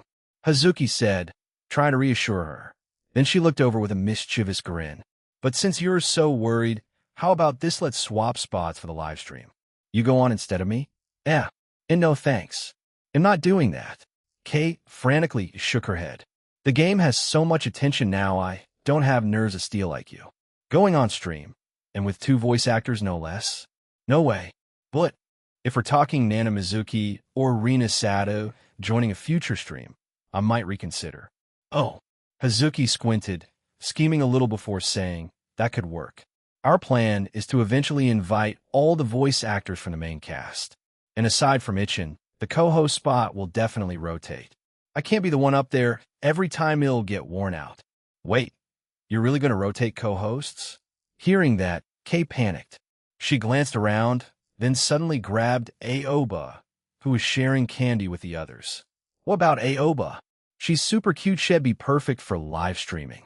Aoba chewed for a moment with a blank expression before swallowing and saying, Kay-san, it's no use dragging me into this. I'm pretty sure everyone's going to have a turn. Right, Hazuki-san? With a huge grin, Hazuki snapped her fingers. Bingo, exactly right. It was a simple truth. Both Ichin and Hazuki knew that the veteran members of the studio weren't just good-looking, they were also highly capable. Livestream events like these were perfect opportunities for them to get some experience. After all, each of them would eventually have to stand on their own in the spotlight. Plus, it was a good way to help them break out of their mild cases of social anxiety. Well, except for Hifumi. The others might be nervous at first, but they'd warm up quickly. Hifumi, on the other hand, would probably struggle to even get a word out if she had to go on stream. As Hazuki was thinking this, her gaze drifted toward Hifumi, who was standing next to Yunaijima. Feeling Hazuki's eyes on her, Hifumi visibly trembled and muttered in a panic, I really can't do it. Ah, don't worry, Hifumi. Would never force you to join the stream, Hazuki said, waving her hand reassuringly. Just help us out behind the scenes. No need to be on camera. Only then did Hifumi finally relax. In the afternoon, after school, Ichin arrived at the studio. After checking over the fully set-up live stream room, he nodded in satisfaction. Very nice. This would do just fine. Oh, and before Friday 2 of the sample figures we commissioned from the figure manufacturer are going to be finished. We can display them during Friday night stream. Oh, they're finally ready? Shinoda was the first to rush over, eyes sparkling. Which 2 is it? The protagonist and his persona Arsene. Given how little time we had from design to prototype, just getting these samples out is already impressive. Ichin smiled. I know what you're thinking. Don't worry, once pre-orders open, they'll send you a set. Everyone in the studio will get one. Yay! Games like Hollow Knight and Slay the Spire weren't exactly ideal for figure merchandising, but Persona was a different story. It was perfect for a full line of merchandise. Ichin and Hazuki had already reached out to a whole network of merch manufacturers. Everything from small items like keychains and mouse pads to figures in various scales was either already in the design phase or in production. Every member of the main cast would have their own figure, and Arsene would be getting one too. As for additional figures, those were still under consideration. Of course, the figures wouldn't be released all at once. They'd be rolled out gradually. Even with strong game sales, sustaining 2 studios wasn't easy. So the merchandise and all related side revenue needed to kick in and keep up. The day before the live stream Thursday, the figures arrived safely at the studio. In the converted meeting room, Ichin placed the 2 boxes on the table, then carefully opened the packaging, revealing the figures securely placed inside clear plastic molds. Since these were early prototypes, there were still a few details in the paintwork that needed touch-ups and oversight. But as display pieces for the stream, they were already more than good enough, certainly better than showing off unpainted prototypes. Whoa, these look awesome. Shinoda leaned in close to the protagonist figure, examining it carefully before excitedly whipping out his phone and snapping pictures from every angle. Ichin-kun, do you think I could? Before he could even finish, Ichin cut him off. Nope. This is the very first production piece. I plan to put it in our studio's figure display cabinet as a permanent keepsake. Saving it? Fair enough. It is the first one, after all. After inspecting the two figures, Ichin gently placed them back into their boxes. They'd be brought out and set up again before the stream began the next day. Back in his office, Ichin set the boxes down and picked up the event schedule for the next day's live stream. He went over the whole rundown with Hazuki to make sure everything was perfect. Once the two guest voice actors arrived the next afternoon and they rehearsed together, everything would be locked in. Oh, right, Hazuki, can you book a nearby restaurant? Let's treat the two voice actors to dinner before the stream tomorrow night. Hazuki smiled and gave an okay gesture. No worries. I already made the reservation. With Hazuki handling things, Ichin could truly rest easy.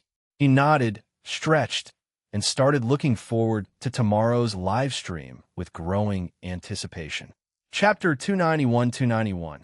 First live stream and the upcoming pre-orders on Friday evening. Half an hour before the live stream was scheduled to begin, Ichin and the team were already in the studio, making final preparations. After adjusting all the equipment, Ichin turned to the two voice actors and said, "For today's stream, just follow the plan we went over.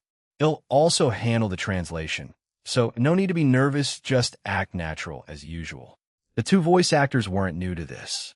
They had participated in many game and anime-related live events, including ones in China, so they were calm and relaxed.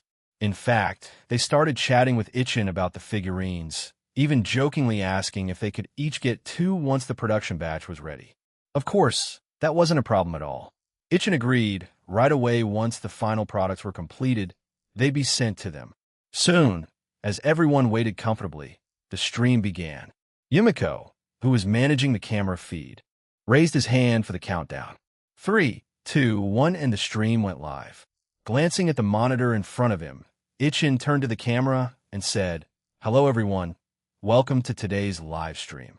Wow, quite a few people are already here. It seems everyone's been looking forward to this. Let's not waste time and go ahead with introducing today's guests. Everyone in the chat was already familiar with the two voice actors. After a brief introduction, Ichin replayed the promotional PV so everyone could review it together. After that, he began explaining the game setting. The stream, originally planned for an hour, ended up running a little over, but it went extremely smoothly. After discussing the game's world and the core mechanic of personas, the voice actors took over to showcase the battle system in-game. This was far more detailed than the few seconds of battle footage shown in the PV. It gave viewers a much fuller understanding of Persona's combat system. To wrap up the demo, they also showed the feature for switching characters inside the palace. They controlled an Takamaki and had her run a lap through the dungeon. Ins Phantom Thief outfit, a tight red leather suit matched her tall, model-like figure perfectly. During the demo, many viewers in the chat couldn't help but comment, "Careful, you're gonna get banned." But Ichin was unfazed, controlling, and he performed a swift flip and ambush, stealing a mask from an enemy and showing off a full battle sequence before wrapping up the gameplay demo. Finally, they introduced the two figurines that had been sitting on the table since the beginning of the stream. To wrap up, yes, these two figurines you've been seeing here. That's right, our official web store will be launching soon. Stay tuned to our updates. Once the store is live, pre-orders for these figures will open, starting with the protagonist and Arsene. Morgana and Anne's figures are also planned, though those prototypes aren't ready yet. Here, check out the gray models. As Ichin spoke, Yumiko quickly switched the feed to display the gray prototypes of the figures.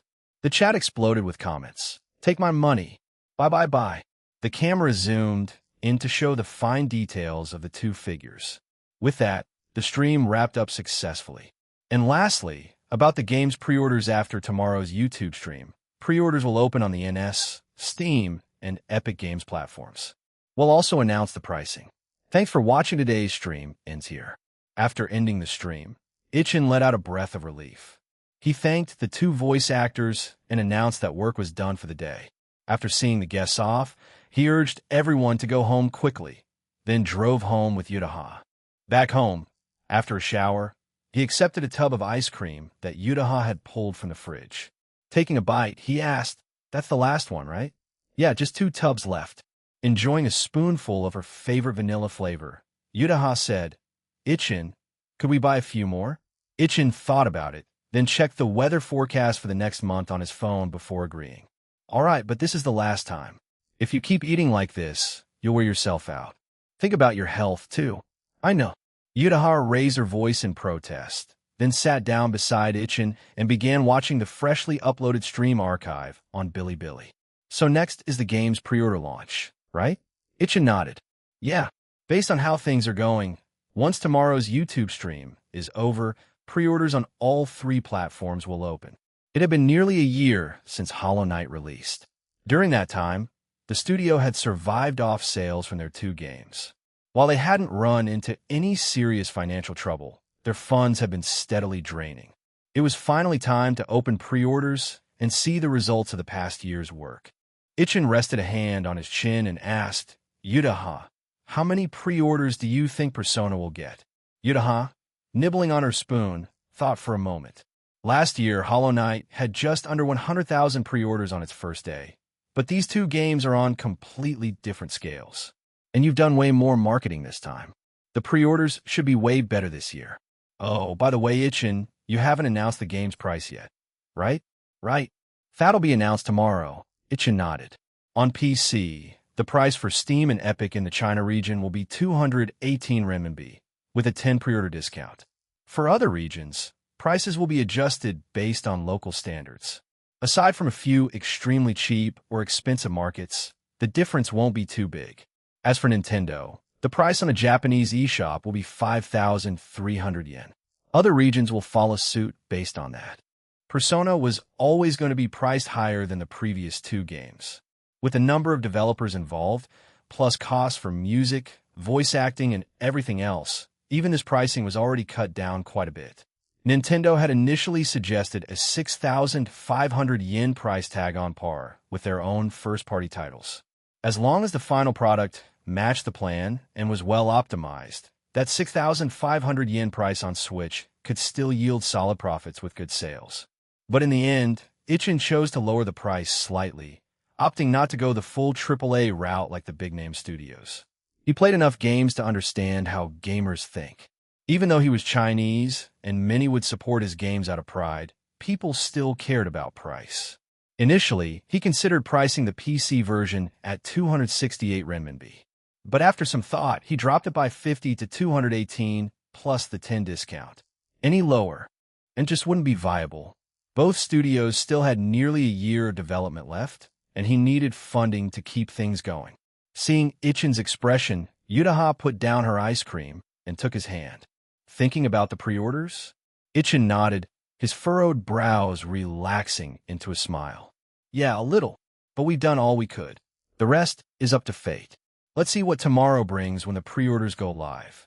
Chapter 292-292. 1-hour pre-order sales on Saturday night. After the live stream concluded smoothly and the voice actors had left, Ichin and the rest of the studio team didn't go home. Instead, they stayed right where they were. The moment the stream ended, Ichin opened the pre-order portals on all 3 platforms. Holding the yawning Mizuku in her arms, Aruri asked anxiously, "It's been 10 minutes already.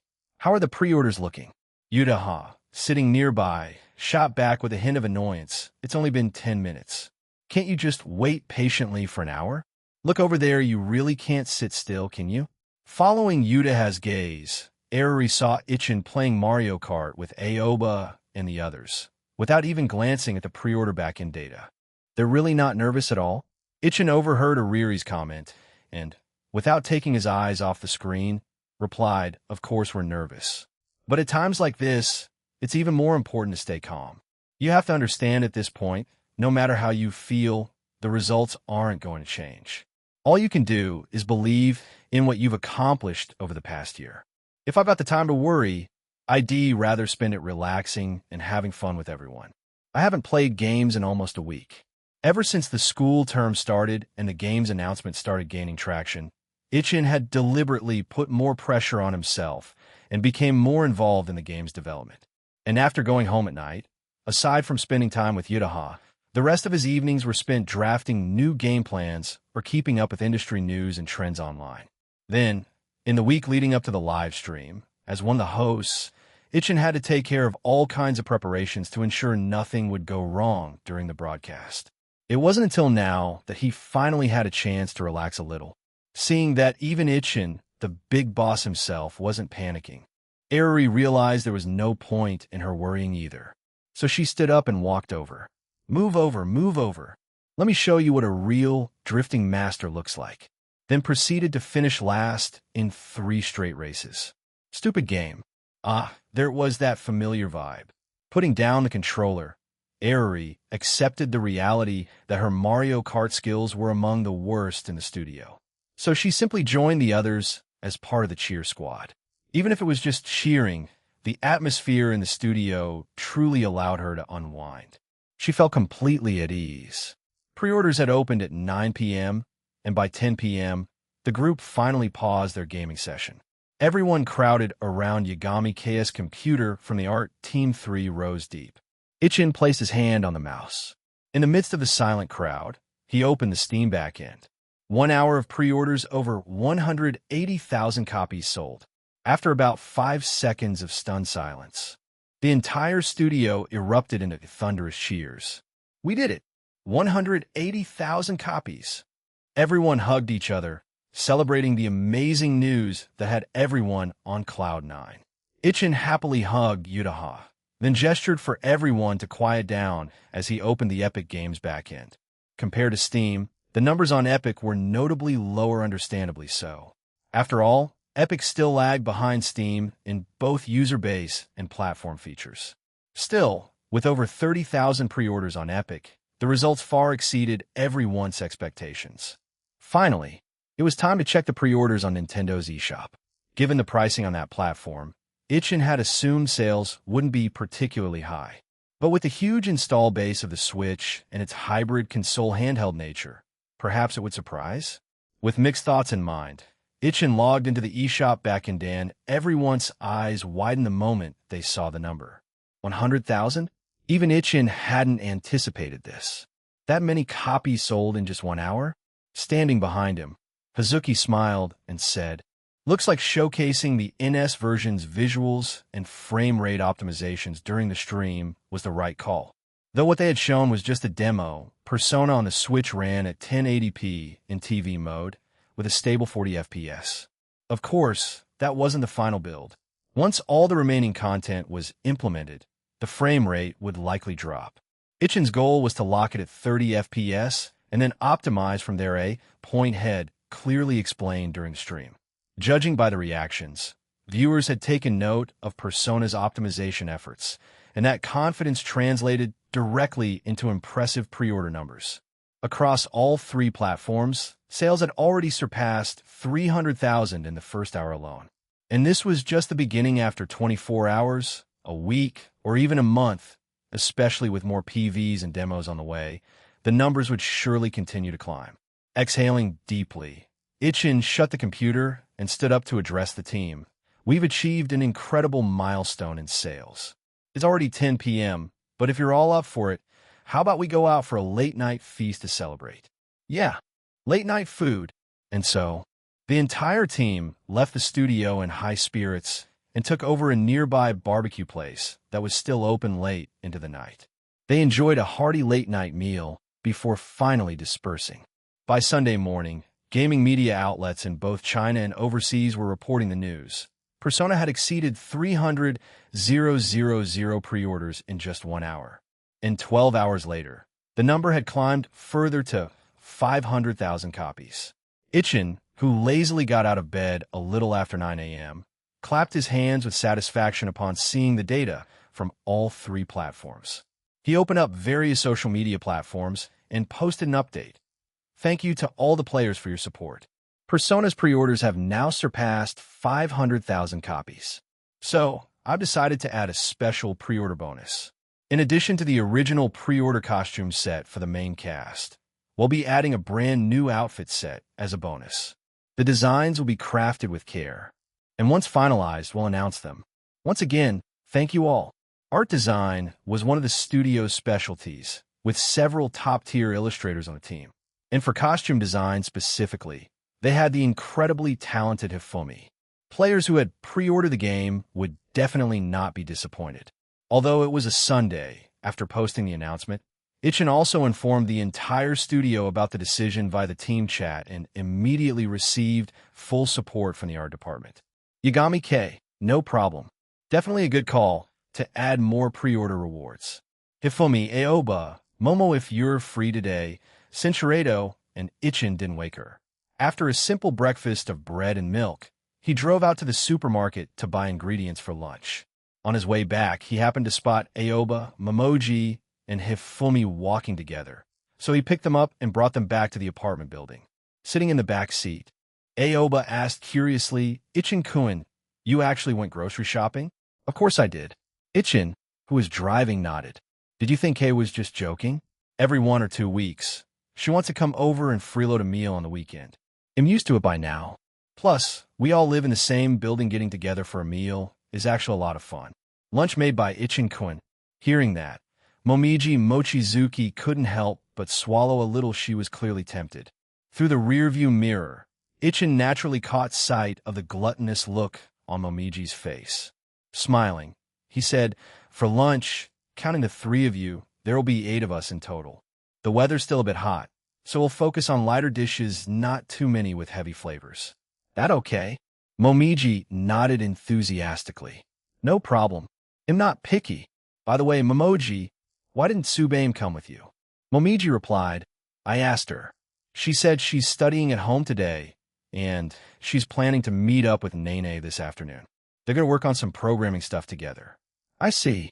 Ichin understood. As one of the younger members of the studio, Narumi Tsubaim was a programmer who was highly motivated. Even while keeping up with her schoolwork, she had been diligently reading various technical books. Since she wasn't planning to come, and would be meeting up with Sakura Nene later, Ichin didn't have to worry about her being alone or feeling left out. Soon, the car arrived back at the apartment building. Ichin told Aoba and the others to head up to Kansas Place while he carried 2 large bags of groceries back home. As soon as he opened the door, he saw that Yutaha was already up and sitting in the living room, toasting some bread. Welcome back, Ichin. She waved at him, but didn't get up to help since she still had a mouthful of breakfast. Ichin placed the groceries in the kitchen and came back to sit beside her on the couch. When did you get up? After finishing the last bite of toast and wiping her hands, Yutaha replied, I woke up when you turned off the computer and left, but I lazed around for a bit before actually getting up. She stifled a yawn, then leaned against Ichin's shoulder and asked, Are Aoba and the others here already? Yeah. I ran into them on the way back and gave them a lift. They're at Kansas Place now. Ichin checked the time, 10 a.m. Still early. If you're tired, want to lie down for a bit longer? Yutaha rubbed her eyes and shook her head. Nah, I've already slept plenty. I'll help you get lunch ready. And so the 2 of them headed into the kitchen and began preparing the ingredients he had just bought. Since the weather was still warm, Ichin planned to make a pot of sweet corn, lotus root, and pork rib soup that everyone loved, along with 2 cold side dishes and a few other light-flavored mains. Light or not, the taste definitely wouldn't disappoint. After about 10 minutes of busy prepping, the doorbell rang. Yutaha went to open it and found Yumiko standing there. Smiling, Yumiko said, You guys are prepping lunch, right? I didn't have anything going on downstairs, so I thought I'd come up and help. Ichin, who was in the kitchen mixing a sauce, heard her voice and came out holding the bowl. Yumiko, perfect timing. Can you 2 help me prep these cuts of meat? Sure, leave it to me. By the time it was close to noon, lunch was nearly done. Yagami K and the others didn't even need Ichin to call them. They showed up on their own, as if they could smell the food from afar and timed it perfectly. When Ichin brought out a large clay pot, Momiji Mochizuki's eyes went wide. She instinctively followed him, sniffing the aroma curiously from the side. Ichin chuckled at her reaction and said, "Corn, lotus root, and pork rib soup, everyone gets some. Go wash your hands first." Nodding quickly, Momiji rushed off to the kitchen to do just that, helping carry dishes along the way. Once all the food was brought out and everyone was seated, Momiji looked at the table full of dishes and swallowed hard. Subame is definitely going to regret not coming today. What followed, of course, was a feast. Since the main reason the three girls had come over was to discuss designs for the pre-order outfits, nobody drank alcohol at lunch. They stuck to soft drinks and polished off every last bite of the meal. Afterward, Aoba and Hifumi volunteered to handle the dishes and clean the table. Momiji wanted to help too, but she had eaten too much and was now slumped on the couch, unable to move. Rubbing her belly, she looked up at the ceiling and said, "Ever since I joined the studio, not only has my art improved, but I feel like I've slowly been putting on weight too." Yutaha walked over with freshly brewed tea and handed her a cup, smiling as she asked, "You don't exercise regularly?" "I do." After sipping the perfectly warm black tea, Momiji let out a content sigh and continued, "Tsubame drags me to exercise almost every day. But I get hungry easily after working out, and then I eat even more. The weights go to all the right places, but yeah, I've gotten heavier." Hearing that, Yutaha glanced over at Momiji. The girl was Barato shorter than her, but their builds were quite similar on the fuller side, though still in good shape. As she looked, Yutaha suddenly reached out and gave Momiji's side a quick, playful tap before the girl could react. With Momiji's cheeks lightly flushing, Yutaha said, "Nope, no extra softness. Don't worry, just keep exercising and you'll be fine."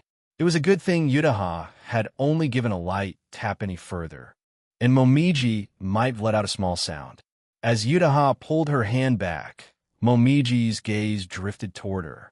Since they were at home, Yutaha was dressed casually today in a simple short-sleeve barato and a short skirt, without her usual barato. Her legs were bare, and even as another girl, Momiji couldn't help feeling impressed. In the entire studio, probably only Hajime could match Yutaha in terms of talent. "Yutaha, how did you become so skilled?" "Me?" Yutaha replied with a playful smile. "Well, part of it is natural ability, but having supportive friends helps a lot too." That comment was heard loud and clear by the rest of the girls still sprawled out post-lunch, and all of them turned red in the face. Chapter 294. Paid DLC for the game? After resting for more than half an hour, Yutaha returned to her room to write, while the others stayed in the living room, discussing the design ideas for the pre-order bonus outfits they planned to create. Everyone had a sketchbook and pen in hand, ready to jot down or draw whatever came to mind. Holding his pen above the blank page, Ichin looked at the group and said, "The last set of pre-order outfits had a casual fashion theme and were mainly designed by Hifumi. So, for this new set, we need to make sure it stands out as a different style from that series." Aoba tapped her chin with the end of her pencil, thinking aloud. In the game, the main characters already have several outfits like school uniforms, casual wear, swimsuits, and their Phantom Thief costumes. But those change automatically depending on the scene. They can't be manually selected. The ones we design should be usable in out-of-school areas and within the palace. How about we go with a samurai or traditional warrior style for this batch? That could work. Ichin nodded, jotting down her idea. After thinking it over for a while, Kayagami also offered her thoughts. The areas where players have the most freedom to move around are the school exterior and the palace. I was originally considering another set of swimsuits, but putting that in the palace just feels odd. Rin Toyama chuckled and said, "Isn't that just like what Ichin always says? At least dress like a human during cut scenes." Ichin shrugged and replied casually, "Sure. People do joke about how outfit changes can clash with the game's story scenes, but being able to switch outfits is part of the fun. A lot of players enjoy it. So yeah, we can make swimsuits again, just put them into the paid cosmetic pack." Ichin wasn't against creating additional content like this, especially since it wouldn't affect in-game stats. Players could buy it if they wanted, and skip it if they didn't. It wouldn't impact gameplay. At that moment, Hifumi raised her hand, indicating she had an idea. But when everyone looked over, She shrank her neck shyly, her face turning red as her voice dropped in volume. Could we make something a bit more elegant? Elegant? Ichin's interest was piqued. He looked at her and asked, "Sounds like you've already got something in mind?" "Yeah, ido, fifuminaded." When the main characters were first being designed, I thought since the base designs are already so good, wouldn't they look great in any kind of outfit? So back home, I actually sketched out several different looks. I did quite a few roughs for formal attire. She then pulled out her phone and opened a few of the draft sketches she had saved. Everyone gathered around to take a look. The sketches featured the protagonist and Takamaki and Haru Okamura. The male protagonist wore a classic black tuxedo, while the two girls each had an elegant evening gown. Anne's was a fiery red, and Haru's was a gentle white. The contrast between the two gave off a striking visual impact. While the male outfit was fairly standard, and Haru's dresses were undeniably eye-catching, one full of bold intensity, the other radiating soft grace. The group's attention was instantly captured. Resting her chin on her hand, Kay said, "I think we should go with Hifumi's idea. Her concept is already well developed, and we could even build a whole set based on it. Plus, it would make for great promo material like posters for the game." Momiji Mochizuki stared wide-eyed at Hifumi's phone, captivated, but soon remembered the concept she had brewing in her own mind. She turned to Ichin and asked, "Then, what about our other ideas?" Ichin smiled. "What you thought would only make a couple of outfits. Bring all your ideas to the table. As long as the designs are solid and the work doesn't interfere with your main tasks, you're free to create drafts in your own time. Kay and I will review them, and if they pass, we'll include them in the paid DLC lineup." Ichin wasn't just saying that to keep the team happy, he genuinely meant it. Aside from Yumiko, who handled programming, everyone else on the team was a skilled artist. If they each spent time on individual designs, they could come up with excellent work. Since Hifumi already had a well-developed design, it made sense to adopt hers first. The others could take their time refining their own concepts afterward. And with Hifumi's example now out in the open, the rest of the team would naturally see it as a benchmark, setting the bar higher for themselves. Hifumi hadn't expected her design to be accepted so quickly. She clenched her hands tightly in excitement, her eyes shimmering with joy. But true to her shy personality, she didn't express her feelings in any overly dramatic way. After noting down the follow-up tasks for Hifumi in his notebook, Ichin turned to the others. "All right, so what do you all want to do next? Take a break, or continue discussing what art elements in the game need improvement? There's not much that needs fixing in the art department, is there? The overall style has already been finalized." Rin Toyama hugged a cushion in her arms as she spoke. "What I want to know is when exactly the game will be released. Right now, it's officially set for next summer, but I feel like we might be able to finish ahead of schedule." The others nodded in agreement. Development at the studio had gone surprisingly smoothly from the very beginning, shockingly so. In fact, after some private discussions, they all agreed it probably came down to the clearly structured project plans. Even though the studio didn't have as many people as a major game company, everyone was talented and experienced. Because the planning had been solid from the start, there hadn't been any messy mid-project changes. In less than a year, they had managed to build a fully functional demo from scratch and present it at a game expo. Aside from their individual skills, the importance of thorough planning was clear as day. Ichin tapped his chin thoughtfully and said, "When we originally laid out the development schedule, we left some buffer time in case anything unexpected came up. Looking at our current progress, if things continue this smoothly, we should be done in about another 6 months. The core structure is complete, and what's left is content filling, stat balancing, frame rate and visual optimization, and bug fixes. We can move the release date up, but ITLL take a group effort." Confidence was something the team definitely didn't lack. After all, they had developed Hollow Knight with just 10 people in 6 months. After everyone expressed their determination to work toward an earlier release date, Yumiko raised her hand. "So, can you give us an early peek at what kind of game we'll be working on next?" Chapter 295, the new book's title and a new pre-order sales record around 3 p.m., After an entire afternoon of brainstorming, everyone finally wrapped up and left. As for the next game in development, Ichin chose to keep it under wraps for now. He only assured everyone that it would be a major project enough to temporarily quell their curiosity. After tidying up the living room a bit, Ichin returned to the bedroom. He opened the door gently and saw Yudaha sitting in front of her computer, not writing, but resting her chin in her hands, staring blankly ahead. "What's wrong?" he asked.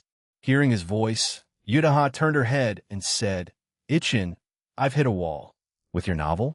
What kind of problem could possibly stump our brilliant Kasumigakaka-sensei?" Yudaha rolled her eyes at him. Once he sat down, she clung to his arm and explained, "The first volume is already done, right? I'm outlining volume 2 now. According to my original plan, I didn't want to just write about the main couple again. I wanted to expand it to a few other pairs and make a romantic comedy set within a company. But I've run into some trouble with the side characters' designs." "Ah, I see." Ichin nodded in understanding. Character development was indeed one of Yudaha's more challenging areas during the creative process.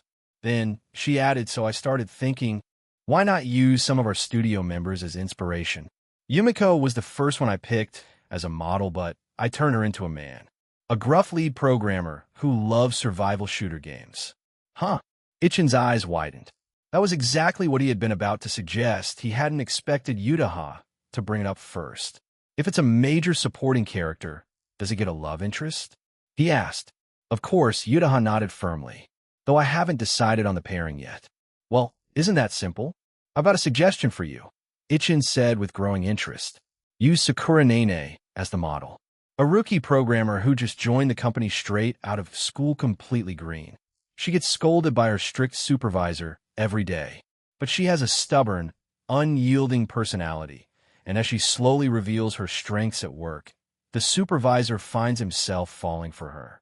Meta sound pretty good. Yudaha played out the scenario in her mind and began expanding on it. And the supervisor based on Yumiko might seem cold and strict on the surface, but when faced with the rookie's direct and sincere approach, he's totally out of his element, super pure and awkward. Inspired by Ichin's suggestion, Yudaha's ideas quickly began flowing. She took his face in both hands with excitement, then turned back to her document. "Thank you, Ichin. I've got it now. I finally know where to go with the story." Seeing her enthusiastically return to typing, Ichin smiled. "It's great that you found your inspiration, but let me say this up front. Using the studio staff as reference is fine, but don't make it a one-to-one copy. Art may come from life, but it should still be distinct from real life. Don't worry. I know that already it'll be fine." As the clack-clack of the keyboard echoed, the outline for Volume 2 of Yudaha's new novel began to take shape on the screen. After glancing at it for a moment, Ichin asked, "Since you were the one who brought up the novel, you can at least tell me the title now, right?" "The title?" Yudaha paused, then smiled and nodded. "Sure. I actually spent a long time thinking about this. The title is My Love Story with My Boss. What do you think?" The title clearly points to the core theme. Not bad. A workplace-themed romantic light novel. Ichin hadn't read any of those before. At most, he had read a few similar manga. So he was genuinely looking forward to this new book of Yudaha's. He gently pinched her cheek and asked, "What do you want for dinner?" "We're running low on ingredients, just some vegetables and pork left. You'll need to go out and buy more." Hearing that Ichin was heading out to buy groceries, Yudaha immediately saved her document and stood up. "I'll go with you. I've been cooped up in a room all afternoon. I need to stretch my legs. Plus, I didn't go with you when you went out this morning, so I have to go this time." "All right then, let's go together." Monday. As soon as Ichin arrived at school, he once again became the center of attention among the students around him, just as expected. It seemed that all the effort to keep a low profile over the past few days had been completely undone by that weekend livestream. But it wasn't anything serious. As long as he ignored the stares, it was fine. After all, they were just fellow students. No one was going to come barging in. Once he reached the classroom and finished dealing with the usual group of guys, he could finally settle down and attend class in peace. Originally, school was just about maintaining attendance. But to his surprise, It had now become the most relaxing part of his day. He didn't need to think about anything, just listen to the lecture. From Monday to Friday, Ichin followed a strict routine. Attend class during the day, then head to the studio after school to continue game development or swing by the recording studio to check on the progress of the voice work. The Chinese voiceover work was also going smoothly. The studio in Shanghai had already contacted several professional voice actors. Negotiations were underway, and contracts had been signed with multiple talents. The initial recording sessions would begin soon. Ichin figured that, at the end of the month, he'd need to make a trip back just in time to spend the upcoming National Day holiday with his family. As for Yutaha, she would definitely be going with him, otherwise his mom would never let it slide. Friday, 5 p.m. After confirming the finalized cast of voice actors, Ichin set that matter aside and moved on to review the week's pre-order sales figures. Last Sunday morning, total pre-orders across all platforms had already exceeded 500,000. Now, as Ichin opened Steam, he saw that the Steam pre-orders alone had surpassed 600,000 copies.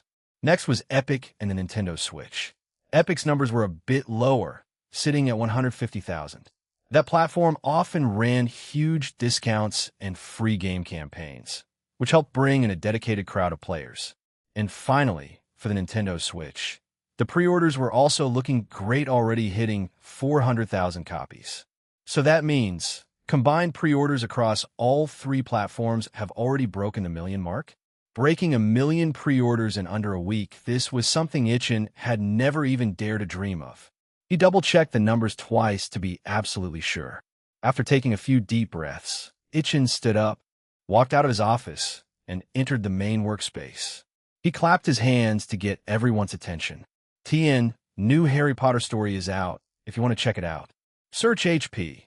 Trickster System Chapter 296-296. The problem of a grown-up cat after gathering the art and animation teams. Ichin asked Kei Yagami and the others to call out the programmers, HR, and finance team as well. Once everyone had assembled, Ichin looked around at the group and said, "Ahem, I got an announcement to make. Good news. I just finished tallying up the numbers. Persona officially launched its pre-orders last Saturday night, and as of now, our total pre-order sales have surpassed 1 million copies. Surpassed 1 million. 1 million copies. A million. A few 100,000. The room fell completely silent. Everyone stared at each other in stunned disbelief for nearly 30 seconds, and then erupted into thunderous cheers. 1 million. 1 million copies. Wow. And this is just pre-orders. The numbers are definitely going to keep rising. Totally. Feels like we might hit 2 million or even 3 million. As everyone cheered and celebrated, Yutaha walked up beside Ichin, smiling as she gently took his hand. Once the excitement started to settle down, Ichin smiled and said, "This achievement is thanks to everyone's hard work. As your boss, of course I have to show my appreciation. This month's salaries have already been paid, so when next month's October paycheck goes out, they'll be adding a bonus for everyone. And tonight's dinner, let's all go out to eat together and celebrate. Yay! Long live the boss." As the others continued celebrating, Ichin and Yutaha returned to the office. He also sent the news to the studio members in Shanghai, informing them about his plans to return by the end of the month. Although the Shanghai team hadn't been part of the development process for very long, Ichin wasn't going to favor one side over the other. He planned to give them a bonus next month to reward their hard work during the first month of the new studio setup. That evening, the entire studio went out to a restaurant to celebrate over dinner. After a hearty and joyful meal, Ichin and Yutaha returned home. After changing clothes, the two of them went over to visit Yuta's parents and shared the exciting news with them as well. The elder couple was thrilled to hear that Ichin's company had achieved such success, and it was only pre-orders. It meant things could only go up from here. After chatting with Yuta's parents for a while, Ichin and Yutaha returned to their own place. While Yutaha went to take a bath, Ichin video called his own parents for a quick chat. His father had been following the studio's progress closely and already knew about the pre-order sales of the new game. On the screen, smiling at his son, Ichin's dad said, "You've done a great job, Ichin. But he'll say it again, you can't let it get to your head. Understand? Don't worry, Dud. You know me better than that, Ichin replied, smiling at the image of his parents. Besides, the game isn't even fully done, yet we've still got more than half a year to go. Oh, and by the way, we'll be coming home for a visit before National Day. I need to handle some business stuff, and I figure I could spend a few days with you too. Maybe we can go on a little trip somewhere nearby. How does that sound? You're coming home? His mom said happily. That's great. Will Yudaha be coming too? Of course, Ichin nodded. And he'll ask her parents if they'd like to join us too. Maybe we can all go on vacation together. All right, it's settled then, his dad said with a grin. After chatting for a while longer, Ichin ended the video call, stretched lazily, and glanced over at the orange tabby cat, Peppa, who had at some point jumped up onto the sofa. He reached over and scooped her up. Well, now look at you. You put on some weight, huh? Holding Peppa up to eye level, Ichin muttered thoughtfully, If I think about it, it's probably time to get you spayed. Or, do you want a little girlfriend first? The only other cat owner nearby is Yukino. She's got 2 cats, one older, one younger. Which one do you like? The little tabby tilted her head, staring at Ichin in confusion. Just then, Yudaha came out of the bath, dressed in her pajamas, and gave him a curious look. What's going on, Ichin? Oh, I was just thinking whether we should get Peppa spayed now, or let her have kittens first and then do it. Sincerado, she already has plans to get her spayed. Sound good. Let's talk to Yukino about it then. Monday, at lunchtime, Ichin and Yudaha met up with Yukino at school and told her about their cats.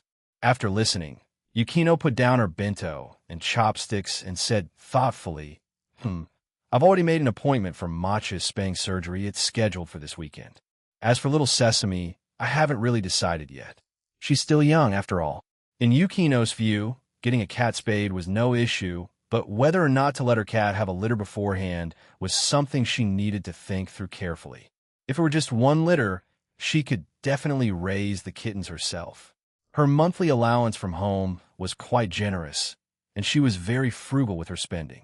Supporting a few more cats wouldn't be a problem at all.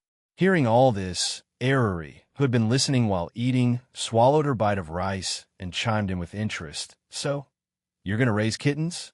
If they really do have kittens, can I have one? Seeing all of you with pets is making me want a cat too. Your family allows pets, right?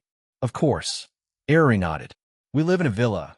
After all, no problem having pets. It's just that when I was younger, and with both my parents busy with work, we never really thought about it. But if it's just a cat, I think ITL'll be fine. I'll ask my mom again tonight, just to be sure. It seemed Eruri was genuinely interested in having a pet. After all, Hazuki often brought Mizuku to the studio, and both Ichin and Yukino had cats. Eruri had plenty of exposure to animals. Given her family background, owning a pet wouldn't be a burden at all. If there really were kittens, neither Ichin nor Yukino would object to giving her one. Taking a sip of her drink, Yukino glanced at the time and said, Honestly, it's still a bit early to talk about this. If we're going to consider breeding them, it would be safest to wait until next year, after Sesame turns 1. Eruri nodded eagerly. No problem at all, I can wait.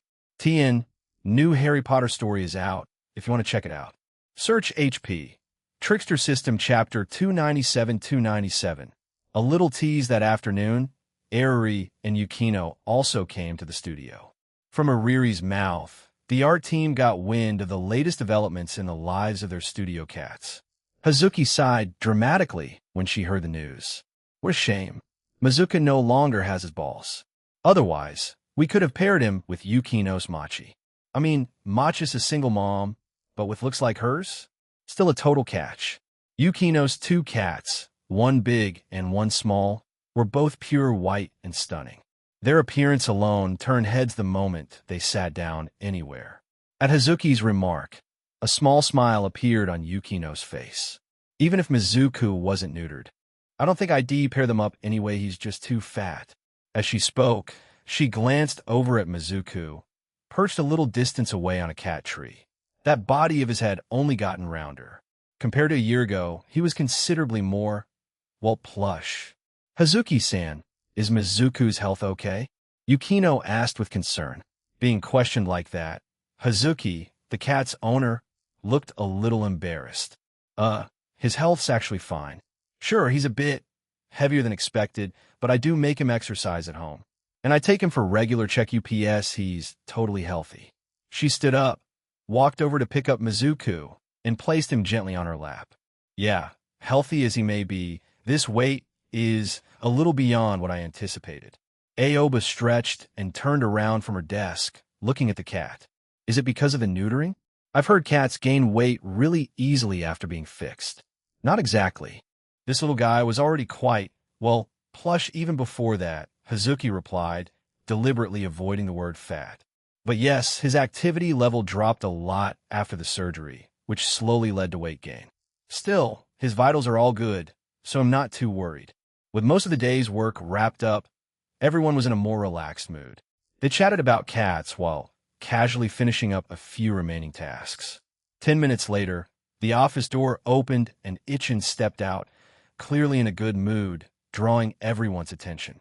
He looked around and raised 2 fingers with a smile.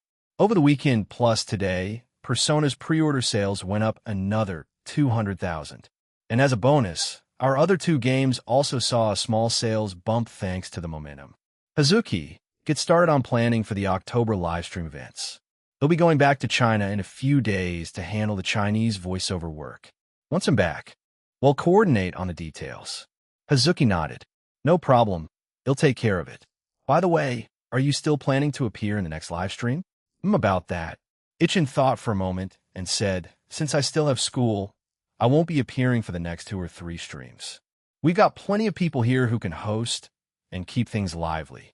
Anyone interested can sign up and we'll pick someone. Hosting the live streams counts as extra work, so the host will get an additional overtime bonus. If you're interested, don't miss the chance. With that, Ichin made his way over to the programming team. They were busier than the rest of the studio. Though the game's framework was mostly complete, the intricate systems, processes, and branching paths still needed to be built that was on them. Yumiko was sitting at her desk, reviewing a bug in the code, while Narumi, Sakura Nene, and Gokururi were huddled together, studying a new task Yumiko had assigned them. Sakura Nene heard footsteps near the entrance and turned to see Ichin walking in.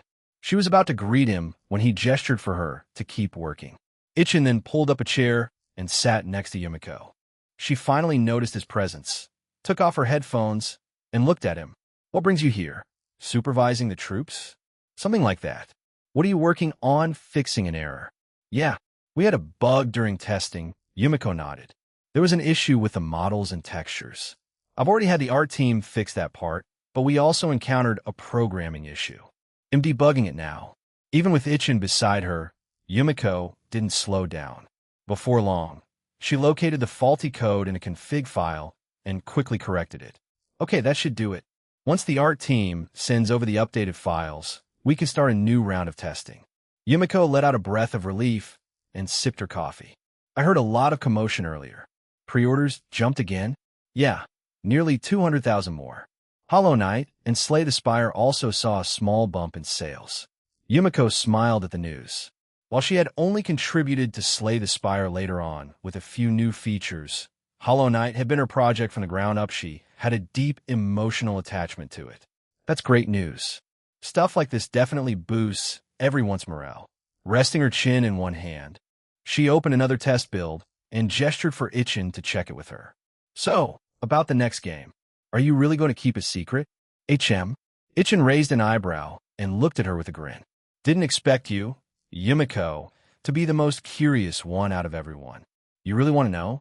He glanced around at the other programmers. Everyone was focused on their own work, then leaned toward Yumiko and motioned her to come closer. Yumiko leaned in suspiciously. You're making it feel like some shady back alley deal. Can't be helped, we need to keep it secret. I don't want anyone distracted before Persona is complete, Ichin said in a low voice. And that includes you, even if I tell you. Otherwise, I'm docking your pay. A pay cut too? Yumiko frowned and thought for a moment before muttering, all right, fine. I doubt any game could actually distract me that. Wait, don't tell me it's Dash. Ichin quickly motioned for her to lower her voice before continuing. I've got 2 concepts I've been working on in my spare time, he whispered. One is an ARPG set in a dark, immersive world.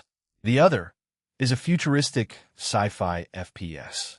ITLL have a full single-player story mode, and of course, online multiplayer, including a Battle Royale mode. I have a feeling you'd be especially interested in that second one. Right, Yumiko? Chapter 298. Titanfall Apex. As expected, Ichin realized that Yumiko wasn't the least bit interested in Dark Souls. Or rather, once she heard the comparison between Titanfall and Apex, her interest in the former completely overshadowed any curiosity about the latter. After Ichin gave her a brief rundown of Titanfall's world setting, Yumiko immediately dropped her current task and turned to Ichin and dragged him out of the programming team's workroom. Their sudden commotion drew attention from the others, who all looked toward the now open door. Goku Ruri frowned. "What's going on?"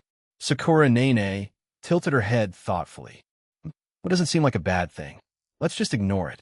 We haven't even finished our own work yet." Meanwhile, Yumiko had pulled Ichin all the way back to his office. Bang! The office door shut behind them. Yumiko turned to face Ichin, who spread his arms out helplessly. "See? I knew you'd react like this. I shouldn't have shown you anything." Yumiko exhaled deeply, taking a moment to calm herself before replying, "Yeah, I'm definitely excited right now. But that doesn't mean it'll stay this hyped forever. I can manage my emotions. Still, you've piqued my curiosity. Just giving me a tiny bit of world building isn't enough. Tell me more. That way, they'll have something to look forward to in the future." Ichin folded his arms and thought for a good 10 seconds under her gaze. Finally, he snapped his fingers. "Come here." Yumiko walked over to his desk, where Ichin opened up his computer and clicked into a folder on the hard drive. On the screen appeared a concept sketch, a soldier clad in sleek, futuristic armor, holding a rifle and wearing a full helmet, running along a wall. Beside him, a massive humanoid mech was laying down cover fire. "This is Dash, the main character concept from Titanfall," Ichin replied, then opened a document and turned the monitor toward Yumiko. "Take a look. This is the world-building draft I wrote. If you're interested, I also have a rough outline for the single-player campaign, but it's just the beginning since I haven't had time to flesh it out yet." "We'll skip the campaign for now," Yumiko said. "I mainly want to understand the game's concept and mechanics first." She skimmed through the world-building notes, then returned her gaze to the initial concept sketch. Pointing to the mech in the image, she asked, "So this is the Titan?" "Yep," Ichin nodded. "A powerful war machine with multiple armor configurations, adaptable to various combat scenarios. It also features advanced AI. Only specially trained soldiers' pilots can operate them. Pilots go through a strict selection process and are equipped with gear that allows for wall running, slide dashing, double jumps, and other unique abilities. Most importantly, each pilot is bonded with a specific Titan. One of the Titan's core protocols is to protect its pilot." After hearing his explanation, Yumiko understood the core idea. So, the single-player campaign revolves around the bond between the main character and their Titan? "Exactly," Ichin said. "Since it's a first-person shooter, I don't plan on making the story too complicated. Just a classic one-man and one Titan against the world tale to save humanity. The real focus is gameplay. Each level in the campaign should showcase a unique mechanic or design element."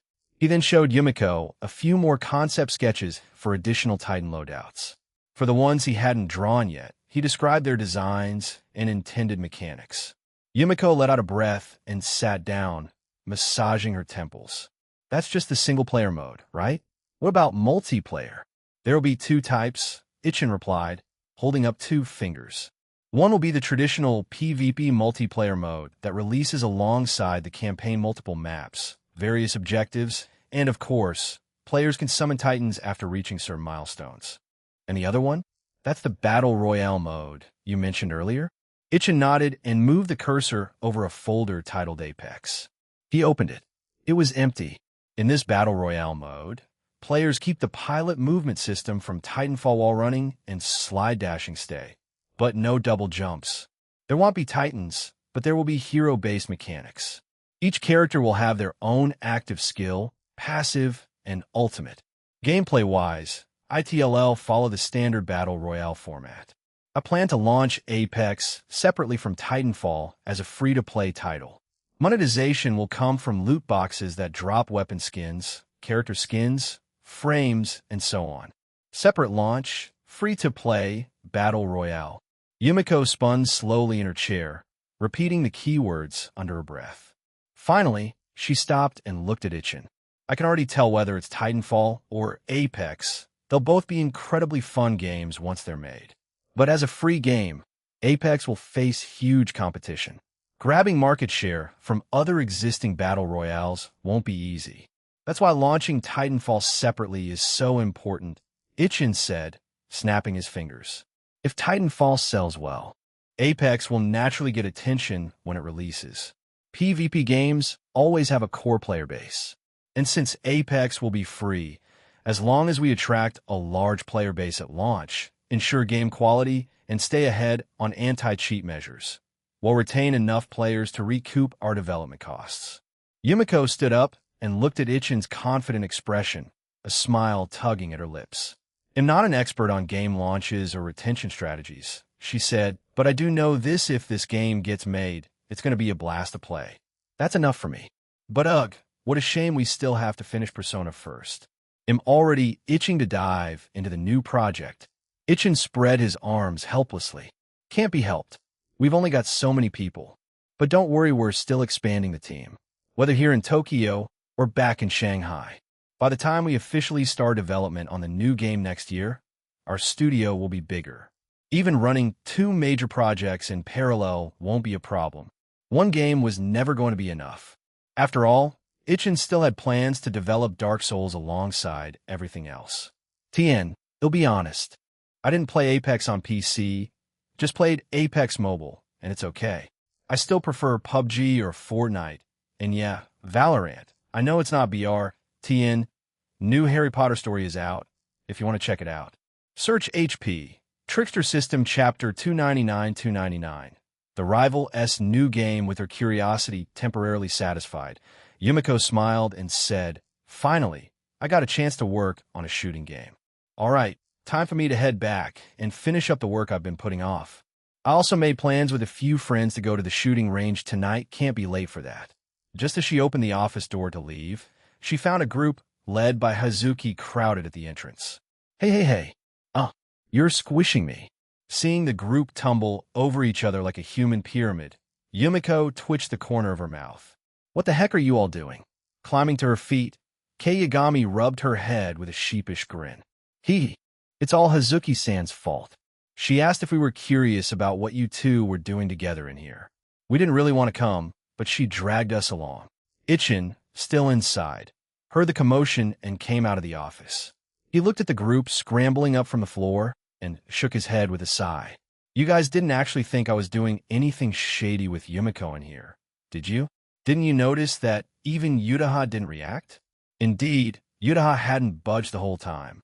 She was sitting next to Rin Toyama, quietly reading a copy of Dream of the Red Chamber. She had seen Yumiko pull Ichin into the office earlier, but wasn't the least bit concerned. She knew Ichin and Yumiko well enough. There was no way anything questionable was going on. It was almost certainly something related to a game. Yutaha was aware that Ichin often used his free time to develop game proposals, and she knew he had more than just Dark Souls in the pipeline. There was also a shooting game, which just happened to be Yumiko's favorite genre. So Ichin probably shared some of that idea with her, and Yumiko got a bit overexcited. It was understandable. Just like how she herself got hyper when discussing stories she was passionate about. Naturally, Ichin wasn't going to share the new game plan with everyone. Yumiko alone was excited enough. If the whole team found out, how would anyone get back to work? After sending the nosy crew back to their desks, Ichin made his way over to Yutaha. He hadn't expected Yutaha to start reading Dream of the Red Chamber, but as she had once said herself, if she was going to learn Chinese, she should use it for more than just daily communication. Plus, as a novelist, it made perfect sense to absorb some of the literary heritage of China. With so many classic masterpieces, skipping them would be a waste. Even though translated versions existed, Yutaha insisted on reading the original. Ichin, who had never read Red Chamber, sat beside her and glanced at the pages, whispering, "Is it hard to read?" Yutaha slowly shook her head. "Not really. It's not written in the modern vernacular like I expected, but it's not hard to understand. The content actually surprised me a bit. It's quite captivating. I just hope Sonoko doesn't start rushing me for Volume 2 just because she sees me reading. I doubt it, Ichin said, gently brushing the hair from her cheek. The first volume hasn't even released yet. She's not going to push for the second one so soon. Even if she does, it won't be for at least a month or two. Yudaha thought about it and agreed. She was no longer a novice who needed hand-holding or who missed deadlines. By now, she was a best-selling light novel author. She could easily continue for a few more years. And once she had accumulated enough experience and reputation, she could consider shifting to writing traditional fiction. And if not that, she could even try screenwriting for anime or games. Yudaha was confident in her abilities. Whether it was deadlines or quality drops, none of those problems are going to happen to her. Leaning gently on Ichin's shoulder, she flipped a page and asked quietly while reading, "Did you tell Yumiko about the new game just now?" "Yeah, a little, but still a long way off. We'll need to finish Persona first and expand the studio before development begins." Ichin still had several new game projects drafted, but he wasn't going to rush anything. Steady and careful, that was the plan. After spending a little time with Yudaha, Ichin was about to head back to his office to check on the team's progress when Hazuki came out of her office and walked over. Leaning in close to his ear, Hazuki whispered, "Ichin, Akane Akasaka's company just announced their new game online. It's already live on Steam, and oh?" Ichin raised an eyebrow and smiled. "If you hadn't brought her up, I'd have completely forgotten about our latest competitor." He pulled over Yuda's laptop, opened Steam, and asked, "What's the title?" "Phantom Epic. A trois de fantasy style ARPG. I watched the PV, it looks like a pretty large-scale project." "Big budget, huh?" Ichin's curiosity grew. He searched the title, and sure enough, the game popped right up. As he clicked on the promotional video, others in the studio began to gather around. Eruri tugged Yukino over to watch too, muttering, "So Akane Akasaka really does plan to go head-to-head with you, huh?" "Head-to-head might be a bit of a stretch," Ichin said, enlarging the video. "The world settings are completely different, and the gameplay's not the same either. This is an ARPG, real-time combat. Persona is turn-based. But I'll admit, the models in this PV are pretty well done though. Well, see what the actual game looks like." Everyone gathered around was from the art team, so they immediately noticed the high quality of the character modeling. Kayagami squinted at the screen. "Wait a second, wasn't Akane's company originally an independent self-publishing circle? Where'd she get such high-level 3D artists?" Without anyone realizing it, Yumiko had joined the crowd and casually answered the question. "Easy. She poached them." Calmly, sipping her drink, Yumiko continued, "Didn't I jump ship from another company to join Eagle Jump Studio? If you're willing to pay enough, this kind of thing is nothing. And with Akane Akasaka's connections and skills, I bet it wasn't hard for her to recruit a few professionals." Ichin nodded in agreement. "Exactly. Poaching is common in this industry. For someone like Akane, who wants to make a name for herself in game development right from the start, targeting the right talent can yield immediate results." However, as the PV entered its later segments, Ichin began to notice a few flaws in the game. Chapter 300. The Challenger Rouge ARPG game, short for action role-playing games, are, as the name implies, a fusion of action games and RPGs. They require both a real-time combat system and a character progression system typical of RPGs. If Ichin's team had been developing Dark Souls right now, they could have gone head-to-head with their competition directly. Unfortunately, apart from the RPG element, the two games didn't have much in common. In terms of combat visuals, Persona was all about flashiness, stylish flair, and a fluid turn-based system that defied traditional conventions. Phantom Epic, on the other hand, was a very traditional Japanese-style ARPG. Though the characters were rendered in 3D, the art style leaned toward realism. From the real-time battle footage shown in the PV, it was clear the combat system wasn't quite polished yet. The character animations were visibly stiff, and the visual effects lacked consistency, in style still in need of refinement. However, overall, as long as the story didn't fall apart and stuck to classic heroic tropes And with some refinement of the maps, models, and combat system, it could definitely turn out to be a solid game. Ichin stroked his chin and said, "Not bad. This is getting interesting. I had originally estimated that Akane Akasaka wouldn't make a move until next year, but she's already revealed her game. Let's see. The release date is set for next year? That's sooner than I thought." After watching the PV, Aoba couldn't help but say, even though the styles are different, choosing that release date, it's clearly a challenge to us, right? Let her try. Ichin calmly closed the page and said, "Whatever happens with their game isn't our concern. As long as we focus on making our game the best it can be, that's enough." And judging by the style of Phantom Epic, even if they perfect their combat system later, Persona still doesn't need to be worried. Everyone nodded in agreement. Once the PV ended, everyone returned to work. Ichin also went back to his office, ready to get a bit of work done. He had just put his hand on the mouse when his phone rang. He looked down an incoming call from Akane Akasaka. They had exchanged numbers after meeting that one time, but this was the first time she had ever called. He answered, "Good afternoon, Miss Akasaka." "Good afternoon, Ichin-kun." Akane's voice came through with a smile. "I wonder if you've seen the news about my company's new game?" "I have." "Phantom Epic," Ichin said with a nod. "Just watch the promo PV. It's quite good. As expected of you, Miss Akasaka, your development speed is impressive. Announcing today and releasing next year? Not every dev team can pull off a full-scale 3D ARPG in just over a year." Akane was delighted by the praise. Lounging comfortably in her office chair, she smiled and replied, "That's because we did plenty of prep work and had a detailed development plan. We came from the indie scene. After all, we've had our share of chaotic projects and missed deadlines. Ever since then, I've taken planning very seriously. Now that we're a proper development company, it's only natural to do better. But Ichin-kun, even though you're complimenting my game, don't you want to point out any flaws?" "Flaws?" Ichin raised an eyebrow and smiled knowingly. "Miss Akasaka, even if there's no direct conflict of interest between us, we're still two game companies. You really want me to nitpick your game? Isn't that asking the wrong person?"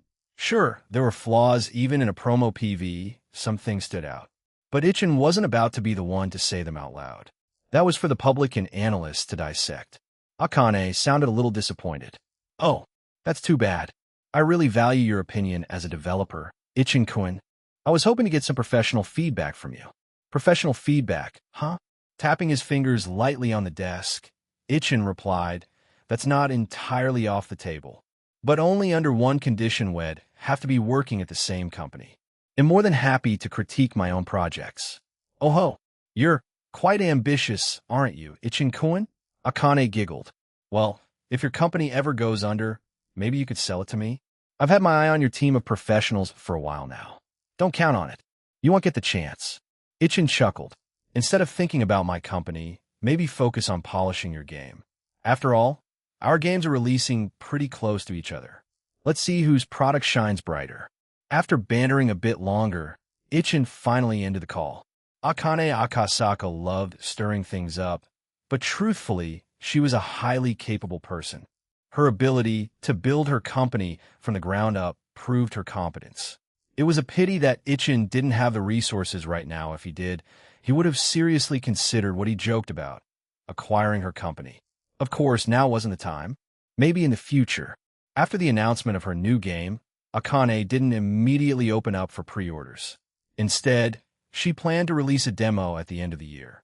Unlike Ichin's approach, Akane leaned on her years of networking.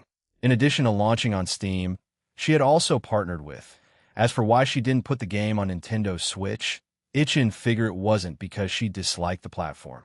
Most likely, it was a technical limitation. The game's performance and visual effects would have to be heavily downgraded to run on the Switch. After weighing the pros and cons, she probably decided to skip it for now. Still, if her company grew stronger in the future, she'd probably consider porting it to the Switch then. A week after the Phantom Epic reveal, Ichin and Yutaha took time off and flew to Shanghai with Yutaha's parents. As for their cat, Peppa, the studio team took over care duties. During the day, Peppa would stay at the company and play with Mizuku. At night, Kei Yagami would take her back to their dorm to sleep. Monday morning. Work resumed at the company.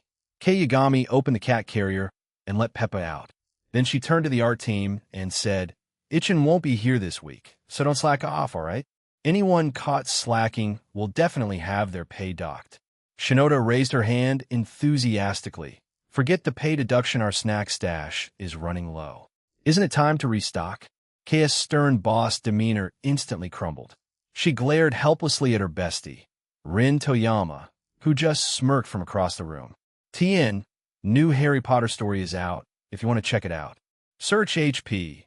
Trickster System Chapter 301-301.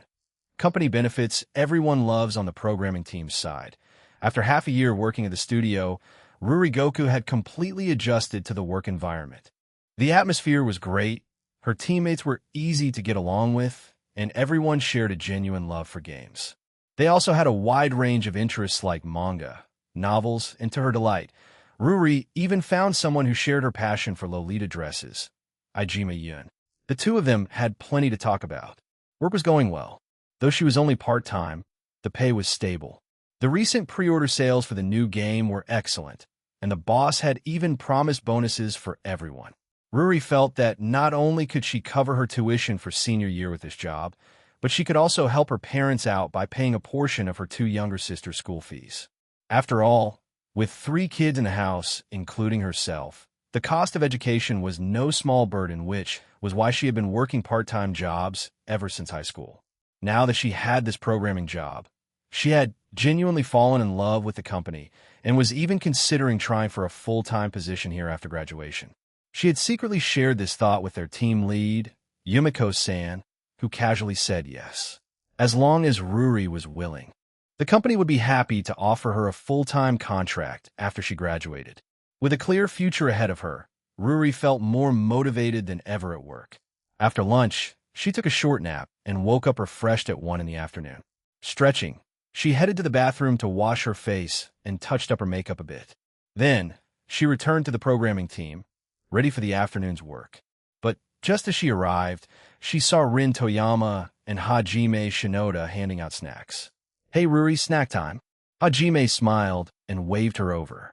Looking at the several bags of snacks placed in her hands, Ruri blinked and asked, "Hajime-senpai, why do we always stock so many snacks?" "HM?" Hajime tilted her head and thought for a moment.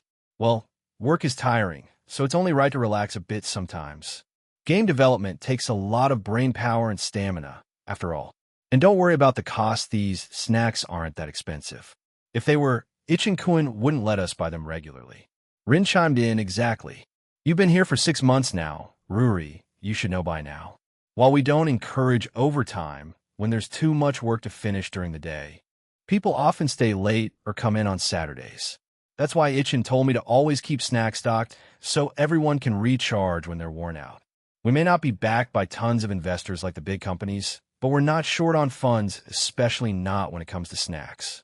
With a lollipop in her mouth, Yumiko walked by and added, "Besides, we order these in bulk from specific suppliers, and they give us discounts.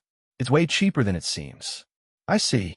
Ruri nodded, set the snacks on her desk, opened a pack of fruit gummies, and popped one into her mouth. Even though I understand it now, I'm still surprised by how relaxed and cheerful the atmosphere is here. Most companies aren't like this, even game companies. From the neighboring desk, Sakura Nene reached over and took a gummy too. While chewing, she said, "It's definitely because of the boss. Back when I was at Eagle Jump, the studio was managed by Hazuki-san. Even though we worked hard, the vibe was always lighthearted. But the other branches under the main company were a different story. Our company may be small, but the benefits are top tier. A lot of people want in, and we don't even take all applicants." "What happened to those other companies now?" Ruri asked. "No idea. I was just a part-timer back then," Nene replied, shaking her head and glancing at Yumiko. Yumiko thought for a moment and said, "I remember Hazuki saying that a few people were reassigned to other departments, but most of the game development teams, mobile or single-player, left the company and went elsewhere. Can't be helped. The head office gave up on game development altogether. Things like that happen all the time in this industry. We just need to focus on doing our own thing well." Saying that, she returned to her desk and resumed working.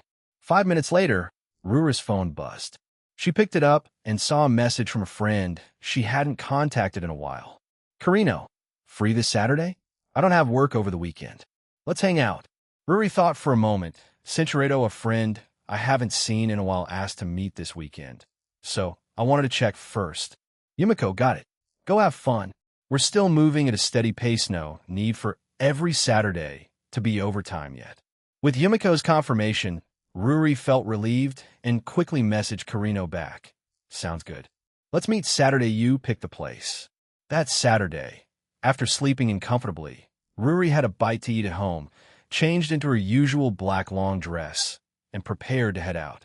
Glancing at her two younger sisters watching TV in the living room, she said, I'm going out to meet a friend today. You two stay home and don't want her off? Okay? And finish your homework too. We know her second sister, Hinata Goku, looked at her curiously and asked, Ruri Wunshin, are you going to see your boyfriend? The corners of Ruri's mouth twitched. It's Carino, not some boyfriend. At Carino again? Hinata sighed. You're already in college. Shouldn't you find a boyfriend soon?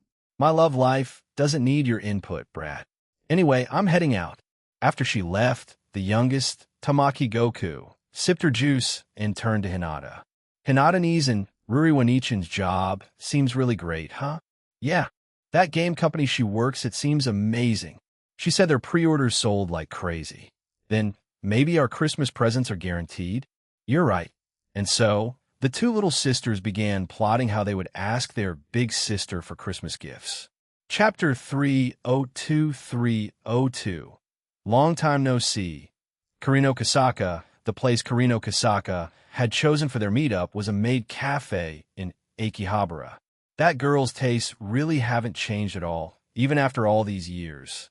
Ruri Goku sighed softly as she entered the cafe to the cheerful greetings of the maids. She found a seat further inside and sat down. Master, may I take your order? Taking the menu from the maid with a polite smile, Ruri glanced over it before replying. You'll have a plain milk tea for now. I'm waiting for a friend, so well, order the rest once she arrives. Understood. Your milk tea will be ready soon. Please wait just a moment. Master, after jotting down the order, the bubbly maid skipped off energetically. Watching the girl's retreating figure, Ruri muttered to herself, the maids here have all changed again. She had visited this cafe several times before, but none of the current staff were the same as on her previous visits. The turnover in this line of work really was as fast-paced as ever. Since she had arrived a bit earlier than the scheduled time and Carino was coming all the way from Chiba, wasn't in any rush. While waiting, she took out her phone and opened the company's group chat. Even though it was Saturday morning, the group was still buzzing with activity. People had been chatting since early in the day. Scrolling through, Ruri noticed even the boss, Ichin, was chatting with everyone. If she remembered right, he was returning tomorrow, had been away for over a week. Looks like he went with Yutaha and her parents. Man, must be nice to find someone that compatible that quickly. She sighed to herself while browsing the chat, looking at everyone's breakfast photos. After catching up, Ruri joined the conversation. Noticing Ruri pop up in the chat, Hajime Shinoda, Cinchereto. She'll probably end up staying at my place tonight too. Total hassle. Now that she was 20, Ruri no longer had the social anxiety or shyness she once did. While she still wasn't overly talkative, she had grown comfortable enough with everyone at the company to chat openly. Meanwhile, far away at home in Shanghai, Ichin, having just finished breakfast with Yutaha, looked at the chat and chuckled as he typed a reply. Ichin says she's annoyed, but still lets her friend stay over. Isn't that classic Sundra behavior? Airy vibes, anyone? As expected, that stirred things up, and it didn't take long for Airy to appear. Airy, Cinchereto, leave me alone. Although she had lost her cool when they first called her at Sundra, Ruri couldn't help but laugh out loud when she saw how easily Airy got baited into showing up again. Everyone in this company is seriously interesting. Were you laughing at all by yourself? A familiar voice rang beside her. Ruri Goku looked up and saw a tall, stylish girl with long light brown hair standing next to the table. Shaking her head, Ruri said, nothing. Just reading the group chat. Long time no see, come sit down. Alrighty, Kono Kasaka, sat down across from Ruri with practiced ease, called over a maid, ordered a drink, and then even added 2 slices of cake for the both of them. Hee. The maids here are still as cute as ever. After stealing several glances at the maids, Carino turned to Ruri and said, "It's been, what, almost half a year since we last met. How have you been? You mentioned on the phone that you're interning at a game dev company?" "Yeah, it's been nearly 6 months now. Other than classes, I spend the rest of the week at the company. Things are pretty fulfilling." Taking a sip of her milk tea, Ruri asked, "What about you? You seem busier than ever. Those magazine shoots just never stop. Your studies aren't suffering, are they?" Carino raised her chin proudly. "Oof. Are you underestimating me? When have I ever done poorly in school?" "Oh, really?" Ruri smiled slyly. "Things like that have happened before, haven't they? Back in high school, you were so busy with modeling work your grades started slipping, and your dad almost banned you from modeling entirely. That was ages ago. Don't bring that up now." Carino's cheeks flushed red as she smacked the table a few times. "That kind of thing definitely won't happen again. I even got a scholarship last semester. If you got the guts, try getting one too." Ruri narrowed her eyes and replied, "Scholarships? I got one in both my freshman and sophomore year. But now that I'm working, as long as my grades don't drop, I'm not worried. The scholarship's not my priority anymore." Ever since she got her part-time job, the salary alone far outweighed the value of scholarship. Her focus at school now was on advancing her skills, not chasing awards. Speaking of work, Carino took a sip of the juice the maid had just brought and looked curious. "You still haven't told me which company you're interning at. Don't tell me it's Capcom? Or maybe Square Enix?" "Neither. Those companies have super high standards. No way they'd take on someone like me, a third-year undergrad." As she spoke, Ruri pulled out her phone, opened her photo album, and showed Carino a logo. "You should know this one. I saw on Steam you played Hollow Knight and Slay the Spire." "Wait, what? That company?" Carino's eyes widened in disbelief. "Are you serious? I love the games they've made. I already pre-ordered Persona for next year, both the Steam and Switch versions." "Don't tell me. You're actually part of the dev team?" The corners of Ruri's lips lifted slightly. Seeing the way Carino's eyes were practically sparkling made her feel just a little taller. "Yeah, I'm part of the dev team. But if you're looking for inside info, I can't tell you anything. We're under NDA agreements." "Ah, I see. Then forget it." Carino had really wanted to ask more, but considering it was an unreleased game still in development, she knew it wasn't appropriate to pry. "Then tell me this, what's the company like? I watched the last live stream. And is it true the company's CEO is that young? He's super handsome too." Chapter 303-303. Carino Kusaka wants to join. Seeing the look on her friend's face, Ruri Goku rolled her eyes and said, "Didn't you watch the live stream? All I can say is, he looks even better in person than on camera. By the way, during the September live stream, I was standing right behind the camera, got a full close-up view the whole time. And before the stream started, I even got signatures from Jun Fukuyama and Mamoru Mayano. We all took a group photo with the voice actors too." As if showing off, Ruri pulled out the group photo with the voice actors and displayed it for Carino to see. Carino was absolutely seething with envy. Signatures and a group photo. Carino sucked in a breath and stared at Ruri.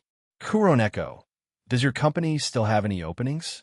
We're not hiring models, if that's what you're thinking." Ruri smiled. "Though we do need cleaning staff. You could always apply for that." "No way. Who are you calling a cleaning lady? If anyone's doing that, it should be you." Carino glared at Ruri. "I could totally apply for a writer role, you know? Don't forget, I used to write web novels, and one even got adapted into an anime." "You?" Ruri nearly burst out laughing.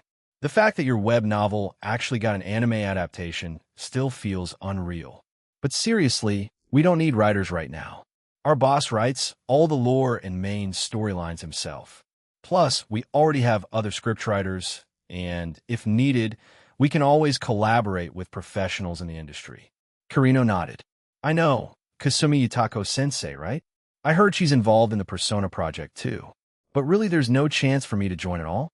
I mean, I'm in my 3rd year now, so I've got to start thinking seriously about post-grad work." "I thought you were going to continue modeling? That's just a side gig, a side gig." Kirino declared firmly.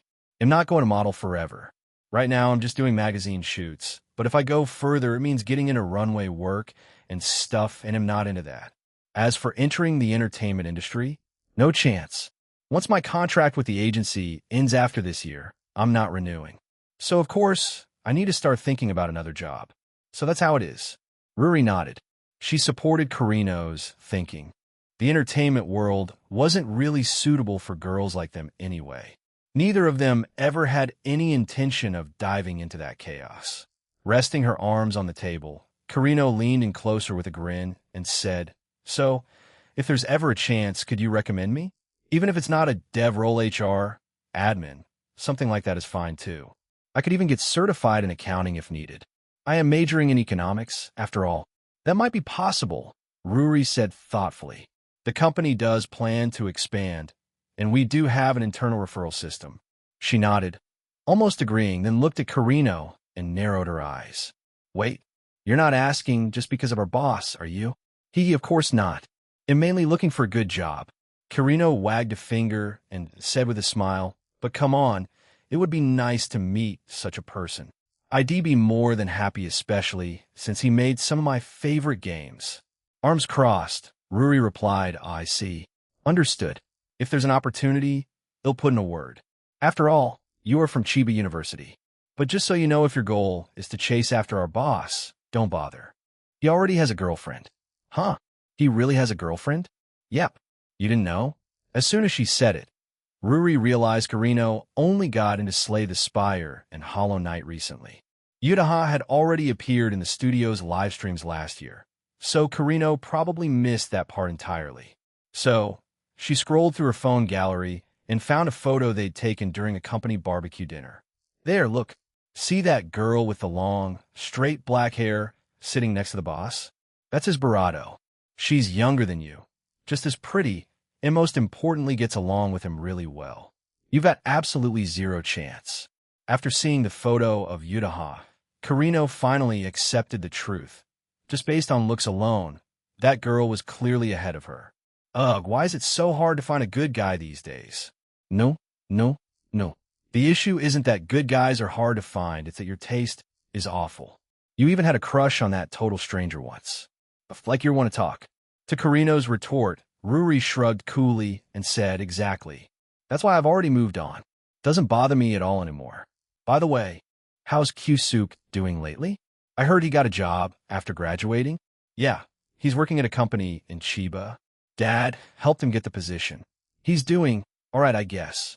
Speaking of her older brother, Kirino couldn't hide her annoyance and pouted slightly. "That guy's been getting awfully close to that old hag Manami lately. I bet they'll be talking marriage soon." "Oh, well, that's actually a good thing, isn't it?" Ruri had long let go of any lingering thoughts about that mess. It had been years. People need to look forward, not backward.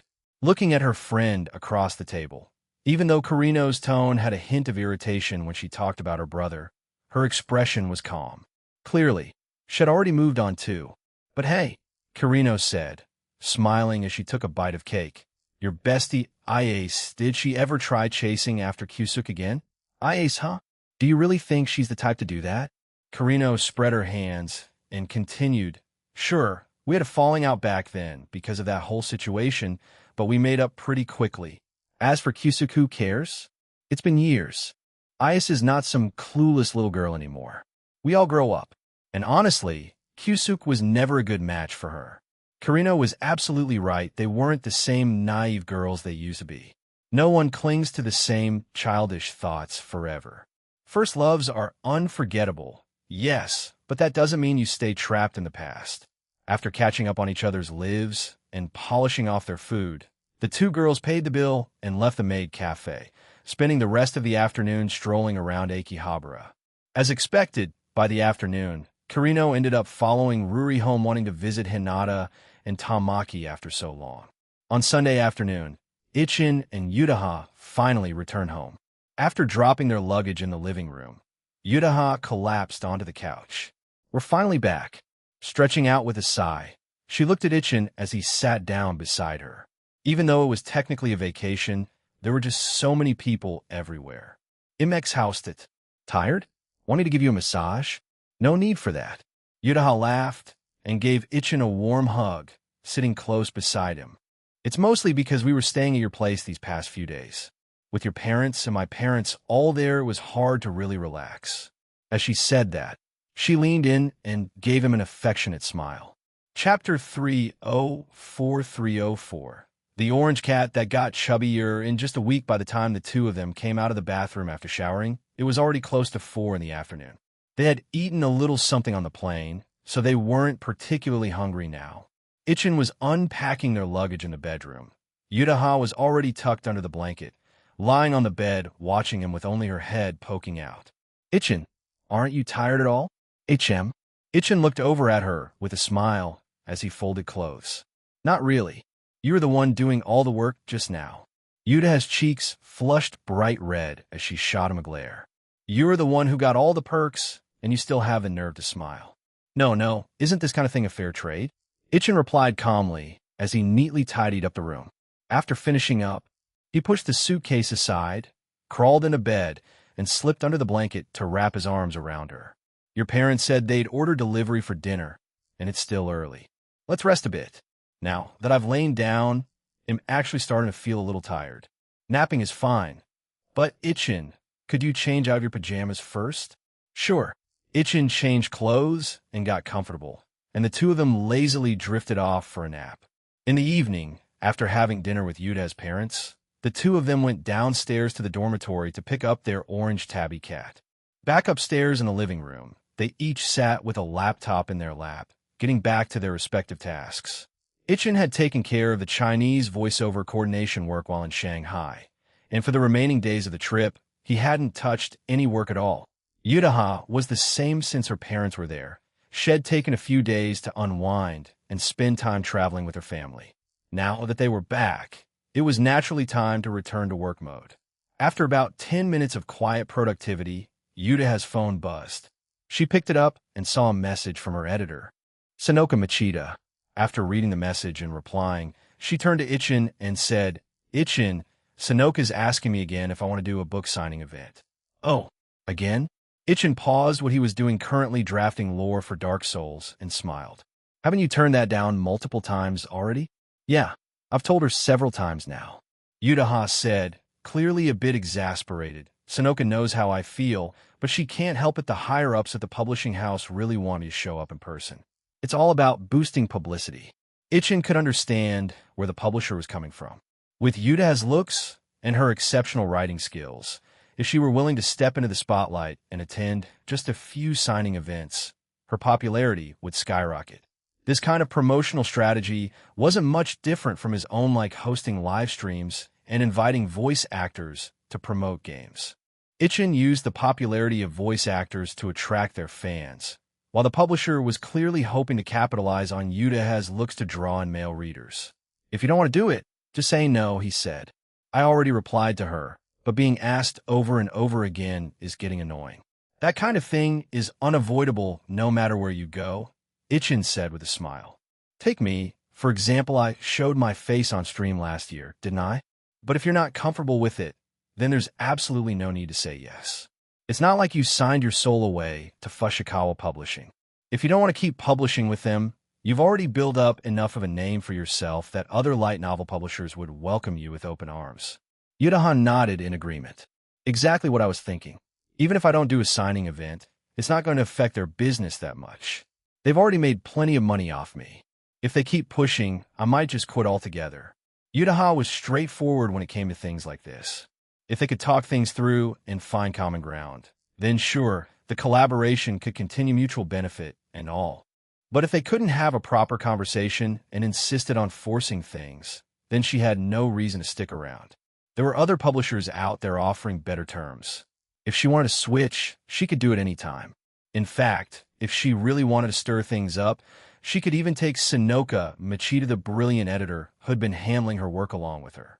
That would definitely leave the current publisher in a tough spot. In today's struggling industry, not just authors, but experienced editors were an increasingly rare asset. A good editor could help fine-tune an author's work, tailor it to readers' tastes, and ultimately boost sales. Now that Yudaha had turned them down again, It was up to the publishing house to decide what to do.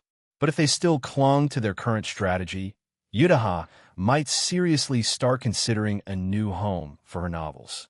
As for Yudaha's situation, Ichin wasn't too worried. He knew Sonoka Machida would absolutely take her side.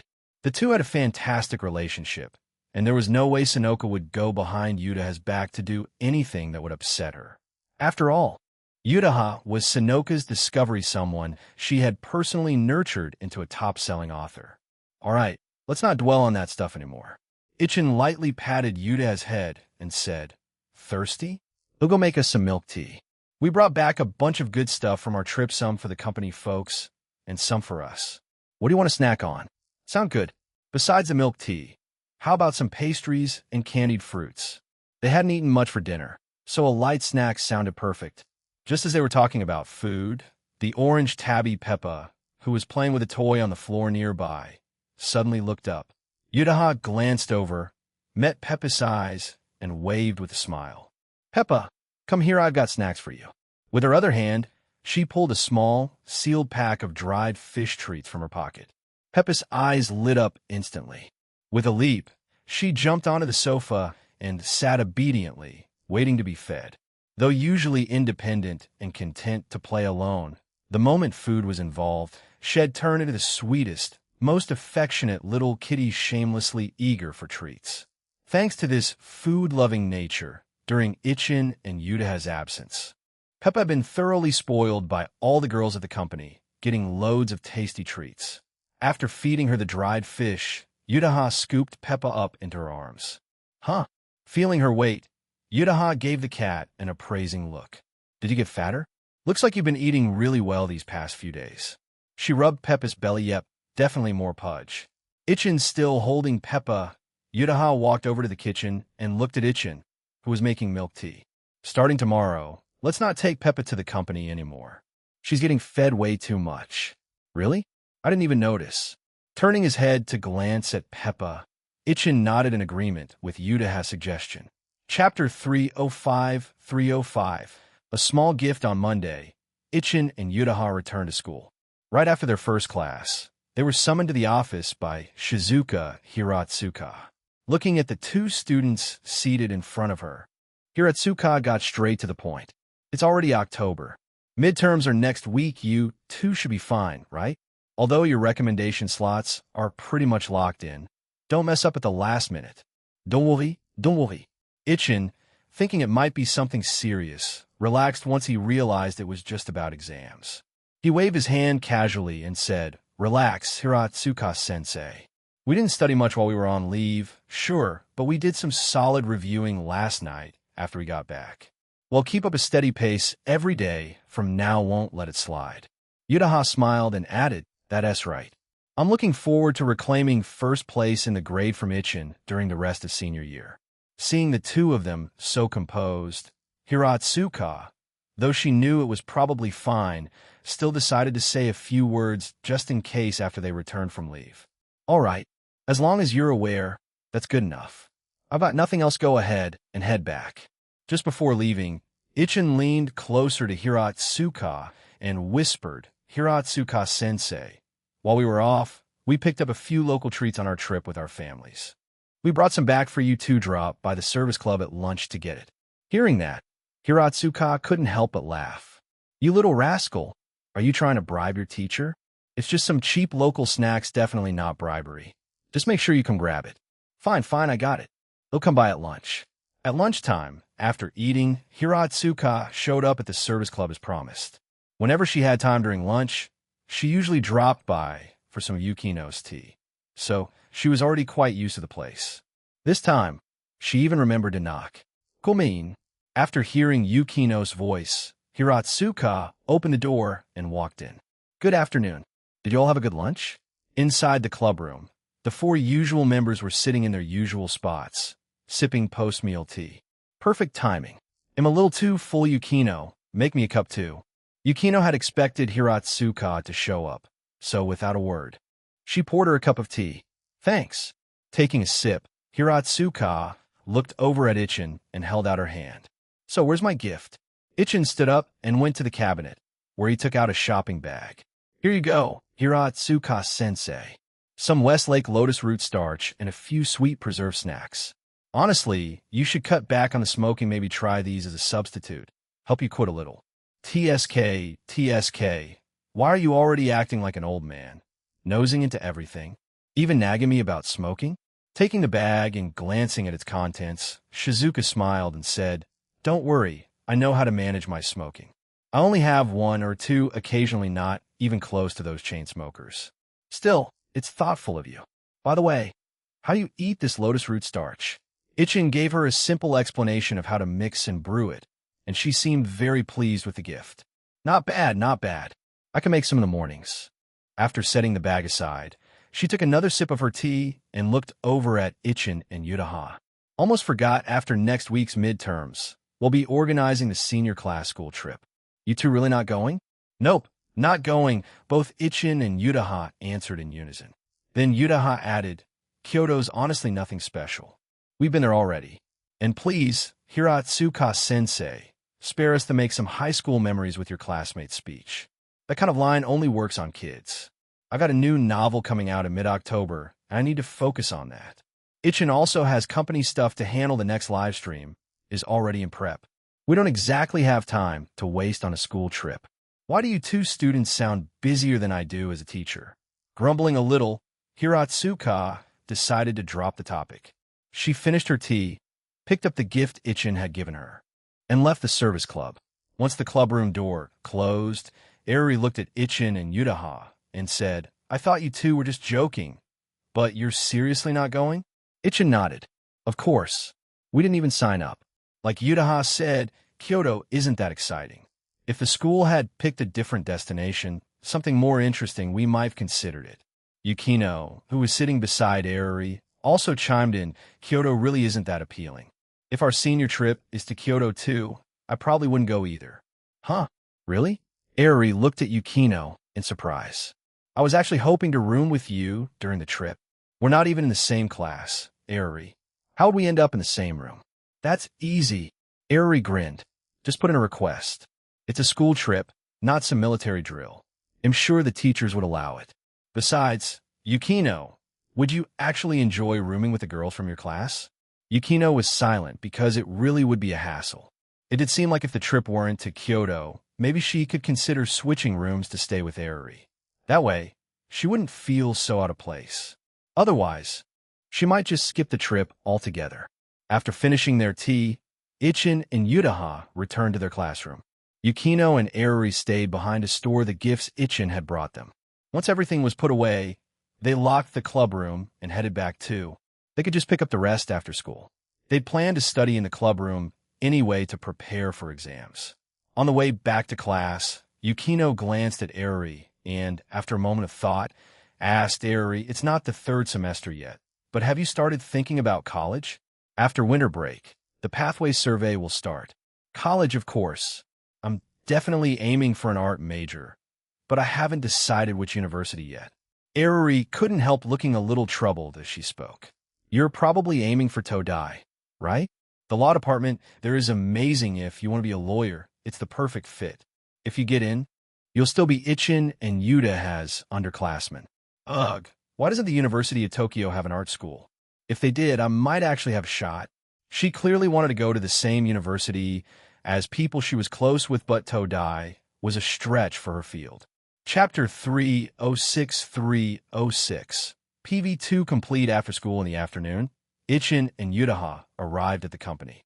Before they even had time to put their things down, Ichin was immediately met with a question from Aoba. Ichin-kun, why didn't you bring Peppa with you today? HM? Ichin glanced at Aoba, put down his backpack, then called over Rin Toyama and asked her to take a few people to the storage room to bring out the specialty gifts he had left there yesterday. Only then did he turn back to Aoba and say, that's what I wanted to ask you. I've only been away for a week, and Peppa's already gained a whole round of weight under your care. If you all keep feeding him like this, he's going to turn into Mizuka number 2. In that situation, do you really think I'd dare bring her again? Haha, Aoba scratched her head awkwardly, unsure how to respond. All the girls in the company love small animals. Take Hazuki's Mizuku, for example. He's slow and laid back, not afraid of people, and actually loves to come rub against them. Whenever the girls had free time, they loved picking him up for a cuddle. Peppa from Ichin's place needed no further explanation. He was still young in his growth phase, not as chubby as Mizuku, and cuter to boot. Naturally, everyone adored him, and since he was such a glutton, the girls didn't hold back.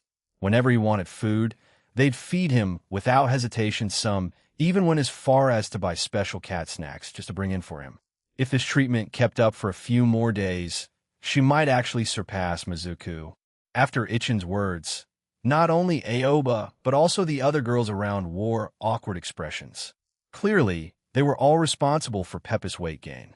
Seeing everyone like this, Ichin chuckled and said, "I know you all love the little one, but you really shouldn't overfeed him. Other than his regular 3 meals a day, just a few snacks is enough. Even if he's an orange tabby, he can't get too fat. It's really not good for his health." Not every cat can be like Mizuku. Only after receiving everyone's unanimous promise did Ichin agree to let Yagami K and the others bring Peppa to work again tomorrow. At that moment, Rin Toyama and her group arrive carrying a pile of goodies. "Here, I brought you all some snacks and lotus root powder, one for each of you. Rin, they'll leave the distribution to you." Everyone was overjoyed by the gifts Ichin had prepared. Their boss was truly generous. Every time he went back to his hometown, he'd bring something for the team. Even if it was just food and not very expensive, it showed that their boss genuinely thought about employee welfare. As employees, they didn't ask for much. Fair pay, no constant forced overtime, and not getting yelled at for no reason. That was enough. And Ichin, in their eyes, was already the kind of boss most working people dream of having. After everything was handed out, Ichin made his way to Hazuki's office. "Hazuki, the second PV should be finished by now, right?" "Yeah, it was just completed around noon. A few 30-second intro videos for the main characters are also done. I've reviewed everything, no issues. The files are in the company's database. You can check them out later. But first, let's go over the other tasks. Kay really is efficient. We'll check them out in a bit." The two briefly synced up on the past week's work and confirmed plans for the upcoming live stream. Then, Ichin left Hazuki to her tasks and returned to his own office. Yutaha was already waiting there, having brewed some coffee. Sitting down in his boss chair and calling Yutaha over, Ichin opened the newly completed second promotional video. This PV was edited by Kay. Let's see how she did. After this, there are also 4 30-second intro videos for the main characters. Kay made it. Yutaha smiled in surprise. Then we definitely have to watch it carefully. The first promotional video had revealed the game and briefly introduced its genre. This second one, however, focused mainly on the male protagonist. His name was Ren Amamiya, though players could freely customize his name in-game or stick with the default.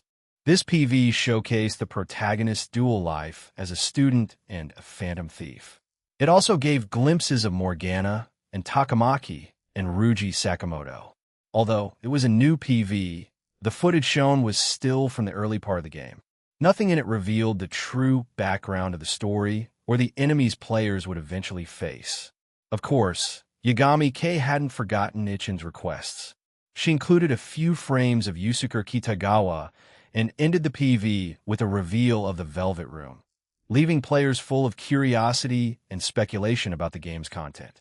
After watching the short 2-minute PV, Ichin looked toward Yutaha. "What do you think?" Yutaha smiled and nodded. "It's really good." As expected of K, editing with a clear understanding of the game's content makes a huge difference. She knows exactly how to grab the viewer's interest. If I were just an ordinary player, watching this PV would definitely boost my interest in the game. I feel the same.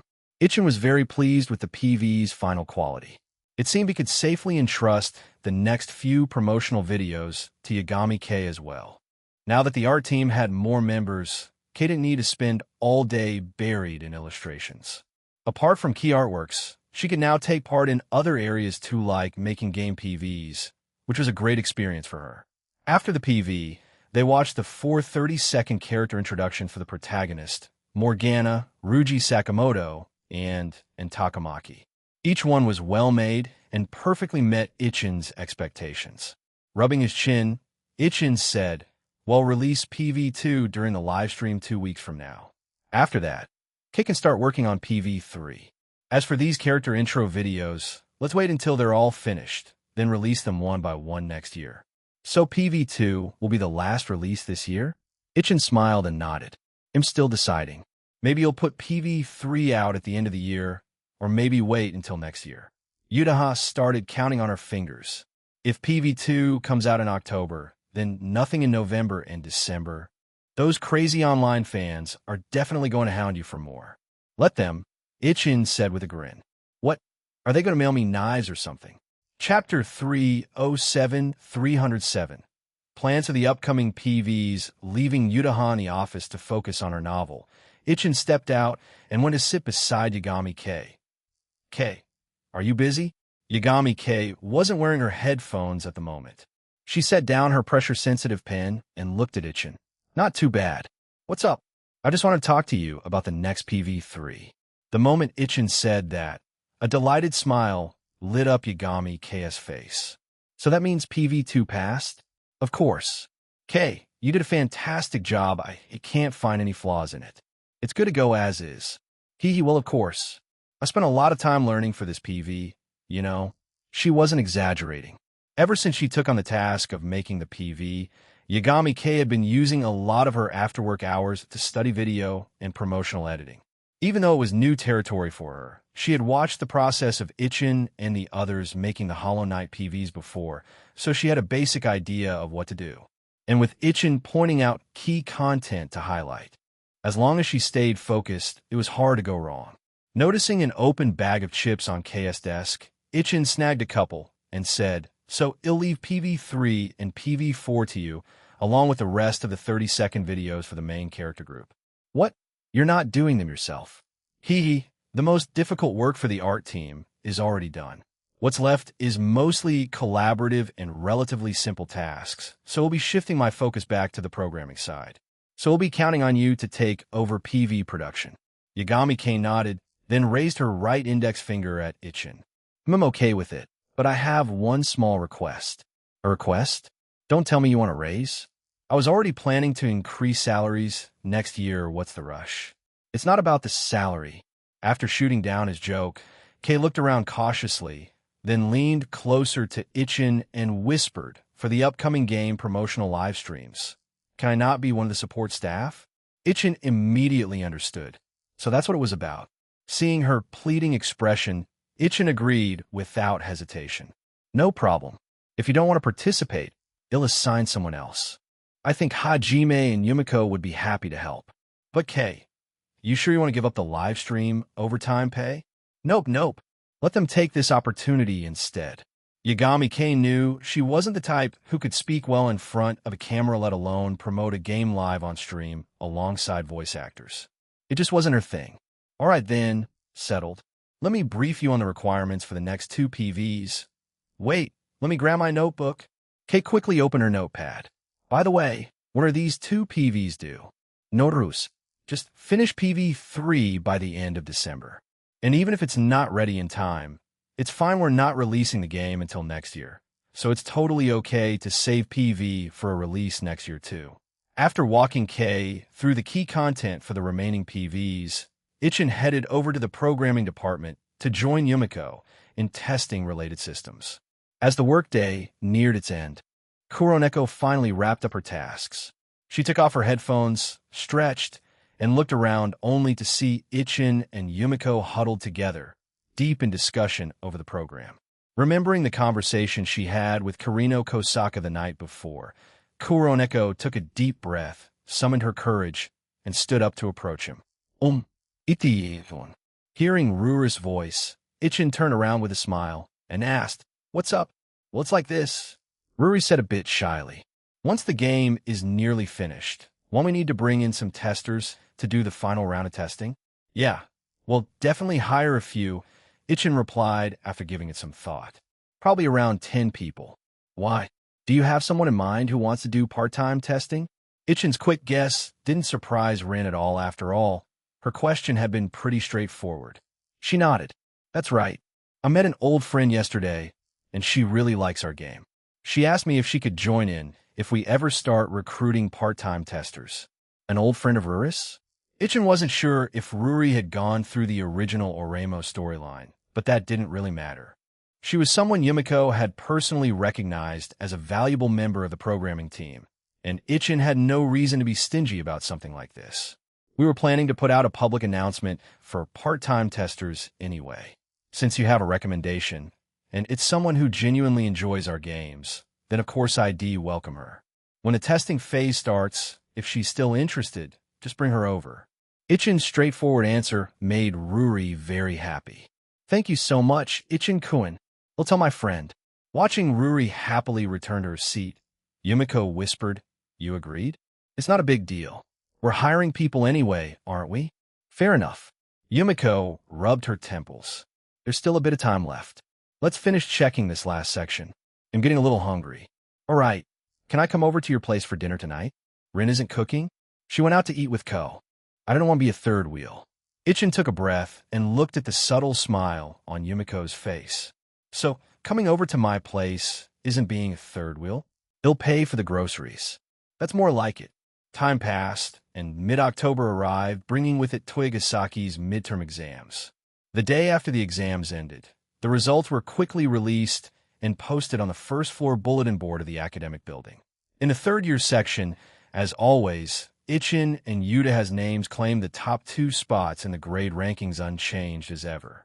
When other students saw the 2 names, they couldn't help but comment in awe. Looks like no one's going to shake their rankings until graduation. Forget Ichin, he's a notorious academic beast from China. That's to be expected. But why are Kasumigakaka's grades getting more ridiculous too? She's acing all her sciences and only trails Ichin by a few points in the humanities. These two, they're both aiming for Todai, right? Why even take the exam? I heard from a reliable source that they've already secured recommendation slots and are just waiting to go for interviews. Whoa, that's amazing. As for the 2 protagonists everyone was talking about, they were currently sitting in Shizuka Hiratsuka's office. Chapter 308-308, Chinese version of the PV. After handing over the documents, Shizuka Hiratsuka said, At the end of October, the internal interviews for the University of Tokyo will begin. It's scheduled for a Saturday, and he'll be going with you too. Make sure you prepare well. Understood? That's pretty soon. Looking over the details on the notice, Ichin said, Got it. Well, definitely be ready. This concerns our college future, after all. Yudaha added, But Hiratsuka-sensei, do you really need to come with us? It's just an interview, not like we're some inexperienced kids who've never seen the world. It's not up to you whether I go or not. As your homeroom teacher, I'm required to accompany you, Hiratsuka replied, rolling her eyes. It won't just be me, the grade director will be coming as well. But once we get to the interview site, it'll be the one staying with you.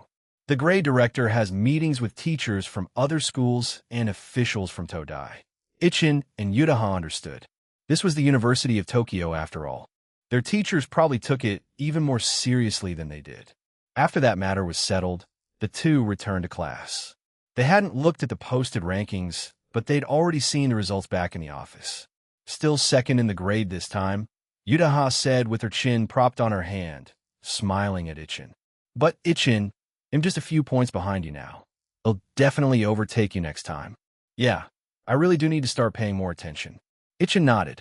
He hadn't expected Yudaha to improve so steadily now. She was getting perfect scores in the sciences just like him.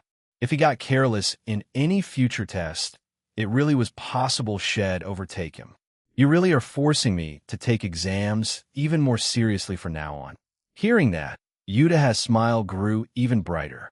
That afternoon, when Ichin arrived at the office and confirmed that no one had been secretly feeding Peppa like before, he finally felt at ease.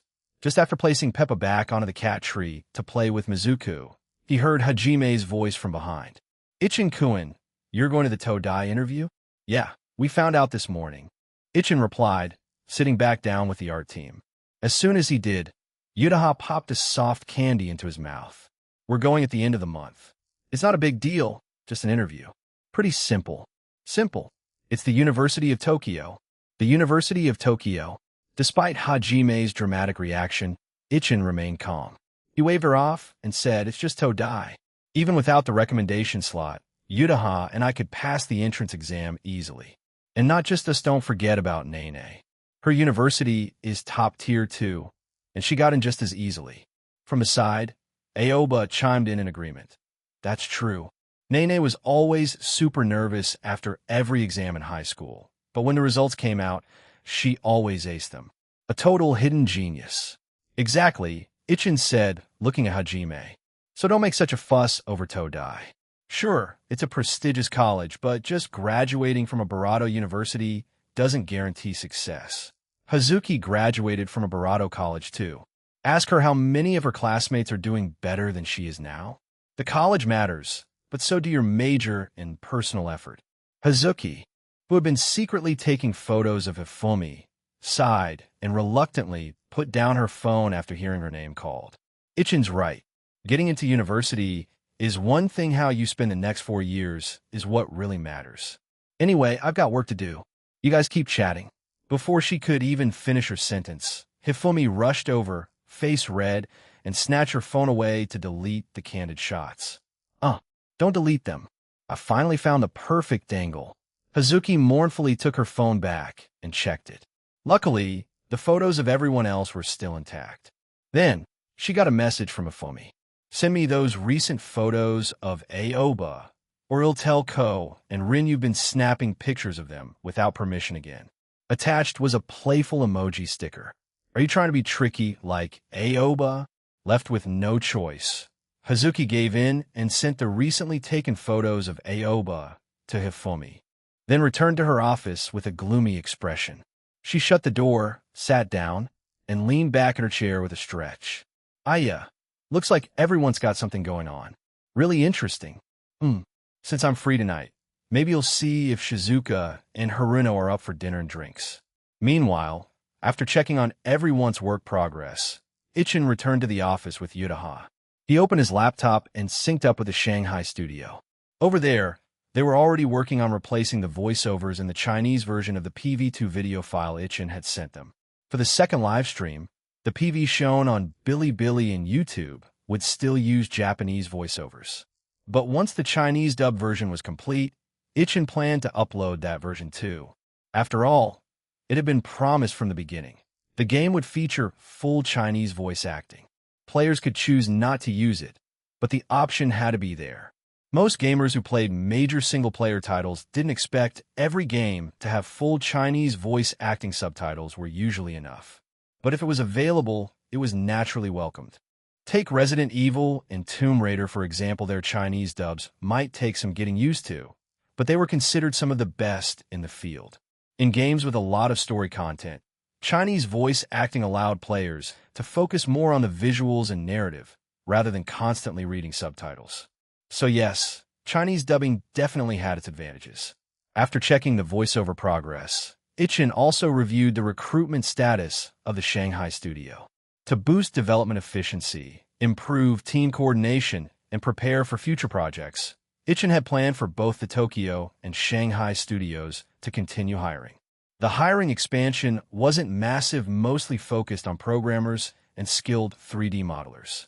Whether they ended up developing Titanfall, Apex Legends, or Dark Souls, 3D modeling would be a huge workload and Ichin standards would be high. Chapter 309 Dark Souls Combat Demo Program. Tonight's dinner was eaten out with a group. After returning home, Ichin told Yutaha to go shower first, while he sat alone in front of his bedroom computer, working on polishing a small test program he'd been tinkering with during his spare time. The content wasn't much, just a video of a character wielding a sword and shield, wearing light armor, a short corridor, and a room at the end of it. From a soldier's point of view, you could see a ragged enemy standing inside the room, holding a wooden plank and a torch. Naturally, this was a simple Dark Souls combat test scene Ichin had built himself, using mostly common free assets. The effort mainly went into the character models and action animations. Using a controller, he played through the scene. After defeating the enemy, he reset the program. The hit feedback still needs some tuning, feels too floaty. But the animation flow is decent. Stroking his chin, a mischievous glint appeared in Ichin's eyes. I should expand the scene over the next few days, add Barato enemies and traps, then let Ko and the others try it out. The current game the studio was working on Persona was an RPG, Slay the Spire and Hollow Knight, before that had their own forms of difficulty. But Ichin had never fully embraced the devious spirit of Miyazaki's games. But for Dark Souls, he fully intended for players to experience what developer malice really meant. Back in the day, he had suffered through Demon Souls, Dark Souls, Bloodborne, and Sekiro, dying over and over again at the hands of Miyazaki's infamous design. Naturally, he wanted to pass that wonderful experience on to his players. Live, die, live again. Die several times in the same spot. What fun! How could he not recreate that? As Ichin worked with a scheming grin on his face, the freshly showered Yutaha entered the room with a hairdryer in hand, only to hear his suspicious laughter. "Ichin, what are you working on?" Pausing his work, Ichin turned his chair toward her with a smile and waved her over. "Done showering? Come here, I'll dry your hair for you. I'll explain as I do." Yutaha sat beside him, handed over the dryer, and glanced at the screen. "This doesn't look like anything from Persona." "It's not. Just a little side project I've been working on during downtime, basically a combat concept demo for a future plan." Plugging in the dryer, Ichin began to skillfully dry her hair. Yutaha always kept her long hair well maintained, and it had remained waist-length for quite some time. Taking care of it was already a task, and if it grew any longer, it'd be even more troublesome. As he gently dried her hair, Ichin continued, "You've seen the world building I wrote for Dark Souls. It's deep and dark. The enemies are varied too. This demo scene is simple because I didn't have much time, so I just added some humanoid enemies to test animations and AI behaviors. I tested it myself earlier and it works pretty well. Want to get a try? An action game? Sure, it'll give it a go." Yutaha nodded. She didn't refuse. While she didn't play many action games, after working on Hollow Knight, she had played for a few hours, didn't clear it, but at least had some basic sense of how action games worked. After drying her hair for a few minutes, Ichin launched the test software, plugged in a controller, and handed it to her. Top left of the screen shows your character's status. Red bar is HP. Green is stamina. Rolling and attacking consume stamina. There's normally a blue bar for weapon arts and magic, but I haven't implemented that yet. Controls. Left stick moves, right stick adjusts camera, X uses items, Y switches between one-hand, two-hand modes, or rolls, B interacts, LB raises shield, LT parries, RB light attack, RT heavy attack. That's it. The current scene is small and pretty simple. After listening to Ichin's rundown, Yutaha also opened the menu to confirm the control layout. Once she was sure he wasn't trolling her, she began moving, rolling, and attacking a few times with the character. Feels pretty smooth to control. But isn't this character kind of ugly? Looking at the soldier she was controlling, Yutaha's face clearly showed her disdain. Ichin remained calm. Totally normal. Starting characters aren't supposed to look good. I only did a rough design. Anyway, the final version will be better. But there's even a deprived class in the setting who starts with just a wooden stick, a broken shield, and a tattered loincloth. I don't even know what you were thinking. I want to play like that. Yutaha muttered while maneuvering the character forward, spotting an enemy in the room at the end of the corridor waiting for her. "And can't you at least give the enemies better gear? A plank and a torch? If I gave them good weapons and you couldn't beat them, what then? Do you not see the shield in my hand? You really think I can't defend?" Saying that, Yutaha raised her character's shield, proudly demonstrating her defensive prowess. Ichin chuckled and nodded. Fair point. In the game's design, shields have both physical and elemental defense stats. The one you're using is set to 100 physical block, so as long as your stamina doesn't run out, you can perfectly block physical attacks. That generous, huh? Yutaha glanced at Ichin with surprise, then walked her character down the short corridor, stepping into the room. At that very moment, she also stepped into the torch guy's aggro range, and he began to move. Yutaha braced for the torch guy's attack, when suddenly, from the right rear corner, a long sword silently pierced her character. The surprise hit staggered her, and a chunk of her HP vanished. "Ah!" Yutaha yelped in shock, instinctively rolled away and rotated the camera, revealing another ragged enemy holding a longsword. not much different from her own character. There was another one ambushing here. Ichin, you're way too sneaky. Carefully raising her shield, she blocked the longsword enemy's next attack, then quickly retaliated 3 swift strikes, and the enemy was down. Phew, at least it didn't have much HP. Just as she said that, the torch guy came rushing in, swinging his seemingly harmless torch again and again.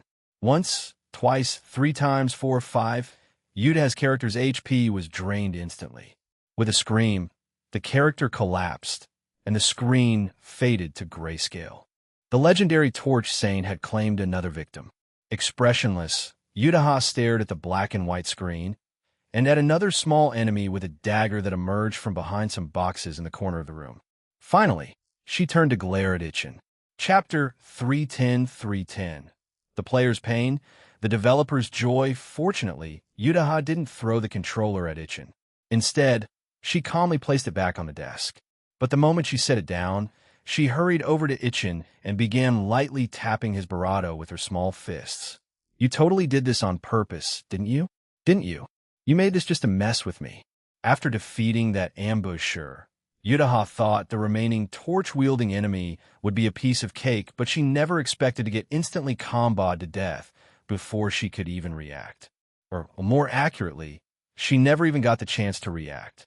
Ichin made no attempt to dodge her blows and simply let Yudaha vent her frustration and rage, grinning all the while. After about a minute, Yudaha finally calmed down and sat quietly on Ichin's lap. Ichin hugged her gently and kissed her cheeks twice, then said, "Your reaction just now tells me that once the full game comes out, unprepared players are absolutely going to be wailing." Yudaha's reaction was something Ichin had experienced himself when he first played Dark Souls, even nearly threw his controller once. After exhaling deeply and regaining her composure, Yudaha looked at Ichin and asked, "So this Dark Souls game, is the whole thing going to be filled with traps like this?" Ichin quickly denied it. Of course not. If the entire game was like that, it just made me look like a one-trick amateur. Traps are only effective when used in the right places. That's what makes them impactful. Relax. I'm no rookie at game design. When it comes to player psychology and difficulty curves, I know exactly what I'm doing. Yudaha nodded and glanced at the screen, which had reset the scene and returned the character to the start. You planning to let anyone else try out this test build? Not just yet. Ichin shook his head after thinking for a moment. There's still too little content. He'll add a couple more scenes and a mini-boss first. Once that's done, then he'll let the others give it a go. It can wait until after our interviews at Todai. This was just a simple combat test. After all, it wasn't something Ichin would stress over. Compared to that, the Todai interview deserved more of his attention. Of course, before that, they still had the second promotional live stream to prepare for, and Yudaha's new book was also scheduled to release around the same time. Letting Yudaha rest for a while, Ichin picked up his change of clothes and pajamas and headed to the bathroom for a shower. Once Ichin was gone, Yudaha looked at the computer screen, then at the closed door. After a moment of thought, she picked the controller back up. Only 3 enemies. No way I'm letting this go. Restarting the game, Yudaha carefully maneuvered the character to the room's entrance but didn't step inside. Instead, she slowly rotated the camera toward the right side of the doorway. Sure enough, she could clearly see the enemy that Ichin had deviously hidden there. Scoffing internally at Ichin's trickery, Yudaha opened the item menu and checked her inventory. 3 healing flasks and 5 throwing knives, that was it. Pretty sparse, but understandable for a test build. Yudaha, having spent plenty of time around Ichin, had come to understand his design philosophy quite well. These throwing knives definitely aren't just for show. Muttering to herself, she swapped out the healing item for the throwing knives and locked onto the torch enemy, then threw one. With a shunk, the knife hit its mark, shaving off 5 HP, basically no damage. But it worked. The torch guy was now alerted and began slowly walking toward her. I knew this was the way to do it. Smirking smugly, Yudaha raised her shield and began retreating slowly, expecting a nice one-on-one duel. But just 2 steps back, another figure emerged behind Torch Guy. The sword-wielding enemy stepped out as well. The simple 1v1 suddenly became a 1v2. Even though her shield had 100 physical block, Torch Guy's weapon clearly dealt fire damage. The combined attacks of both enemies quickly drained her stamina, leaving her unable to dodge. Then came the longsword's stagger hit, and finally, Torch Guy finished her off with a Lord of Cinder-style 5-hit combo. "You died." The grayscale screen and bold letters brought a moment of doubt to Yuta's mind. Why is Ichin making this kind of game? Is this really fun? But then she remembered what Ichin had said earlier and she understood. For players, it might not be fun. But for a developer like Ichin, seeing players get wrecked by the traps and ambushes he designed, shouting in frustration at the screen, failing over and over, it was fun. It was similar to Hollow Knight, but Ichin hadn't gone full malicious in that one. After all, that was a 2D Metroidvania-style game, not 3D. In a 3D game, the designer had far more room to craft immersive scenes and place devious traps. They could set up ambushes that made naive players walk in clueless, only to be shocked and defeated moments later. Kind of like a horror game. Maybe Yutaha didn't play horror games. In fact, she rarely even watched horror movies. She couldn't handle the jump scares. With how Ichin designs things, I bet he'd be a natural at making horror games. About 10 minutes later, Ichin returned from his shower only to see Yutaha, controller in hand, standing in a now-empty room where all 3 enemies had fallen. "Oh, playing again?" Yutaha put down the controller and shot him a sharp look. "You put throwing knives in the item bar, but when I used one to lure the Torch Guy, that ambusher near the Barado came too. That's basically a forced 1v2. Yep, that's exactly what I designed it to do. Of course, I want to make every encounter like that in the final game. It'll definitely tweak enemy aggro behavior and pacing to raise the skill ceiling." Now that Yutaha had beaten it, there was no reason to keep the test program running. Ichin closed the program, wrapped his arm around Yutaha's shoulder, and the two of them started scrolling through the comment section for the Metronome in Love Episode 11, which aired the previous night. The anime had begun airing in August and was now nearing the end of its first season. The second season had already been greenlit and was in production. It wouldn't follow immediately after the first season ended in October, but it was scheduled to resume in January next year. Chapter 311. New book release on Friday and Saturday, October 21st and 22nd. The second Persona livestream was successfully held on both Bilibili and YouTube. Originally, Ichin hadn't planned to appear in either livestream, but since some real-time translation was still required for the Bilibili side, he had no choice but to show up. As for the voice actors, they invited the seiyus Ifor and Takamaki and Morgana Mizuki Nana and Otani Ikkyu. PV2 of the game was played right at the beginning of the livestream. Although the protagonist's voice actor, Fukuyama Jun, who had the most lines in the PV, wasn't present, the discussion flowed naturally from the PV's content, keeping the atmosphere lively. Especially the scene of the protagonist awakening his persona, which was packed with over-the-top Chinibu energy. It continued to stir up discussion even after the stream ended. With Fukuyama Jun's performance, combined with that signature dramatic tone, it was hard not to be reminded of certain iconic characters.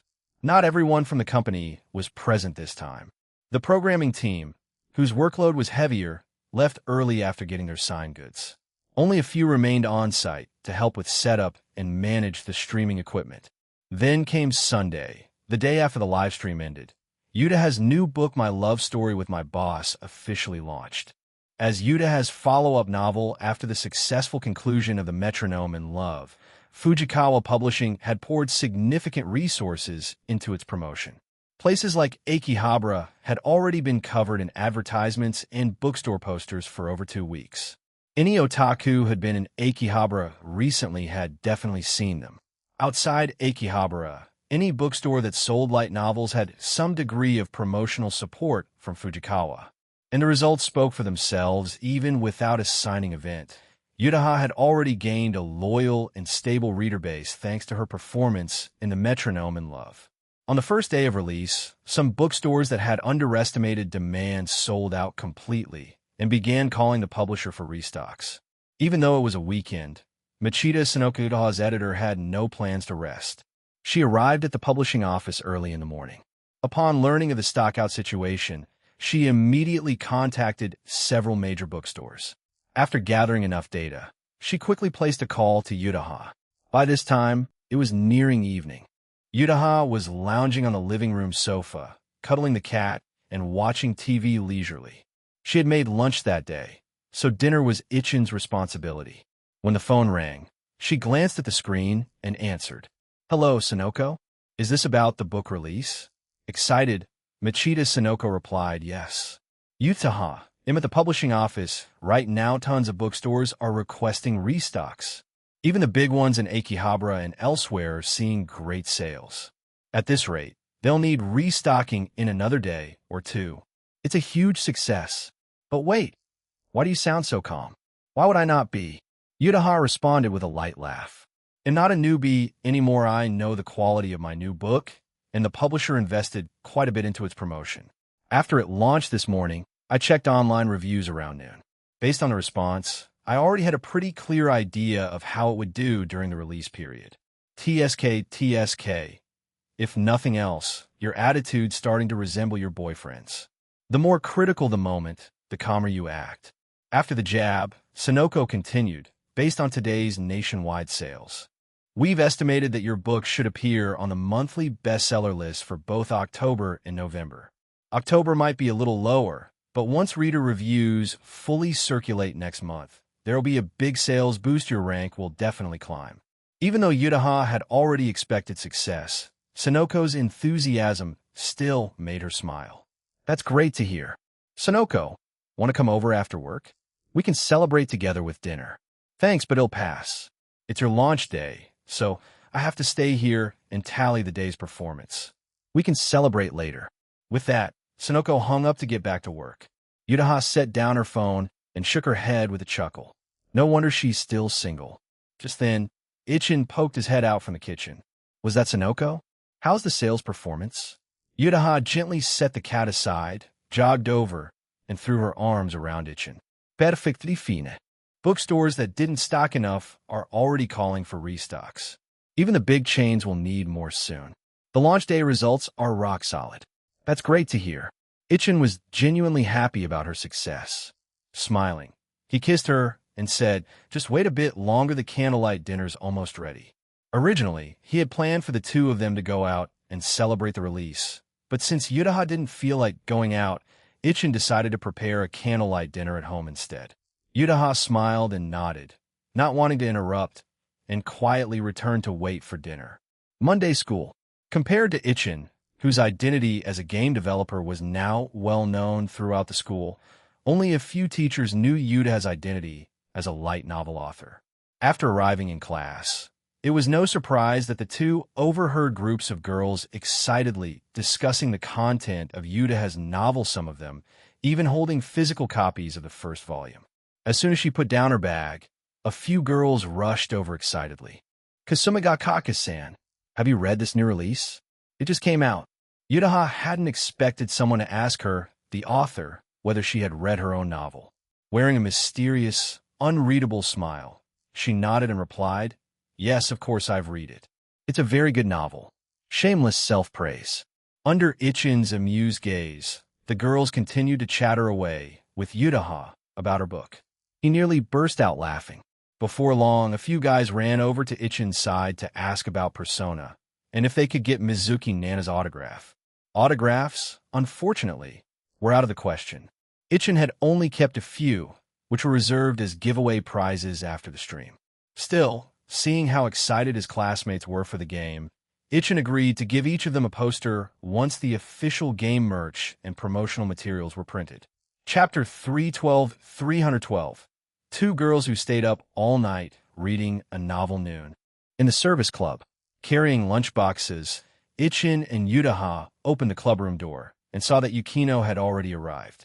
"Good afternoon, senpai. Good afternoon. Good afternoon, Yukino." Yutaha walked in and immediately noticed the faint dark circles under Yukino's eyes. "Yukino, did you not sleep well last night?" At the mention of this, Yukino blushed slightly with embarrassment and pulled a novel out from the desk drawer nearby. "I was reading Senpai's new book last night and accidentally stayed up late." "Senpai, Your new book is amazing. It feels more mature in style compared to the metronome in love. So, she was reading my new book? Compared to classmates in school, Yukino's praise made Yutaha genuinely happy.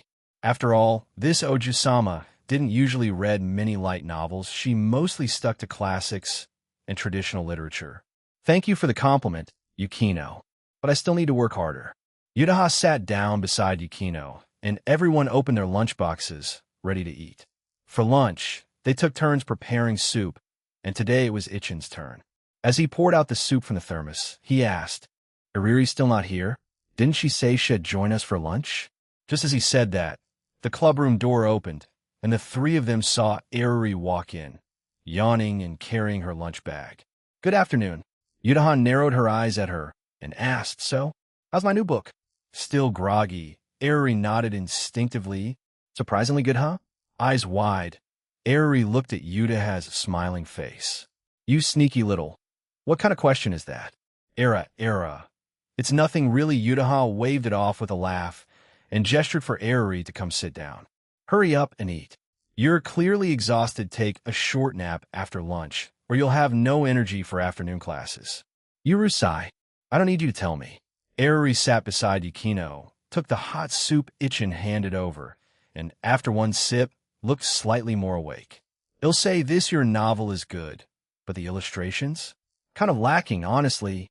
While eating, Yutaha chuckled, "Well, it can't be helped. I can't compare to someone like the legendary Irie Kashiwagi. Kashiwagi-sensei. My new book is out. Would you be willing to draw a celebratory illustration for me?" "I told you not to call me that name anymore. I already quit the industry." Ariri glared at her, then added, "But if it's just a congratulatory piece, I guess I can do it. Even if I've retired, my account is still active. Give me a little time, I can finish and post it by Friday or Saturday." "But what about payment? Don't think you can get it for free." "Don't worry. I wouldn't dream of freeloading." Yutaha waved her hand and quickly agreed on the payment with Ariri. It was just a single illustration, so it wouldn't be expensive. Of course, if Yutaha really wanted to get it for free and pester her enough, Ariri might actually agree, but Yutaha's personality would never allow that. As they continued eating, Yukino looked at Ichin and Yutaha. "This week, the third-year school trip starts, right?" "Yeah, from Wednesday to Friday." Ichin nodded. "It's 3 days, but Yutaha and I have decided not to go. We need to prepare for our weekend interview at the University of Tokyo." "Interview at Todai?" Ariri, chewing on her chopsticks, looked at them. "Can I come watch? I've never been to Todai before." "You've never been to Todai?" Now it was Ichin's turn to be surprised. Todai wasn't some off-limits place. And with Ariri being an Ojusama, her parents could easily have taken her there to experience the atmosphere of a top-tier university. Ariri shook her long, twin tails. "I was never that interested in studying, and my parents never pressured me to aim for Todai, so they never brought it up. But now I'm in my second year. Next year, it'll be a third year, so I have to start thinking about university. I want to check it out. Of course, I'm not aiming to get into Todai. There's no art department. A visit to Todai was fine. After all, they'd be going with Ms. Hiratsuka. Sure, if you want to go, let's go together." Yutaha agreed, then turned to Yukino. "Yukino, why don't you come with us too? You're planning to apply to Todai, right?" Before Yukino could answer, Ariri jumped in. "Exactly. Yukino's aiming for Todai, too. Let's meet up beforehand and go together." Hearing Ariri express interest made Yukino seriously consider it. She would never suggest such a thing on her own. Only after Ariri spoke did she nod. "I do want to check it out and get a better understanding. It'll be in your care then, senpai." Later that day, after Japanese class ended, Ichin quickly caught up to Ms. Hiratsuka as she was leaving the classroom. "Ms. Hiratsuka, I need to talk to you about something." Seeing Ichin run up, she asked, "What is it?" "It's about the weekend Todai interview," Ichin said with a smile. While we were having lunch, Ariri and Yukino mentioned they'd like to come and see what it's like. You know, Yukino plans to apply to Todai's law department. "Oh, they want to come along?" Hiratsuka instantly understood and nodded without hesitation. "Sure, it's no big deal. Both of those girls are excellent students. Even if Ariri's not aiming for Todai, she'll probably go to a top art school like Tokyo University of the Arts."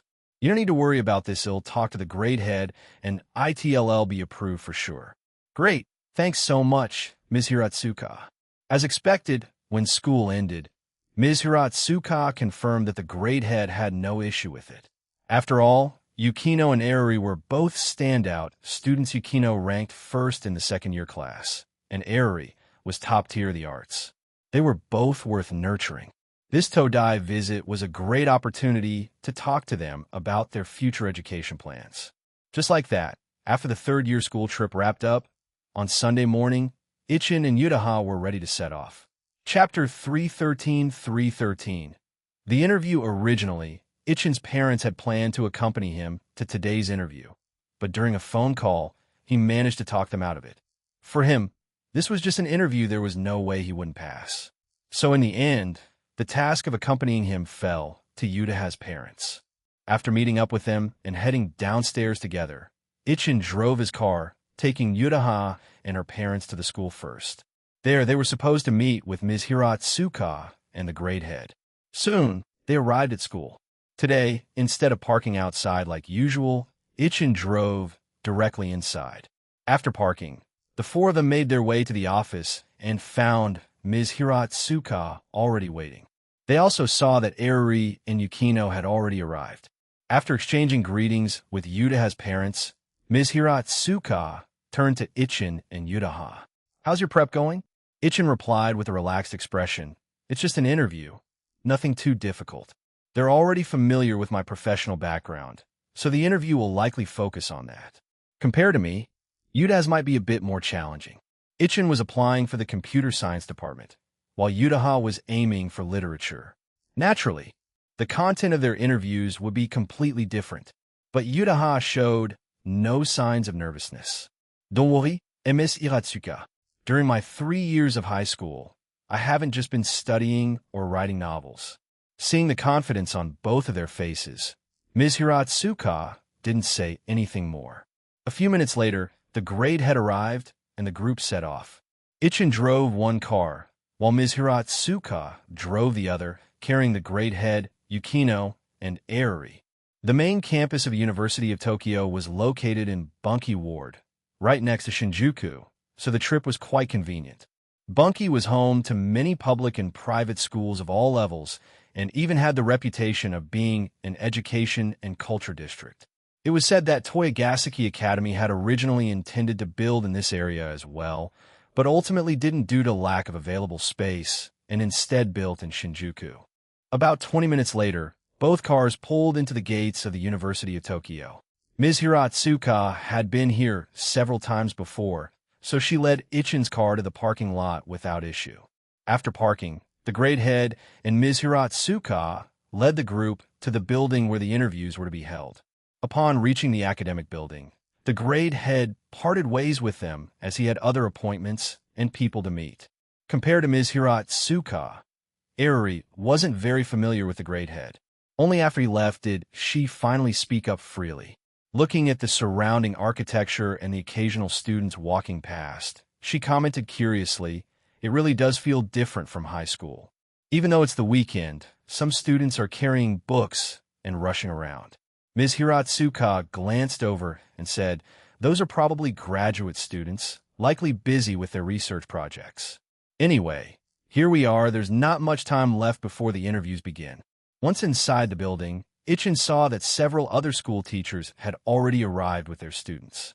After checking in, Ms. Hiratsuka exchanged a few words with some familiar teachers, then brought everyone to the hallway outside the interview rooms. "This is your interview room, Ichin. Yutaha, yours is upstairs," she said, handing them both their interview forms. "Ichin, just wait here by yourself for now. We'll take Yutaha upstairs, all right?" Ichin had no objections. He actually wanted a few moments to calm himself and get into the right headspace. After the others headed upstairs, Ichin sat on a bench outside the room, adjusting his breathing. Even though the interview wouldn't be difficult for him, he still wanted to take it seriously and not treat it carelessly. A few minutes later, another student arrived, also coming for a computer science interview, accompanied by his parents. Ichin didn't speak to him and instead closed his eyes to rest quietly. After about 10 minutes, the classroom door opened, and a teacher holding a name list called out, "Ichin from Toyogasaki Academy. Please come in." Hearing his name, Ichin immediately stood up and walked into the room. Inside were 5 interviewers already seated, with a single chair placed in the center of the classroom. He greeted the teachers politely, then took his seat and began the interview. Half an hour later, the door opened again, and Ichin walked out with a calm expression. After glancing at the other boy waiting outside, he headed straight for the stairs and went up to the 2nd floor. As soon as he reached the upper floor, he saw Ms. Hiratsuka and the others waiting outside another classroom. Eruri happened to look up and spotted him. "Ichin's here," she exclaimed in surprise. Though Yuda's parents were still waiting for her interview to finish, they immediately came over when they saw Ichin. Yuda's father asked nervously, "Ichin, how did it go?" By now, Yuda's parents already saw Ichin as one of their own, so naturally they were anxious. Ichin smiled confidently and replied, "Don't worry, uncle. The interview went very smoothly. I had a great conversation with the interviewers. At the end, they told me all that's left is to wait for the admission notice." "That's great. That's really great." Everyone looked visibly relieved. Ms. Hiratsuka, too, was pleased. In her years of teaching, Ichin and Yudaha were the only 2 students under her guidance who were qualified to apply to the University of Tokyo. This was a big achievement for her own teaching credentials. Ichin briefly recapped the interview for everyone. They mostly asked questions related to computer science software development, game design, and my views on the industry. Since I already work in the field, none of it was difficult. Ms. Hiratsuka nodded. "Exactly. In Ichin's case, he's already a professional in the industry, so his interview can't really be used as a benchmark for other students. But his mindset and attitude could definitely be helpful as a reference. I'm not worried about Yukino at all.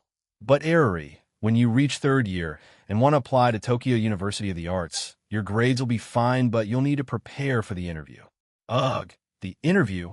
At the mention of that, Eruri awkwardly tugged at the corner of her mouth. Drawing a piece of art? No problem. But interviews? That wasn't her strong suit, especially having to face a panel of teachers and answer who knows what kind of questions.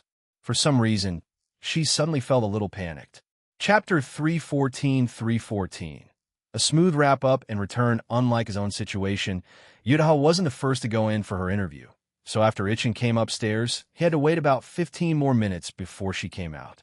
The classroom door opened, and Yudaha stepped out alongside a short-haired, middle-aged female professor. The moment she exited, Yudaha spotted Ichin and, smiling brightly, ran straight into his arms. "Did your interview finish too, Ichin?" Holding her, Ichin smiled and nodded. "Yeah, I finished a little earlier, so I came up." The professor looked at the two with mild surprise, but quickly turned to chat briefly with Ms. Hiratsuka and then exchanged a few words with Yuda's parents. After learning that Ichin also received a recommendation slot and that his academic record was even better than Yuda has, the professor couldn't help but comment, "Young people these days are really impressive. Kasumigakake-san, you can relax and just wait for the notification." "Understood. Thank you, sensei." After the professor returned inside, the group made their way downstairs and left the building. Since the great head still had unfinished business, Ms. Hiratsuka checked in with him and then turned to the group. "Shall we head back? Or would you all like to walk around Todai for a bit? Ichin and Yudaha will be attending here. Next year, it wouldn't hurt to get familiar. Yukino, too. You're planning to come here after graduation, right? We can grab lunch here as well." Since they were already here, returning right after the interview felt a bit bland, so everyone agreed to take a walk around Todai and have lunch before heading back. As Japan's top comprehensive university, the University of Tokyo had an impeccable environment. While Ichin and Yudaha had only interacted with a few professors during the interview, their impressions were all very positive.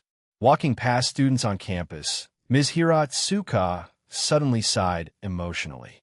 "Back then, if I had worked a little harder, I probably could have gotten into Todai too. But I ended up going to Kyoto University and became a teacher after graduation." Ichin replied, "Kyoto University is great too. It's not much different from Todai." "You're right." Ms. Hiratsuka smiled and nodded. "It's just that I suddenly felt something coming to the university I didn't get into back then, this time as a teacher, and soon my students will be studying here. Maybe this is what a teacher's sense of accomplishment feels like. At lunchtime, they had a great meal in the university cafeteria before finally leaving Todai. After Ichin dropped off Eri and Yukino at his place, Ms. Hiratsuka drove back to Todai to pick up the grade head and return to school to report on the day's work. Yuda's parents went home to rest, while Ichin and the others headed to Yagami KS dorm. That morning, the group had already been asking about the interview in the group chat, so now they were eagerly waiting for updates. Afternoon tea was already prepared. As soon as they entered, Ichin noticed that quite a few people were present besides Kei, Toyama Rin, and Yumiko. There were also Hazuki, Hifumi, Aoba, and Nene. You guys didn't have anything to do at home this weekend? How come you all gathered here? Sipping a drink, Nene cheerfully raised her hand.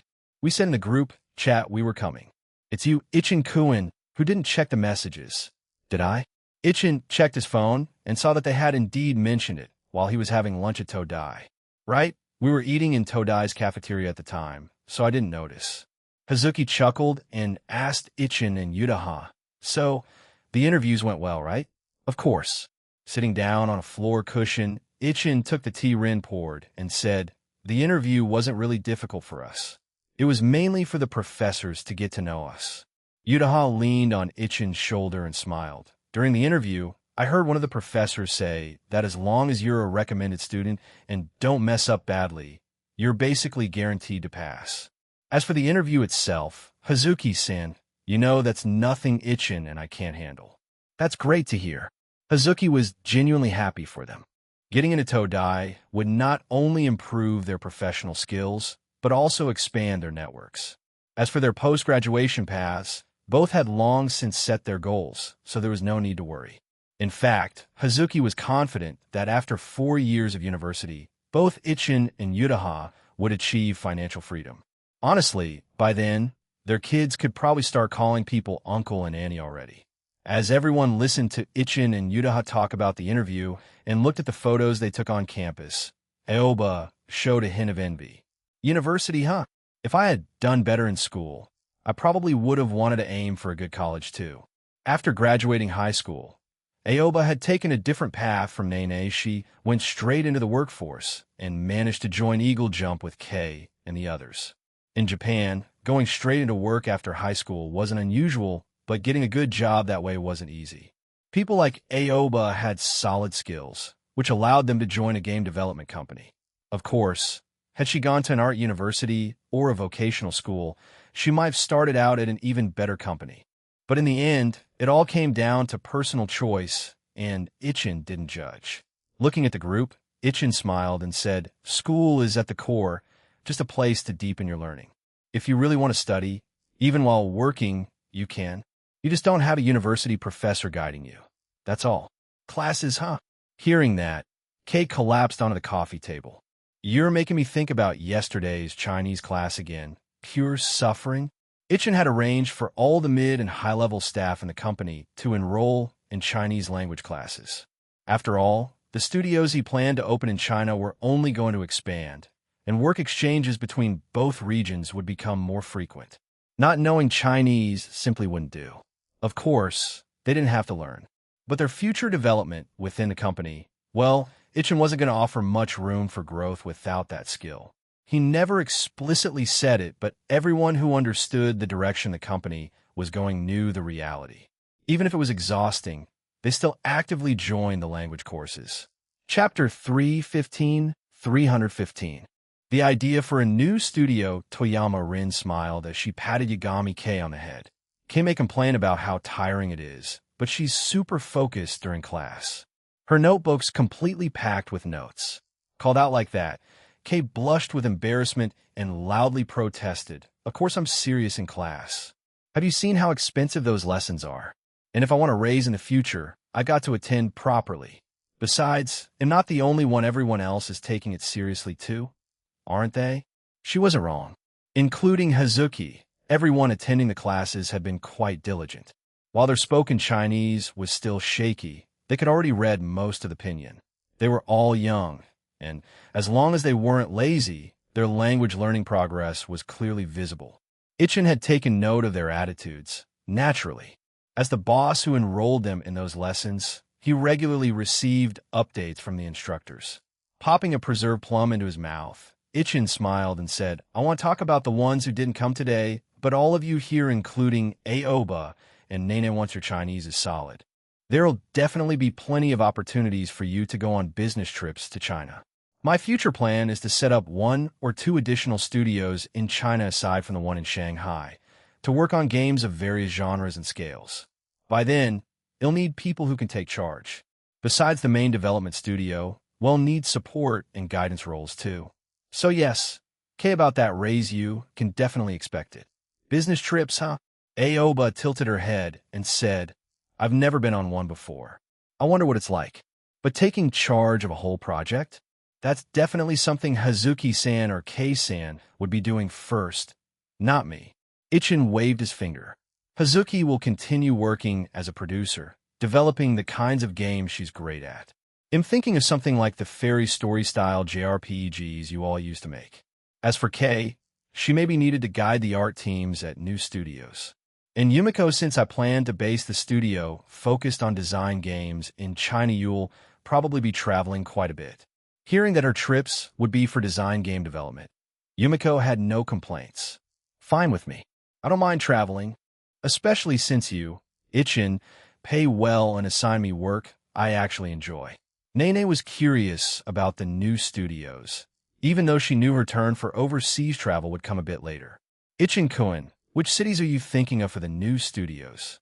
"Well," Ichin crossed his arms, "they'll probably choose cities with a strong information tech presence that make hiring easier. The downside, of course, is that office rentals in such cities are expensive. In the end, it all came down to money. Right now, Ichin was managing 2 studios, and with his current funds and the pre-order income from Persona, things were fine. But long-term expansion would require additional high-selling titles. He had plenty of project ideas in mind, but opening a 3rd studio this year wasn't realistic. It'd have to wait until next year. Stroking his chin, Ichin continued, "At the current Shanghai studio, there are a few people experienced with 3D shooters. They'll probably assign them to work on that genre.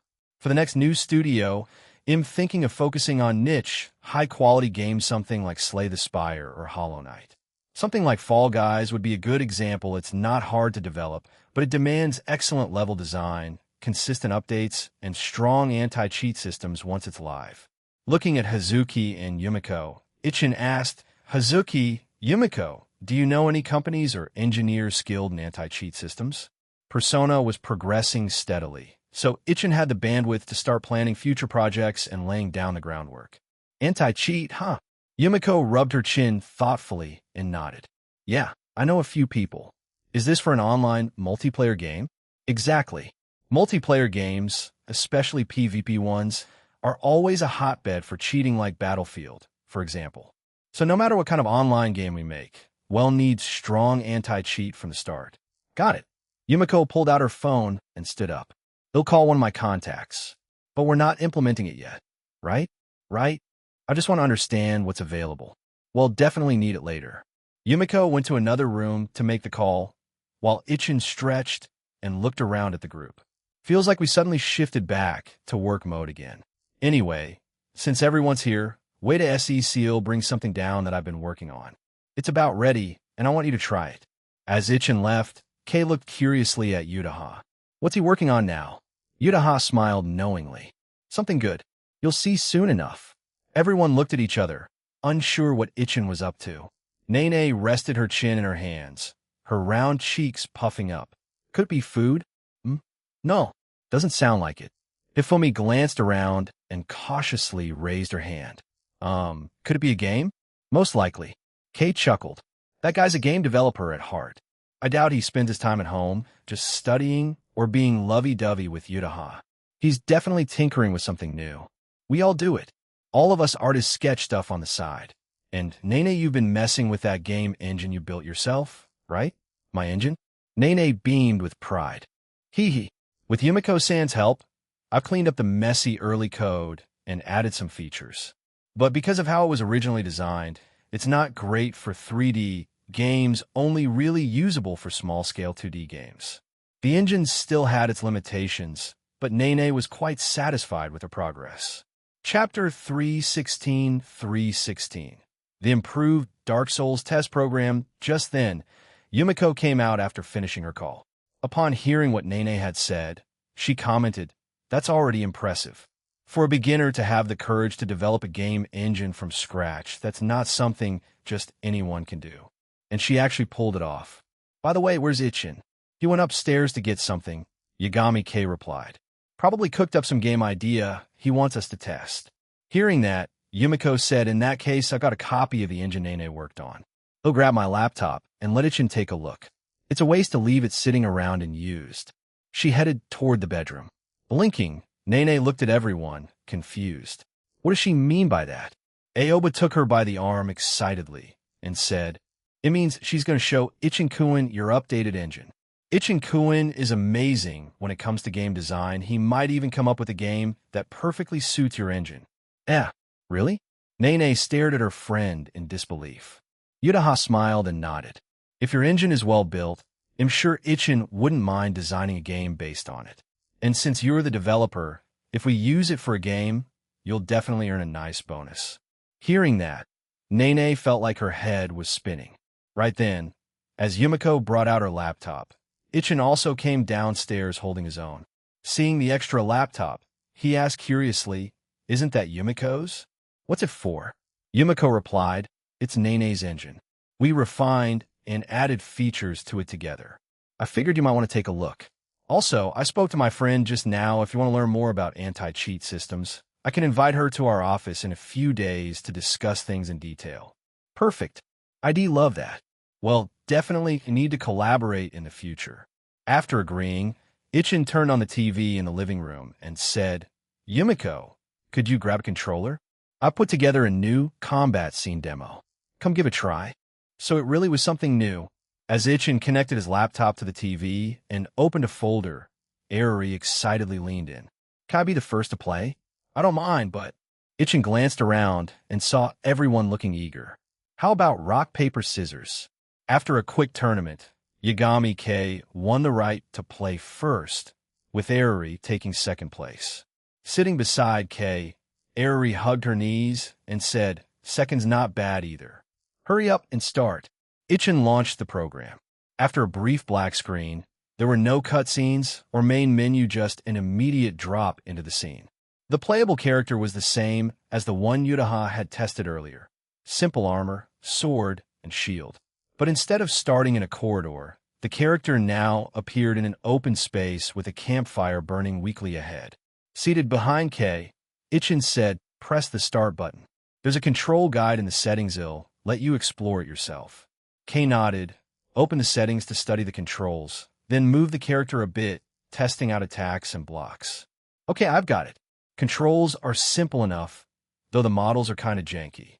Hey now, I whipped this up quickly just to test the combat system. As long as the models are passable, that's good enough. No need to waste time on the surroundings. Now that you know the controls, get going." There are 3 connected scenes, no major bosses, just minor mobs, and one elite enemy at the end. Sounds easy. Bring it on. Gripping the controller, Kate moved the character forward. Beside Ichin, Yutaha was already holding back laughter. Shed watched Ichin build these new scenes, and while the first few enemies were easy one-shots, the later ones were full of nasty surprises. Sure enough, after Kate easily slashed through 2 stick-wielding grunts on the road, she said proudly, "Combat feels smooth, but wow, this is way too easy." Ichin's expression didn't change. He just smiled and said, "It's just a test. I didn't buff the enemy stats too high. Keep going, there's another enemy up ahead." "I see it." Humming casually, Kay had the character run forward into a room. She quickly killed an unalert, torch-wielding enemy in 2 swings. Piece of CA. Before she could finish, the character was suddenly slashed from behind and staggered. "Why dash? What just happened?" Shocked, Kay spun the camera around and saw an enemy wielding the same longsword as her character. Just as she was about to retaliate, a sound of breaking crates came from the corner, startling her. Before she could raise her shield, a dagger-wielding enemy burst out from behind the broken boxes and charged toward her clumsily. Caught in a pincer attack, Kay dropped to the ground. Uberato the screen faded to black, as the camera lingered on the enemies still swinging at her fallen character. Kay sat frozen in disbelief. Barato just like that? She replayed the sequence in her head. She had run in, defeated one enemy, then got ambushed by a hidden swordsman, followed by a surprise attack from another enemy lying in wait. Sitting on the couch, Hazuki chuckled with interest. The enemies weren't tough, but that room design is clever. So now that Kay lost, is it Ariri's turn? Snapping out of it, Kay scowled at Ichin and grumpily handed the controller to Ariri. Here, be careful. Looking at the controller in her hand and the character now respawned to the campfire, Ariri took a deep breath and moved the analog stick forward. Chapter 317. Three Dogs and the Lothric Knight. When it came to action games, Ariri had indeed played quite a few, but the Dark Souls combat test demo that Ichin brought out was very different from typical action titles. The character's attack animations weren't flashy, just simple movements and slashes. The main challenge was mastering the flow of combat, knowing when to back off, how to bait attacks, and when to exploit openings in the enemy's offense or defense. Having watched Yagami KS attempt earlier, Ariri knew that the first part of the path was easy, just a few basic enemies she and Kay had breezed through. As she reached the room's entrance, Ariri stopped cautiously, hesitating about her next move. Then Yutaha spoke up beside Ichin. There's a throwing knife in the item menu. You can use it to lure enemies out. Huh? Really? Ariri checked her inventory and, sure enough, found throwing knives. She turned to Yutaha. You've played this already? Yutaha nodded, but only the very first version, with just this room. Nothing beyond that. I see. Ariri selected the throwing knife, locked onto an enemy ahead, and threw it. Thwip. HP -1. The torch-wielding grunt reacted immediately. Just a 1v1. Easy. No sooner had she spoken than the long sword guy hidden at the doorway stepped out. Not just Ariri, everyone watching fell silent. It was still a 2v1 situation in the end. Wait. This is a bad spot. The narrow hallway left little room to maneuver. Ariri raised her shield, but her stamina quickly drained, and once it broke, the torch guy unleashed a classic 5-hit Lord of Cinder combo, taking her down completely. Ariri went silent for a few seconds, then dropped the controller and lunged at Yutaha. You totally set me up. I'm getting back at you. The two of them began squabbling, but Ichin didn't intervene. He turned to Aoba, the third in line. All right, Aoba, you're up. Aoba nervously gulped and picked up the controller. I'm kinda scared. Haha, don't worry. Take it slow, Ichin reassured her. Controlling the character from the start, Aoba quickly got the hang of the controls and made her way to the room entrance. She paused, carefully observing the setup. Okay, one up front, one hiding by the door, and one behind the crates in the corner. Fighting all three at once won't end well. Hallway's too narrow, so the best bet is to fight them while moving around inside the room. Kay's method wasn't wrong, she just got startled. With that thought, Aoba had her character dash into the room. She defeated the torch guy in 2 swings, quickly turned, blocked the longsword guy's hit with her shield, and struck back with 3 slashes to finish him off. Watching her play, Yagami K cheered. Nice one, Aoba. Keep going. Hearing that, Ariri stopped wrestling with Yutaha and turned to watch too. Aoba stayed calm, raised her shield, and carefully distanced herself from the busted crates. Let me regen stamina. After blocking 3 attacks from the dagger enemy, she retreated a bit, regained stamina, and struck decisively to finish him off. Having cleared all 3 enemies, Aoba put down the controller and let out a heavy sigh. They weren't even strong, but that was exhausting. You did great, Ichin praised. You weren't really good at this genre before, so getting this far shows how much you've improved over the past year. Aoba scratched her cheek, a little embarrassed. I guess. I did spend ages beating Hollow Knight, so maybe that toughened me up. Okay, break's over, let's keep going. She picked the controller back up and moved toward the left exit of the room. The next area opened into a round plaza.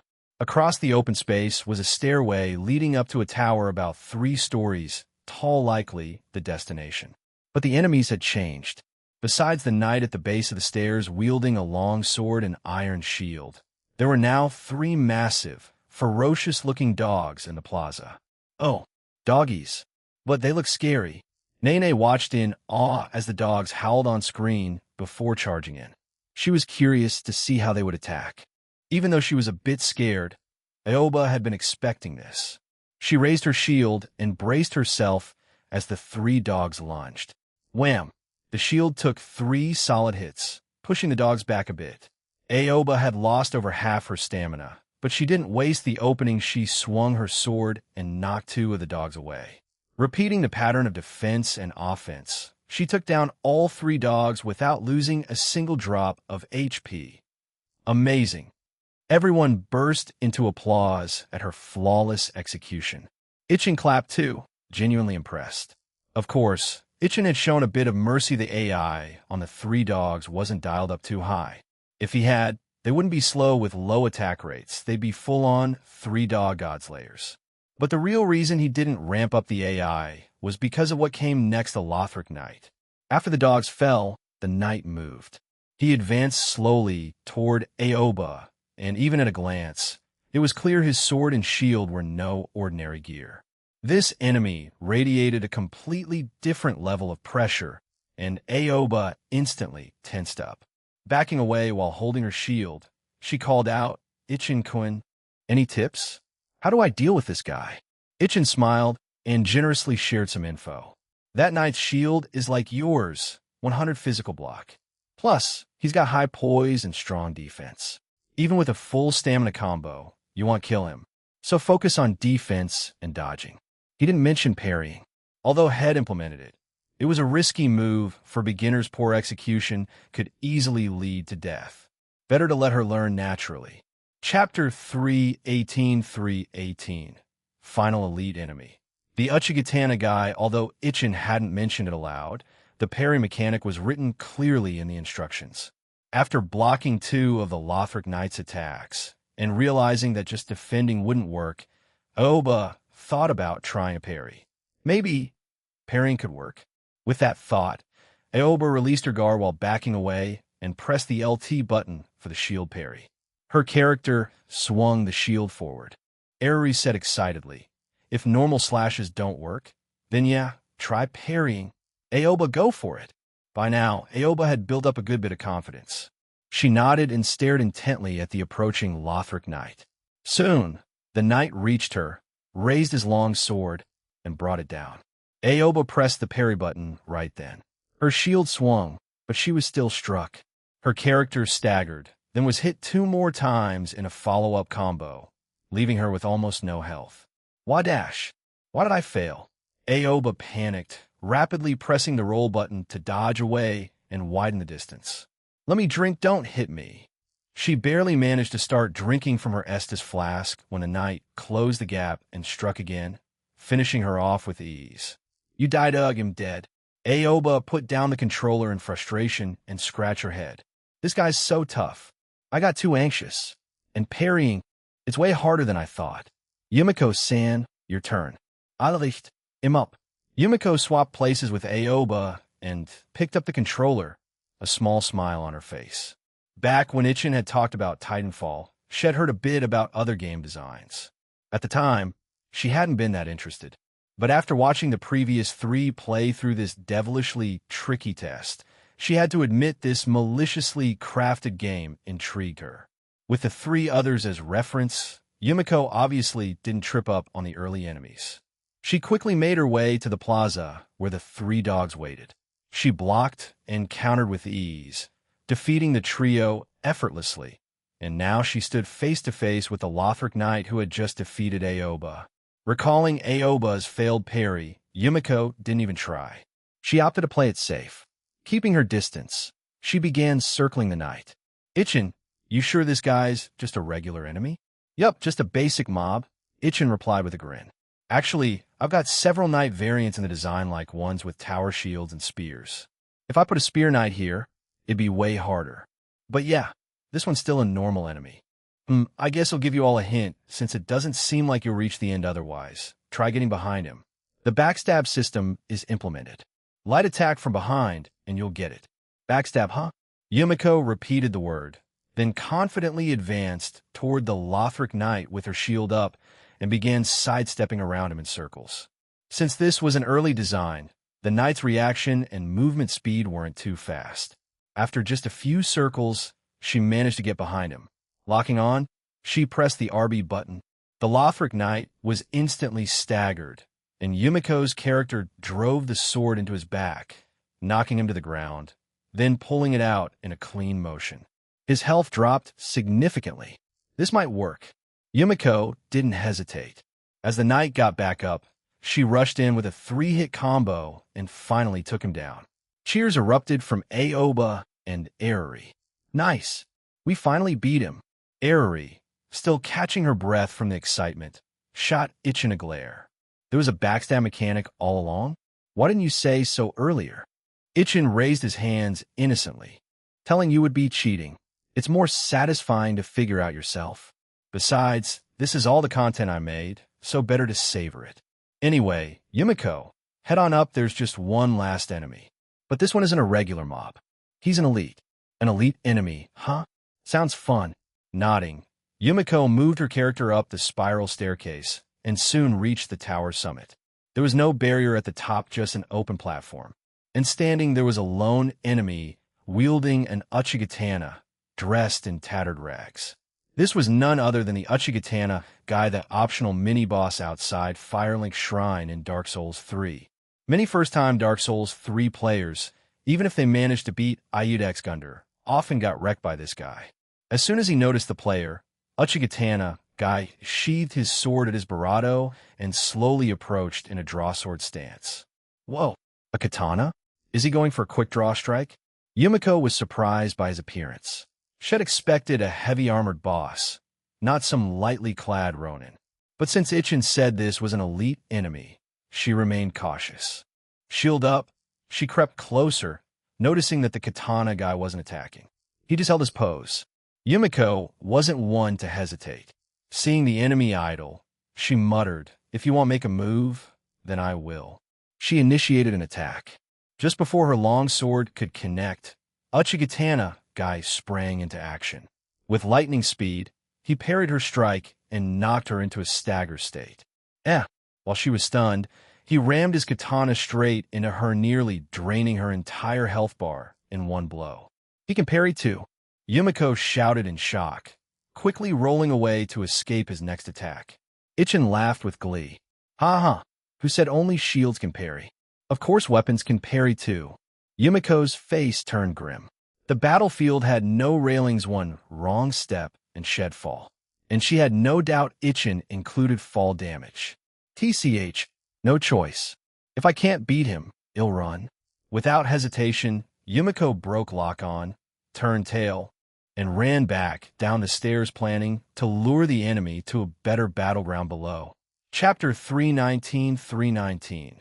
Nene's custom game engine. Yumiko's approach was indeed clever. No matter how strong the enemy, fighting in that kind of environment up top was just plain unfavorable. In open areas, dodging and creating distance was much easier. Soon, Yumiko led her character back down to the lower area, and moments later, the katana-wielding enemy Uchigatana guy came charging after her. Yumiko quickly raised her shield and blocked the incoming strike, then immediately went on the offensive and landed several hits. 3 slashes in, with her stamina nearly drained, she pressed the dodge button to retreat. But before she could fully recover her stamina, Uchigatana guy rushed in and broke through her guard with a single strike, leaving her unable to dodge. With 2 clean hits, he finished her off. Yumiko let out a breath and set down the controller, rubbing the space between her brows in frustration as she stared at the black and white "You died" screen. This game is a mental battlefield. Can't the stamina bar be a little longer? Just 3 hits after blocking and I'm out of juice. Ichin chuckled. That's the fun of it, right? If you had more stamina, you could just spam combos and trivialize enemies with low poise. Uchigatana guy's poise wasn't even set that high. If the stamina bar were 1.5x or 2x longer, players could wipe him out with ease. Next, Yumiko handed the controller to the next in line Yukino, then turned to Ichin. Let them play for a while. You come look at this. I helped Nene polish up the game engine she wrote. It's still got its limitations, but it should be plenty for making smaller 2D games. That engine? Ichin recalled it now. When Nene had first submitted her resume, she had attached a small 2D side-scrolling game. Everything from the art to the programming, even the engine itself, was entirely her own work. He walked over to the table where the laptop was placed, opened Yumiko's notebook, and began checking out Nene's engine.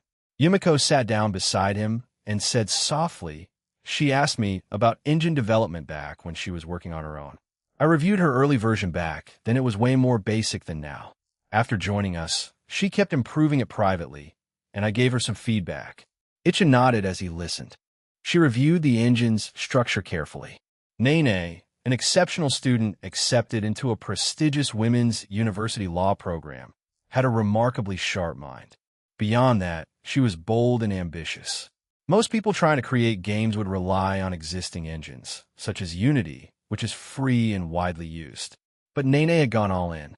She wrote her own engine from scratch and actually made it work, building a functional 2D side-scrolling game on top of it.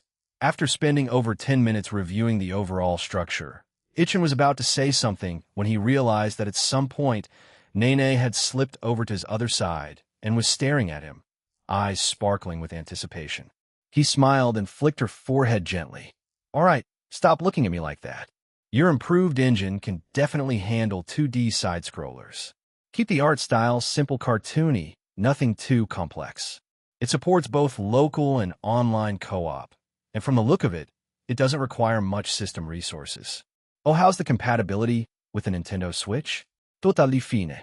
Nene answered instantly. "I even tested that old side-scroller on the Switch.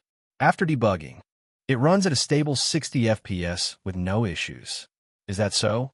Ichin smiled in satisfaction. "You really are a genius, Nene. For indie teams making 2D games, this is a solid foundation, and there's still plenty of room to expand or modify.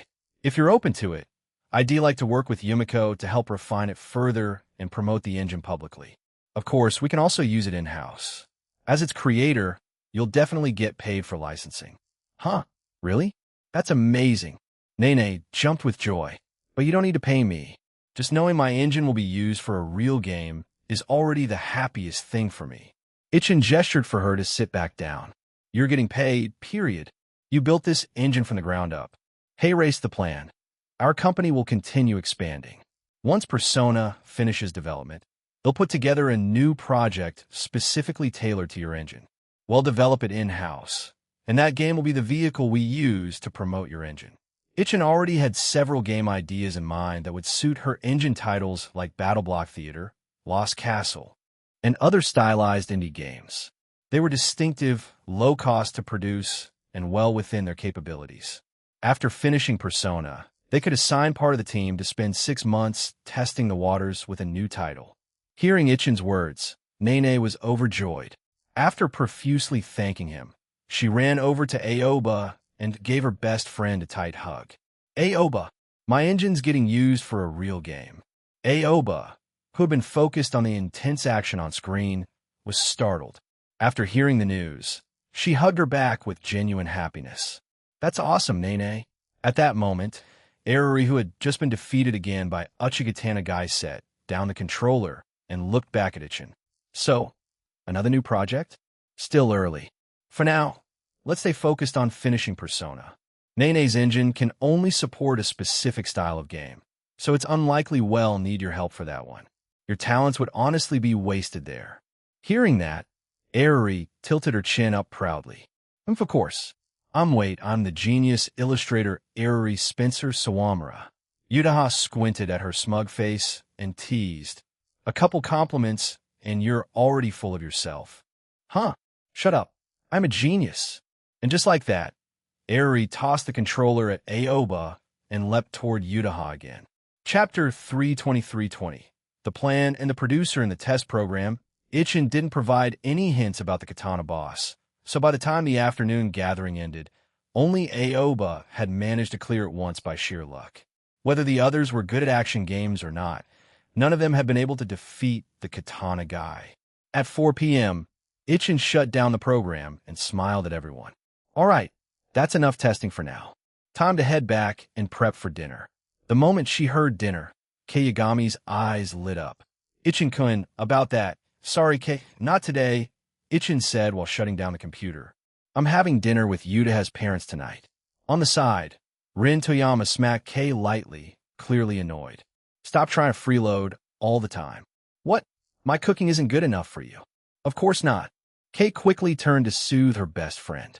Ichin and Yutaha then left the dorm and returned home to prepare for the dinner. That night, the group chat blew up. The girls who had tested the program earlier couldn't stop discussing strategies. To beat the Katana guy, it was obvious they were hooked. Ichin saw the chat too, and even noticed Aoba among the participants. But as the developer, he chose not to join the discussion or respond. Instead, his mind shifted toward another subject: what kind of game he should develop using the engine Sakura Nene had created. Battle Block Theater came to mind as a solid inspiration-rich in levels, diverse in gameplay, and fun with two-player co-op. But level design, huh? Seems like when they're hiring for the company in the future, they'll really need to prioritize candidates with experience and creativity in level design. Right now, they just didn't have enough people like that. The next day, Monday, after finishing their classes, Ichin and Yutaha arrived at the office. As soon as they walked in, Aoba and Nene came rushing over, both holding out their hands toward Ichin. What now? The program, hand it over, Nene declared confidently.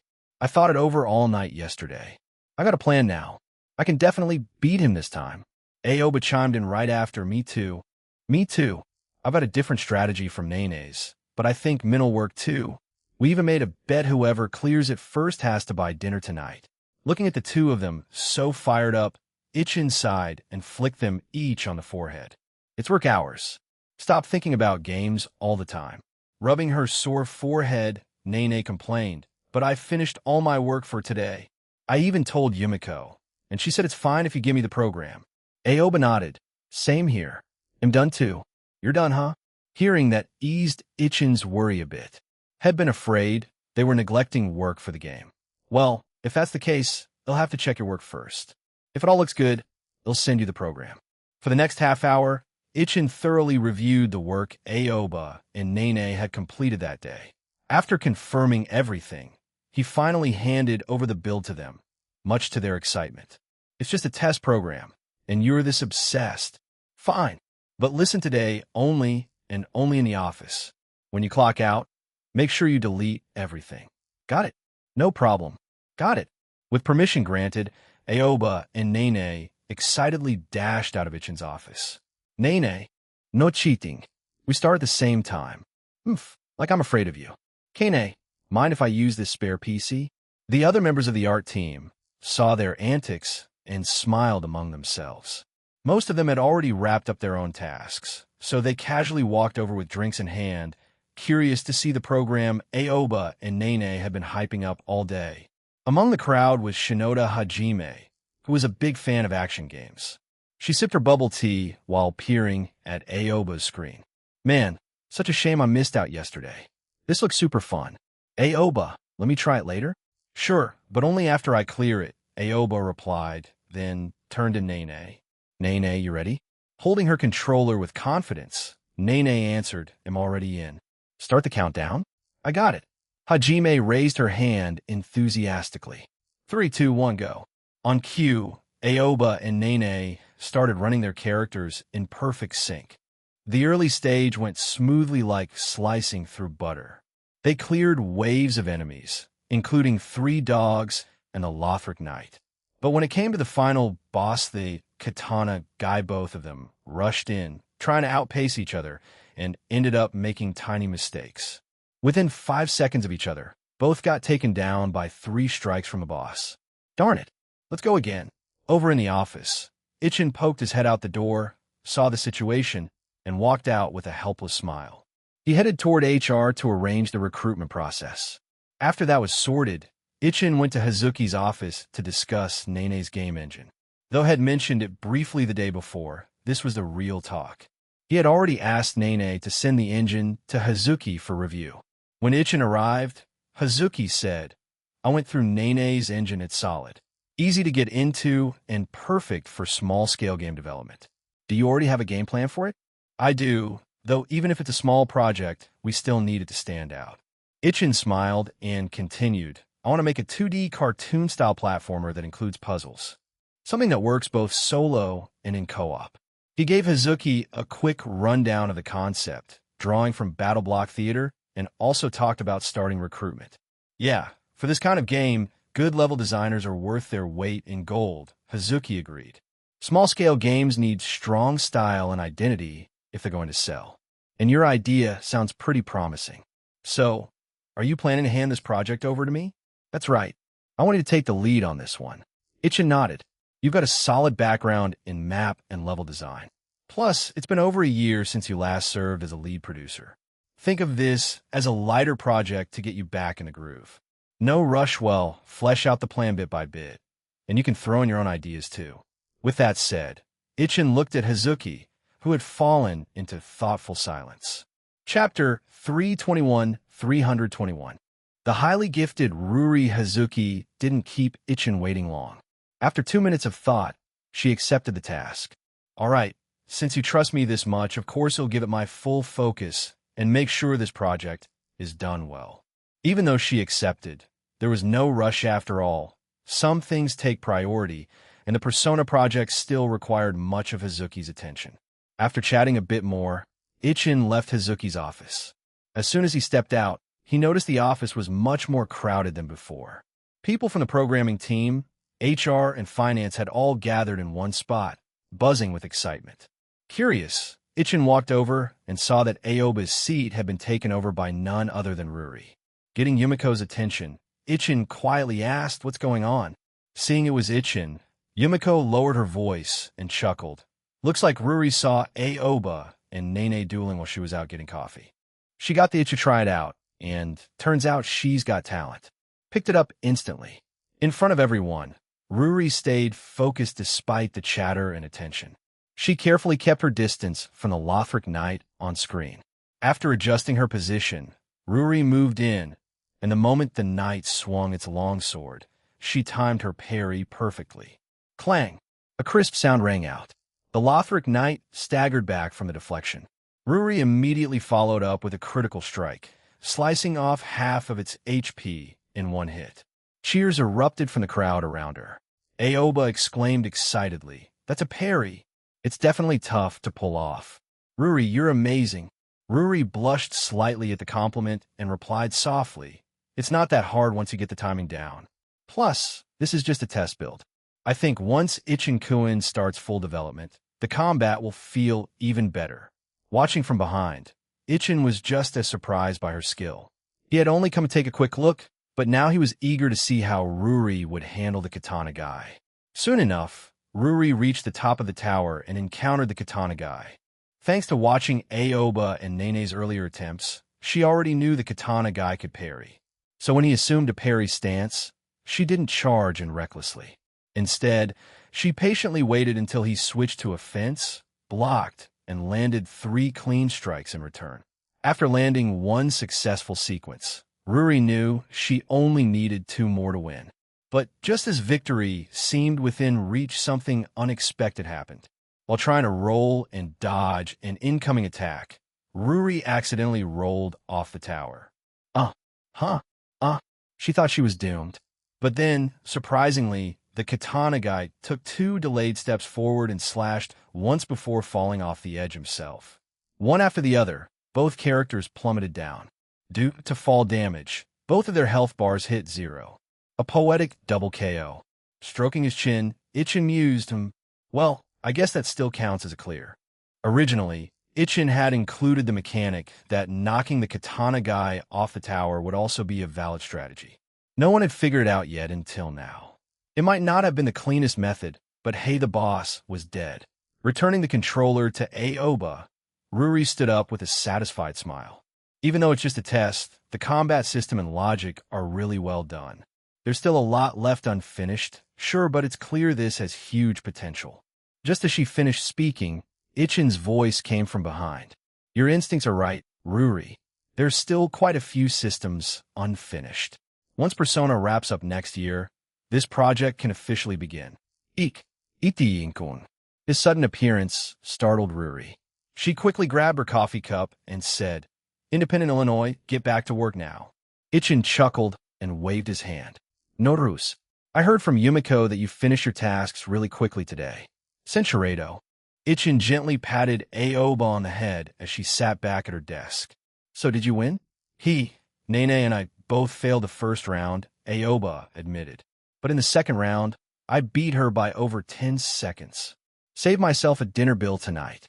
Glancing over at Nene, who still looked a little sulky, Ichin said with mild surprise, That's unexpected. I thought Nene would win, honestly. After all, Ichin and everyone else knew Nene was a strong gamer, especially when it came to action-heavy titles. She generally had an edge over Aoba in games like these. With the duel over, Ichin reminded both girls to delete the test build, then headed back to his office with Yutaha, who had also watched the whole spectacle. Time to get back to work. Yutaha was already deep into the second volume of her novel, working on the final few scenes. Volume 1 had sold really well. Several bookstores had already restocked it twice, and online forums were buzzing with discussions. The second volume hadn't even been officially announced yet, but Kyoto Animation had already reached out, asking about adapting it into an anime. They had clearly realized that although their in-house library had plenty of novels, adapting any of them into anime required lots of rewrites, new characters, revised settings, and so on. It was a hassle. Meanwhile, at Fushikawa, they already had several light novel authors besides Kasumi Yutako, whose works were well-suited for anime adaptations. Thanks to Yutako, Kyoto Animation had even started considering a deeper partnership with Fushikawa in the future. As for Yutaha herself, beyond having the right of first refusal for anime adaptations, the higher-ups at the publishing house had also decided not to make her attend public events or signings anymore. She didn't need them. Her work alone was enough to sell, and minimizing those extra publicity costs made life easier for the publisher, not to mention it helped them avoid accusations of overmarketing their authors. Chapter 322. Autumn has arrived. After working on edits for half an hour, Yutaha stretched and rolled her neck before glancing at Ichin, who was seated in his office chair. Hey, Ichin, I just remembered. I think we're out of groceries at home. What are we doing for dinner? Dinner? Ichin paused from reviewing the program and thought for a moment before replying, How about we eat out tonight? Didn't Annie mention yesterday that they were planning to wait for Uncle after work and have dinner out together? Oh, right. So we can't go freeload off them, Yutaha nodded. She minimized her document window and opened a browser. Then I'll look for something tasty nearby. Maybe there's a couple's set menu or something. Those aren't always good, though. It's fine, I'll just take a look. The idea of going out for dinner had Yutaha visibly excited. She was already in the mood to find a nice, cozy restaurant. After about 10 minutes of browsing, she did find something. There's one. Ichin, there's a newly opened Western-style restaurant in Ginza. Let's go try it. It looks super fancy. Oh yeah?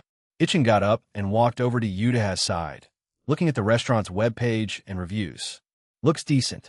All right, let's give it a try. Whether the place was expensive or not didn't really matter to either of them. Any more taste was all that counted. And in a place like Ginza, even the cheap options weren't really cheap.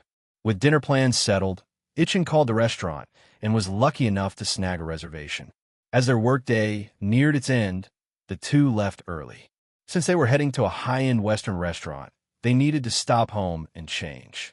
Showing up in school uniforms just wouldn't cut it.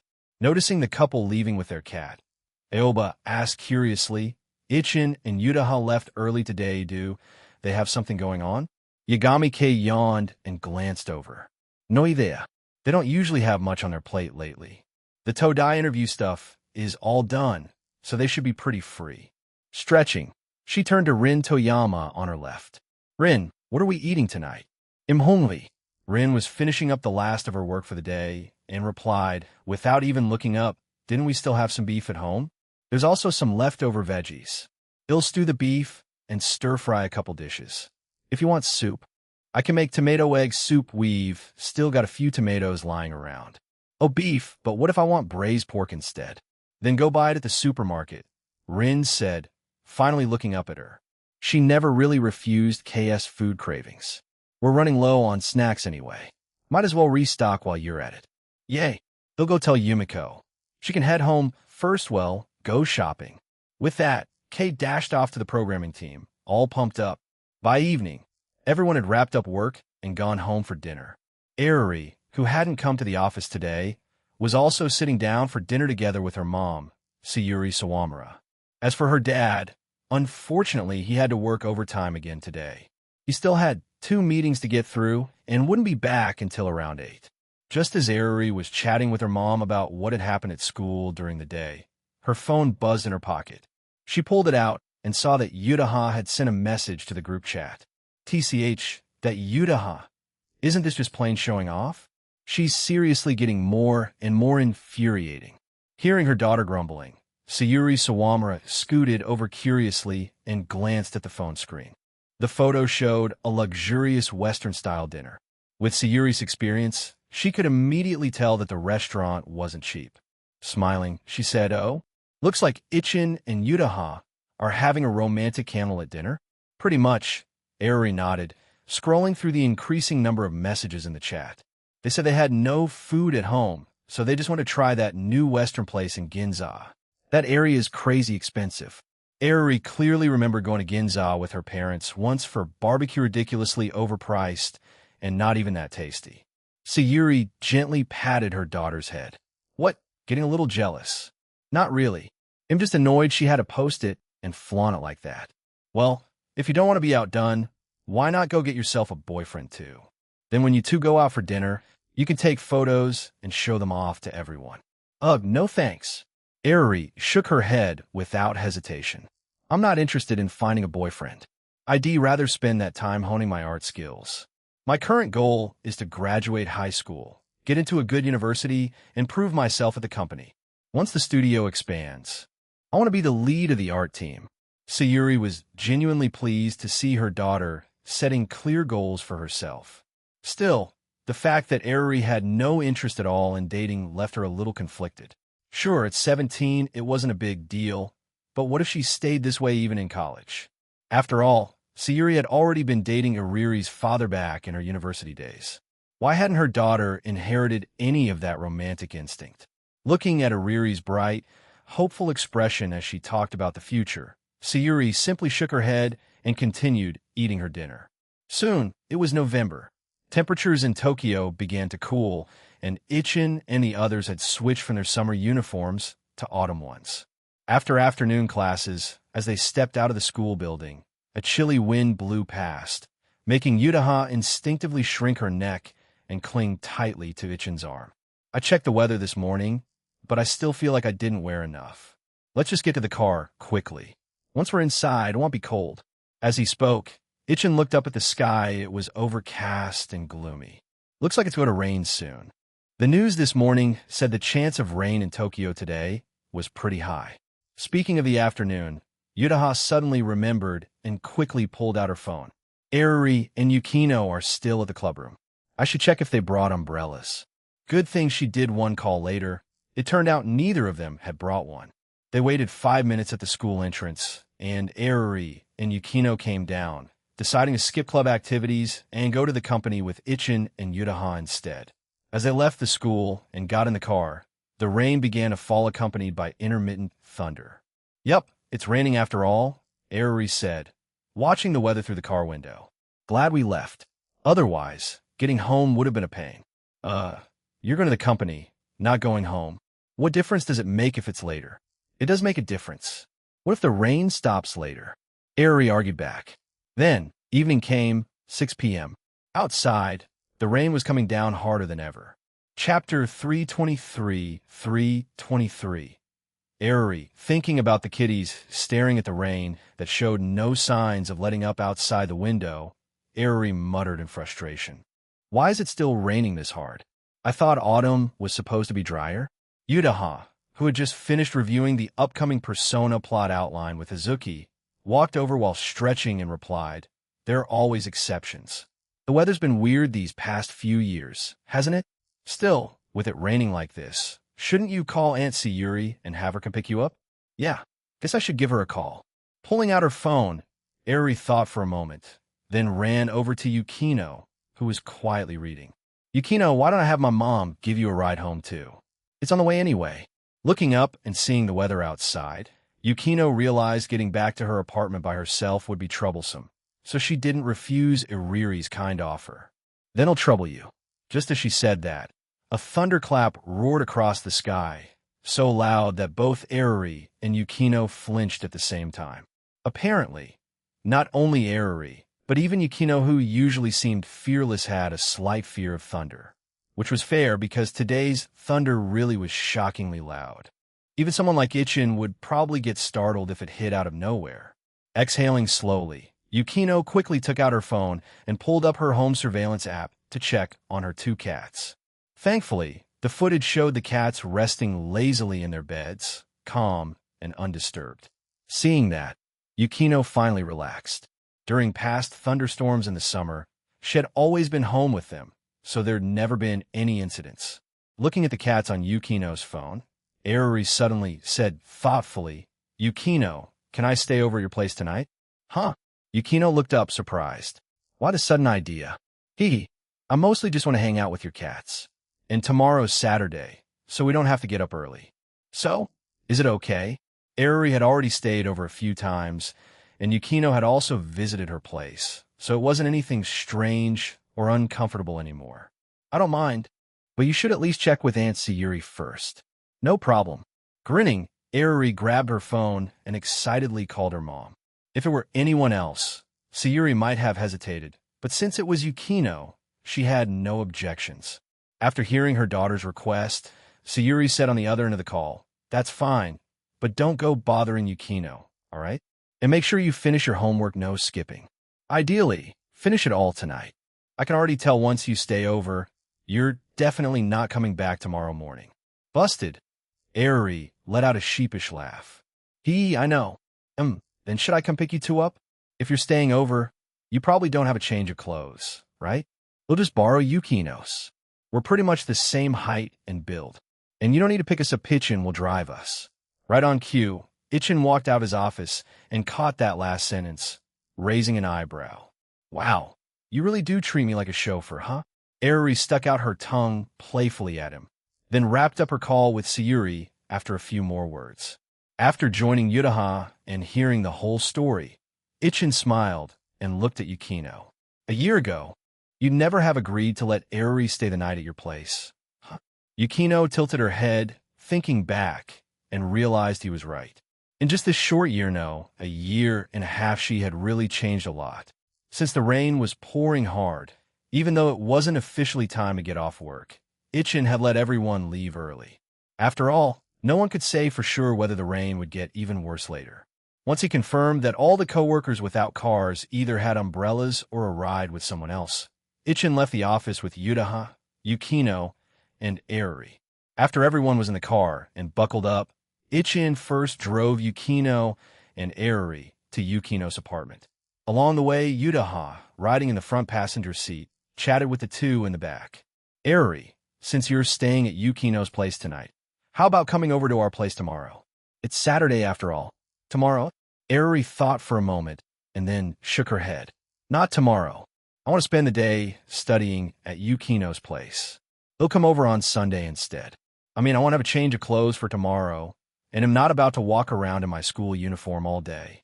She had no problem going out in her green tracksuit, but there was no way she'd show up at someone's house the next day, still wearing yesterday's uniform. No matter how casual she usually was, she was still a girl, and she cared about that kind of thing. "Sunday, then?" "All right, it's a date." Yutaha smiled and nodded, then turned to Yukino. "You come too?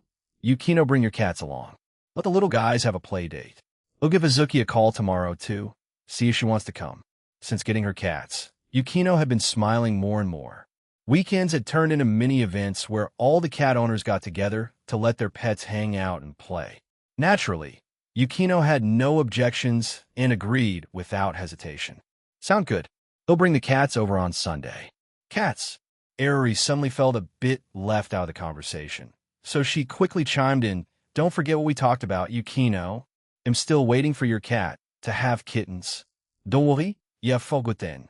Yukino smiled softly. "It's only November. ITLL probably be sometime next year, just be patient." Ichin, who was driving, joined in on the conversation too. "That's right. Also, Eruri, did you talk to Aunt Sayuri about this?" "Of course I did. Mom's totally on board." With Sayuri's approval, neither Yukino, Ichin, nor Yutaha had any objections. As long as Peppa and Yukino's cat, Sesame, ended up hitting it off, Iriri's future kitten dreams would be within reach. So, for Peppa to find himself a girlfriend in the future, maybe they really should start watching his weight. Can't let the little guy get too fat, right? Chapter 324. Feels like just showing off. It's almost discount season again. With around 10 days left before Steam's autumn sale, it was time to start thinking about discounts once more. Ichin sat in his office, Peppa the cat nestled in his arms, eyes fixed on the Steam backend data displayed on his monitor. Thanks to the spring and summer sales earlier this year, even though both Hollow Knight and Slay the Spire were already in their complete versions, their sales continued to rise steadily. Slay the Spire in particular had been performing well, largely due to its Steam Workshop support. Fans kept creating all sorts of unique and interesting character mods, leading to a wide variety of gameplay experiences. Even players who had cleared the game with every official character found something fresh and fun with the mods. As for Hollow Knight, Ichin had deliberately chosen not to enable workshop support.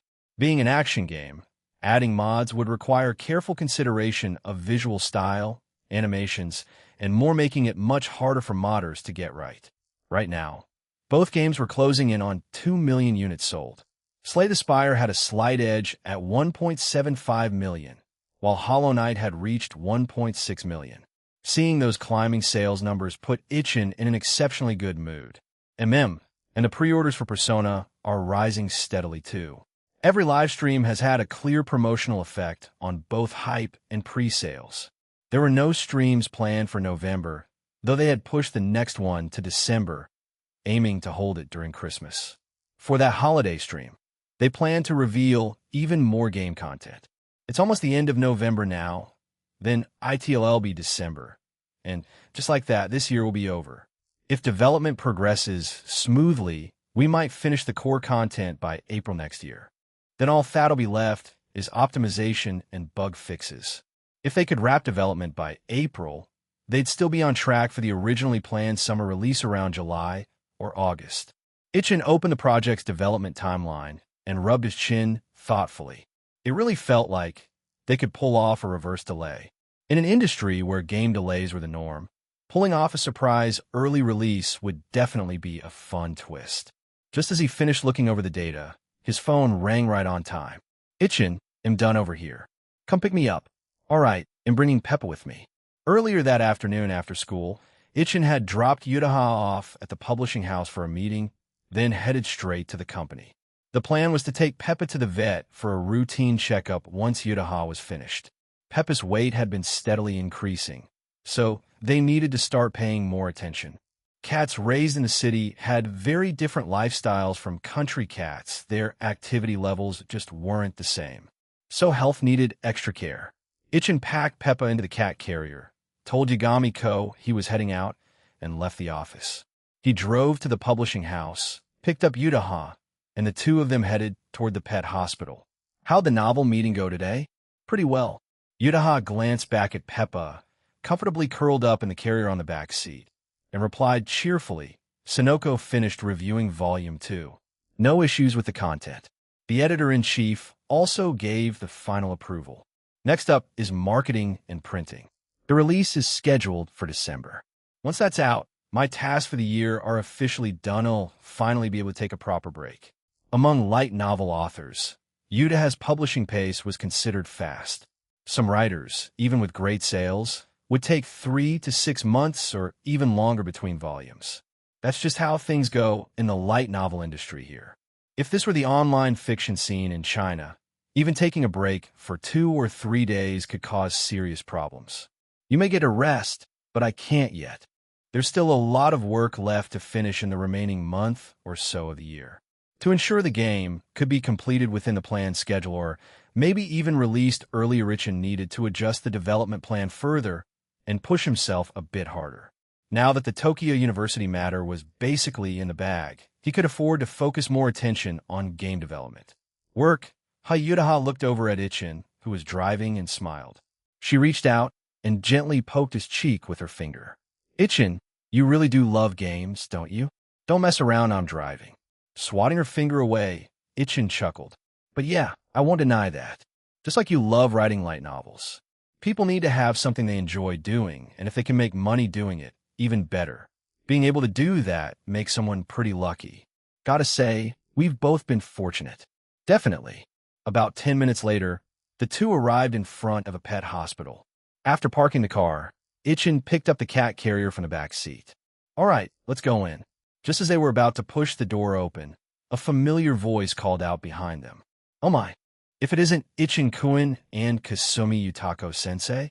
Turning around, Ichin and Yutaha saw someone they hadn't met in a while, Akane Akasaka. She was also holding a cat carrier, and standing next to her was a petite girl. Ichin squinted slightly and smiled. Long time no see, Miss Akasaka. You here for a vet visit too? That's right. I brought my Persian cat for a space surgery. After replying, Akasaka wrapped an arm around the girl beside her and said, Let me introduce you. This is the younger sister of one of my company's partners. She's also an art student with us. Umi Boshima.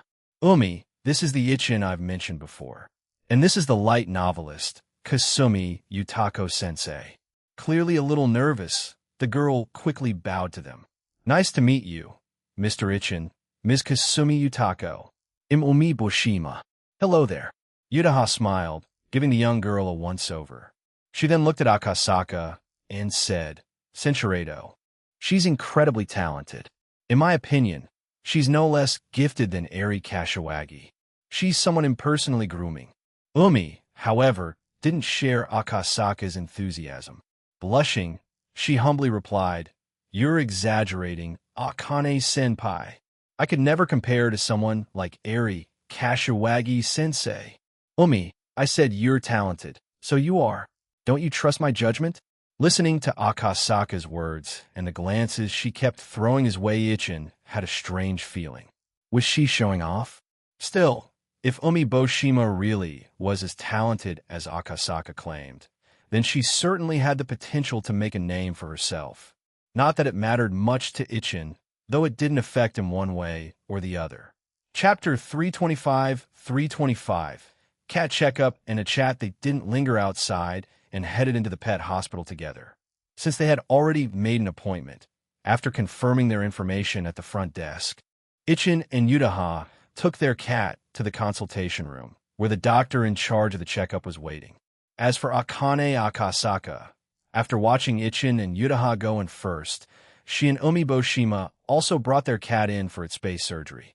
On Ichin's side, this wasn't their first visit to this hospital, so they were already familiar with the doctor.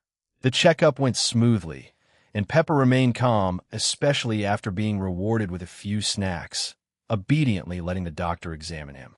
A routine check and a small sample collection later, the checkup process was mostly complete. After waiting for a little while, the report came out. The doctor looked it over and then gave Ichin and Yutaha a reassuring smile. Don't worry, this little guy is very healthy. He may look a bit chunky, but that's pretty normal for orange tabbies. That said, you should still be mindful of his diet. Don't let him eat endlessly, and try to schedule regular exercise like using a teaser. Want to get him to run and jump a bit. Got it. Thank you, doctor. Ichin patted Pep on the head, gently returned him to the carrier, and he and Yutaha left the exam room. As soon as they stepped out, they saw Akane Akasaka and Umi Boshima waiting near the operating room. Since space surgeries require anesthesia, it would take a while before their cat was done. Naturally, Akasaka noticed them too and immediately waved them over. Yutaha said to Ichin, You go ahead, he'll go take care of the payment. All right. Ichin nodded, picked up the carrier, and walked over. He sat down beside Akasaka, placing the carrier on his lap, and glanced toward the operating room door. How long's it been? 10 minutes. Still a bit more to go. After answering, Akasaka leaned over to peek inside the carrier. Such a cute orange kitty. How old? He's still a baby around 7 months. I adopted him from a stray animal rescue center. Since they were going to chat for a bit, Ichin decided to take Peppa out of the carrier entirely. Held in Ichin's arms, Peppa curiously eyed the two unfamiliar two-legged creatures beside him. Umiboshima's eyes sparkled as she looked at Peppa. He's so cute. Ichin handed Peppa over. Want to hold him? He's really well behaved. Can I? She looked at Akasaka, who nodded with a smile, and only then did she carefully take the cat into her arms.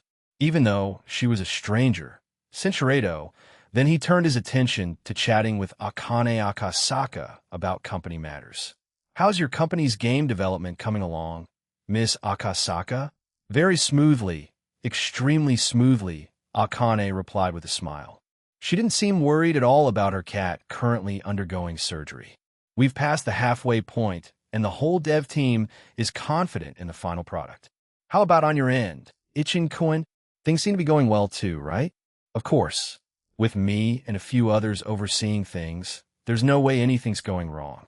Ichin was not about to lose in the confidence department. And at our current pace, the release date might even be pushed forward. If you're interested, Miss Akasaka, once development is done, I can send you a few physical copies for the Switch and some Steam CD keys. I'd really appreciate that. When our game is finished, we'll send you a copy too. Hopefully, you can give it a proper review after playing it. Absolutely. I've never been shy about giving praise when it's deserved. Although I had only seen the promotional PV for Akasaka's game, Ichin understood that in open-world games, as long as the content was rich and the combat system solid, the experience generally wouldn't be bad. Even though he had been burned by too many bloated open-world games from Ubisoft in the past, he was still willing to give new ones a chance. Who knows, he might stumble upon something genuinely different. But I have to admit, I didn't expect you guys to jump straight into making an open-world game. That type of project must have been full of hurdles early on, right? Absolutely, tons of issues. Akane nodded in agreement. Character design and such wasn't a big deal. We've got a strong art team. But because it's an open world, even deciding on the world size took us nearly a week of meetings. And even after settling on it, we made several adjustments during development. The current map size is just barely acceptable to me. Just barely acceptable, huh? Looks like the map development really gave her a tough time. In the end, she probably had to scale it down somewhat, which was completely understandable. With open-world games, making the map too large introduces a whole set of problems. How many NPCs and enemies to populate it with? How many buildings and models need to be made? How many side quests are required to keep it from feeling empty? Blindly making a massive map drastically increases dev costs and burns through both time and energy. From the looks of it, Akasaka hadn't tried to bite off more than she could chew. She was more pragmatic and cool-headed than Ichin had expected. Open world, huh? Ichin mused for a moment, then smiled. That's a genre it'll definitely explore in the future too. It'll be paying close attention to how your game turns out. Miss Akasaka consider it a valuable case study. After all, we're both still young companies. Footsteps approached. Yudaha had finished paying the bill. It's about time. We should get going. With that, Ichin took Peppa back from Umeboshima, returned him to the carrier, and, together with Yudaha, bid farewell and left the pet hospital. As they watched the two leave, Akane Akasaka softly asked, Umi, do you think our game, once it releases next year, will outperform their persona? That's hard to say. Umeboshima thought for a moment, then shook her head. I don't really know much about game development, but aren't the two games different genres? Maybe they'll be evenly matched? Akane didn't reply. She simply stood in silence, deep in thought.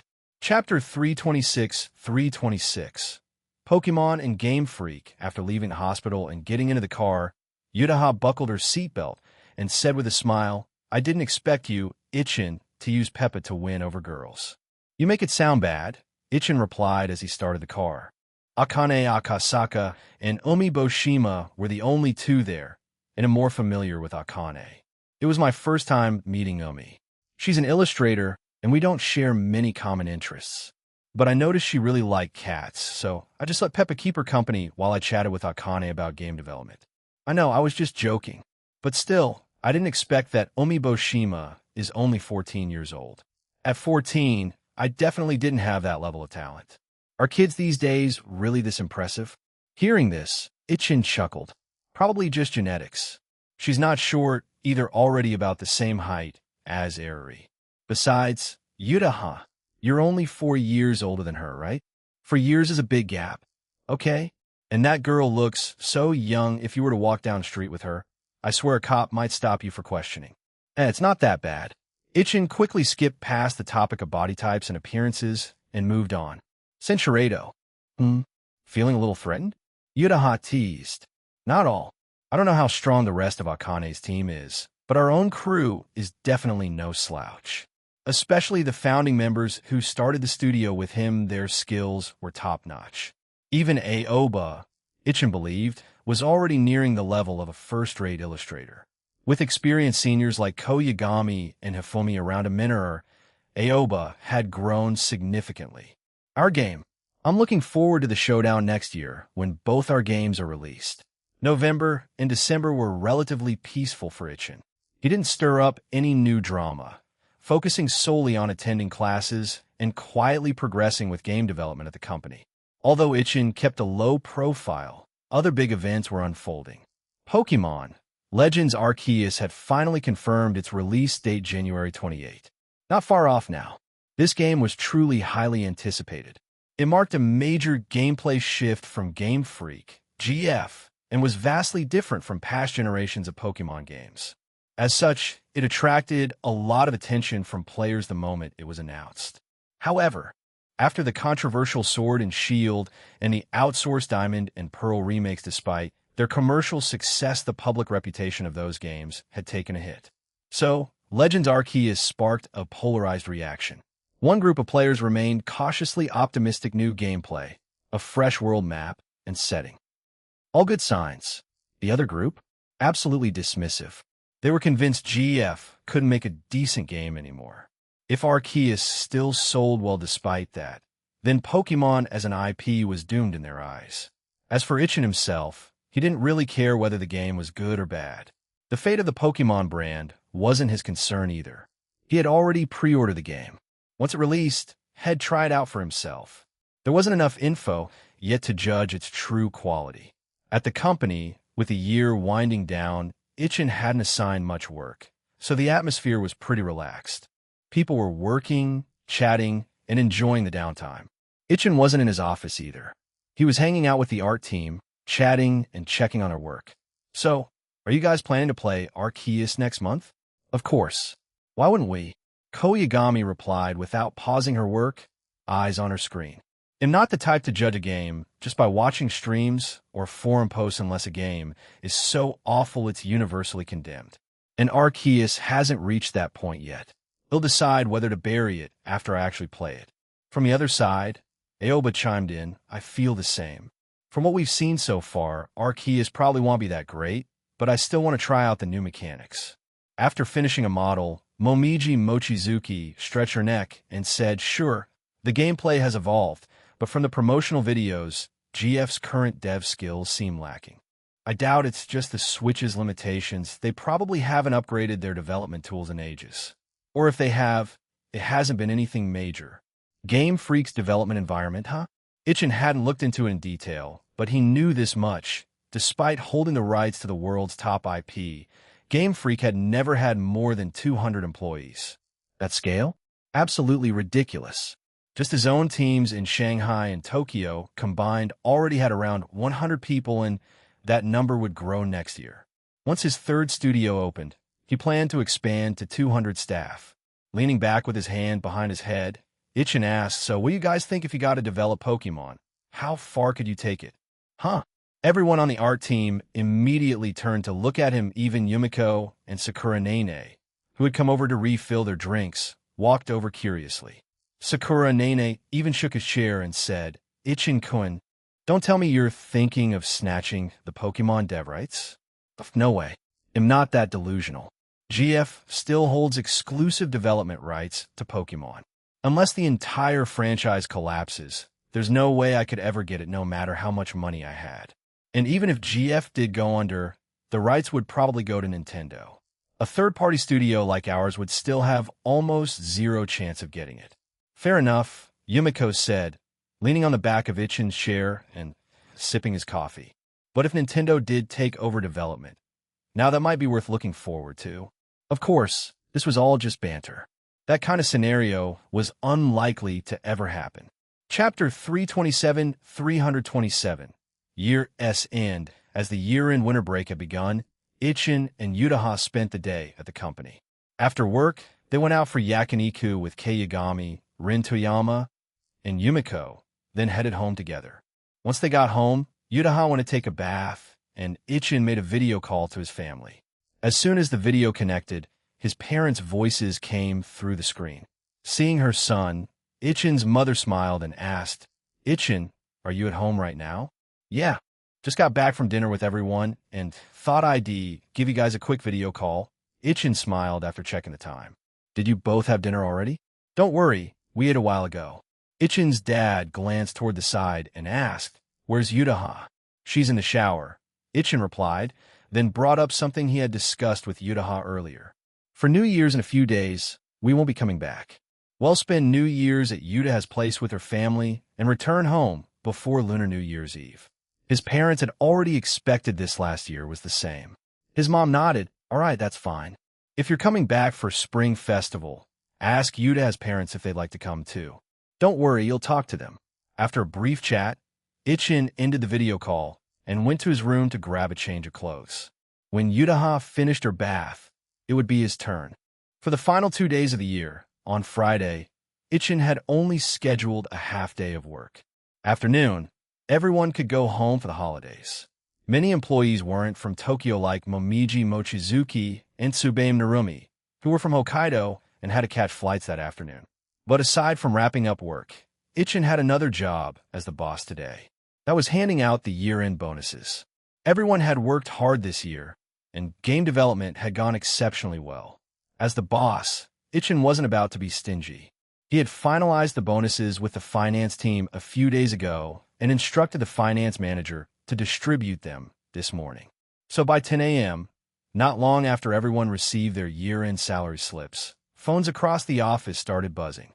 Shinoda Hajime was the first to notice. She picked up her phone, saw a deposit in her bank account, checked again, and realized it was the bonus. She immediately jumped up in excitement. Yahoo year-end bonus is here! After she broke the silence, others also started reacting to the notification of their bonuses being credited. Hearing the buzz of excitement outside, Ichin exchanged a smile with Yutaha, then stood up and walked out of the office. Everyone got their year-end bonus, right? We did. A collective cheer rang out. Everyone was clearly in high spirits. Their company had never delayed salaries, and the year-end bonus was distributed before the holiday even started. Very generous. During normal workdays, drinks, coffee, and snacks were always available, and the work environment was great. Most importantly, they weren't forced to work overtime. As long as the work was completed on time, that was enough. Even if someone stayed late due to work, gas and taxi fares were fully reimbursed. What's not to love about a company like that? Since you've got your bonuses, go enjoy the new year. Come back refreshed, and let's work hard again. Ichin glanced at his watch. It's 10 already. If your current tasks are almost done, wrap them up. If you can't finish by lunch, no rush, leave it, and pick it back up after the new year. Momiji, Tsubaim, your flight's this afternoon. Will you make it in time? We'll be fine. Momiji nodded. We'll have lunch first. Then Yumiko-senpai will drive us to the airport. Yumiko's driving? Great. Ichin then headed over to the programming team to tell them the same about the half-day break. At Yumiko's desk, Ichin asked, "Yumiko, since you're dropping them off, when are you heading home?" "Not going back this year," she said, stretching her neck. "If I go, my family's just going to bug me about marriage again. Total hassle. I'd rather stay home, sleep in, and actually relax." "You're not going home?" Ichin thought for a moment. Then, Yutaha's and Rin's places will be empty. Even though Kei's family is in Tokyo, she's going to Rin's hometown on the 2nd. Yumiko, why don't you come to our place tomorrow night for New Year's Eve? Yutaha and I are staying in, just having dinner with her parents and watching the Kaki Yutagassen. It'll be more festive with more people. Sure, I'll come mooch some food then, Yumiko said with a big smile. She was already close with Yutaha's parents, so there was no awkwardness about crashing dinner. And of course, she'd bring something along, fruit or maybe a homemade dish. When it came to cooking, Yumiko was actually quite confident. At noon, the break officially began. Everyone packed up and left one by one. After everyone had gone, Ichin, Yutaha, Keiyagami, and Rin Toyama were the last to leave and lock up the office. As they walked out of the building, Ichin turned to Rin and asked, Rin, when are you heading out? This afternoon, she answered casually. It's not far from me if I leave in the afternoon. They'll definitely be home in time for dinner. By the way, Ichin, Yutaha any plans for the holidays? Want to come with Kei to my place? There's a lot of fun stuff to do near my hometown. Like Nagoya, it's a great place to explore. Ichin didn't expect her to invite them. He looked at Yutaha, who indeed seemed intrigued. Aichi Prefecture? Huh? Haven't really explored that area much. And it's been a long time since we visited Nagoya, Yutaha said, growing more excited as she wrapped her arm around Ichin's. Ichin, why don't we go to Rin's for the new year? We haven't taken any trips this winter. Sure, if you want to go, then let's do it, Ichin smiled. But Rin, we'll need you to be our tour guide and show us around properly. Oh, and should we invite a few others too? Yumiko's not going home, and Aoba, Nene, and Hajime are all staying in Tokyo. Let's talk in the group chat. Chapter 328. PV3 released after grabbing lunch outside and taking a short break at home. Ichin and Yutaha headed downstairs. Kei had just finished helping Rin pack and came into the living room. Checking the messages in the group chat, Ichin said, looks like Aoba and Nene are pretty interested. Even Yumiko, who went to drop off Tsubaime and Momiji, seems interested too. So it'll probably be just our little group going. Rin, who had been busy packing and hadn't checked the group chat, asked, Iriri's not coming? This kind of trip seems right up her alley. She is interested, Ichin replied with a smile. But unfortunately, as a proper young lady, she's super busy during New Year's, running all over with her parents, visiting relatives and elders. Same goes for Yukino. She already went home a few days ago. Geez, must be tough being a rich young lady, Kei commented. Oh right, Yukino and Haruno are our company shareholders. Are you planning to pay them a New Year's visit? Ichin? Yup. We already agreed we'll visit them on the 2nd, and then we'll head out to Rin's on the 3rd. Since they were not only shareholders, but also close friends, a formal visit made sense both personally and professionally. A proper rich family, huh? Wonder if he'll ever get to visit one someday. Seeing Kei's curious expression, Yutaha added, Yukino's house might be hard, but Iriri's? You could probably visit there any time. True, Kei nodded. Plus, Iriri once mentioned her mom, Sayuri, is a hardcore otaku and a fujoshi at that. Now that makes me curious. Sayuri Sawamura's fujoshi tendencies had become common knowledge in the company once Iriri got close with everyone. Everyone in the company had their own nerdy passions, and Kei's were especially broad. She liked to explore all sorts of subcultures, including fujoshi favorites. She might actually hit it off chatting with Sayuri.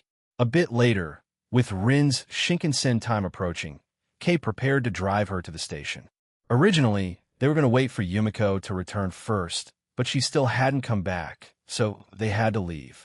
After the two of them left, Ichin and Yutaha returned to their house. While playing with the cat on the couch, Yutaha asked, Ichin, now that it's the year-end holiday, are you really not planning to release any Persona updates?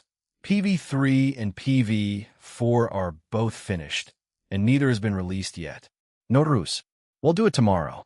Ichin leaned back lazily on the sofa, flipping through TV channels. He'll release PV3 tomorrow night. Too bad the Chinese voiceover still isn't ready. So we'll have to go with the Japanese dub version for now with subtitles. If the Chinese voiceover team kept progressing, both PV3 and PV4 should be ready in Chinese by the end of the New Year holiday. PV3 mainly featured content from the game's main story, introducing the backstory, world building, and key elements of the narrative. Some of it had already been teased during live streams, but presenting it with visuals in a proper PV would help players better understand the game. PV3 also marked the debut of new main storyline bosses and additional protagonist team members. The last day of the year, Ichin enjoyed sleeping in until 10 a.m. After a relaxing lunch at home with Yutaha, he headed to the bedroom, opened his laptop, logged into Bilibili, and uploaded the completed PV3. An hour later, just as he was about to head next door, the video passed review. As soon as it went live, Ichin posted an update. On the final day of the year, Heirei's Persona PV3. The Chinese dub will probably be ready around the Spring Festival. So for now, please enjoy the subtitled Japanese version.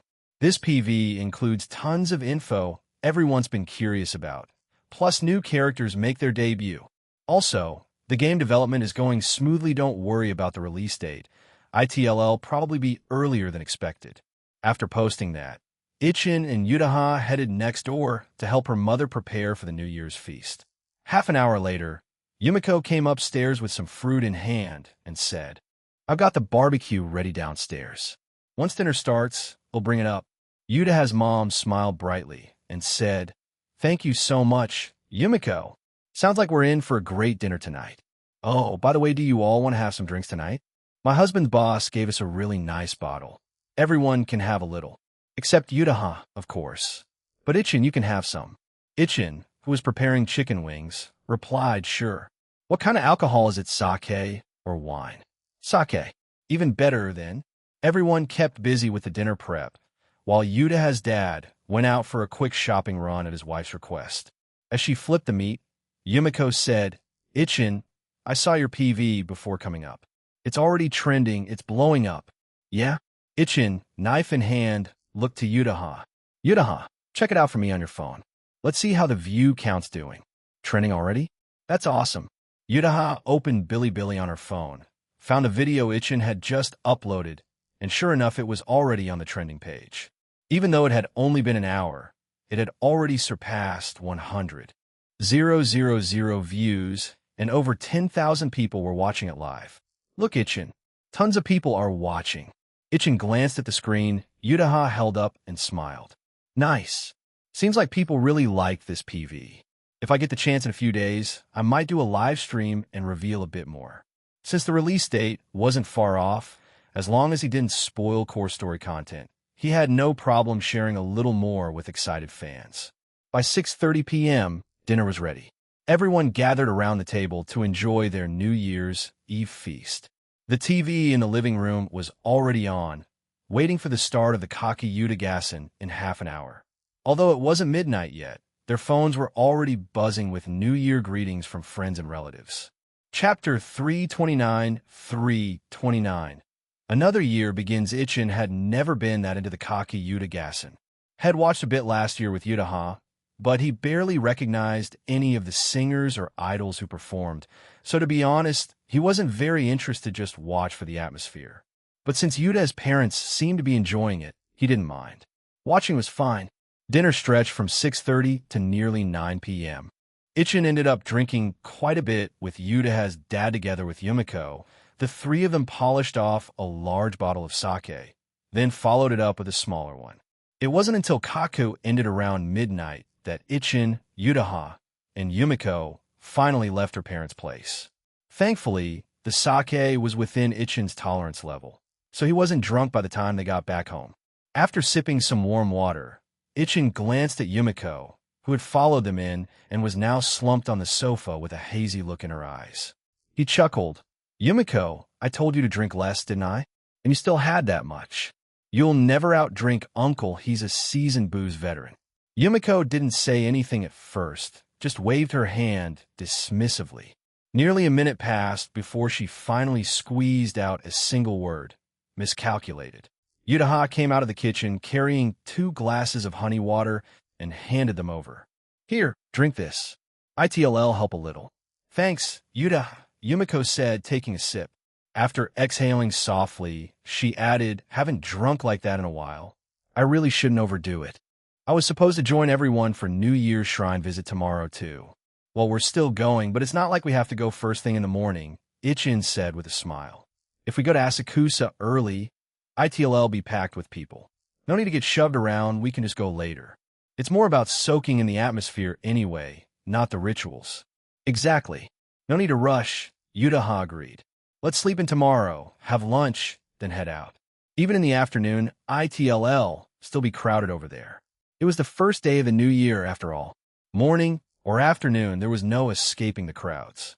Checking the time, it was already 12:30 and Utaha suggested, Yumiko, it's already late and you're staying downstairs alone. Why don't you just stay here for the night? The bedding in the guest room is all ready to go. Yumiko didn't argue. She stood up shakily and said, sure, we'll just head downstairs and grab a change of clothes. You'd better not push yourself right now, Ichin said, gently pressing her shoulder and making her sit back down. Then he looked at Utaha. Utaha, can you go get Yumiko stuff for her? Got it. He'll go now. Grabbing the dorm room key, Utaha headed out. In just 5 minutes, she was back upstairs with a bag of clothes. Here you go, Yumiko. I brought you a full set, top to bottom. You should go take a bath first. Yumiko nodded, took the bag, and walked toward the bathroom. Utaha, meanwhile, stood there silently watching her back. What are you staring at? Ichin asked. Snapping out of it, Utaha leaned in close to Ichin's ear and whispered when I was getting her clothes. I looked in Yumiko's closet. She had so many bold outfits. I seriously didn't expect that Yumiko always gives off such a cool, no-nonsense vibe. But she has quite the fashion collection. That was quite the revelation. However, Ichin's expression didn't change much. He simply smiled at Utaha and said, speaking of which, don't you have quite the collection yourself? Utaha immediately rolled her eyes at him.